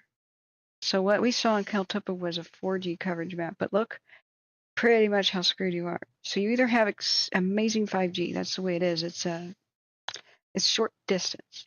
So you got to have a lot of little places that repeat the signal, right? So the most easy way to do it is just mount the little signal repeaters on top of things like old telephone poles and stuff. And it is incredibly fast where you've got it, but you turn the corner literally and it's gone. Like you walk into a house and like it's like dead. More so than 4G. 4G kind of, I don't know. It was much slower, but had a bit of a reach, right? So there's pros and cons. But 5G is cheap equipment that's easy to repeat across the landscape, and it will be revolutionary once it's all kind of set up, all said and done. But what if a single tower is providing much of this coverage? What happens when the fire chews through them and they go down? Like, for example, this crazy Wild Frontier cam. The Wild Frontier one. They let the damn trees grow up around this. This is probably maybe a 5G signal here. So when the fire reaches this, it's all probably toast. It'll probably take out whatever building that is that's got the power to it. The radio towers may be fine, but this little building is providing the power. See? Same little flashing light and stuff. See the propane tanks next to it. Oh my God. Oh, I failed to notice. I mean, I noticed, but I didn't notice. Look at the propane tanks. Oh God. We might just not see just a camera burn over. When this fire reaches that, we might see an explosion. Oh my God. I didn't quite put two and two together. You're in Solano County, Terry? Okay, let's find out what's going on with this new fire. Thank you, Smitty.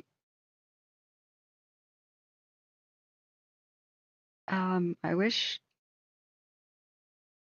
I could allow notifications for watch duty on the. They don't have them on the desktop app. I haven't been hearing anything on my phone. Why not?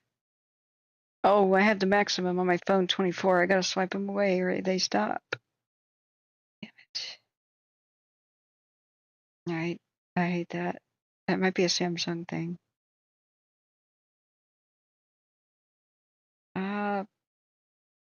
Alright, where's watch duty? It's got so many notifications. Let me make sure that these are set up again. Alright, swiped it away. They should work again. Alright, Solano County. I get it mixed up with similar sounding one.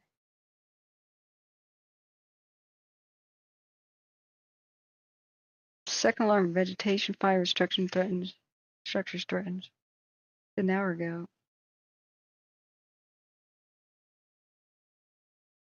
Either on the magnet board or place me on RNR.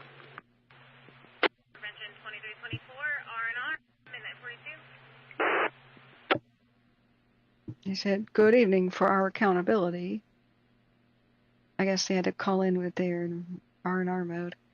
By Grizzly Island Wildlife Sanctuary, east of Fairfield. Next to Rio Vista. Alright, see if we got some camps.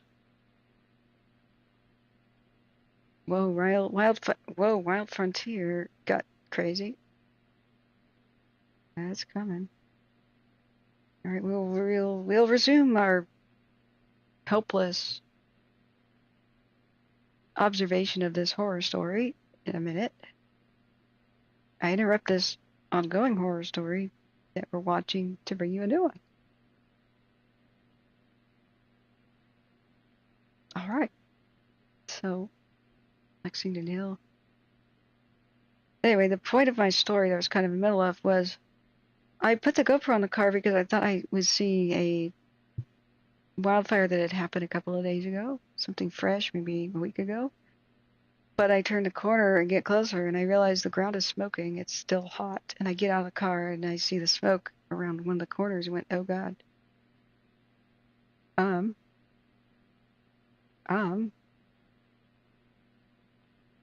Okay, are any of these facing the correct direction? That one's rotating. Twin Sisters North.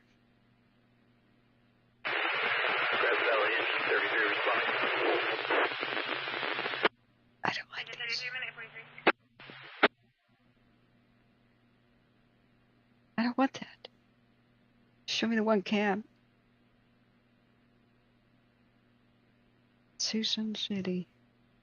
Backaville. Okay. Did you rebuild, Terry? Terry says that it's in the flats by the turbines, not much to burn near the grass. That's good. That's good. Auntie Faye, as she was known, Faye Miller, who had a cabin on the west shore of Lake Eleanor. She was so old she had, she knew personally as a little girl 49ers. Like real 49ers from the Gold Rush, 1849ers, who were in the twilight of their life when she was a little girl. She knew everything about the history of Chester. She knew Native Americans from up there. And she lived at Sioux Sun City, and she was like an aunt to me, just a wonderful lady. But I lost contact with her, and I should have hired a damn private investigator to find her to say goodbye. And I found out that she was dead via the internet. Just looking up obituaries, you know, and just still have major regrets of not saying a goodbye or reconnecting with her when I had the opportunity.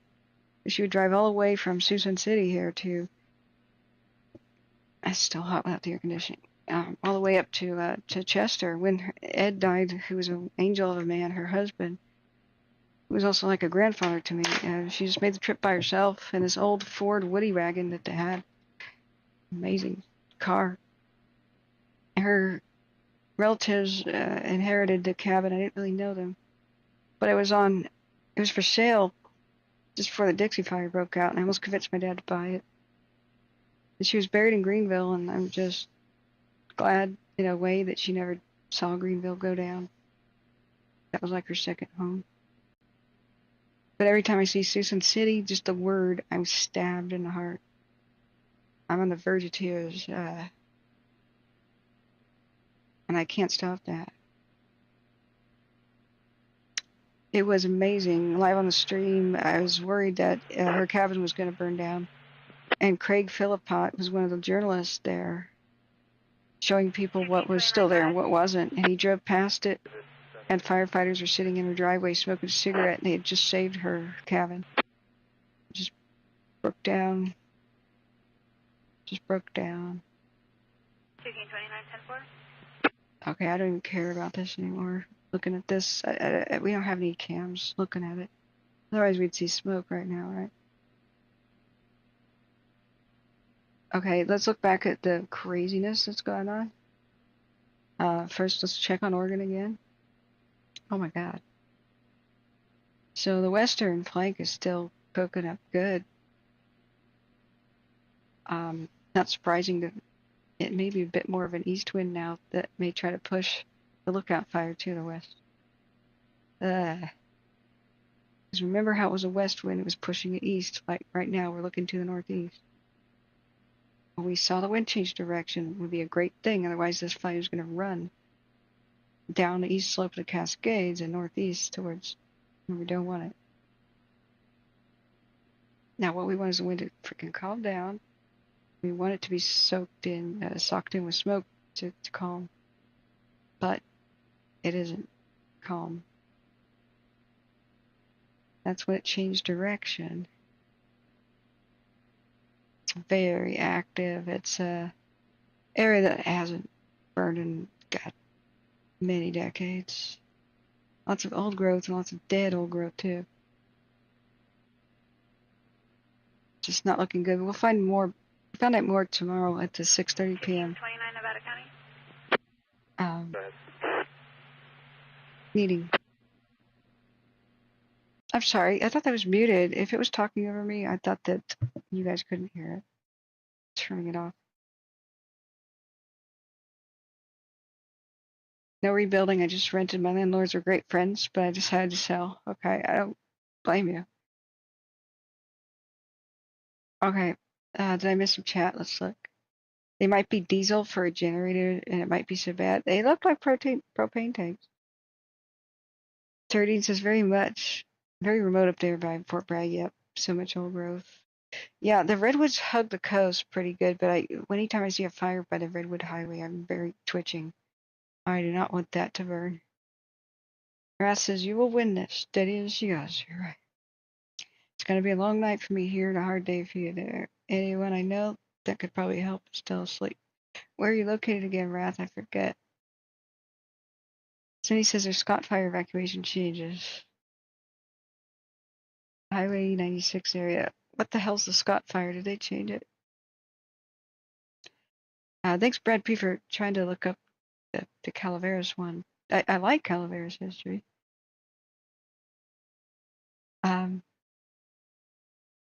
You know who's super into it is John Stoker. He might be listening right now, but he's kind of sick. If you want me to read a bedtime story, maybe I should read that Calaveras history or something. I try to read stories to get people to go to sleep who are evacuated and just looking at the madness. First, let's see what the hell's going on with the Wild Frontier cam. So, Wild Frontier 2 looked nuts. We just looked at it a minute ago.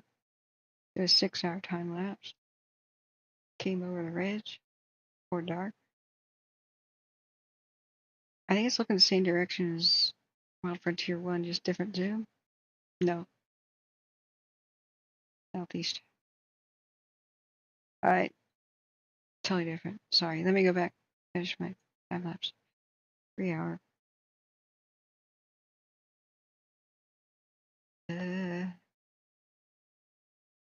I don't think we were able to establish how close the fire was to it. It seems quite zoomed in. Now, the number 1, Wild Frontier cam. That might be propane tanks that explode there. Look at the 2 different fires near it. This is the 12-hour time lapse. Now look at this thick brush with a lot of dead stuff in it. Uh-oh. You see the hazard plaques on that tank? Red, blue, yellow. Those are for firefighters to know about. I have a feeling it's propane. At least one of them. Uh-oh. New South Wales, Australia. Yeah, that's right. Okay. Yeah, that's right. You guys sent some help. We got a plane of yours. Thank you. Sorry we crashed one of yours in your bush. Our bad. Pull up. Terrain. We don't need to no stinking pull up. Crash. Whoops. They walked away though. That's why I'm making light of it. Okay, so that's our current view. Let's look at our heat. Is the heat getting closer to these cams? Put a bunch of shaded ready back on there. That's right. So Upper Coon Mountain I'm becoming familiar with. French Hill Road. You'd think it would save radio towers. You know? It says mountain shelter. So is it truly a location? I mean, that is Upper Coon Mountain. Maybe global imagery with global imagery might show something. That's odd for a Forest Service map to not show that. We might have to just take different scan topo. Cold Springs Camp 6 Lookout Tower. Oh, really? Is that historic or is it still there? Ah, here we are. It's right here. It's a little bit closer to Gasket. Right there. So we do have heat detections in this Kelly drainage, so it actually might be very close to a burn over if we get a strong east wind pushing it over. Look. It's gray. So we've got a big contrast here. Over 6 hours ago, the heat was here. The wind blew it back that direction, and it's burning over this ridge. That's what we're seeing on the cams. Fire's right here. Now, yellow is 1 to 6 hours old. Now, this doesn't mean that there is no fire here. It didn't go away. It means that it hasn't flared up to do a repeat trigger of the satellite heat detection in the same spot. Not for 6 hours. It could be at an intensity just below the last time the heat was detected. So don't think that, oh yeah, it moved on or something.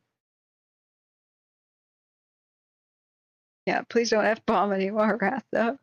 Dude. We don't want to get labeled. The explicit label. That's cool for rappers, but not for my channel. Family friendly. We can curse a little bit after 10, loosen up a bit. But it makes some jokes and stuff that are slightly adult. But generally it's the family friendly thing. But if people don't have their kids in bed by 10, it's their own problem, really. But we can't F-bomb because YouTube will automatically put some labels. This old bird scar. I think that's what that is. So, okay, we located that this is exactly where the cams are. Right here. Oops. There, sorry, this. You can see the propane tanks or whatever they are here. There's a lot of structures behind it.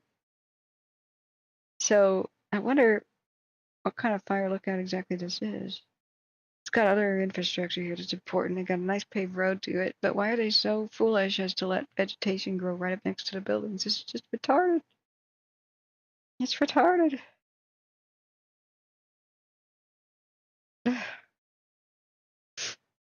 I know it's not bad to call something retarded. It's bad to call a person that. But just definition of dictionary, retarded, like had potential, but something stunted its growth. Great idea to put the stuff here, but you didn't fully protect it now, did you?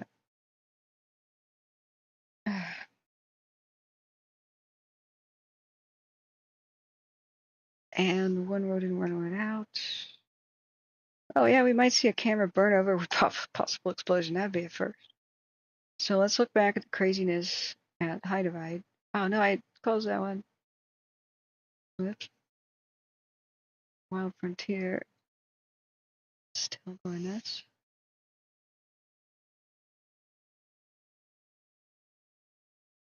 At High Divide. There are multiple different fires, and I do not agree with giving them different names now, giving them the same name, even though they haven't burned together yet. That's going to be massively confusing. Oh, that's Wild Frontier one. I'm sorry. Where's High Divide? There. No, that's. Oh, that's. Changed it. High Divide and High Divide 2 are looking at the same direction, different levels of zoom. Let's do the crazy 6 hour. This is quite concerning. Everything was fine until it wasn't. Then right about 8:30 as darkness fell, the fire crept over the hillside in multiple locations. These are all lightning strikes from many, many, many that we had. Urban says this is not a defensible space, lots of vegetation. Yeah. What in God's name are they thinking where communications are critical?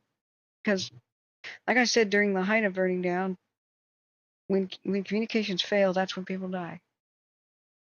When firefighters can't communicate with each other, when officials can't communicate with the public, and when the public can't communicate with, say, people like me or each other, that's when people die. It's the lack of information that's deadly. It's not really the fires.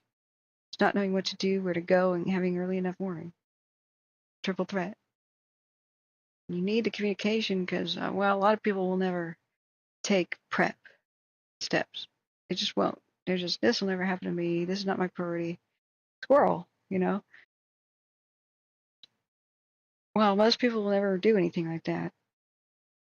It's critical to be able to talk to them and tell them what to do in the crisis. And the officials need to have these cams and stuff. They need to see what the fire's doing in order to tell people the safe evacuation routes and or issue a shelter in place. That's never going to be your home, guys.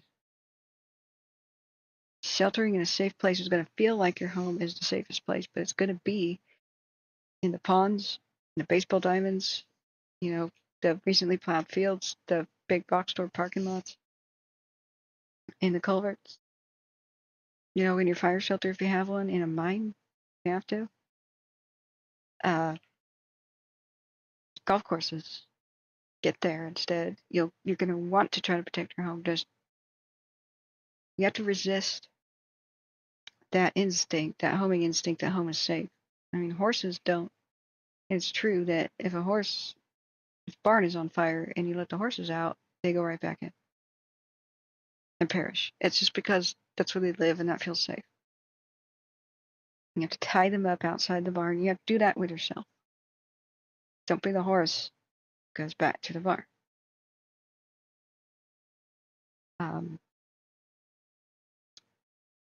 There's a couple people who have stories of them protecting themselves in their own homes before. And they're usually like ex-firefighters, and they've done an insane amount of prep. The garden hose does not have enough pressure. It won't do it. Hey, good night, Christopher. Cheryl says, Google Maps, DIR yellow. What's this? Yellowknife to Edmonton. Okay. Not sure what that's about.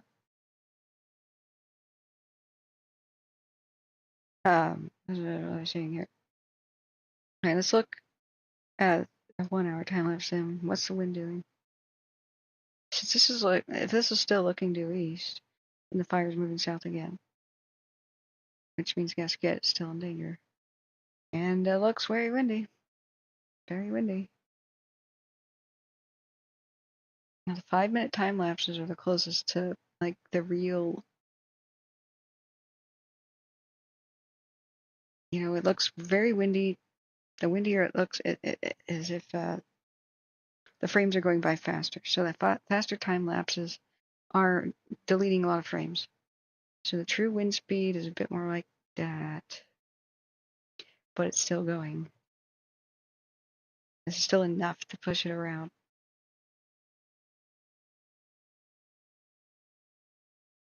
Ugh. Listening to Nevada County. What are they saying? I don't know who's talking on it. It's been quiet for a long time.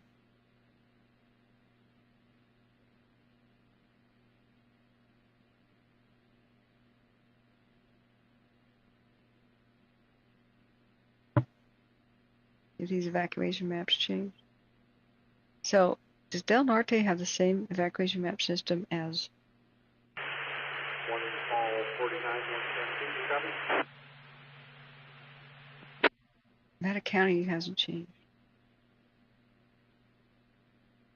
Okay. Headfire hasn't changed.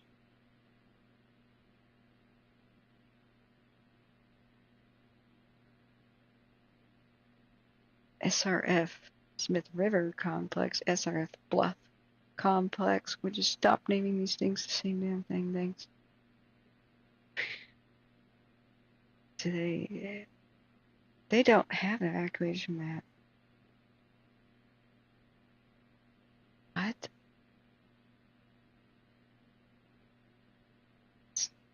Mobile, of course, no. They don't have one? Okay. Delaware County. Okay, if I can't find in 8 seconds how to get to the emergency page with Evacuation Map and telling people what to do, then they have failed with the website. Okay, 8 seconds. Look around. Do I see anything that says emergency? COVID crap. Public safety. Emergency preparedness.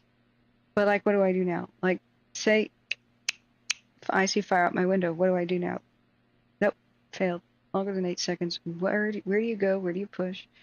You can find crap about pet adoption sooner, and the Board of Supervisors, and bid opportunities. But if we go to public safety, like, that's not something you can click on. Emergency preparedness. Sign up for systems. Okay, but it doesn't tell you where to go, what to do. That's the most important thing that this website could have provided. For emergencies, call 911. Yeah, well, guess if this county probably has like 2 operators at any given time. It's just not high population. Maybe 4? Think they're all going to be able to handle it? Preparedness starts 5 basic steps. Build your community, know your risk, register for alerts, make a plan, and create a kit. Okay. But, like, what do you do now? Get involved with the Red Cross? Amateur Radio Club? They're probably busy right now. DNARC? But I wonder if they are on Broadcastify. I wouldn't think so. I'm trying to become a ham radio operator with the license as soon as I can get some free time. Grass Valley, engine 33. Oh, God. I apologize. I'm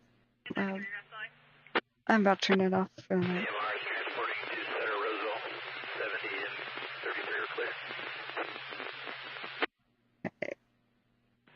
Engine 33, incident number 23820. Hey, Oregon Coast Green Man. Sorry you got hidden automatically. Monstar Star, thank you for what you're doing with this live. Yeah, you're very welcome. Very welcome. Or Coast Green Man. Good. Welcome back. Have anyone have a comment on the short on my channel today? Explosive burst from the Canadian border water filling. Well, should we go look at it?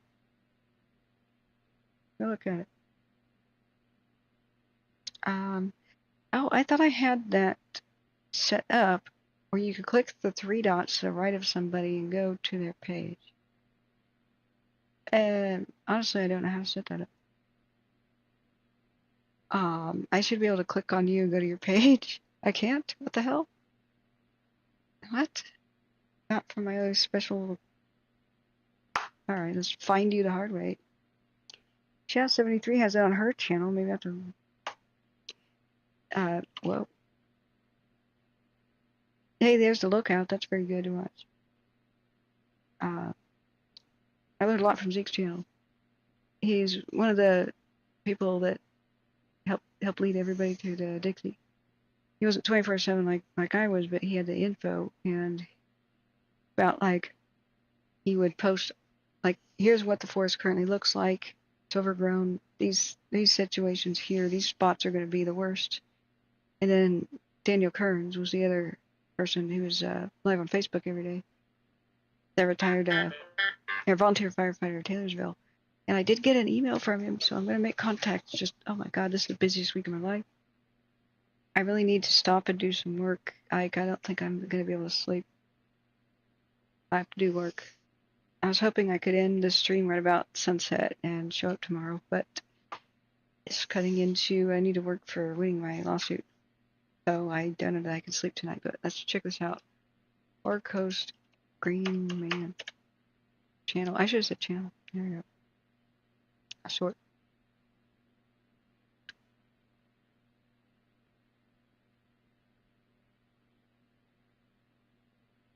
Yeah, that sucks. That's what Windows. So you can see that thing right there trying to maybe successfully create a pyrocumulus right there. I can't make this bigger. That's what I hate about shorts. Like, how do I get this bigger? Can't pause them or do anything good, like share them really well. Okay. Oh, that's part of the short. Okay, what was I doing? Hang on. Okay, hands off. See, you can't, it's very hard.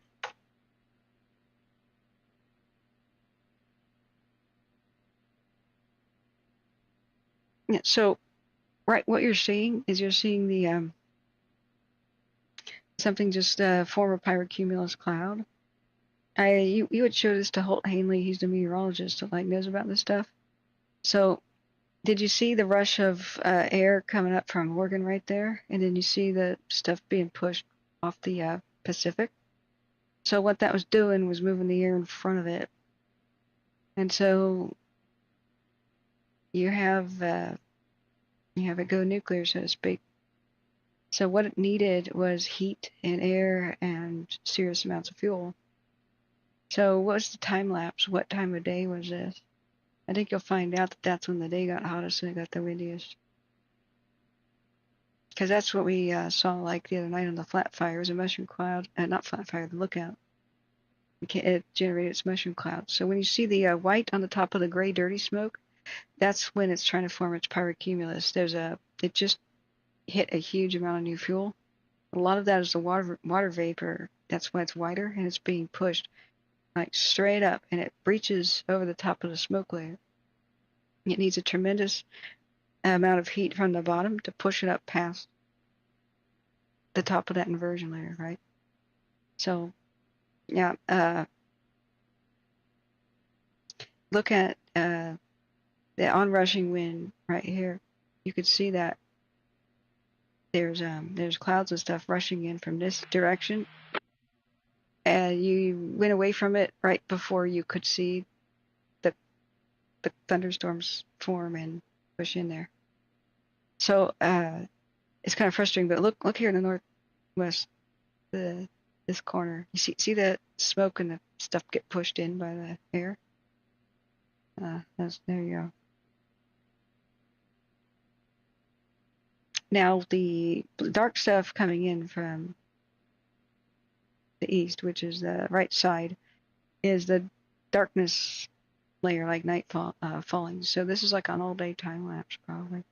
So you had somewhat calm winds until right before dark. Yeah, what website is this? This is kind of fascinating. Atmos.uw.edu. Atmos.uw.edu. Washington. Oh, yeah. University of Washington. Okay, so how do we get to this stuff? People in research about students on my news events. Is it an app, actually? Like, where do you get this? Maps? Oh, that's Map of the Earth. Okay.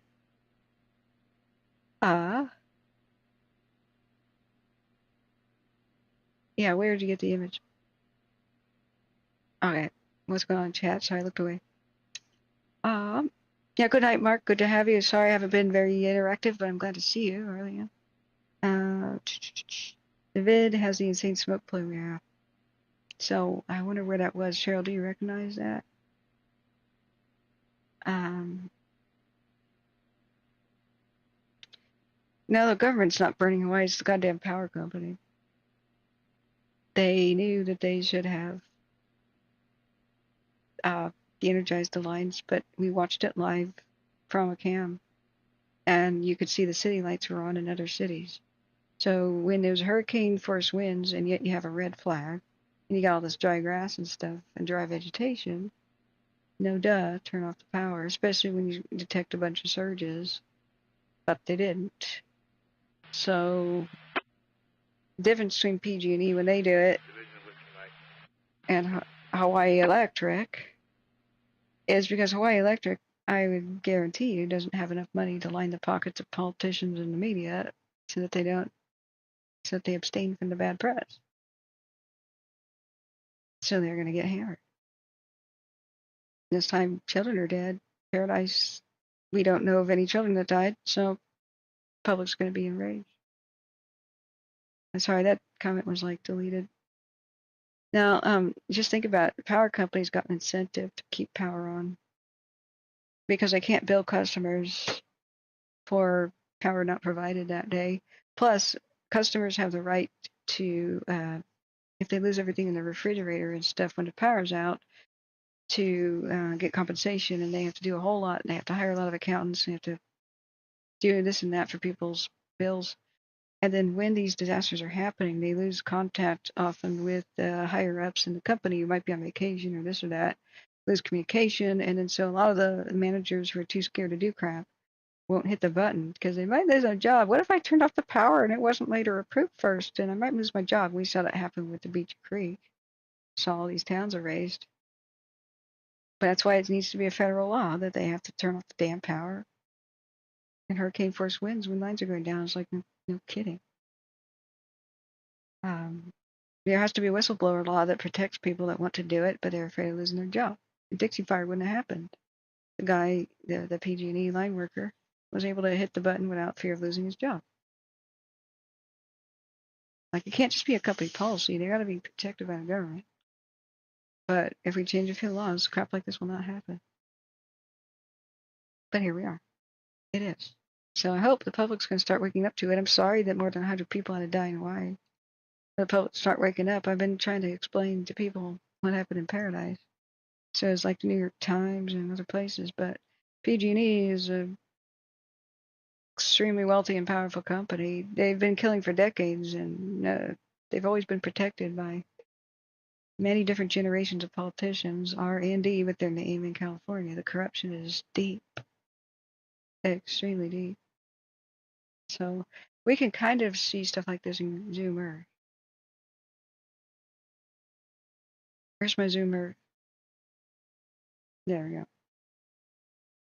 So which part of Canada was that? Is it this area? So that's 15th. Oh, I should start with the 16th. Was that by Kamloops or something? Because I could see some offshore stuff happening. Do we have a name for that fire?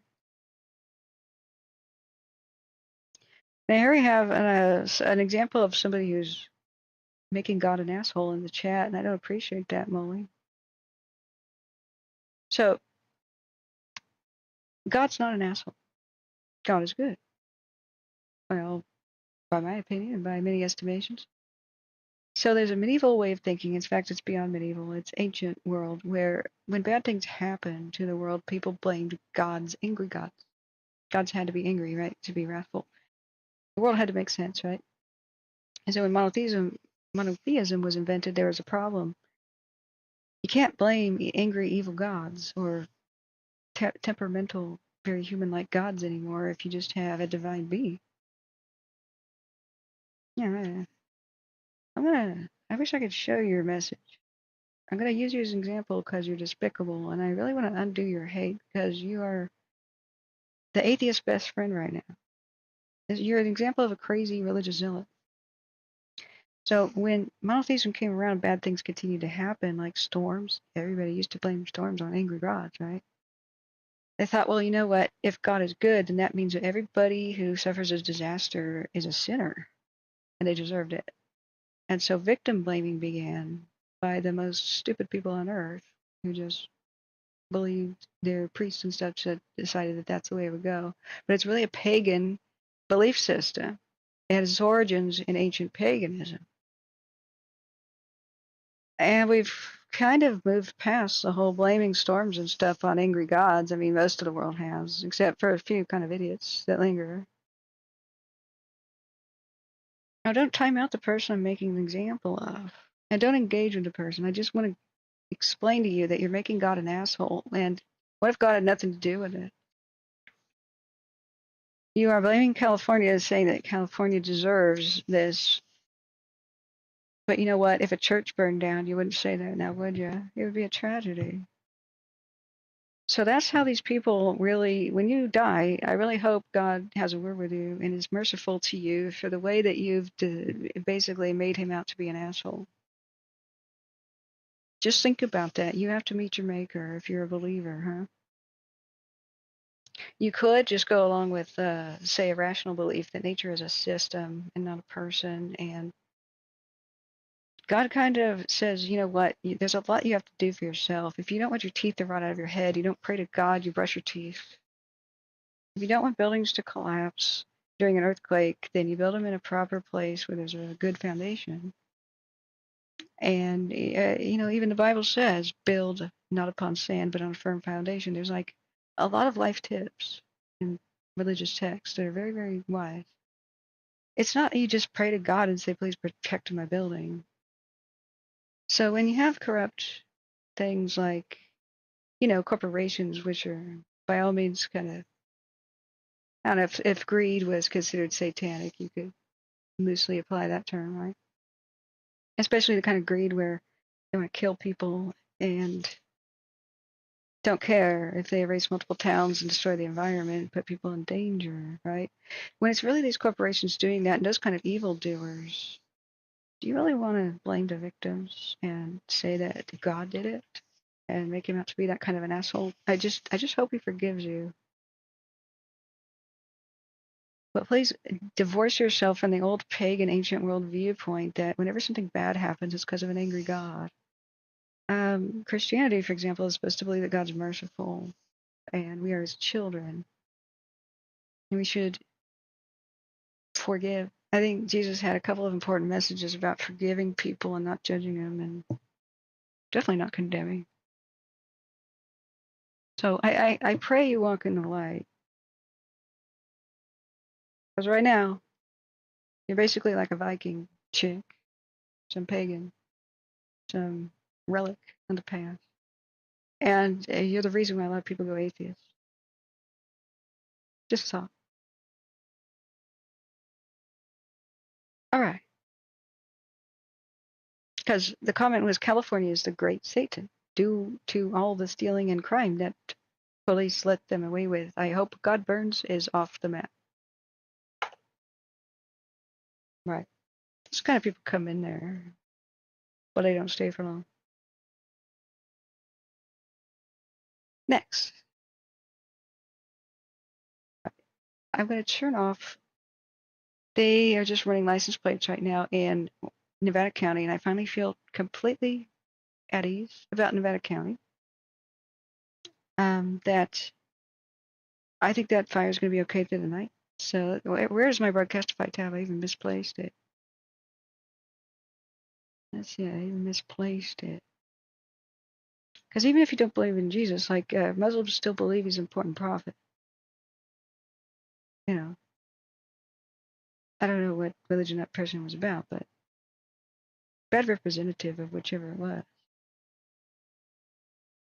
Now, there's a lot of temptation to feel hate, and you must always resist it, especially when you blame people. And you get the lust for this kind of viewpoint, the psychology behind it. What would turn otherwise nice and supportive people that most religions teach, people to have a sense of community and support. They probably do support their own churchgoers, right?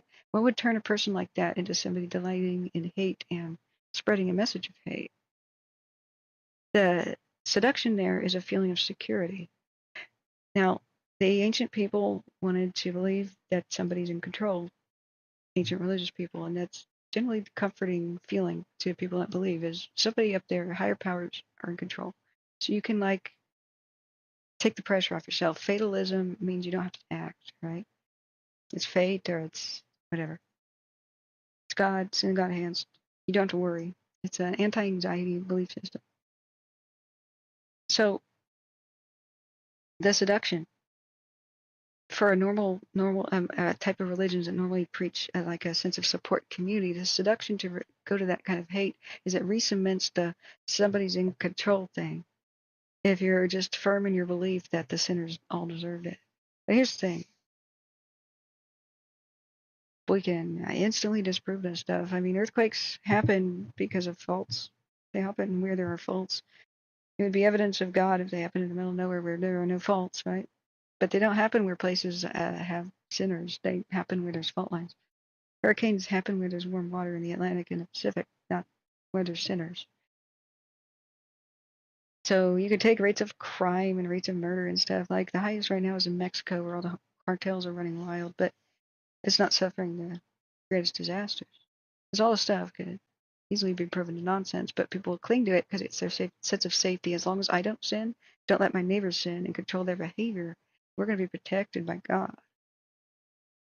And only bad things are happening because sinners are among us, and we tolerate that. That's an extremely toxic viewpoint. Very archaic. Very archaic. It's very harmful.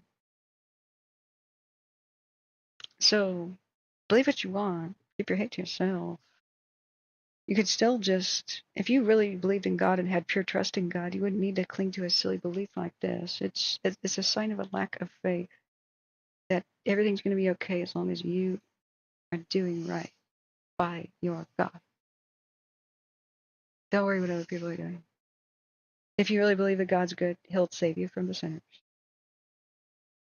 But man, it's such a toxic viewpoint. It really poisons our society. Such a turnoff too. Like if you think of getting recruits for your religion, I don't know. Sorry to break this to you. Going back to the real matter at hand. Hey, Semper Fi 11, how are you doing? Hello, Captain. Having a beep before bed, and YouTube has blessed me with a channel. Hey, let's go to the clouds. Let's go to the clouds. Right? Just go to the clouds. Okay. So back at 2 Green Man, it was the town of Karamos, BC. That's right. We were going to go look at. You're right, Wrath. I probably should go to bed. But I'm very curious about this shift in the wind and how much in danger these places are in northwestern California. What's going on in Central Oregon? Like I had this impulse that I had to fight to get in my car and I go check out Central Oregon. If these propane tanks explode, can you imagine what if this camera burnover happens? Like I would hate to miss this. We've seen some pretty entertaining stuff on the stream. Like we've seen everything from weird birds and stuff pooping on cameras to people getting in front of the cameras and doing stuff that was probably illegal in some states. We've had some pretty neat stuff. There was an elk on the camera at Timberline Lodge yesterday in the infrared. When I read the story about the Rajneesh and it was Operation D for diarrhea, the bear urine story, crack up stuff. Oh man, I do love our relaxing time stuff right before bed. But let's go to the clouds. To the clouds. To the clouds. Now, if you watch Twitch, there's this. Yeah. Wow. Something like that. Pilot shifts in idle to peacefully fall through the clouds. What is that, like a ultralight? Just go to the clouds. Go to the clouds. Can't watch too many of these. I'll get copyright or something, but just go to the clouds. Flying above the clouds. This looks auto-generated. This looks kind of fake. But anyway, it's the clouds. Yeah. To the clouds. Oh, I don't want to see bad stuff. Well, yeah, some of this is bad stuff. Anyway, the good one, though. To the clouds. I finally turned off that horrible. You guys haven't heard it for a while, but I was listening to all that dispatch and all this nonsense. It could have been a kidnapping. Somebody got out of a car, somebody was in a backyard, and somebody yelled help and jumped out of the car. A male did. Another male cursed at him out the windows to get back in here, jumped out, grabbed him, and threw him in the car. And that neighbor person type called 911. I was in Nevada County tonight. I heard about all these strokes, car accidents, head-on collisions.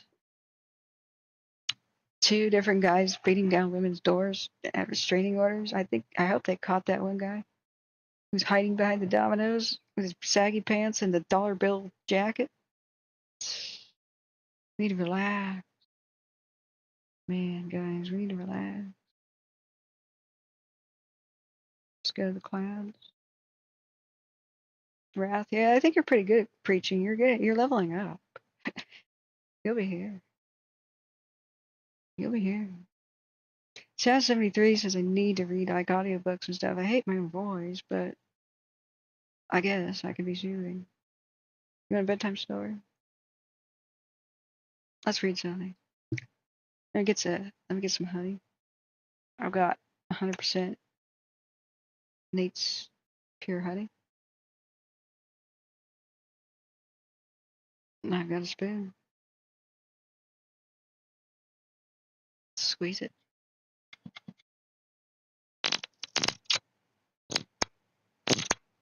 ASMR with the honey.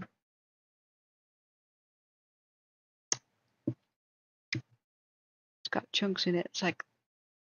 It's crystallized a little bit. It's got hints of clover. What's that? Honeysuckle? Blackberry. Yeah. Blackberry. That's it. Oh, I didn't recognize it before. Hints of Marionberry. Ah.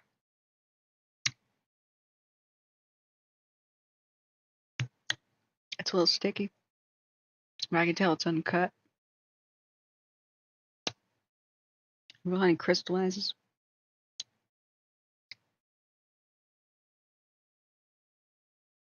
A little bit on the top.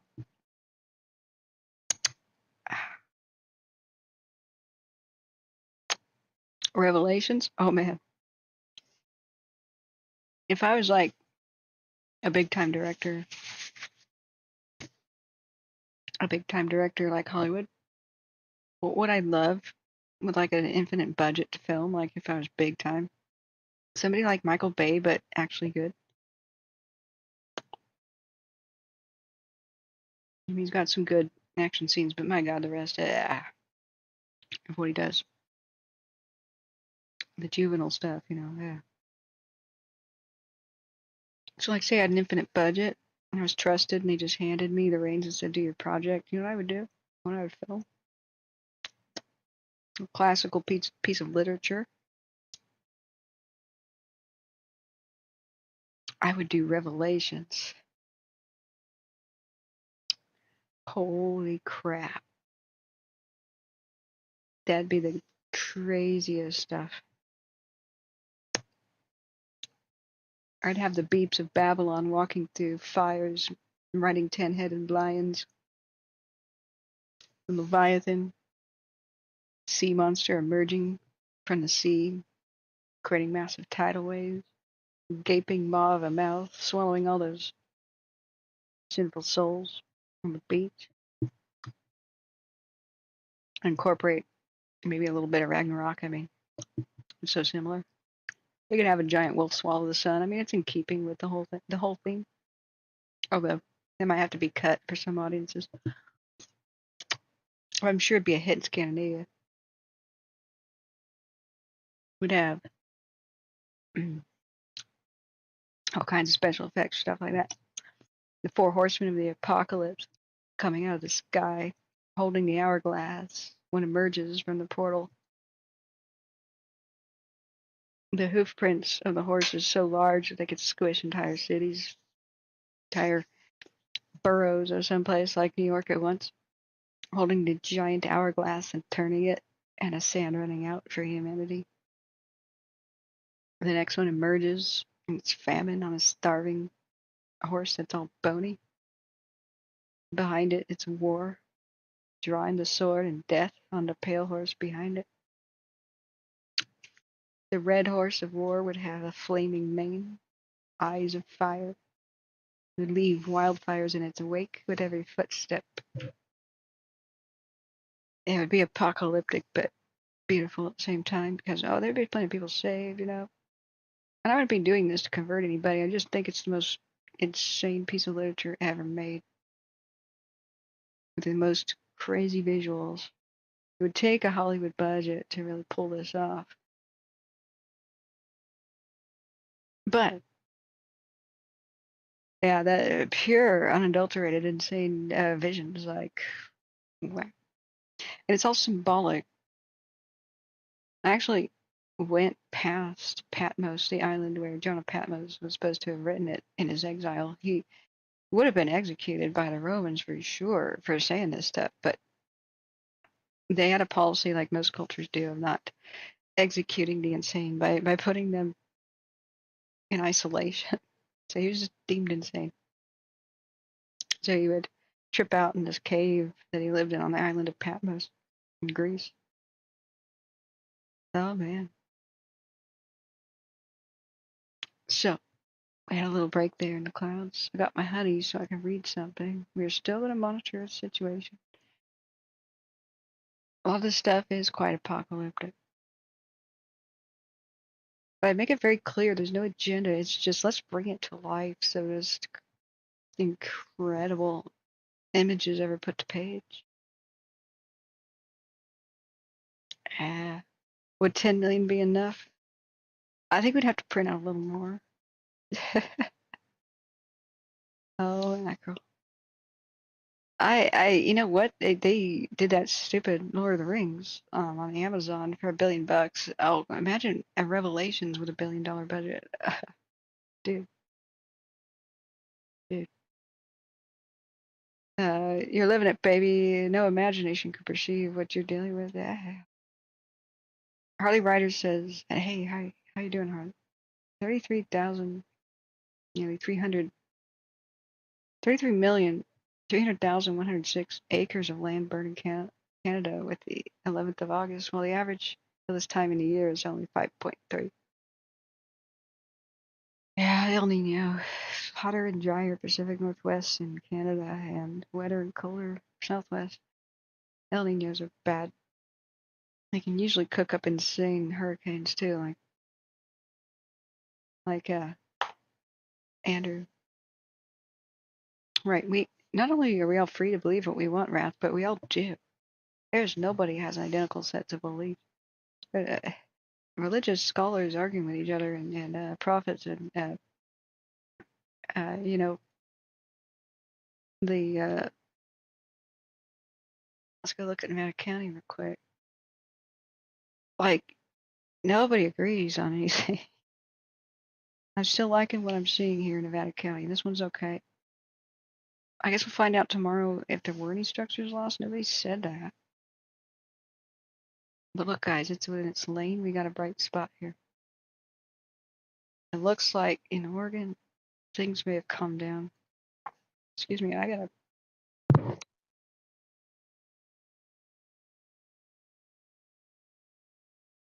Okay, I managed to mute in time. If that west wind had pushed this fire over the ridge of eastern Oregon, we could have seen all these mountains just ablaze like insane. We got saved by the wind change. It may be a really, really rough day tomorrow. But Central Oregon Cascades with this lookout fire. Now this is like east of the fire looking west-southwest at it. You know, the crazy insane view here is west of the fire looking to the northeast. That's the 4 little communities cowering in terror probably beneath them. I'm sorry, getting really congested. So maybe I should read that story and then go to bed because I'm just going to start blowing my nose constantly. So let me refresh myself. Probably more like 100 million. Oh, let's do it with a B. I mean, spare no expense. Harley Ryder says a tropical storm might head for Southern California. Let's look at windy and see. Let's do a zoom out. Let's do a zoom out. state of the world. What is that by Mexico? My radar tried to warn me about it on the phone today.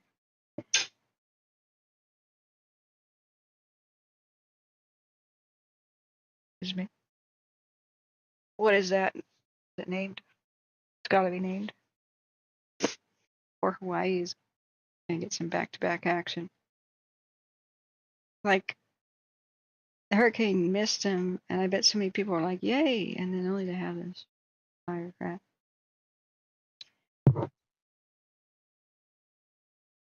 The models are constantly changing, so time will tell. Yeah. You know, Holt Hanley, I'm not getting that many updates for his channel. Has he been that active on YouTube? Holt Hanley.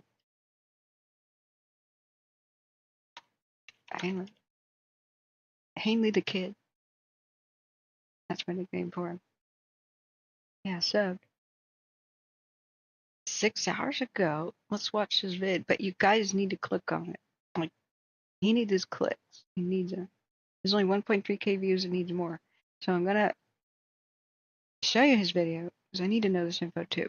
Here, click, so and so he knows his stuff. Now the only thing I can ever fault him for is being a little bit too optimistic and sunny. But it's a nice, refreshing thing. He's always optimistic and sunny, right? Now, he will tell you what's what. Answer questions in chat and stuff. It's great. So let's look. Let's watch at least a little bit. Or she has his webcam on. Alright, it's time for an update and forecast on the wildfires burning in California. Overall, it's been a pretty quiet start to the year until this week. We've had some thunderstorm activity, which Be right back. I'm going to leave you with him for a second while I take a little break. Is created. Seriously, go, click, subscribe, like, come back here. A large number of lightning fires, mostly in the northwestern portions of the state. So throughout the course of this video, we're going to take a closer look at a few of them. We have the Deep Fire, which is around 1,000 acres. We have the Srf Smith River complex, which is around 620 acres. And the first one we'll look at is the Head Fire, which you can see is up to 3,580 acres, 0% containment. You can see some of the heat coming off of the fire. And just looking from that view, it does look like more of the heat has been on the southern edge of this fire throughout the day today. You can see where the old perimeter is underneath that. And that is some concern because we do have some structures to the southern portions of this fire. So because of that, there's a large number of evacuation orders and warnings in place. And if you go to watch duty, you can click on this link right here to have a more interactive map yourself. But we can also just see what's going on in this fire. So this is, again, the Head Fire that we're looking at first. That yellow is the old fire perimeter. The red is where some of the more recent hotspots have been. And then if we turn on structures here, so those little orange dots are your structures. You can see there's some structures to the northwestern side of this fire. And then what I would say is my main concern right now is the structures on the southern edge of this fire. Now, one other thing we can do is check out fire history, see if there's anything recent around the Head Fire, and that is where we do have some good news. There has been some fires around this area recently. You got the 2016 Gap Fire. Let's see, you've got the 2022 McKenzie Fire. I remember covering that one. And then you have some older fires to the southeast. So since 2007 Tom Martin, 2012 build, there's most likely been some fuels building back in that area. Now, where we look at where the structures are, that's where we don't have as much fire history, so there's still going to be some fuels on the ground, and then the fire will be able to go there unless they stop it with their firefighting resources. Now, one other thing that we can do is look at, so let's turn off fire history just so it's not too complicated on this map, is look at where some of the heat detections are coming up right now. Now keep in mind this overestimates the fire. This is heat being picked up from satellites in space, so it's always a bit off, but it does show that there's still some activity going on that fire, as well as a lot of our fires in the more northwestern portions of California. So Head fire certainly still active. I'm going to just look at some of the other fires here, and then we're going to go into the kind of weather update and forecast, because that really explains why these fires are happening, and it also explains what's going to happen to these fires in the future. The other one is the deep fire. That one's around 1,000 acres, 0% containment. Does look like we have a few evacuation orders and warnings, and the footage coming out of the deep fire over the last 3 hours is worth looking at. So you can see some of the clouds increase in the afternoon. You'll see a few popping up here later, but really the fire activity kind of tells the whole story right there. Very dry conditions up there. We'll look at a drought map later in this video, but certainly have some very active fire behavior going on right now. Now another one is the Srf Smith River complex. That one's at 620 acres, 0% containment, and the footage out of there in the last few hours, we'll go back a little bit so you can see where we start. It's earlier in the day, and then as your temperatures increase, your relative humidity drops, your fire activity increases. So it certainly looks like it's been active on this fire as well. So definitely going to be keeping a close eye on that. We can also just take the above view of California, because this tells you a lot of what's going on. See the smoke mostly in the northwestern portions of the state, and a lot more smoke popping up over the last couple of hours. And part of the reason for that is you see all these clouds coming in. That's some of our thunderstorm activity. And where you have thunderstorms, you have gustier winds. And the winds were the one thing that was working in our favor in the forecast. We had very warm temperatures, we have some low relative humidities, but overall winds across California were relatively low. What the hell? Until these thunder. Oh, okay. I just came back. I understand what's happening now. I was like, did I leave this on the wrong page? Did I leave up College of DuPage? But he's talking. He's using College of DuPage. Okay.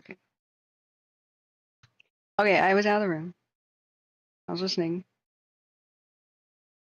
Oh yeah, just showing this.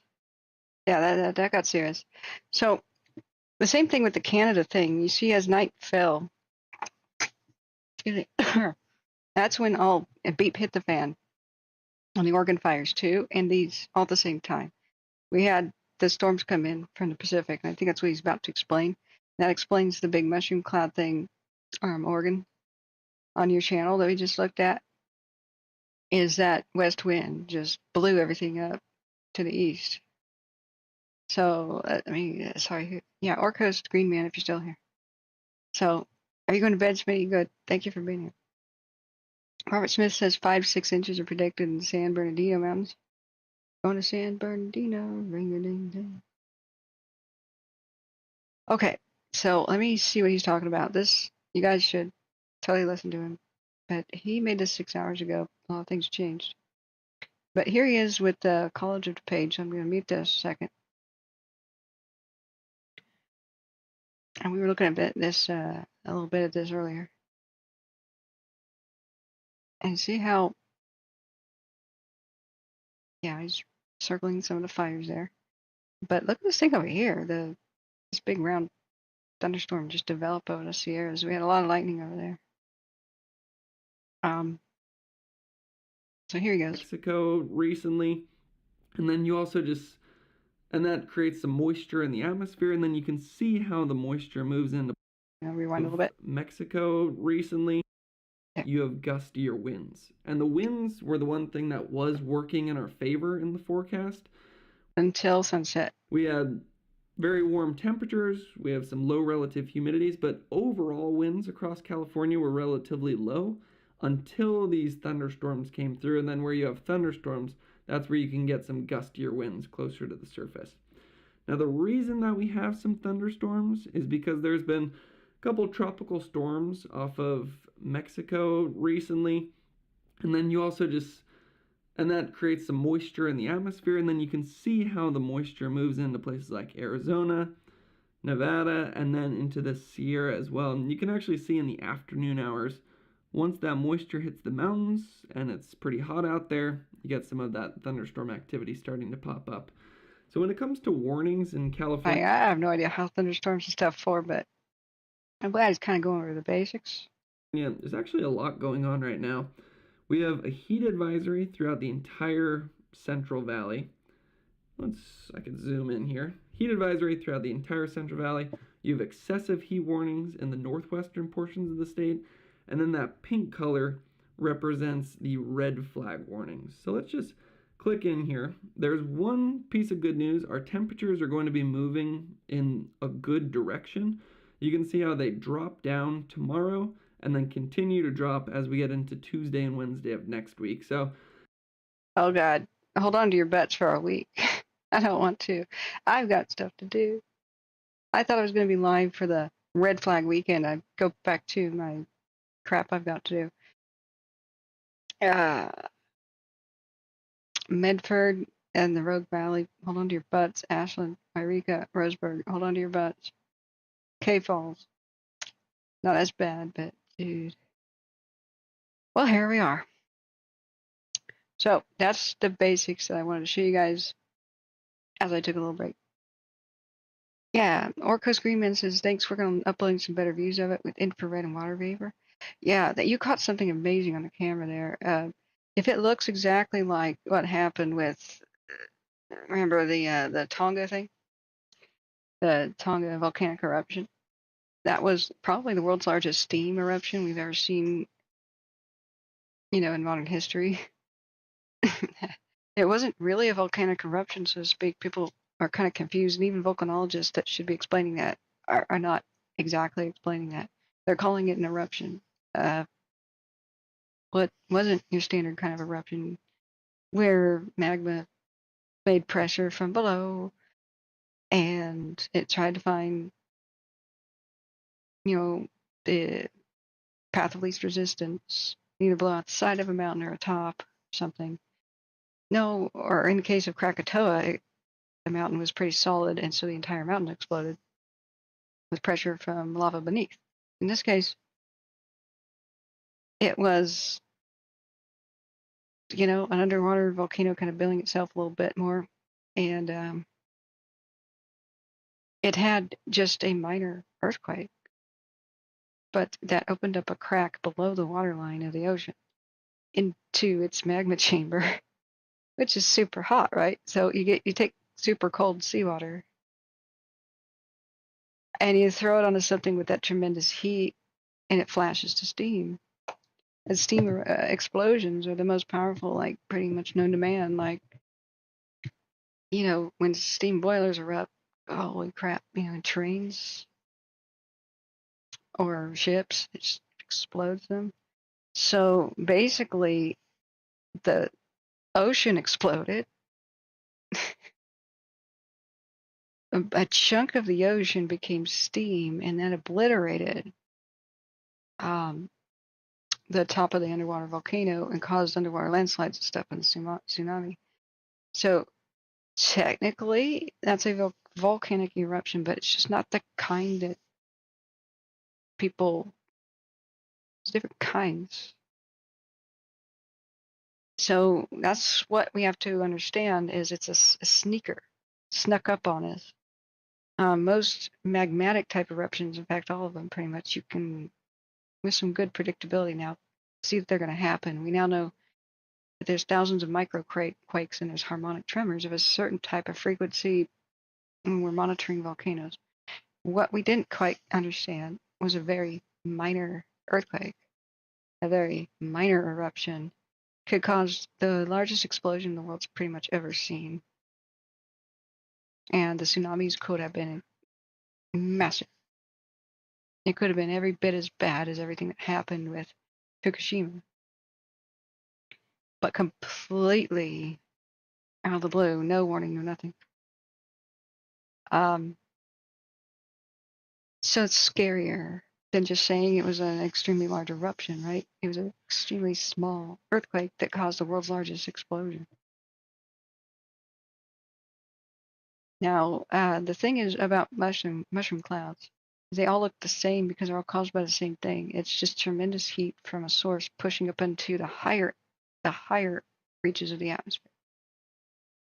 And it will mushroom out because as it loses steam, as it loses force going up, it kind of flattens out. And so if you have a wildfire or whatever's making heat, like I say, a constantly erupting volcano, kind of at a medium kind of level, it's going to make a mushroom cloud, and it's going to make a completely flat top, because it will stop at exactly one point in the atmosphere. That's where it runs out of enough steam to keep going up, so it flattens out. Now,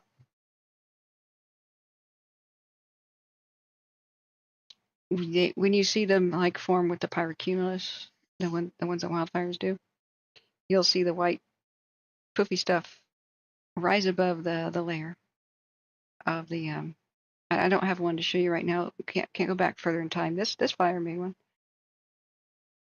This one in Oregon made one all yesterday, basically.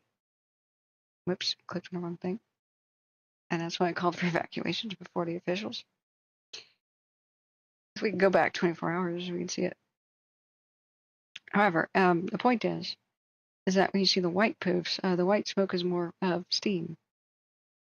So when it gets enough air, which is like a storm or high winds, and it's sitting on a huge fuel source, such as especially like old growth trees or something tremendous like that, then that's when they blow up. And when they start to form, as you see the white, it's vaporized stuff, like especially living trees have a lot of moisture in them. So when living trees get hot enough to burn, or if there's enough dry enough, the water vapor goes somewhere.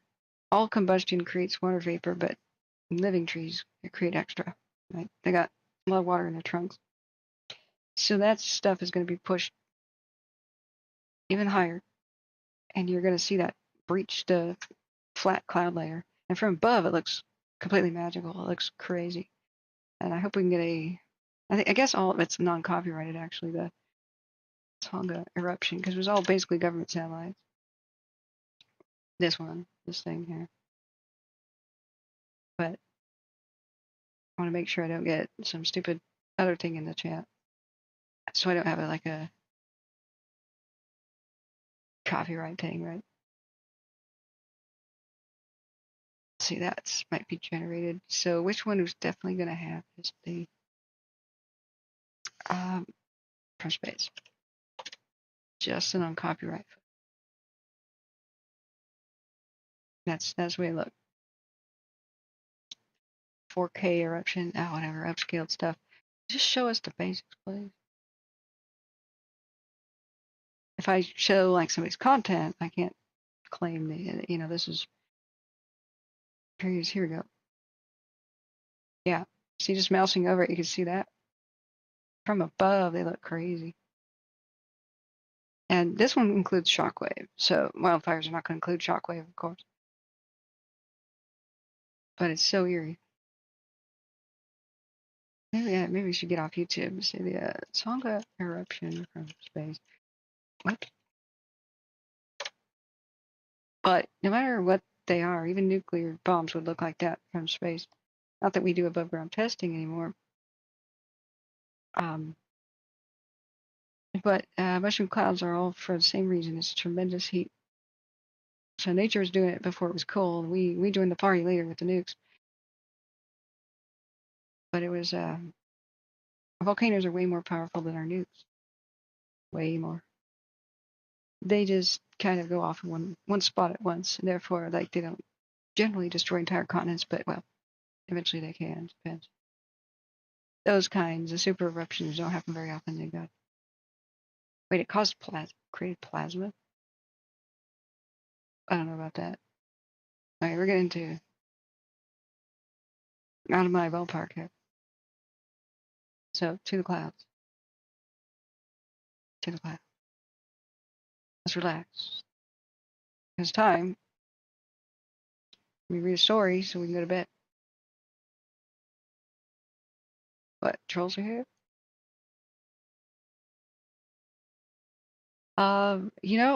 Hardy Ryder says it's good that it happened in the middle of the ocean. The eruption probably would have been a devastating event if it happened on the ground. No, it was bad. It's super bad that it happened in the ocean. We could have had tsunamis worse than Fukushima very easily if that mountain had been higher. So there's different types of tsunamis. Now, the ones that come from an earthquake undulate. The earthquake undulates the sea, so a series of waves will hit the coast, but they have a maximum height, wave height, of about 100 feet if it's seismic. Now, of course, the water line, okay, like they used to call them tidal waves because they came in like an endless tide. It wasn't the curling 100-foot tall waves and stuff. That's pretty rare. They normally ran into the coastline like an incoming tide that just never stopped. And so you watch a lot of those videos, and that's what it looks like. And people don't run for a very long time because they're like, oh, that's not so bad. Then it suddenly breaks over a seawall and starts carrying houses away. Then it's like, oh my God. So that's why they called them tidal waves, because it was like a tide, and it warned people that they were going to look like a tide coming in, but they're not. I don't like the fact that they named them all tsunami. There's different types, and so we should have different words for them so the public becomes educated. So the fact, though, that the longer the earthquake, the more they undulate and more waves that hit, then as they bunch up into a bay, the water keeps rising and rising because it just doesn't really have much opportunity to flow back out. I mean, it'll do that in some instances, but where you have the highest water line is where it didn't flow back out. So then you have the different kind of tsunami called the displacement tsunami. I mean, there's no real word for it, but it's a totally different kind. Now, it has no limit to the height of the wave, no limit. So the world's craziest wave heights that have ever been recorded by man, and very few people have lived to tell the tale of this stuff, have been water displacement tsunamis, splash tsunamis, where if something is splashing into the sea, the wave height is equal to the amount of water displaced. So if you have a massive landslide into the sea, you can have 1,000-foot tall waves. So Krakatoa exploded 70 something, was it? Or 1899 or something like that. I think it was 18 something, 70 something. And so the massive tsunami was not caused by the quake or the eruptions. It was by the mountain splashing down into the ocean. It no longer was there. Like the island was missing at the end of that eruption. There was just a smoking part of the ocean. It was an island large enough to have a unique civilization on it, a unique culture that evaporated. So with Krakatoa, the tsunamis were so insane. They killed many thousands of people, and people in lighthouses. Like, it just obliterated the lighthouses. There's a lady who, the dog, she was the wife of the lighthouse keeper near Krakatoa, Java somewhere. And it was in this documentary, like History Channel or whatever. And the dog just was going ape, trying to get out, and it got out. So she chased it up a hillside, trying to get the family dog back into the safety of the lighthouse. And then she turned her back and turned around, and the lighthouse was gone. Just a wave took it. 1883, the big Krakatoa. Yeah, that's it. So that was an example of a splash tsunami, and I'm not sure what the maximum wave height stuff was, but it went for a very long distance. So in Alaska, though, we do have evidence, and you can look these up. Crazy, I think it was like a 1960, where you have landslides into water, you have the craziest tsunamis. One was in Italy, and it made a whole bunch of towns a ghost town, turned them into ghost towns because the landslide hit the mountains. It hit the lake that they had just created with a really rickety dam, and the tsunami splashed all the dam water over the top of the dam and took out all of the towns down.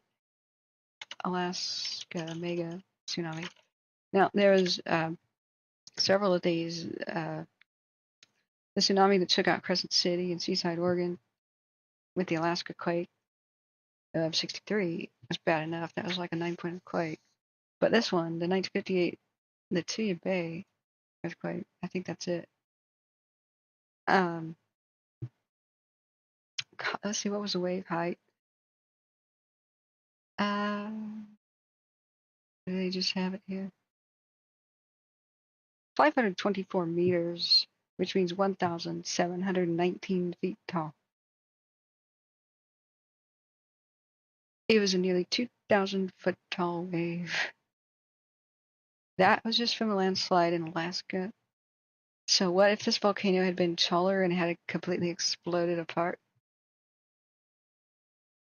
You'd have this big mass death event in the Pacific, just like not just the Fukushima tsunami that hit Japan, but what was that one earlier than that that hit most of those countries in the early 2000s? I forget if that one even had a name, but killed like 300,000 people all over the South Pacific. So that was just the kind that was normal. You know, the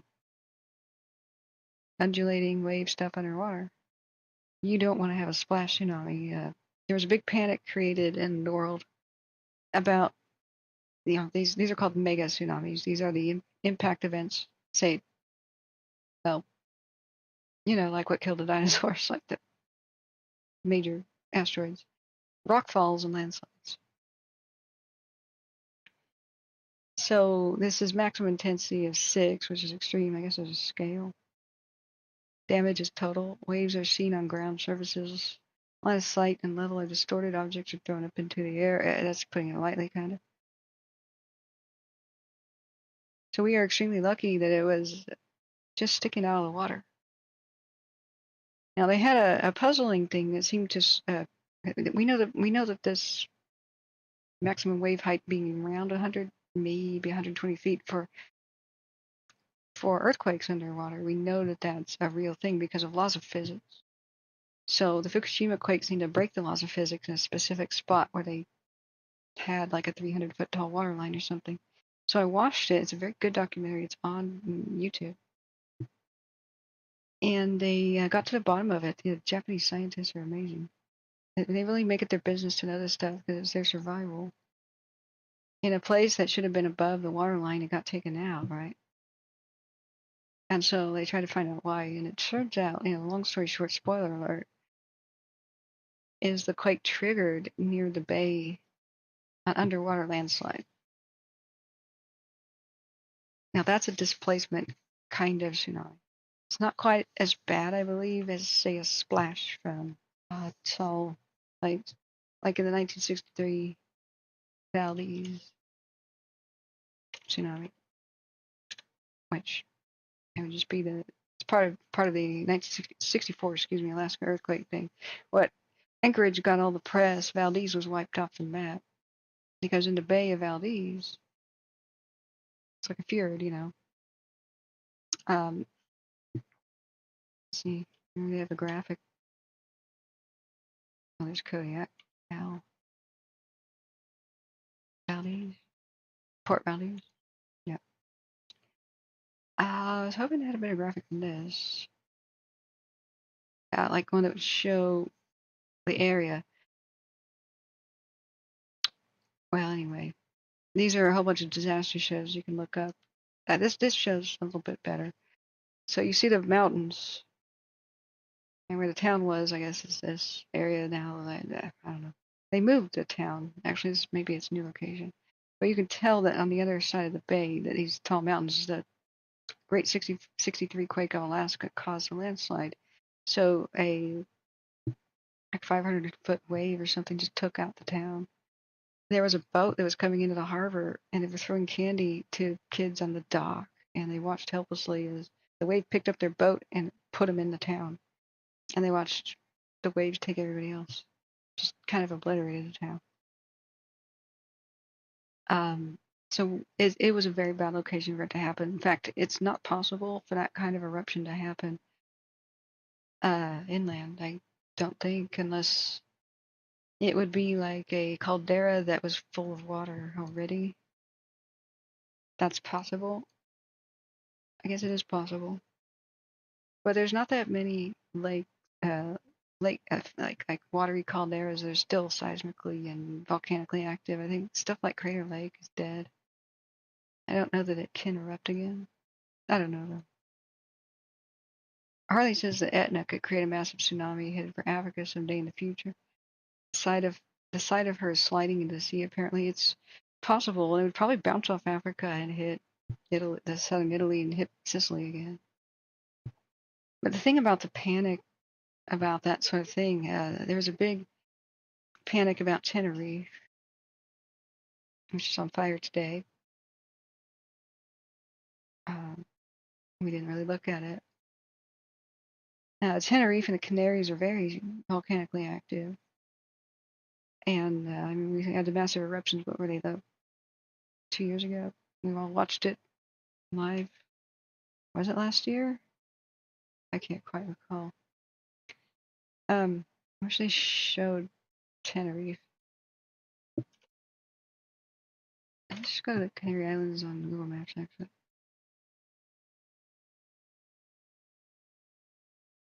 It looks like Tenerife, but it's Tenerife. It's seen a lot of tragedy. The worst plane crash ever happened there. Don't look it up unless you want serious nightmares. It's off the coast of Africa here, out the Straits of Gibraltar. So there's a massive... Yeah, La Palma was what was erupting just recently. There was a concern that part of, I think it was Gran Canaria, had a fissure or some sort of crack, and that the west flank of it could slide into the sea, and that would make a mega tsunami that could take out the east coast of the United States. I guess. I guess. I'm not sure about the calculations behind that, but tsunamis can reach all the way across oceans. You know that. So I don't think it would be that bad, honestly. I think it would lose a lot of steam on its way towards the United States. I think over here, like the Azores would be messed up. Spain and Morocco and Western Sahara, whatever, got more fear than that. Portugal. Puerto Rico, maybe. Excuse me. However, it caused massive panic all over the internet because the word eventually was misused. Would the media ever do that? No. The media never scares the hell out of the public for no reason, right? No, they never do that. It's like that, they're still doing it. It's like that study that said that sucralose, which is basically Splenda, damages DNA. Everybody stop. Oh, whatever, I'm drinking it every day. The concentration of Splenda they had to use to damage DNA in a petri dish, sheep's blood or whatever they did, was like billions of times more concentrated than any person could ever even consume. I forget how much a person was supposed to have to consume, but like metric tons of it per week or something. Like, oh, yeah, thanks, media. By the way, drink 5 gallons of water in an hour, you also die. Because you dilute your salts, and that's how your cells talk to each other. But I'm sure the media would try to portray water as toxic if they could. Newsflash, water found to be toxic. It's called water intoxication. Some people die that way because they go to contests, like a radio show said, how much water could you drink an hour and somebody's going to win a prize, and they killed their contestant. Don't have that contest. I hope to God nobody starts a TikTok craze with that. You slip into a coma and die. And that's what happened to Alexander the Great's army, I believe. They crossed the desert in Afghanistan and went to a pass and then finally went to a river. And he couldn't hold his army back, like everybody was on the verge of dying of thirst. So animals and humans alike rushed to the water and just drank and drank and drank and drank and then started to keel over. If you give somebody salt before they pass out, you might be able to save them. But it's hit and miss. So, I'm happy with what I'm seeing in a way. In a way. These towns are still there in Central Oregon. And it is time for me to get some work done and get to sleep. So, maybe I should read you something. Why did I close chat? Excuse me. Yeah, Etna could create the tsunami, okay. If that volcano had been taller, the entire Pacific today would have been changed forever. I reckon, yeah. Krakatoa was no joke. That was messed up.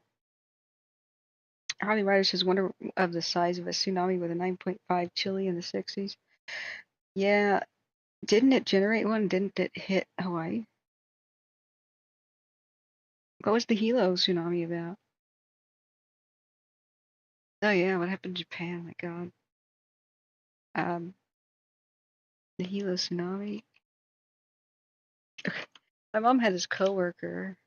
He was very kind, but bless her heart, she was a little ditzy.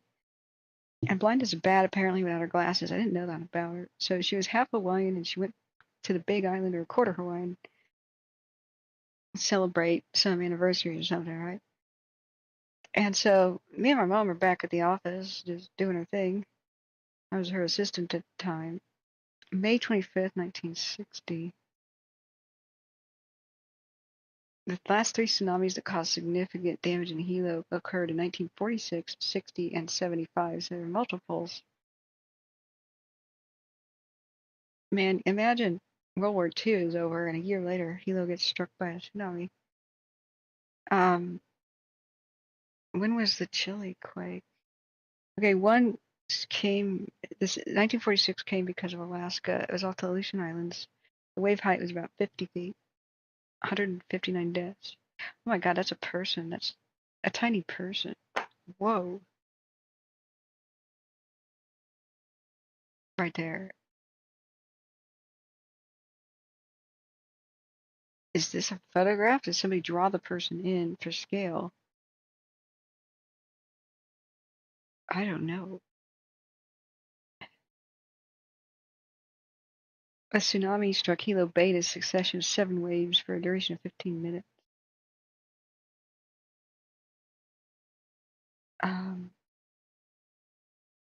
Okay, so 1960, 8.3 magnitude earthquake in Chile. Damn.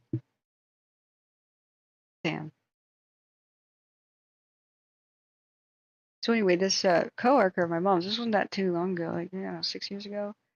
7? No? Oh God, related articles, we don't want to see that. Go back to the clouds. So, yeah, Harley Ryder says, just checked, it says an 82-foot tsunami from Chile, 9.5. Where did it hit? Yeah, Ralph, a good sound, yeah.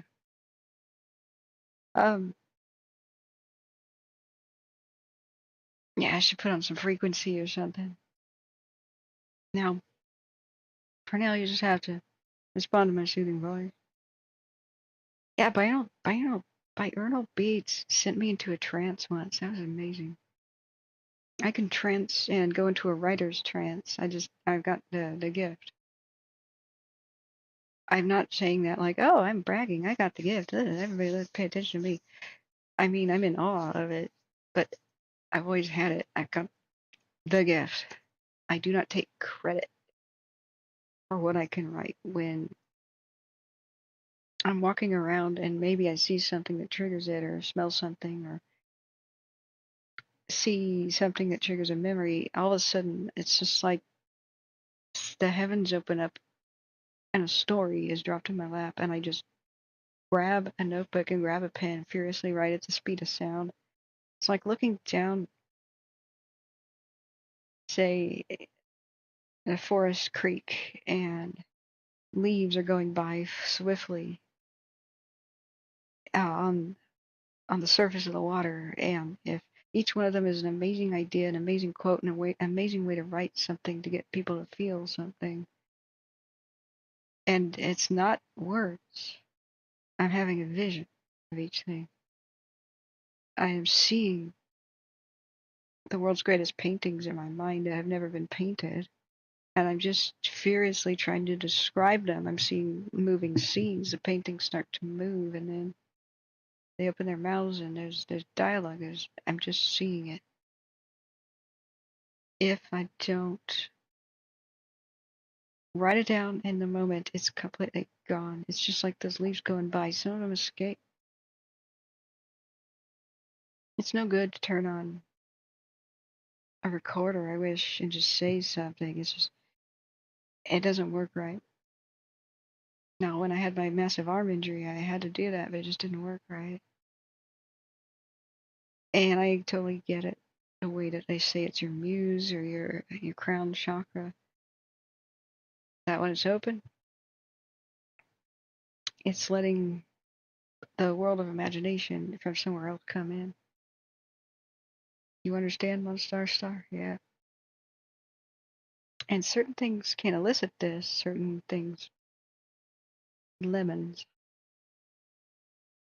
Lemon. I think you get what I'm saying, Monstar. Read between the lines. Orange sucks. Pine is no good. Pineapple's alright. Haze, diesel, no. Lemon, yes. Now, it can be incense, certain flowers, or something triggers it. I like to be in the still of the night. I cannot be interrupted. I have to grab anything in sight, napkins and paper towels, and if I have to, old mail and letters. But I now keep notebooks open and ready, and I always keep pencils around me. Right here. It's always open, ready to go. You can strike at any moment, especially if I'm watching like shows or a movie or something, and I just see something. So it just falls out of the sky in my lap. If I sleep on it, I will not remember the next day. So I get up in the middle of the night, and so people are like, "Why didn't you sleep last night?" I said, "I was in the trance."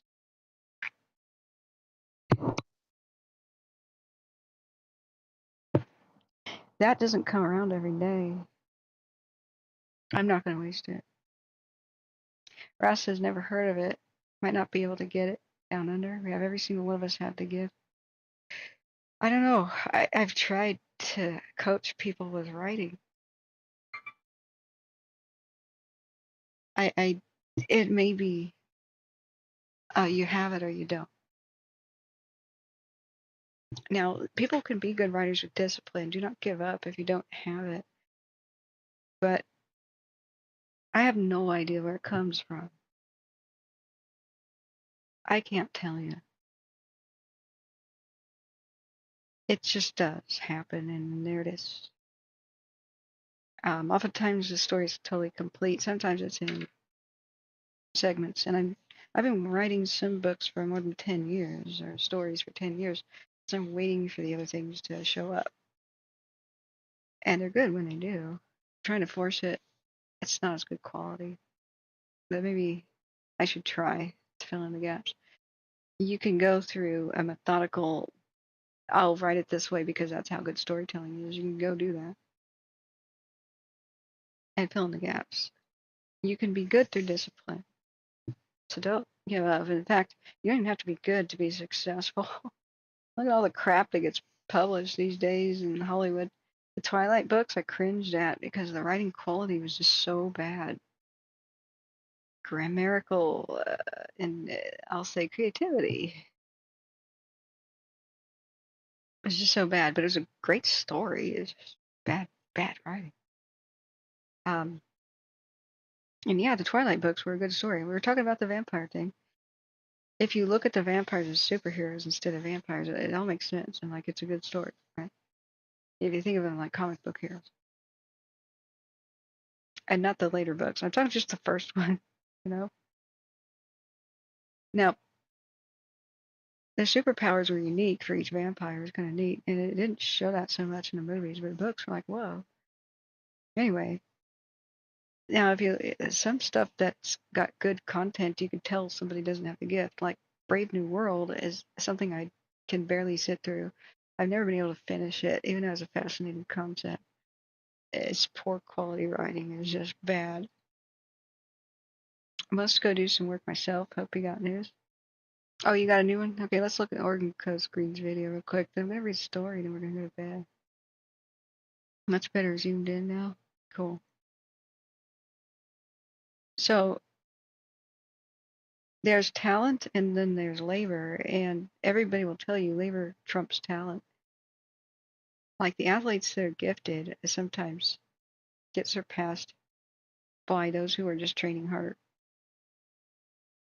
When you slack off when you're training, and I know all about that, people who have a fire under them to surpass you, beat you, they do. They just work harder. And with a good enough editor, almost anything's good. Don't worry about that. I'm always like a perfectionist and not publishing something. It's got to be better than this. I'm going to wait a little bit. It's got to be better. And that's an anxiety thing. It's not. It is not like a good personality trait. It's based on fear that it won't be as impressive and people won't like me as much and nobody will come back and see my stuff. And in reality, just do it. You publish nothing and nobody knows your name. Okay, Oregon Coast Green Man. History. Find you this way. If you go to this... the wrong thing. Sorry. Hate shorts. You can't even scroll well. I hate vertical video too. Sorry. But I know that they're the gold mine these days. Is it this one now? Is this the same one?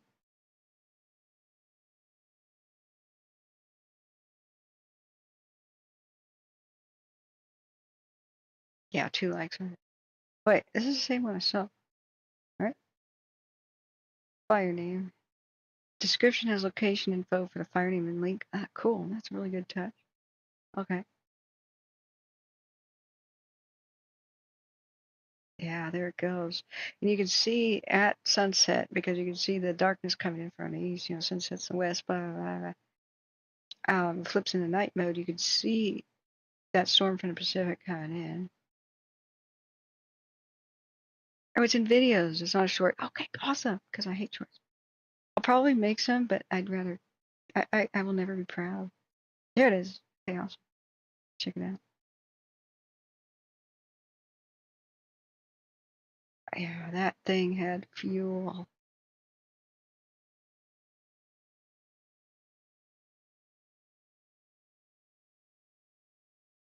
And there's the dawn of the next day, right? And it's big. All these things burn through the night. And it's nighttime. Is it looping or is it the next day? We don't see a running counter or anything. I realized I had a terrible problem. That's why I put the clock on. Because I told myself I would just call out the hours as they went by. In old broadcasts, they were a nightmare to try to figure out when things were happening later. If you zoom out a little bit more, you'll see that the explosion is concurrent with the winds out of the west coming in. And that blew up the fires today, too, on Oregon, Washington. Look at that eerie wind shift. Just eerie. See, they now come out of the west. Got dust as this specific stuff comes in. I just liked your video. Thanks for letting us rebroadcast there. Good work, man. This is mesmerizing. It's 24-hour loop. Okay. Okay. Dang. Your stuff. What else you got? Let's explore you. Got some videos? What are these? Binder paste. Carbon, bread, foam, aggregate, geopolymer. You're fancy. So after about an hour of stirring. It's still gritty. So is it ready? Can you lick the spoon though? I mean, is it sweet? Did you add sugar? I mean, it looks good. Chocolate chips, though, I'd say. Need a couple of chocolate chips. Definitely.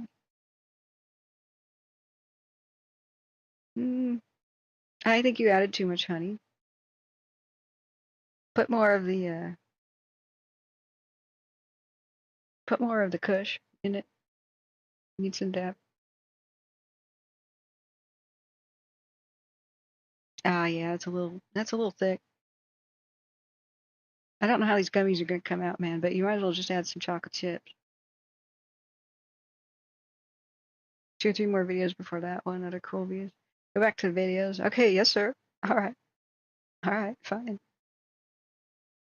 All right. Got some clouds. Well, you better put a warning about the seizure effect with the flashes there. Oh boy, that could send somebody into seizure. Sorry. That's lye and rock dust. So, are you saying the chocolate chips won't improve the flavor? Is that supposed to be gritty lava soap? Is that how you make lava soap? Did I just want to drink the lava soap? Grayscale infrared, okay. Sorry, there may be another flash. Anybody photosensitive? Mesmerizing. So what app is this? You're on an iPad? Water vapor satellite view. Monsoonal crap.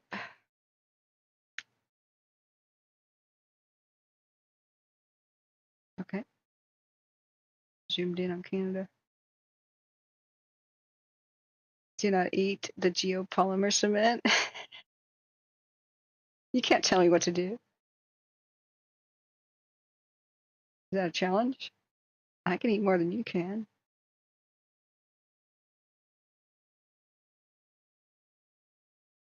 Is that how that lady... I think that's the real reason that lady ended up with Gorilla Glue in her hair. I think it was a damn dare. She's like trying to sue Gorilla Glue. And she like said she had to have surgery to have it removed. And guess what? The cells on top of your head, you know, your skin cells shed. Just wait a bit, it'll peel off, mate. I know, but I already went to the University of Washington website. It's a special one, right? I'm too lazy to click on this. Okay. Aha, current condition. There we go. Cool. All right, friends, let's read about something. Let's read a story. I think, unless we've got new evacuations somewhere, which I don't believe we have, the Smith River complex. Gasket is still level 1. All right, I want to check these scary cams, see if we're going to have, if we're not going to have a burnover today, it might be tomorrow. I mean, I don't really see anything in between this fire and this camera station that is going to stop it. So if the wind blows west tomorrow, we'll probably have a burnover of this cam. It'll just come right up to it and knock and probably explode the propane tanks, unless there's some incredible aerial acrobatics to try to save them, like I keep seeing again and again, when all they really needed to do was cut these trees down and mow the grass. But you know.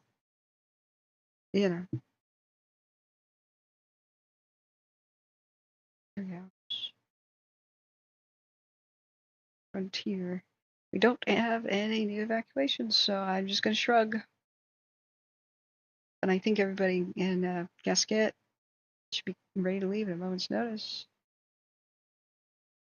I would have put that Washington flat already on level 3. The fire's on its doorstep. Monstar Star. Yeah, I don't think that's a good way to make edibles, man. Your gummies are going to be a little hard on the teeth. But they looked pretty. Looks pretty pretty.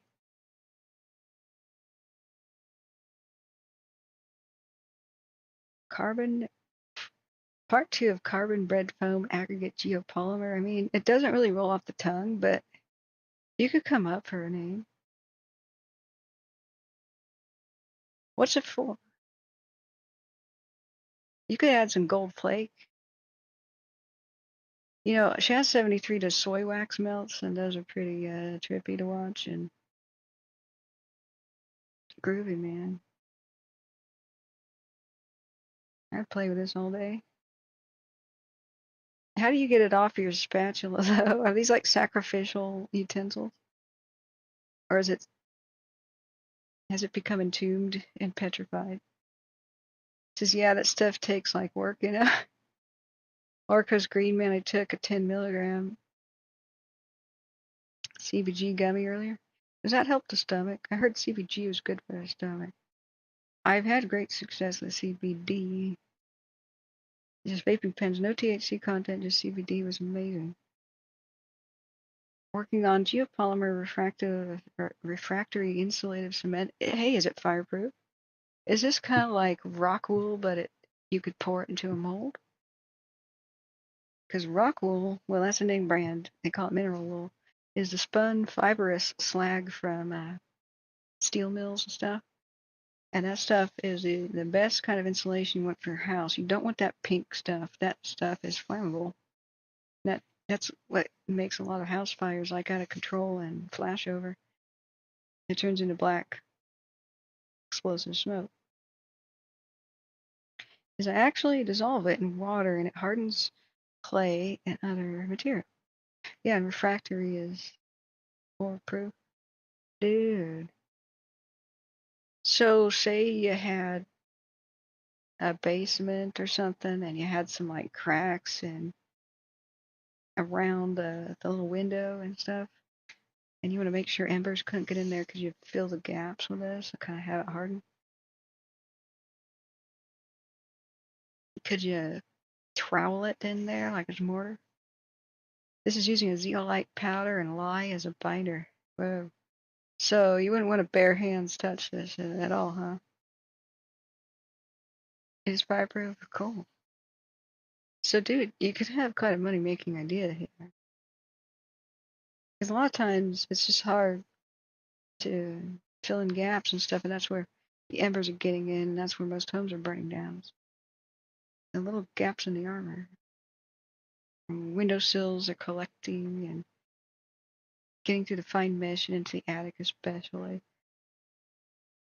I bet a lot of the buildings in Lahaina had sprinkler systems, but not in their attics.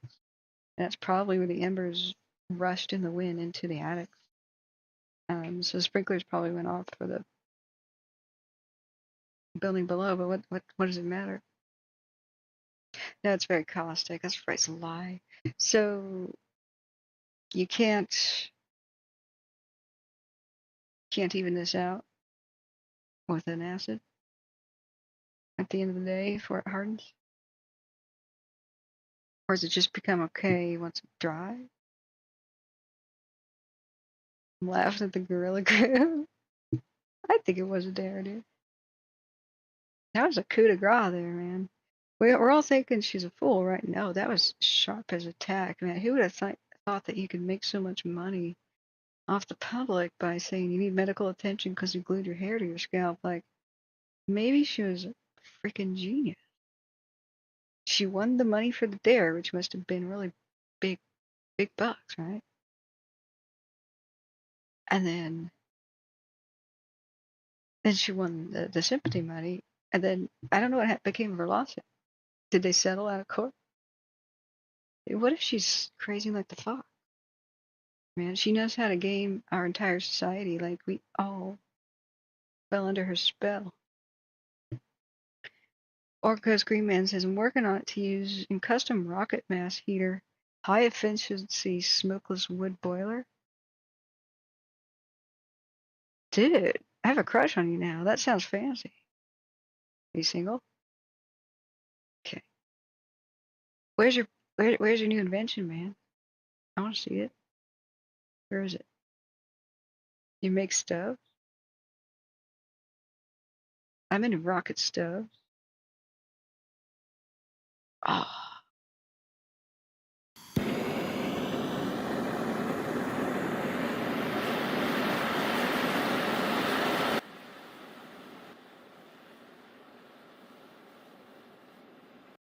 Everybody put your welding goggles on. I'm sorry, I forgot to alert you that you needed your goggles.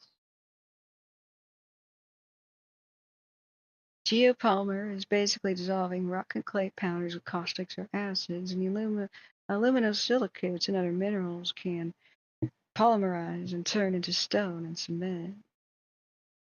Talk nerdy to me.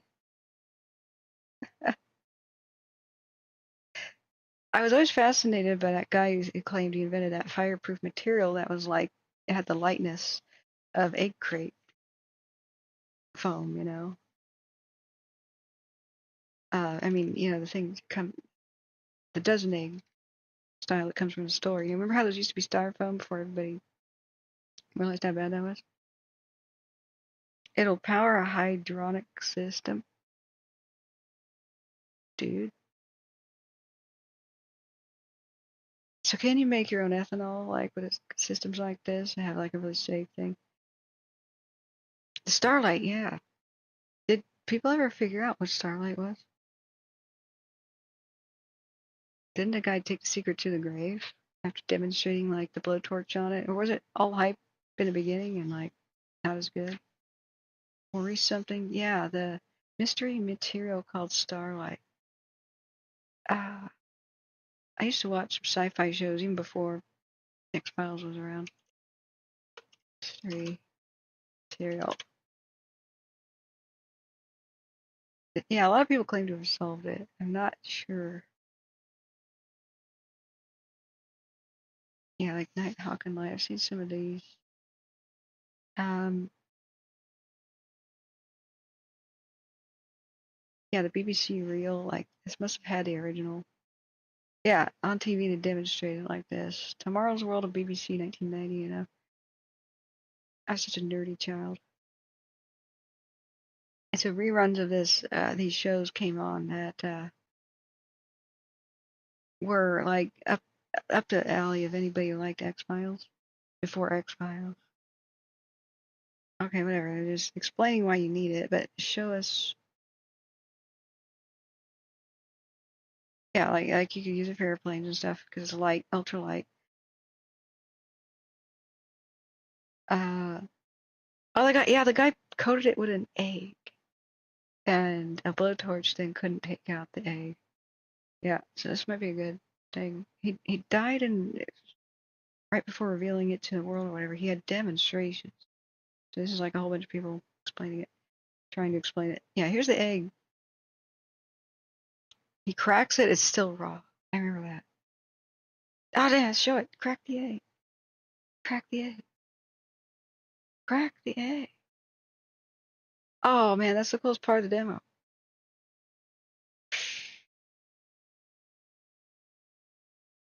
Oh, well. I was trying to get to the original. Yeah, Starlight is a clean material. Crack the egg. Yeah, he does it. Boom. It was still raw inside. Dude. Oh, the guy took it to the grave. Yeah. It may have been a deflagrative coating with zirconium. Whoa. Yeah. Silicon carbide? I wonder. Maurice Strong, something like that. Carbon bed foam is a cool insulator too. Starlight has some amazing specs, but probably had issues that made it not durable enough for blast furnace or other things. Well, right. Maybe not for like a daily use, but if it could protect the people in the fuselage of a plane. Yeah, Enchanted Forest stuff. I listen to this to go to sleep. Who's that? Dude, what the hell is that? I like Ancient Architects too. That's a nice one. To the clouds. To the clouds. Oh, is that crazy gel. Oh, that's that aerogel. Isn't it the world's least dense material? Aerogel. Oh, have you seen the videos with the elephant toothpaste? Oh, we could do this for hours. To the clouds. To the clouds. All right. Zirconium is what is used to block infrared. Kiln wash blocks heat similarly amazingly. Yeah, I think the future perhaps of things such as processors is not silicon, but silicon carbide, moissanite. What I know. It's the closest thing you can get to diamond and diamond affordably. And diamond would be the ultimate CPU. So I looked into trying to invest into companies that are into silicon carbide, but they're very few are publicly traded. Aerogel is great, but delicate, energy intensive to make. It's fun to play with, though. One day we're going to be telling kids about how we had real helium in our balloons, and nobody's going to believe us. They're like, no way. That's like telling people that you had a gold-plated car, because it was so plentiful back then. Helium is so rare. We're going to run out of it. I would love to figure out how to store helium and become a multi-trillionaire at the end of my life. You do all the philanthropy I ever wanted to do by buying some sort of a mine and filling it with helium and just trying to figure out a way to store it down there. But anyway. All right. Let's take some more honey. Nate's. I have some special honey. Wink. But that's for sleep. Orco's agreement says something crazy. It's like $80 for half a pint for zirconium kiln wash. You know, I'm sure it has all these special properties, this authentic starlight. I bet its main problem is too expensive. I mean, you can make sunglasses that don't break and phones with screens that don't break, but you know, it's ruby. So there's kind of a practicality issue.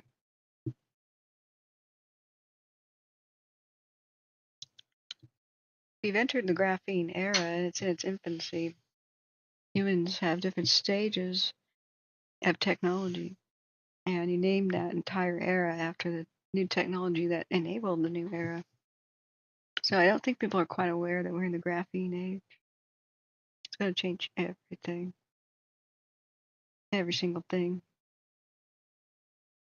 To unimaginable kind of ways.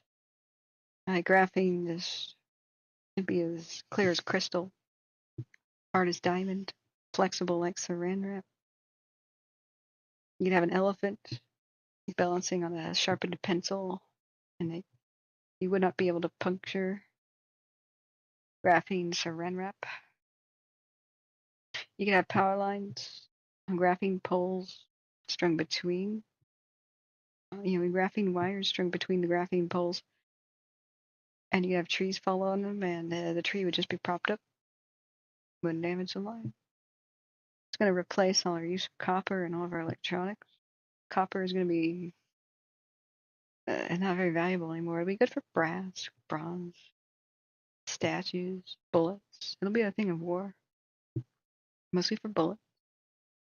But that'll save the environment from lead pellets and hunters, using lead and things like California condors. Graphene is cool, though the oxide may be hazardous internally. Yeah, you wouldn't want to take supplements of it. Maybe don't make spoons. But if it's like rust, visible and avoidable, I don't think, how many people really consume rust? When your pipes get that way, you kind of taste it and kind of see. Now, graphene is just going to revolutionize everything from body armor to everything we make, pretty much anything out of. And we're going to have not only cell phones, but you can roll them up and place them behind your ear. You can roll it up like paper. Remember those slap bands that used to be on the wrist from the 80s? They're like a bracelet. You slapped it on your wrist and it coiled around your wrist. Well, you'll be able to do that with your cell phone, like ultralight.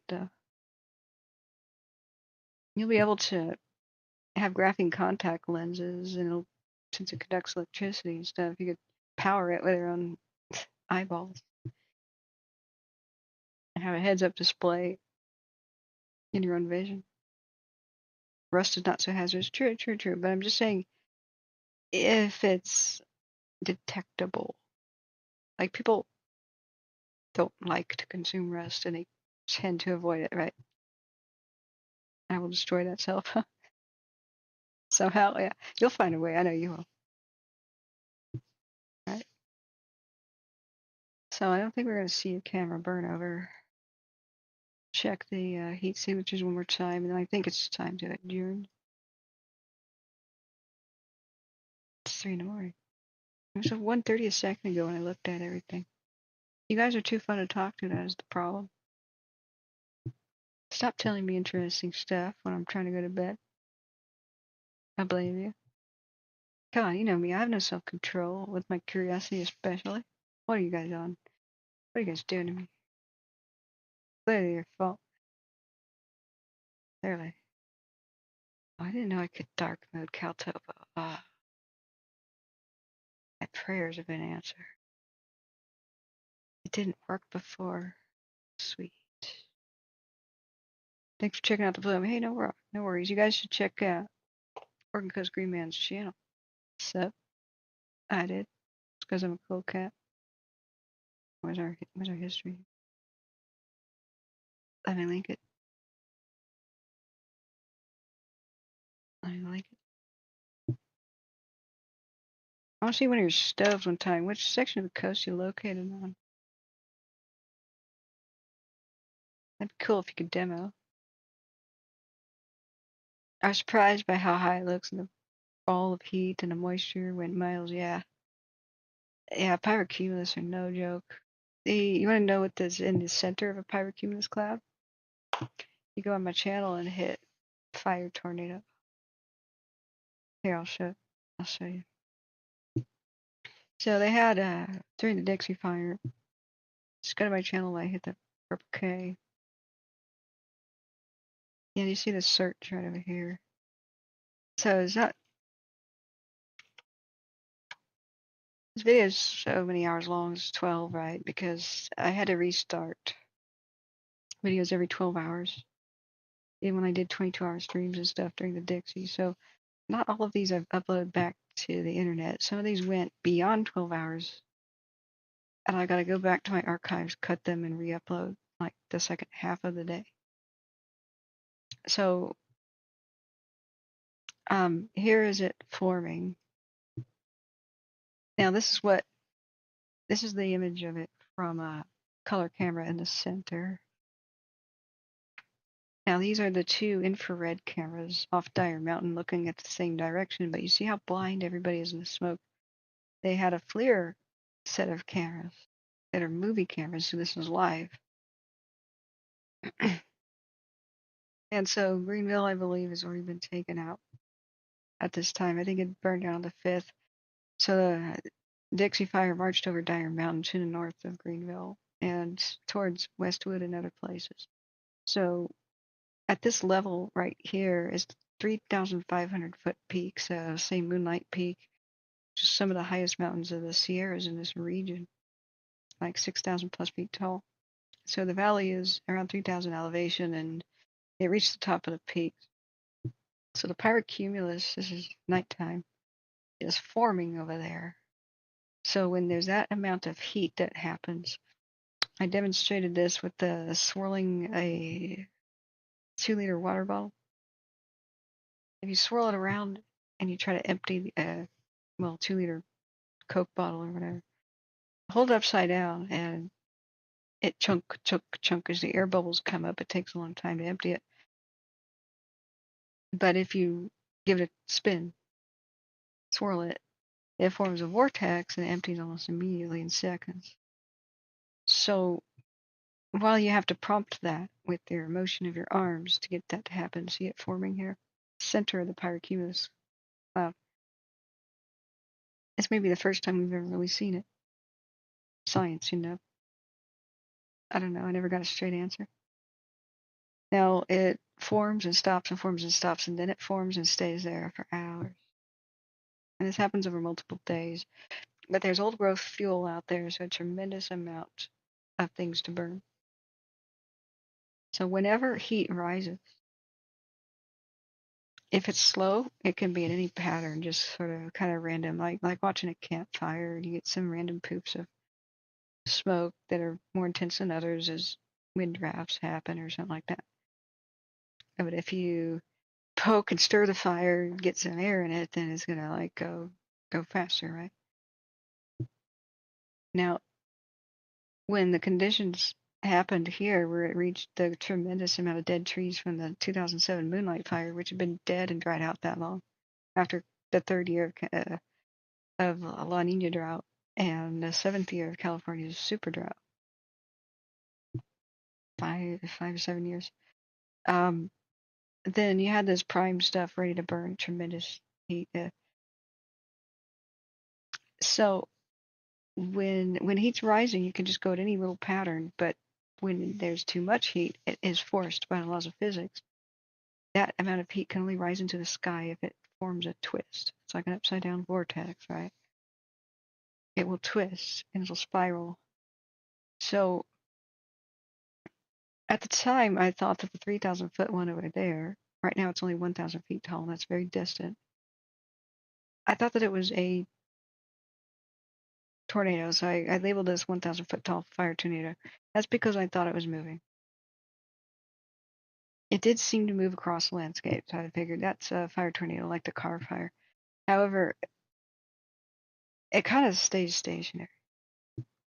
Different vortices spawn in different spots. But we now know that there's so much heat rising in this pyrocumulus cloud that it forces a spiraling twist. And when it achieves that, the fire actually goes thousands of feet tall, high into the sky. That's not just heat, that's actual fire going thousands of feet tall in a spiral pattern. You can tell where the flames end and heat begin. Just kind of look at the trees on fire in the foreground. Fire's got one kind of pattern of burning, and smoke rising has got its other swirl, you know. So this explains a lot of things. Why dinner plate-sized hot pieces of bark flew from Echo Summit over by west of Tahoe and flew across the Nevada border. That's because when you're on the top of a 6,500 foot mountain peak like Echo Summit, plus the pyrocumulus has formed and it throws flaming material up 3,000 feet taller than that, then you have long distance travel in the high winds before it hits the ground. If you look at where Echo Summit is in Minden, Nevada, that's insane, but people took photos and there were pieces of Tahoe burning trees that just landed out of the sky in Minden, Nevada. That video is to the stove design you built? Cool. Well, since you're not a mod, you can't make links that work, but people can highlight that. I can do that and make a link that works. Oops.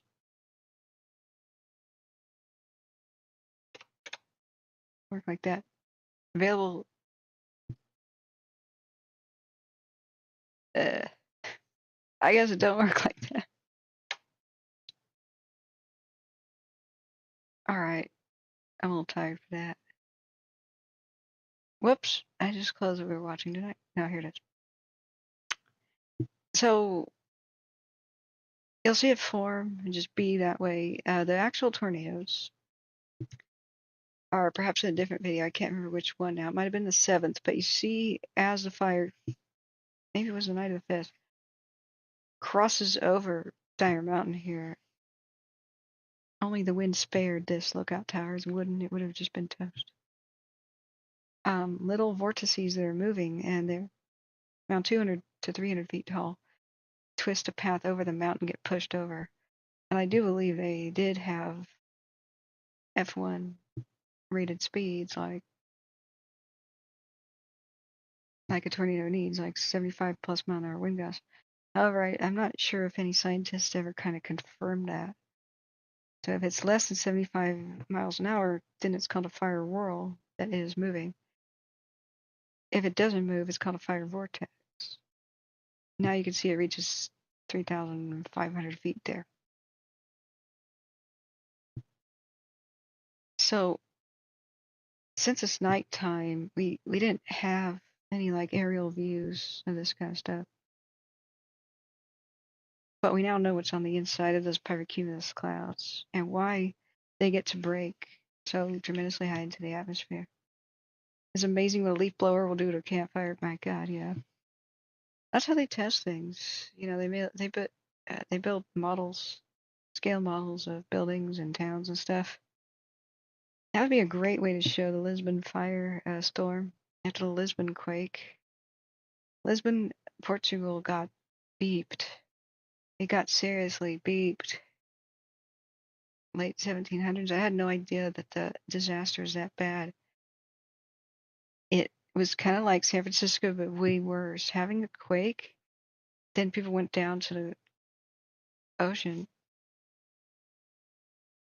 and were looking like, why is the tide gone out, right? Then the tsunami smashed their town, and the survivors, okay, the lucky ones drowned. The survivors go into their town, and a fire starts because chimneys and stuff have collapsed, and glass making factories were going. You know, it was a busy day. I mean, there's fires in a 1700 town, open flame. People have their lamps and stuff, and so then a firestorm took out the town, much like San Francisco's crazy conflagration after the 1906 quake. So the way to demonstrate that would be build a scale model of Lisbon, light it in wood, light it on fire, put a leaf blower in front of it, and that's basically what you're going to get. Yeah, it's insane how much power vortex can concentrate. Just unimaginable. Dixie Fire was something else. Something else. But I want these cams everywhere. I mean, that was its heat signature after it flew over there. See, when did Greenville go down? When did we lose Greenville? See, that's the enormous. It even got bigger than that. That's the entirety of Lake Alamo right there. It wrapped itself around it. Yeah, and when I had the dual monitor set up, which I'll set up again, I was drawing pictures about where it was headed, where the wind was headed.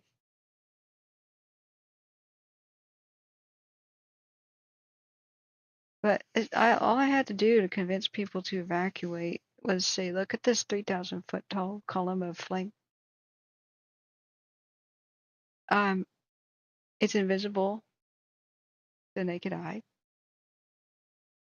Oops, that was the Evac Map at the time, I bet.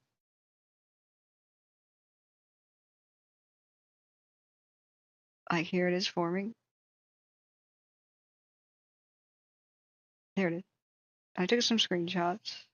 I remember taking a huge amount of screenshots, and they went wild on the internet. I don't know if people stole them from me or they made their own. They probably made their own. I mean, I wasn't the only person watching this. I said, do you think that you can defend your home with a garden hose? And I just pointed to the cameras up at the top, the left and the right. I said, that's what the eye can see in infrared. And the very center is what the human eye sees, just that red glow. But when the smoke comes your way, it'll be invisible, like a rain-wrapped tornado that you can't see. And I said, do you have any hope of defending your home against that with a garden hose? And people just went, nope, okay, I'm out. That was it. So That's why I think if they spend a little money on these cams, we will learn so much more. Science will learn about the physics of firestorms. We actually know almost nothing about them. Just like we know almost nothing about the inside of a tornado. Nobody survives it. Talk about it. A lot of instruments don't survive it. And these storm chasers, God bless them, try to intercept them to put their instruments on the ground to try to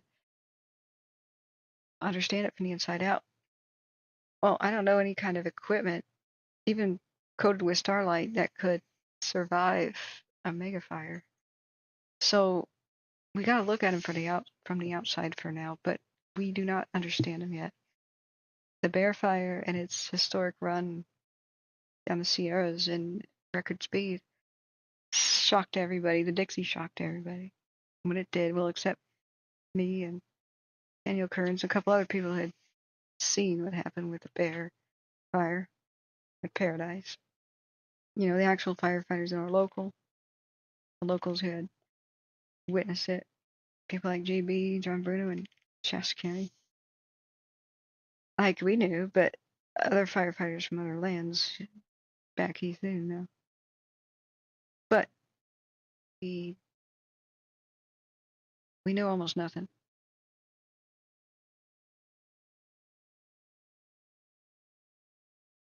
Let's study them where they happen. And I really hope that we prevent them in the future. We can prevent megafires. Every single one can be prevented. It's a matter of resources, time, money, effort, willpower, just like you can prevent every Hindenburg, you don't have to have another Hindenburg disaster if you just simply use a non-flammable gas. Hindenburg happened because we denied Germany helium because we figured the Nazis would use it for war. So that was just kind of waiting to happen. Take away the possibility for something to happen, it can. It's the lovely flip side. Everybody thinks Murphy's Law is negative or like pessimistic. No, look at that person there in the flare. That's a person monitoring the fire. Dyer Mountain Crews was at this fire lookout. He had balls of steel, man. Well, Murphy's Law is what can go wrong will go wrong, and the opposite part of it is what cannot go wrong does not go wrong. The word does and will and does not, like will and will not, talks about how if something is possible with given enough time, it will happen. It's enough dice rolls.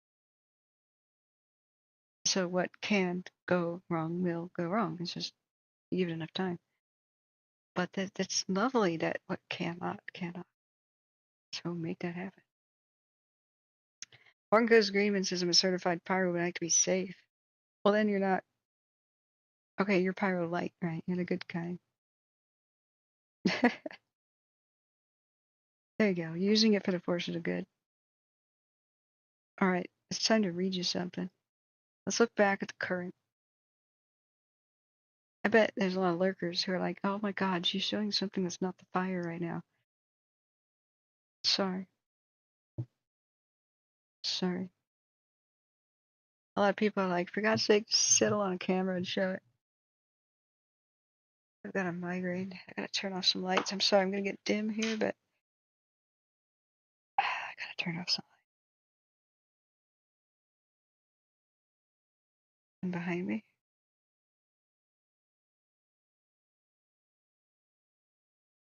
That one in front.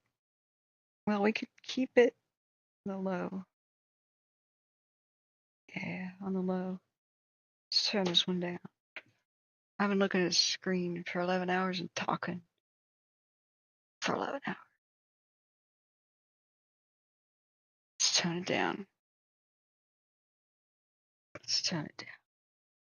What's happening in Oregon?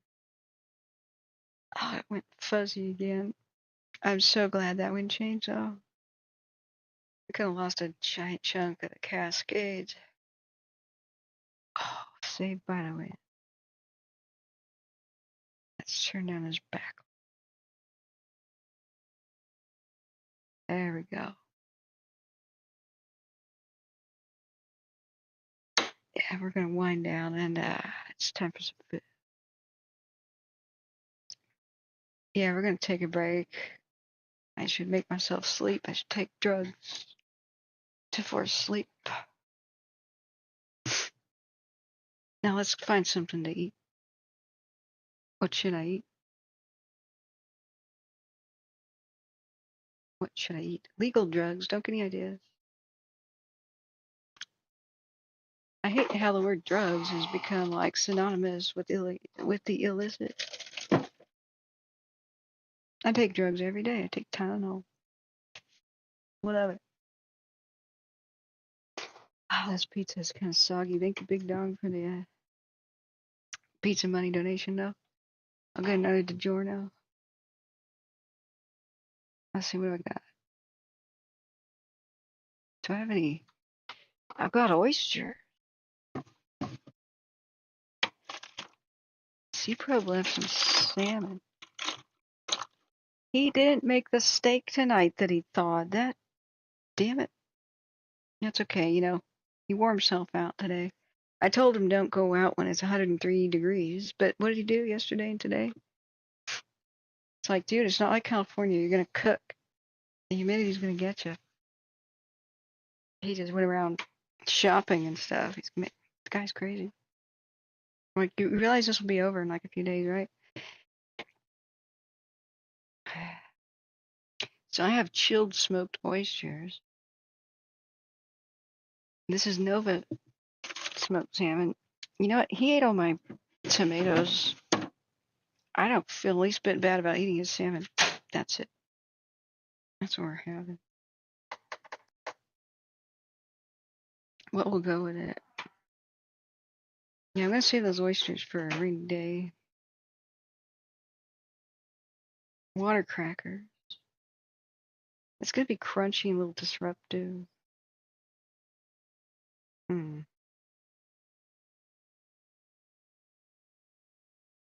Yeah. Nevertheless. Now, should I have like a decaf? Yeah, let's have a decaf. Now, is there... See, I'm going to ask you, is there something compelling on the screen? Because I hate to leave you with something boring and walk over to the kitchen. But I can't read your reply unless I come back over, so... Whoops. What is the most compelling thing we can look at? Not that can. Yeah. Maybe this one will burn over. But that's gone out of focus too. Wild Frontier is nuts. Highline is nuts. Damn.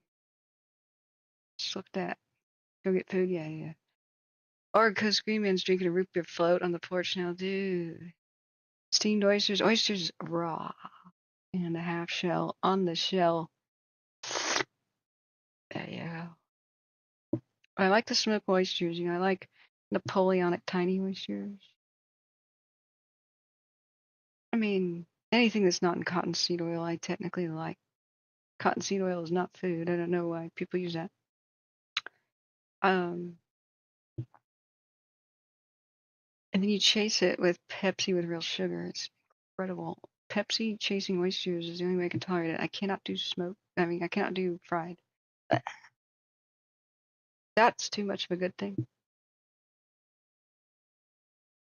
That'll look good. This thing here. See, I can't make it repeat. See, YouTube has right click and loop, right? YouTube has right click and loop.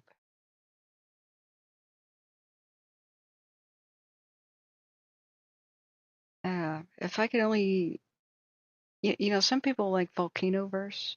They've got a more sophisticated setup. They have a 24-hour stream.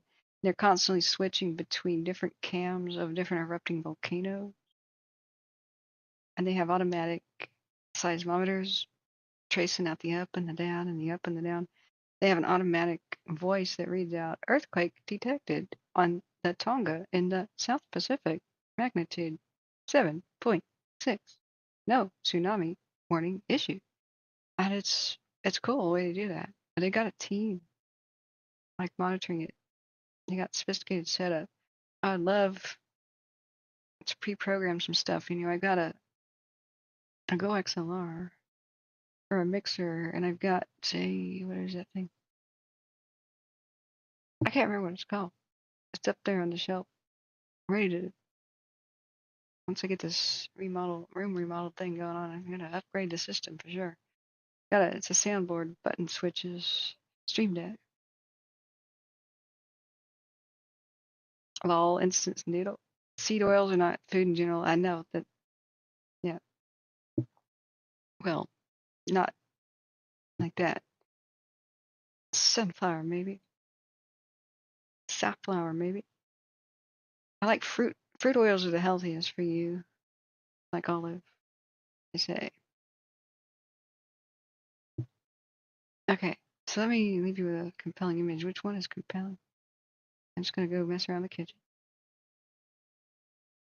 This is kind of like, it's out of focus.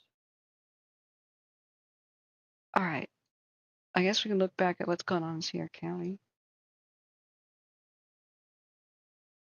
Oh, it moved. Okay, so, excuse me, Nevada County. Signal peak cam moved away from the highway fire. Sorry, there's a humming sound. I had to identify where that was coming from. I'm going to mute desktop. Well, that's good, I guess. Yankee Hill. All right. I'd like a super long time lapse to leave you with.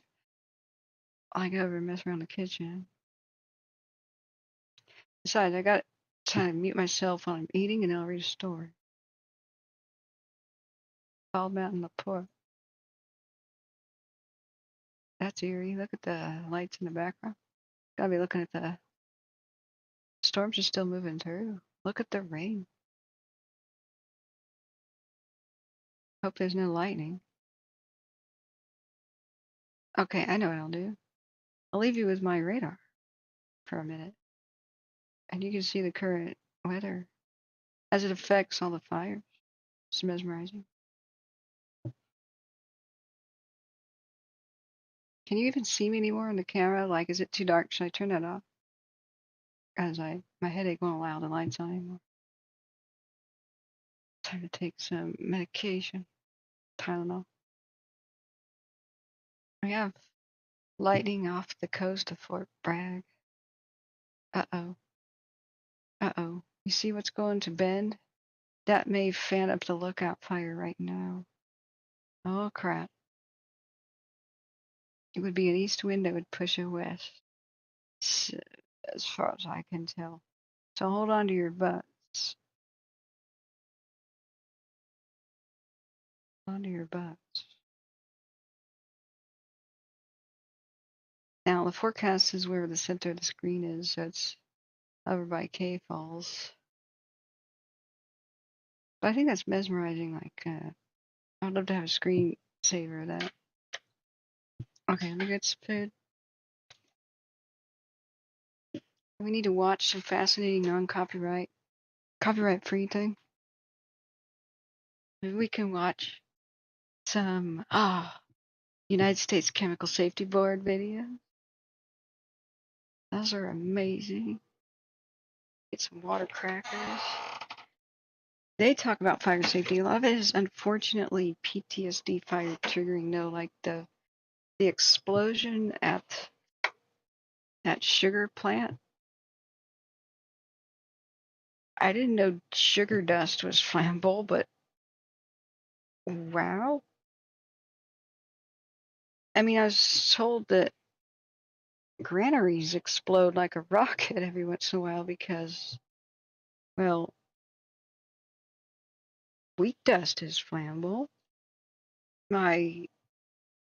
My teacher demonstrated that by an super eccentric science teacher. by lighting a cigarette in the classroom one day and starting to smoke it. And you could tell he was an ex-smoker because, boy, he enjoyed that. He just savored it. 7th graders were like, what the? Wow.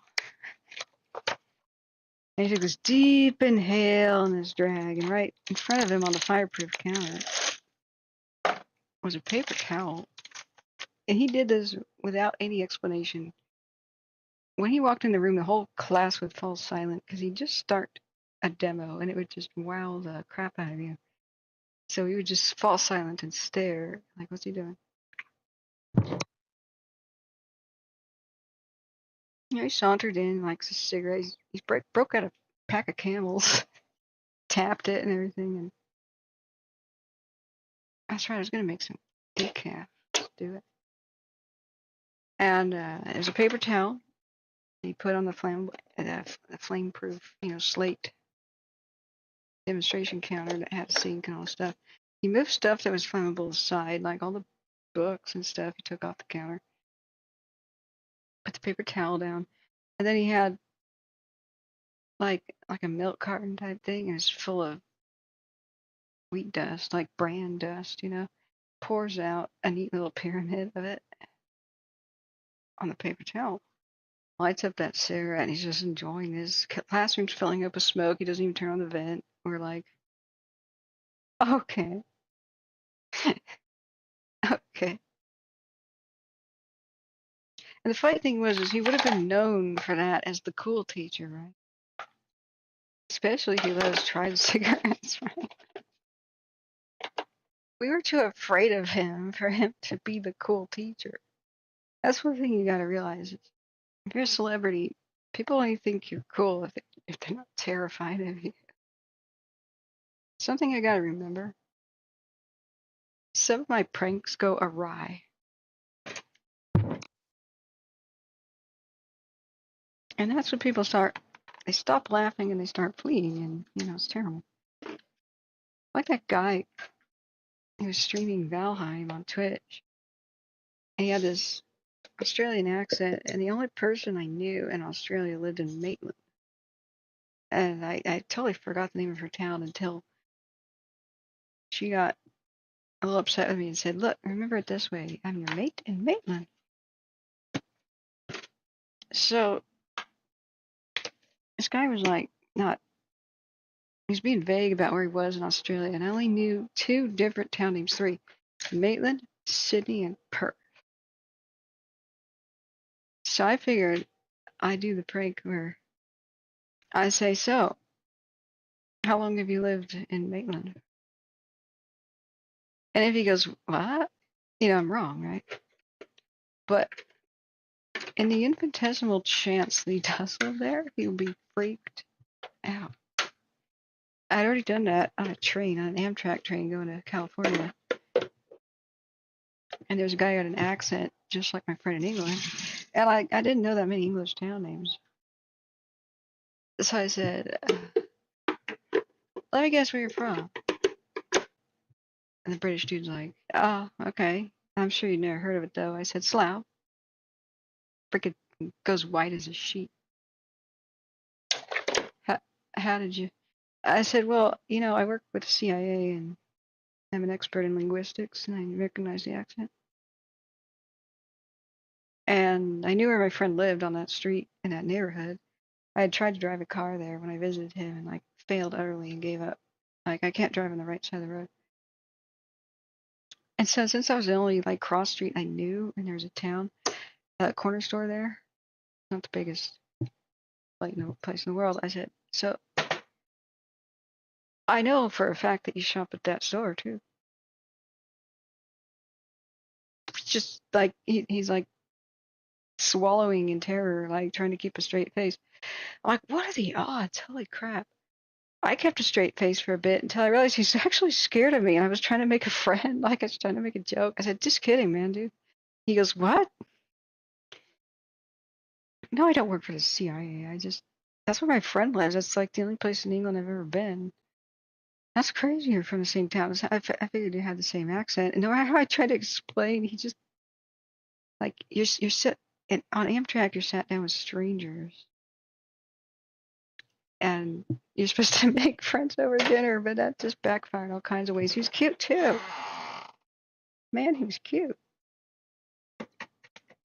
And he was riding like first class Amtrak, so he had money too. God, what could have been? That's how I fail at flirting, you being that socially awkward. I think this is going to be the funniest joke ever. He did not laugh. So, here I repeat my mistake on Twitch, and I'm like, so, how long have you lived in Maitland? I just, for some reason, thought he would laugh. He's, what? What? I recorded this. One day I'm going to put it on my comedy portion of my channel. But I kept it going for a bit just to see like how lucky I could get with the yes. So my mate in Maitland had shown me on Google Earth like her town. I'd never been to Australia. So I did the thing and I said, I know for a fact he shopped at that store. And his eyes get a little bit wider and stuff. And I said, he goes, how do you know any of that? Are you one of my friends? I'm like, no. I just said, I hacked your webcams. I know everything about you. This dude was just struck with terror. Oh my God, do I feel bad? Like, that's when I realized I've been a jerk. Not really intentionally. If you'd seen my goofy, like, grin and stuff and cracking up, I was mainly hoping that my Australian friend was watching too. She'd crack up, the one from Maitland. I'd be like, do you know this guy? He seems like he'd be a streamer. But really, I thought he'd say no. Like, who's from Maitland? That's a tiny town. But he was. And then when I said I hacked your webcams, oh, he was, wow. So I just immediately explained. I said, dude, that was a shot in the dark. I had no idea that you were from there. And that's the only town I know, so. Really, what are the odds?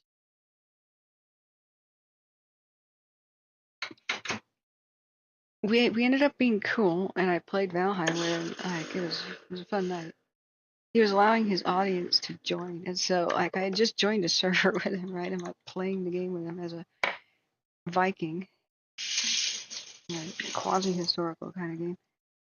Kind of like Minecraft with Vikings in it, but alright, let's make some decaf coffee. This will be good. I just frothed up some milk. Yeah. Got some salmon, a water crackers, and decaf. And then we're gonna finish it off with chocolate chips ahoy. Yes. Yes. Let's gather the material. You guys hear the coffee?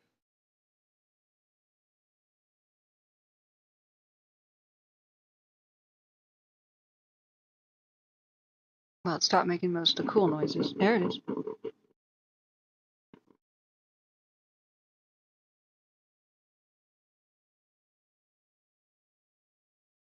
I should tell you some more of that stuff with a 3D microphone.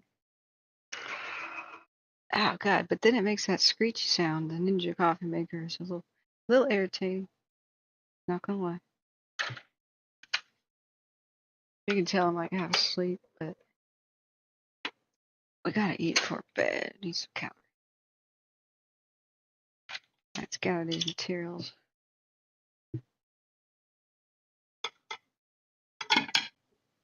Plate. Check. Cracker. Check. Coffee. Brewing. Sugar. Check. Salmon. Check. Pork. Check. Spoon. Check. All right. I've stopped doing that for the most part, but every once in a while the devil comes out in me and I just try to mess with somebody like that.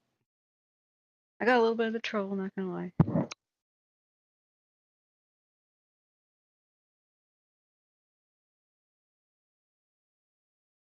from time to time on the channel, like during the Bobcat fire. I really, I had this mischievous thought about pranking people. There was high quality imaging on the cams. Bobcat fire was crazy down by the Griffith Observatory that almost got toasted. It's the one where James Dean was hanging out with Sal Mineo and Dennis Hopper and gosh, what was her name? Poor lady that drowned or was murdered. I never figured it out. She was a lot like Judy Garland. What was her name? It's off the coast of the Catalina Islands on a sailboat or something, and guy she was dating like probably threw her overboard and she drowned. He said she fell, but yeah, right. What was her name? Anyway, that Griffith Observatory is in Rebel Without a Cause. Super special and historical, and the Bobcat fire almost took it out several times. So these radio towers with these lights, so the airplanes didn't run into them, and it's kind of over by Pasadena. And one day, just perfectly, the screenshots made the red light and the green light, or whatever it was on the radio towers, look like a super space laser. I think I screenshotted that, and I said, oh my god, guys, what if I just put this out of context, like make a fake account, go on Twitter, go on Facebook and say, is this a laser? Just caption it that way. Because the Bobcat fire is burning in the background. I'm sorry, I get these impulses, but I won't do anything that evil. I swear. But I joked about it and showed it to the stream, and there's another funny incident there where these are really high quality cams, but at one point they kind of fuzzed out, or out of focus, and we did a time lapse, and a big orb rose into the sky above the fire. And I went, whoa, what's that? Because I thought it was like the flames, you know. Oh my god, what's that? And then I realized it was the damn moon. I was like, oh god, I'm an idiot. But somebody else in chat wondered what that was too. Before I figured out that it was a moon. And person in chat goes, oh my god, is that like it could be like a spaceship. It looks like a spaceship. And so I then queued up the X-Files theme song. Da da da da da da da da da da. And I ended with, I want to believe. I don't know if you can see me on the cam anymore. And so that's where the meme came. Gosh, who was it? One of my mods in chat that says, I want to believe in the moon. And I want to print out t-shirts, man. I want to print out t-shirts. Alright, back, I sat down. Orgos Green Man says, sprinkled dry non-dairy cream or powder burns really well. Well, dude, oh, I'm sorry, totally forgot about the other stories. Yeah, tired I am. I have no blood sugar. So, my eccentric teacher, like, he's smoking a cigarette in the classroom. And we're all checking it out. And see, that I got on the other story, but by saying that he kind of terrified us kids, so you can't see me at all, can you? It's like too dark. Oh well. Let's look at the fires. Let's do some compelling time-lapse stuff. Now, we can't even see what's going on anymore in Nevada County. There it was 3 hours ago. This is a great sign, guys. It's a great sign. Thanks all who have donated, by the way, and shared the stream. Oh, I need a know. A lot of salmon on one fork there. That's a little too much. Look, we can't even see it no more. I think it pivoted away because it's looking for new fires, you know. But look how small it was throughout the night. This is the last glimpse we got of the highway fire. We can see your aura. All right. Let me try to turn this up a little bit. Is that all right? That's about all my head can handle. Yeah, so my teacher, he enjoys this cigarette pretty well, leaving us in this tense, looking at each other sideways, kind of suspense. Hang on a second, I gotta mute.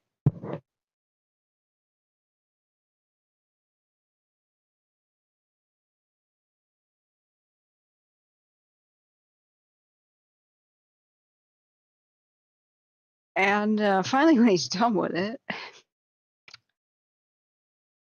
he grabs the corner of the paper towel, which has this brand dust on it. You know, just sweet stuff. And he puts a cigarette out in it. So we're a little bit bewildered, you know. A little bewildered. And don't do drugs or nicotine. This is CBD. Don't worry about it. Kids, don't think I'm doing that or that's cool. I probably not drink and not smoke. Drinking's bad for you. Anyway, we were a bit disappointed this cigarette goes out. And the brand stuff, we thought it'd explode. Like we may witness this place exploding. It's fires coming towards propane tanks. I'm sure they'll try to save it tomorrow if it comes this way. But you know, now if the fire cuts the power to it, we don't get to see this explosion. I'm going to be seriously disappointed. I will write Del Norte County and explain how my viewers were cheated. Don't look. This is like promising an explosion to put all these trees right next to propane tanks. To allow fire to get near it without any like pre-made lines or anything. And then to try to stop it so we don't see the explosion. I'm going to write a complaint. Come on, you can't do this to us. It's like Chekhov's gun. You can't have a carving knife prominently in a horror movie on the countertop without somebody picking it up during the movie.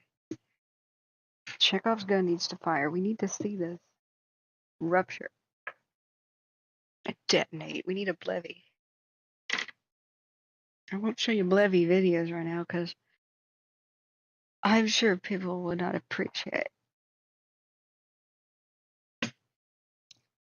Blevy right now. And the intense sounds. I mean, we could watch it silently. That might be amazing. Blevy.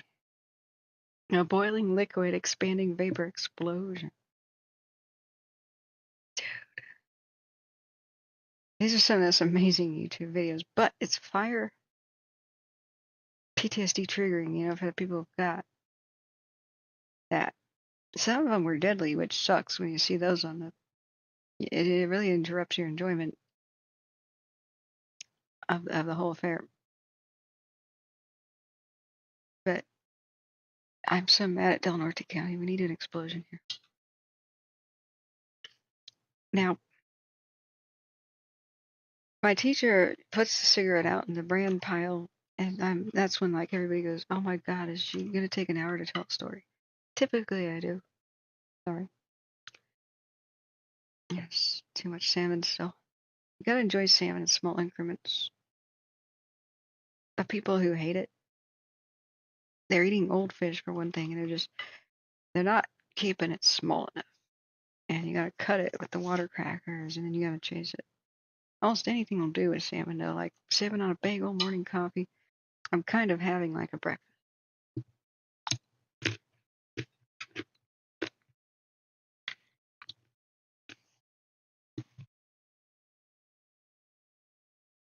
Sorry, you probably hear me crunching. My bad. So, we'll find something amazing to watch together that's non-copyright for a minute. I don't want to relive the Dixie Fire right now. So, like, it's even if it's sounds on, I wonder if they're captured. Too many deal with fire to be appropriate. But I don't know if anything is like guaranteed not copyrighted. Safety videos often aren't. I would love to show you forklift driver Klaus. I'm a fan of pretty funny horror movies. They're goofy.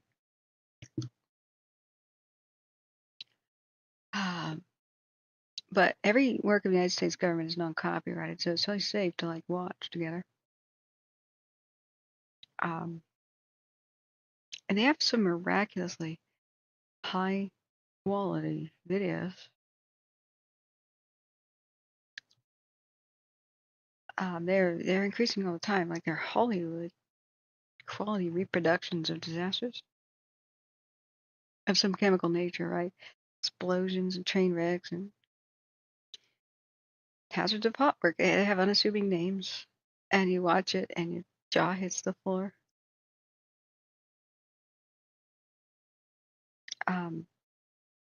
Imperial Sugar, the dust explosion in Inferno at Imperial Sugar. Yeah, so that's the moral of the story, friends. We were so disappointed that the dust was not explosive, and the question on everybody's mind, he instantly answered. He just said one word: wheat dust. I guess that's a compound word. I'm gonna say it's a compound word. Oh, we're totally bewildered. Okay, and that's what took us all by surprise by grabbing that paper towel by the corner, yanked it into the air just with a flourish, like whew, with the speed of somebody that's yanking the tablecloth under, and like all the dishes are still there. There's an immediate cloud of dust in the air, and he whips out a cigarette lighter. The fireball not only reached the ceiling, but curled around on the ceiling, reached towards the students, and rolled to the back of the classroom above our heads. It rolled to the back of the ceiling and down the chalkboard and almost ignited the back of his head. He was standing in just a perfect spot because he'd kind of done this before. Nevertheless, he checked his own eyebrows right after that. And I just wish he had recorded our reaction. He just stock still, elbows locked on the desks in front of us. All of our hands were in fists, eyes wide, just saucer huge.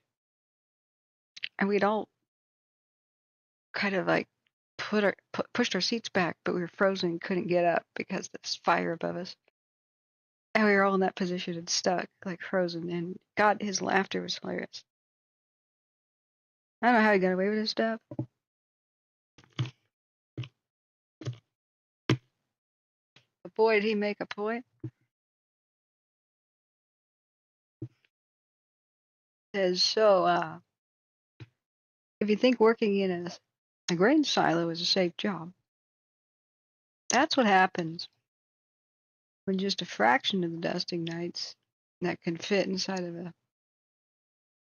a jewelry box.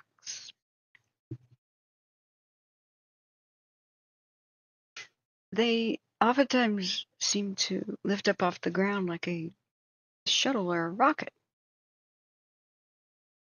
And grain elevator silo eruptions. Yeah, Play OK says the moral of this story is, and his demonstration with smoking can be dangerous. That's a better one. Okay, I'm going to alter the way I tell the story in the future, and it'll be that way. I was like, oh wait, that was it, guys. Nothing else, no. So I understood that grain dust was flammable, bran dust, whatever he had, on a coarse metal like magnesium. I mean, at the age of 10 or something, I was given by my father a little keychain thing that could start a fire, and you scrape off the magnesium with the keys. Right. I didn't know that every single kind, all dust on Earth is flammable, basically. Yeah, that's one of the ways that you actually can get metals to technically burn, is they're powdered. Who knew? So I guess nobody knew about the sugar plant and that it could explode because there's sugar dust everywhere, all over the entire building. And so the entire building exploded and shot all the windows out and threw them hundreds of feet. It's like, damn. I'm trying to find one that we can watch. Almost every single one involves fire or some really horrific fatality event, though. Maybe this wasn't a great idea. Reactive hazard? That could be a compilation. Vinyl chloride explosion fire, nah. Dangers of flammable gas accumulation, no. Explosion at a refinery and BP, no. Public water safety at a wastewater. That sounds a bit like a downer. Preventing harm from sodium hydrosulfide. Ethylene oxide explosion.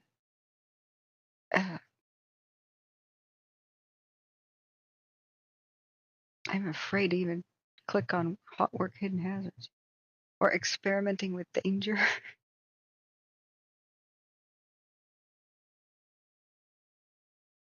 The human cost of gasoline. Okay, this is actually much more downer material than I remember. Not all of these have fatalities, but I can't remember which ones do and don't.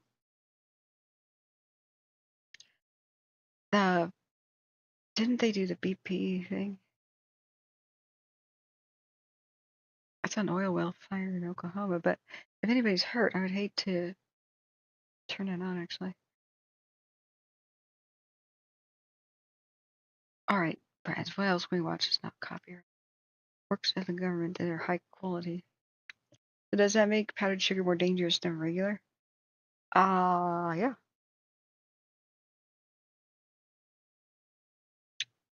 Yes, actually.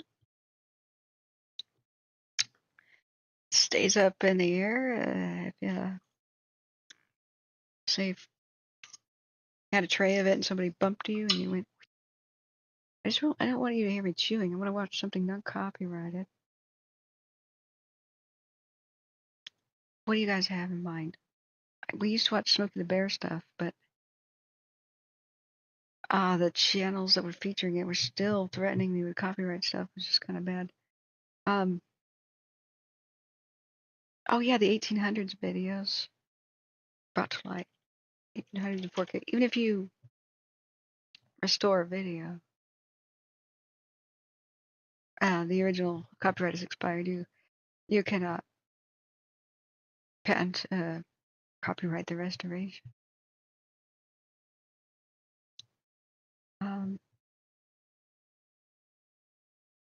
Vancouver, Canada, in color. That kind of looks neat. From the NASS channel. Oh, I don't like this kind of lackluster colorization of pastel stuff. It's not accurate. The late 1800s, they were experimenting with cold dyes, and they were incredibly vivid. Like people's dresses were like this color of the purple. Oh, this can be neat. What if it's 18? Yeah, we could do. We can look at fire, fighting, horses. Okay. Stay on topic. A horse-drawn carriages. They're toting around the steam engines. Put pressure for the hoses.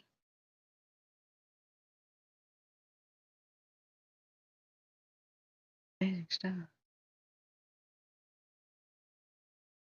Aurora Regional Fire Museum. That sounds awesome. But now there's like probably copyright stuff. The Horse Creek Complex. 5 years ago, drone photography of distant wildfire. Don't encourage that.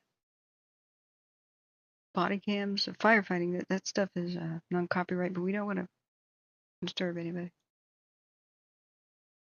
Okay, what does Facebook, what does YouTube think I want to see? Mustangs of Oregon are cool. I guess I could show you one of my own videos. Why didn't I think of that? Why didn't I think of that? Yeah, I could find the one where I was stuck behind the wildfire and had no idea what to do years ago. Which was the, let's see. So, this is a current view of the Lookout Fire in Oregon. It's insane how big that got. The fire's up on the hill. Everything is in habitations down below.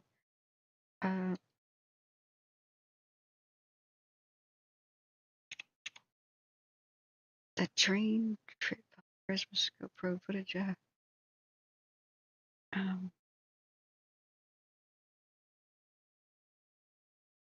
See, California Redwood trips. Trees of Mystery. Yeah. Yeah, it would be here. Trees of Mystery and accidentally drove behind a wildfire. Okay. I never put into a big movie. Let me just start it. This isn't the first one of the videos. It's off screen. I'll put it on here in a sec. That's backwards because this is when I turned the corner. I was like, holy crap, there's a wildfire in front of me. I'll show you the drive to that point.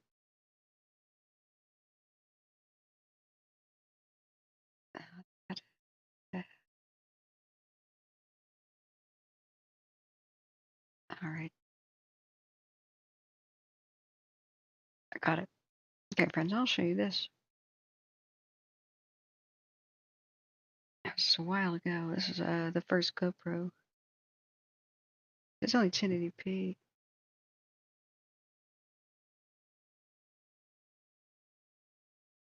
All right. Should I make this full screen now? Probably. Or like that? No.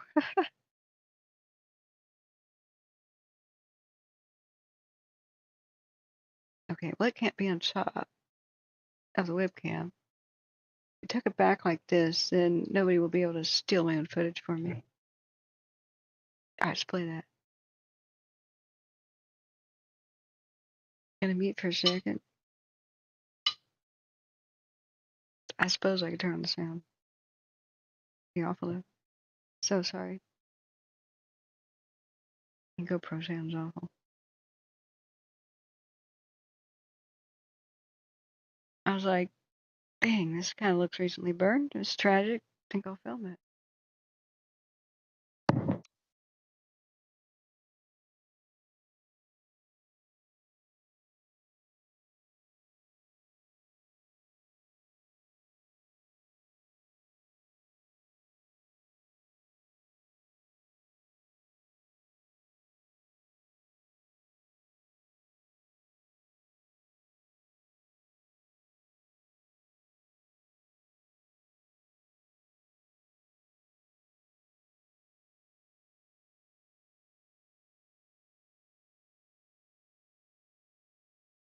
I'm not sure where this is, honestly. West of Maxwell, I tried to cross to Highway 101.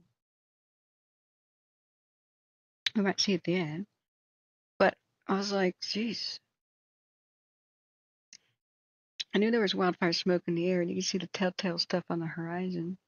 Basically driving west. I think I'm driving west at this point. I think I drive down to turn around. Did I?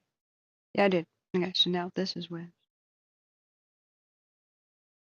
I wanted to do it from the start. In order to contrast normal California with turning a corner and, oh God, the devastation of a wildfire. Now, the GoPro Hero 2 was a camera where you could not see what you were filming. It was completely blind shooting. So I had no idea that kind of tilted. See the hood of my car. For everybody that bothers, I apologize. Bothers me. One day I'll fix it.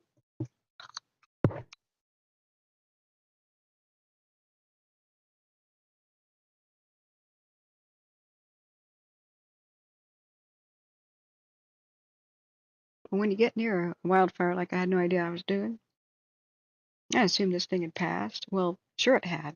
It was still burning. It had just passed.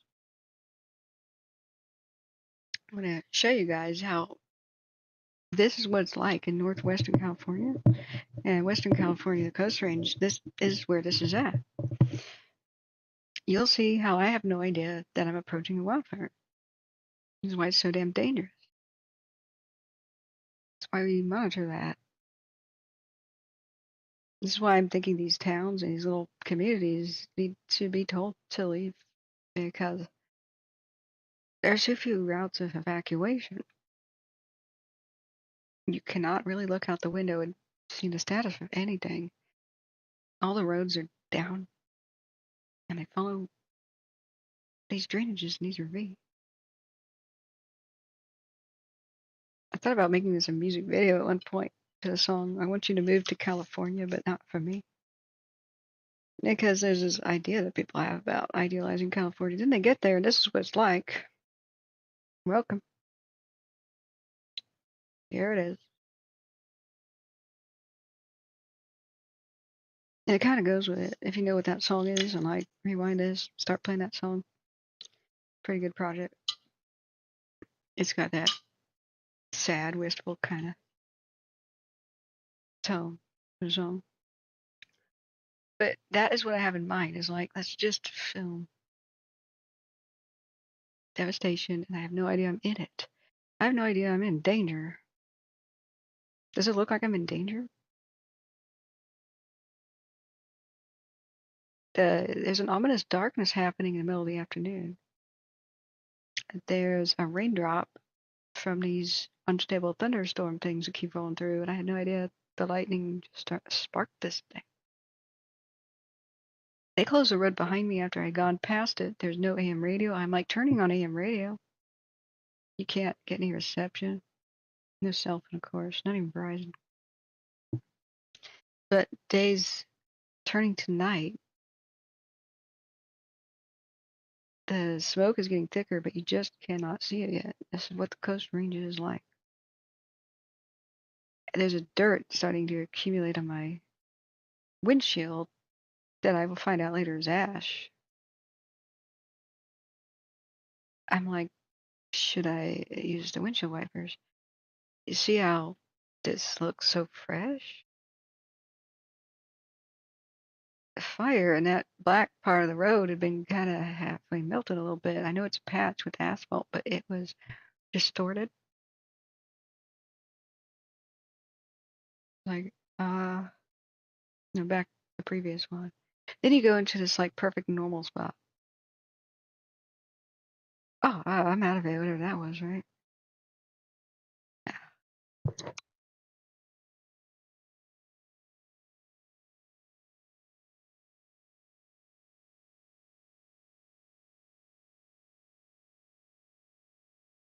I just realized right now there's a fire truck in that driveway. Ah, did not notice that at the time. Yep.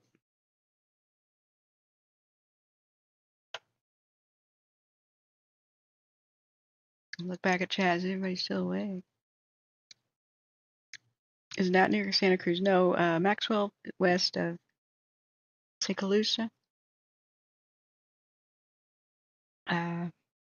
By Willits. So this has much more in common with what's really going on. Look, I have no idea I'm driving towards danger, that fire's in front of me, but you're going to see. You just can't tell. Now, it's still oak. There's not that much pine, thank God. The pines promote the fires, the oaks resist it. This is further south. So this, it's a bit north of San Francisco, but it's not into Redwood country at all. Like I'm headed there. But you notice there's no cars. Everybody is evacuated. I have no idea. I'm just like, where is everybody? I've got an ominous feeling. At one point, I'm like, should I turn back?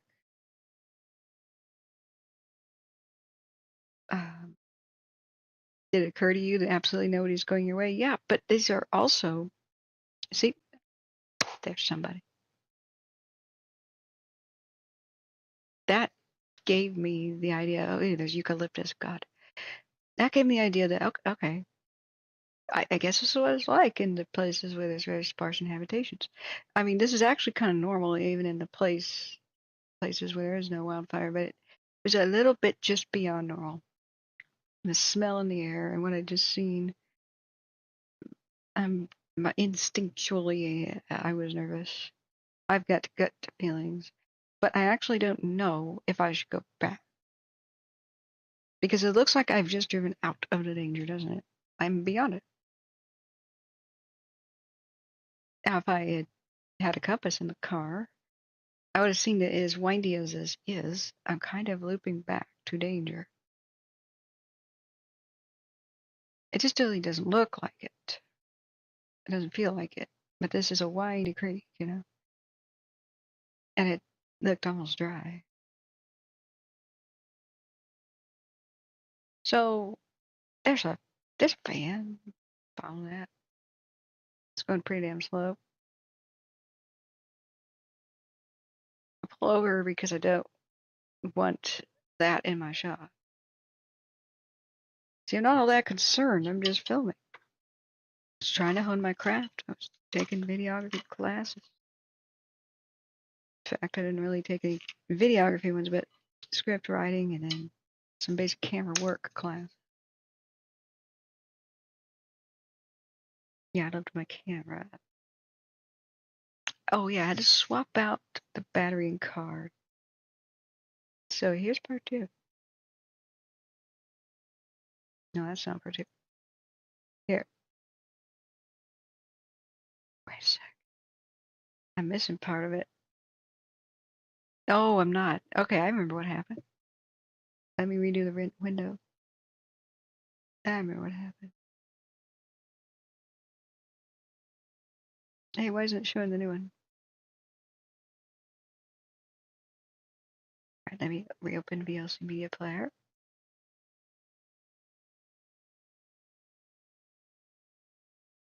Come on now.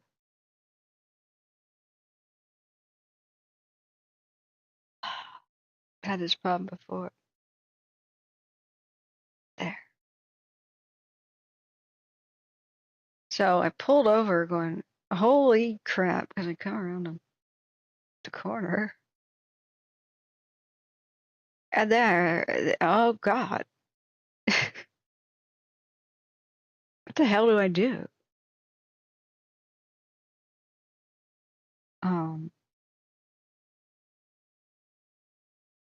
Okay.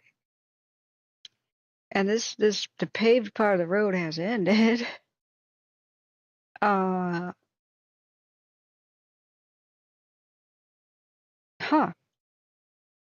I'll be damned.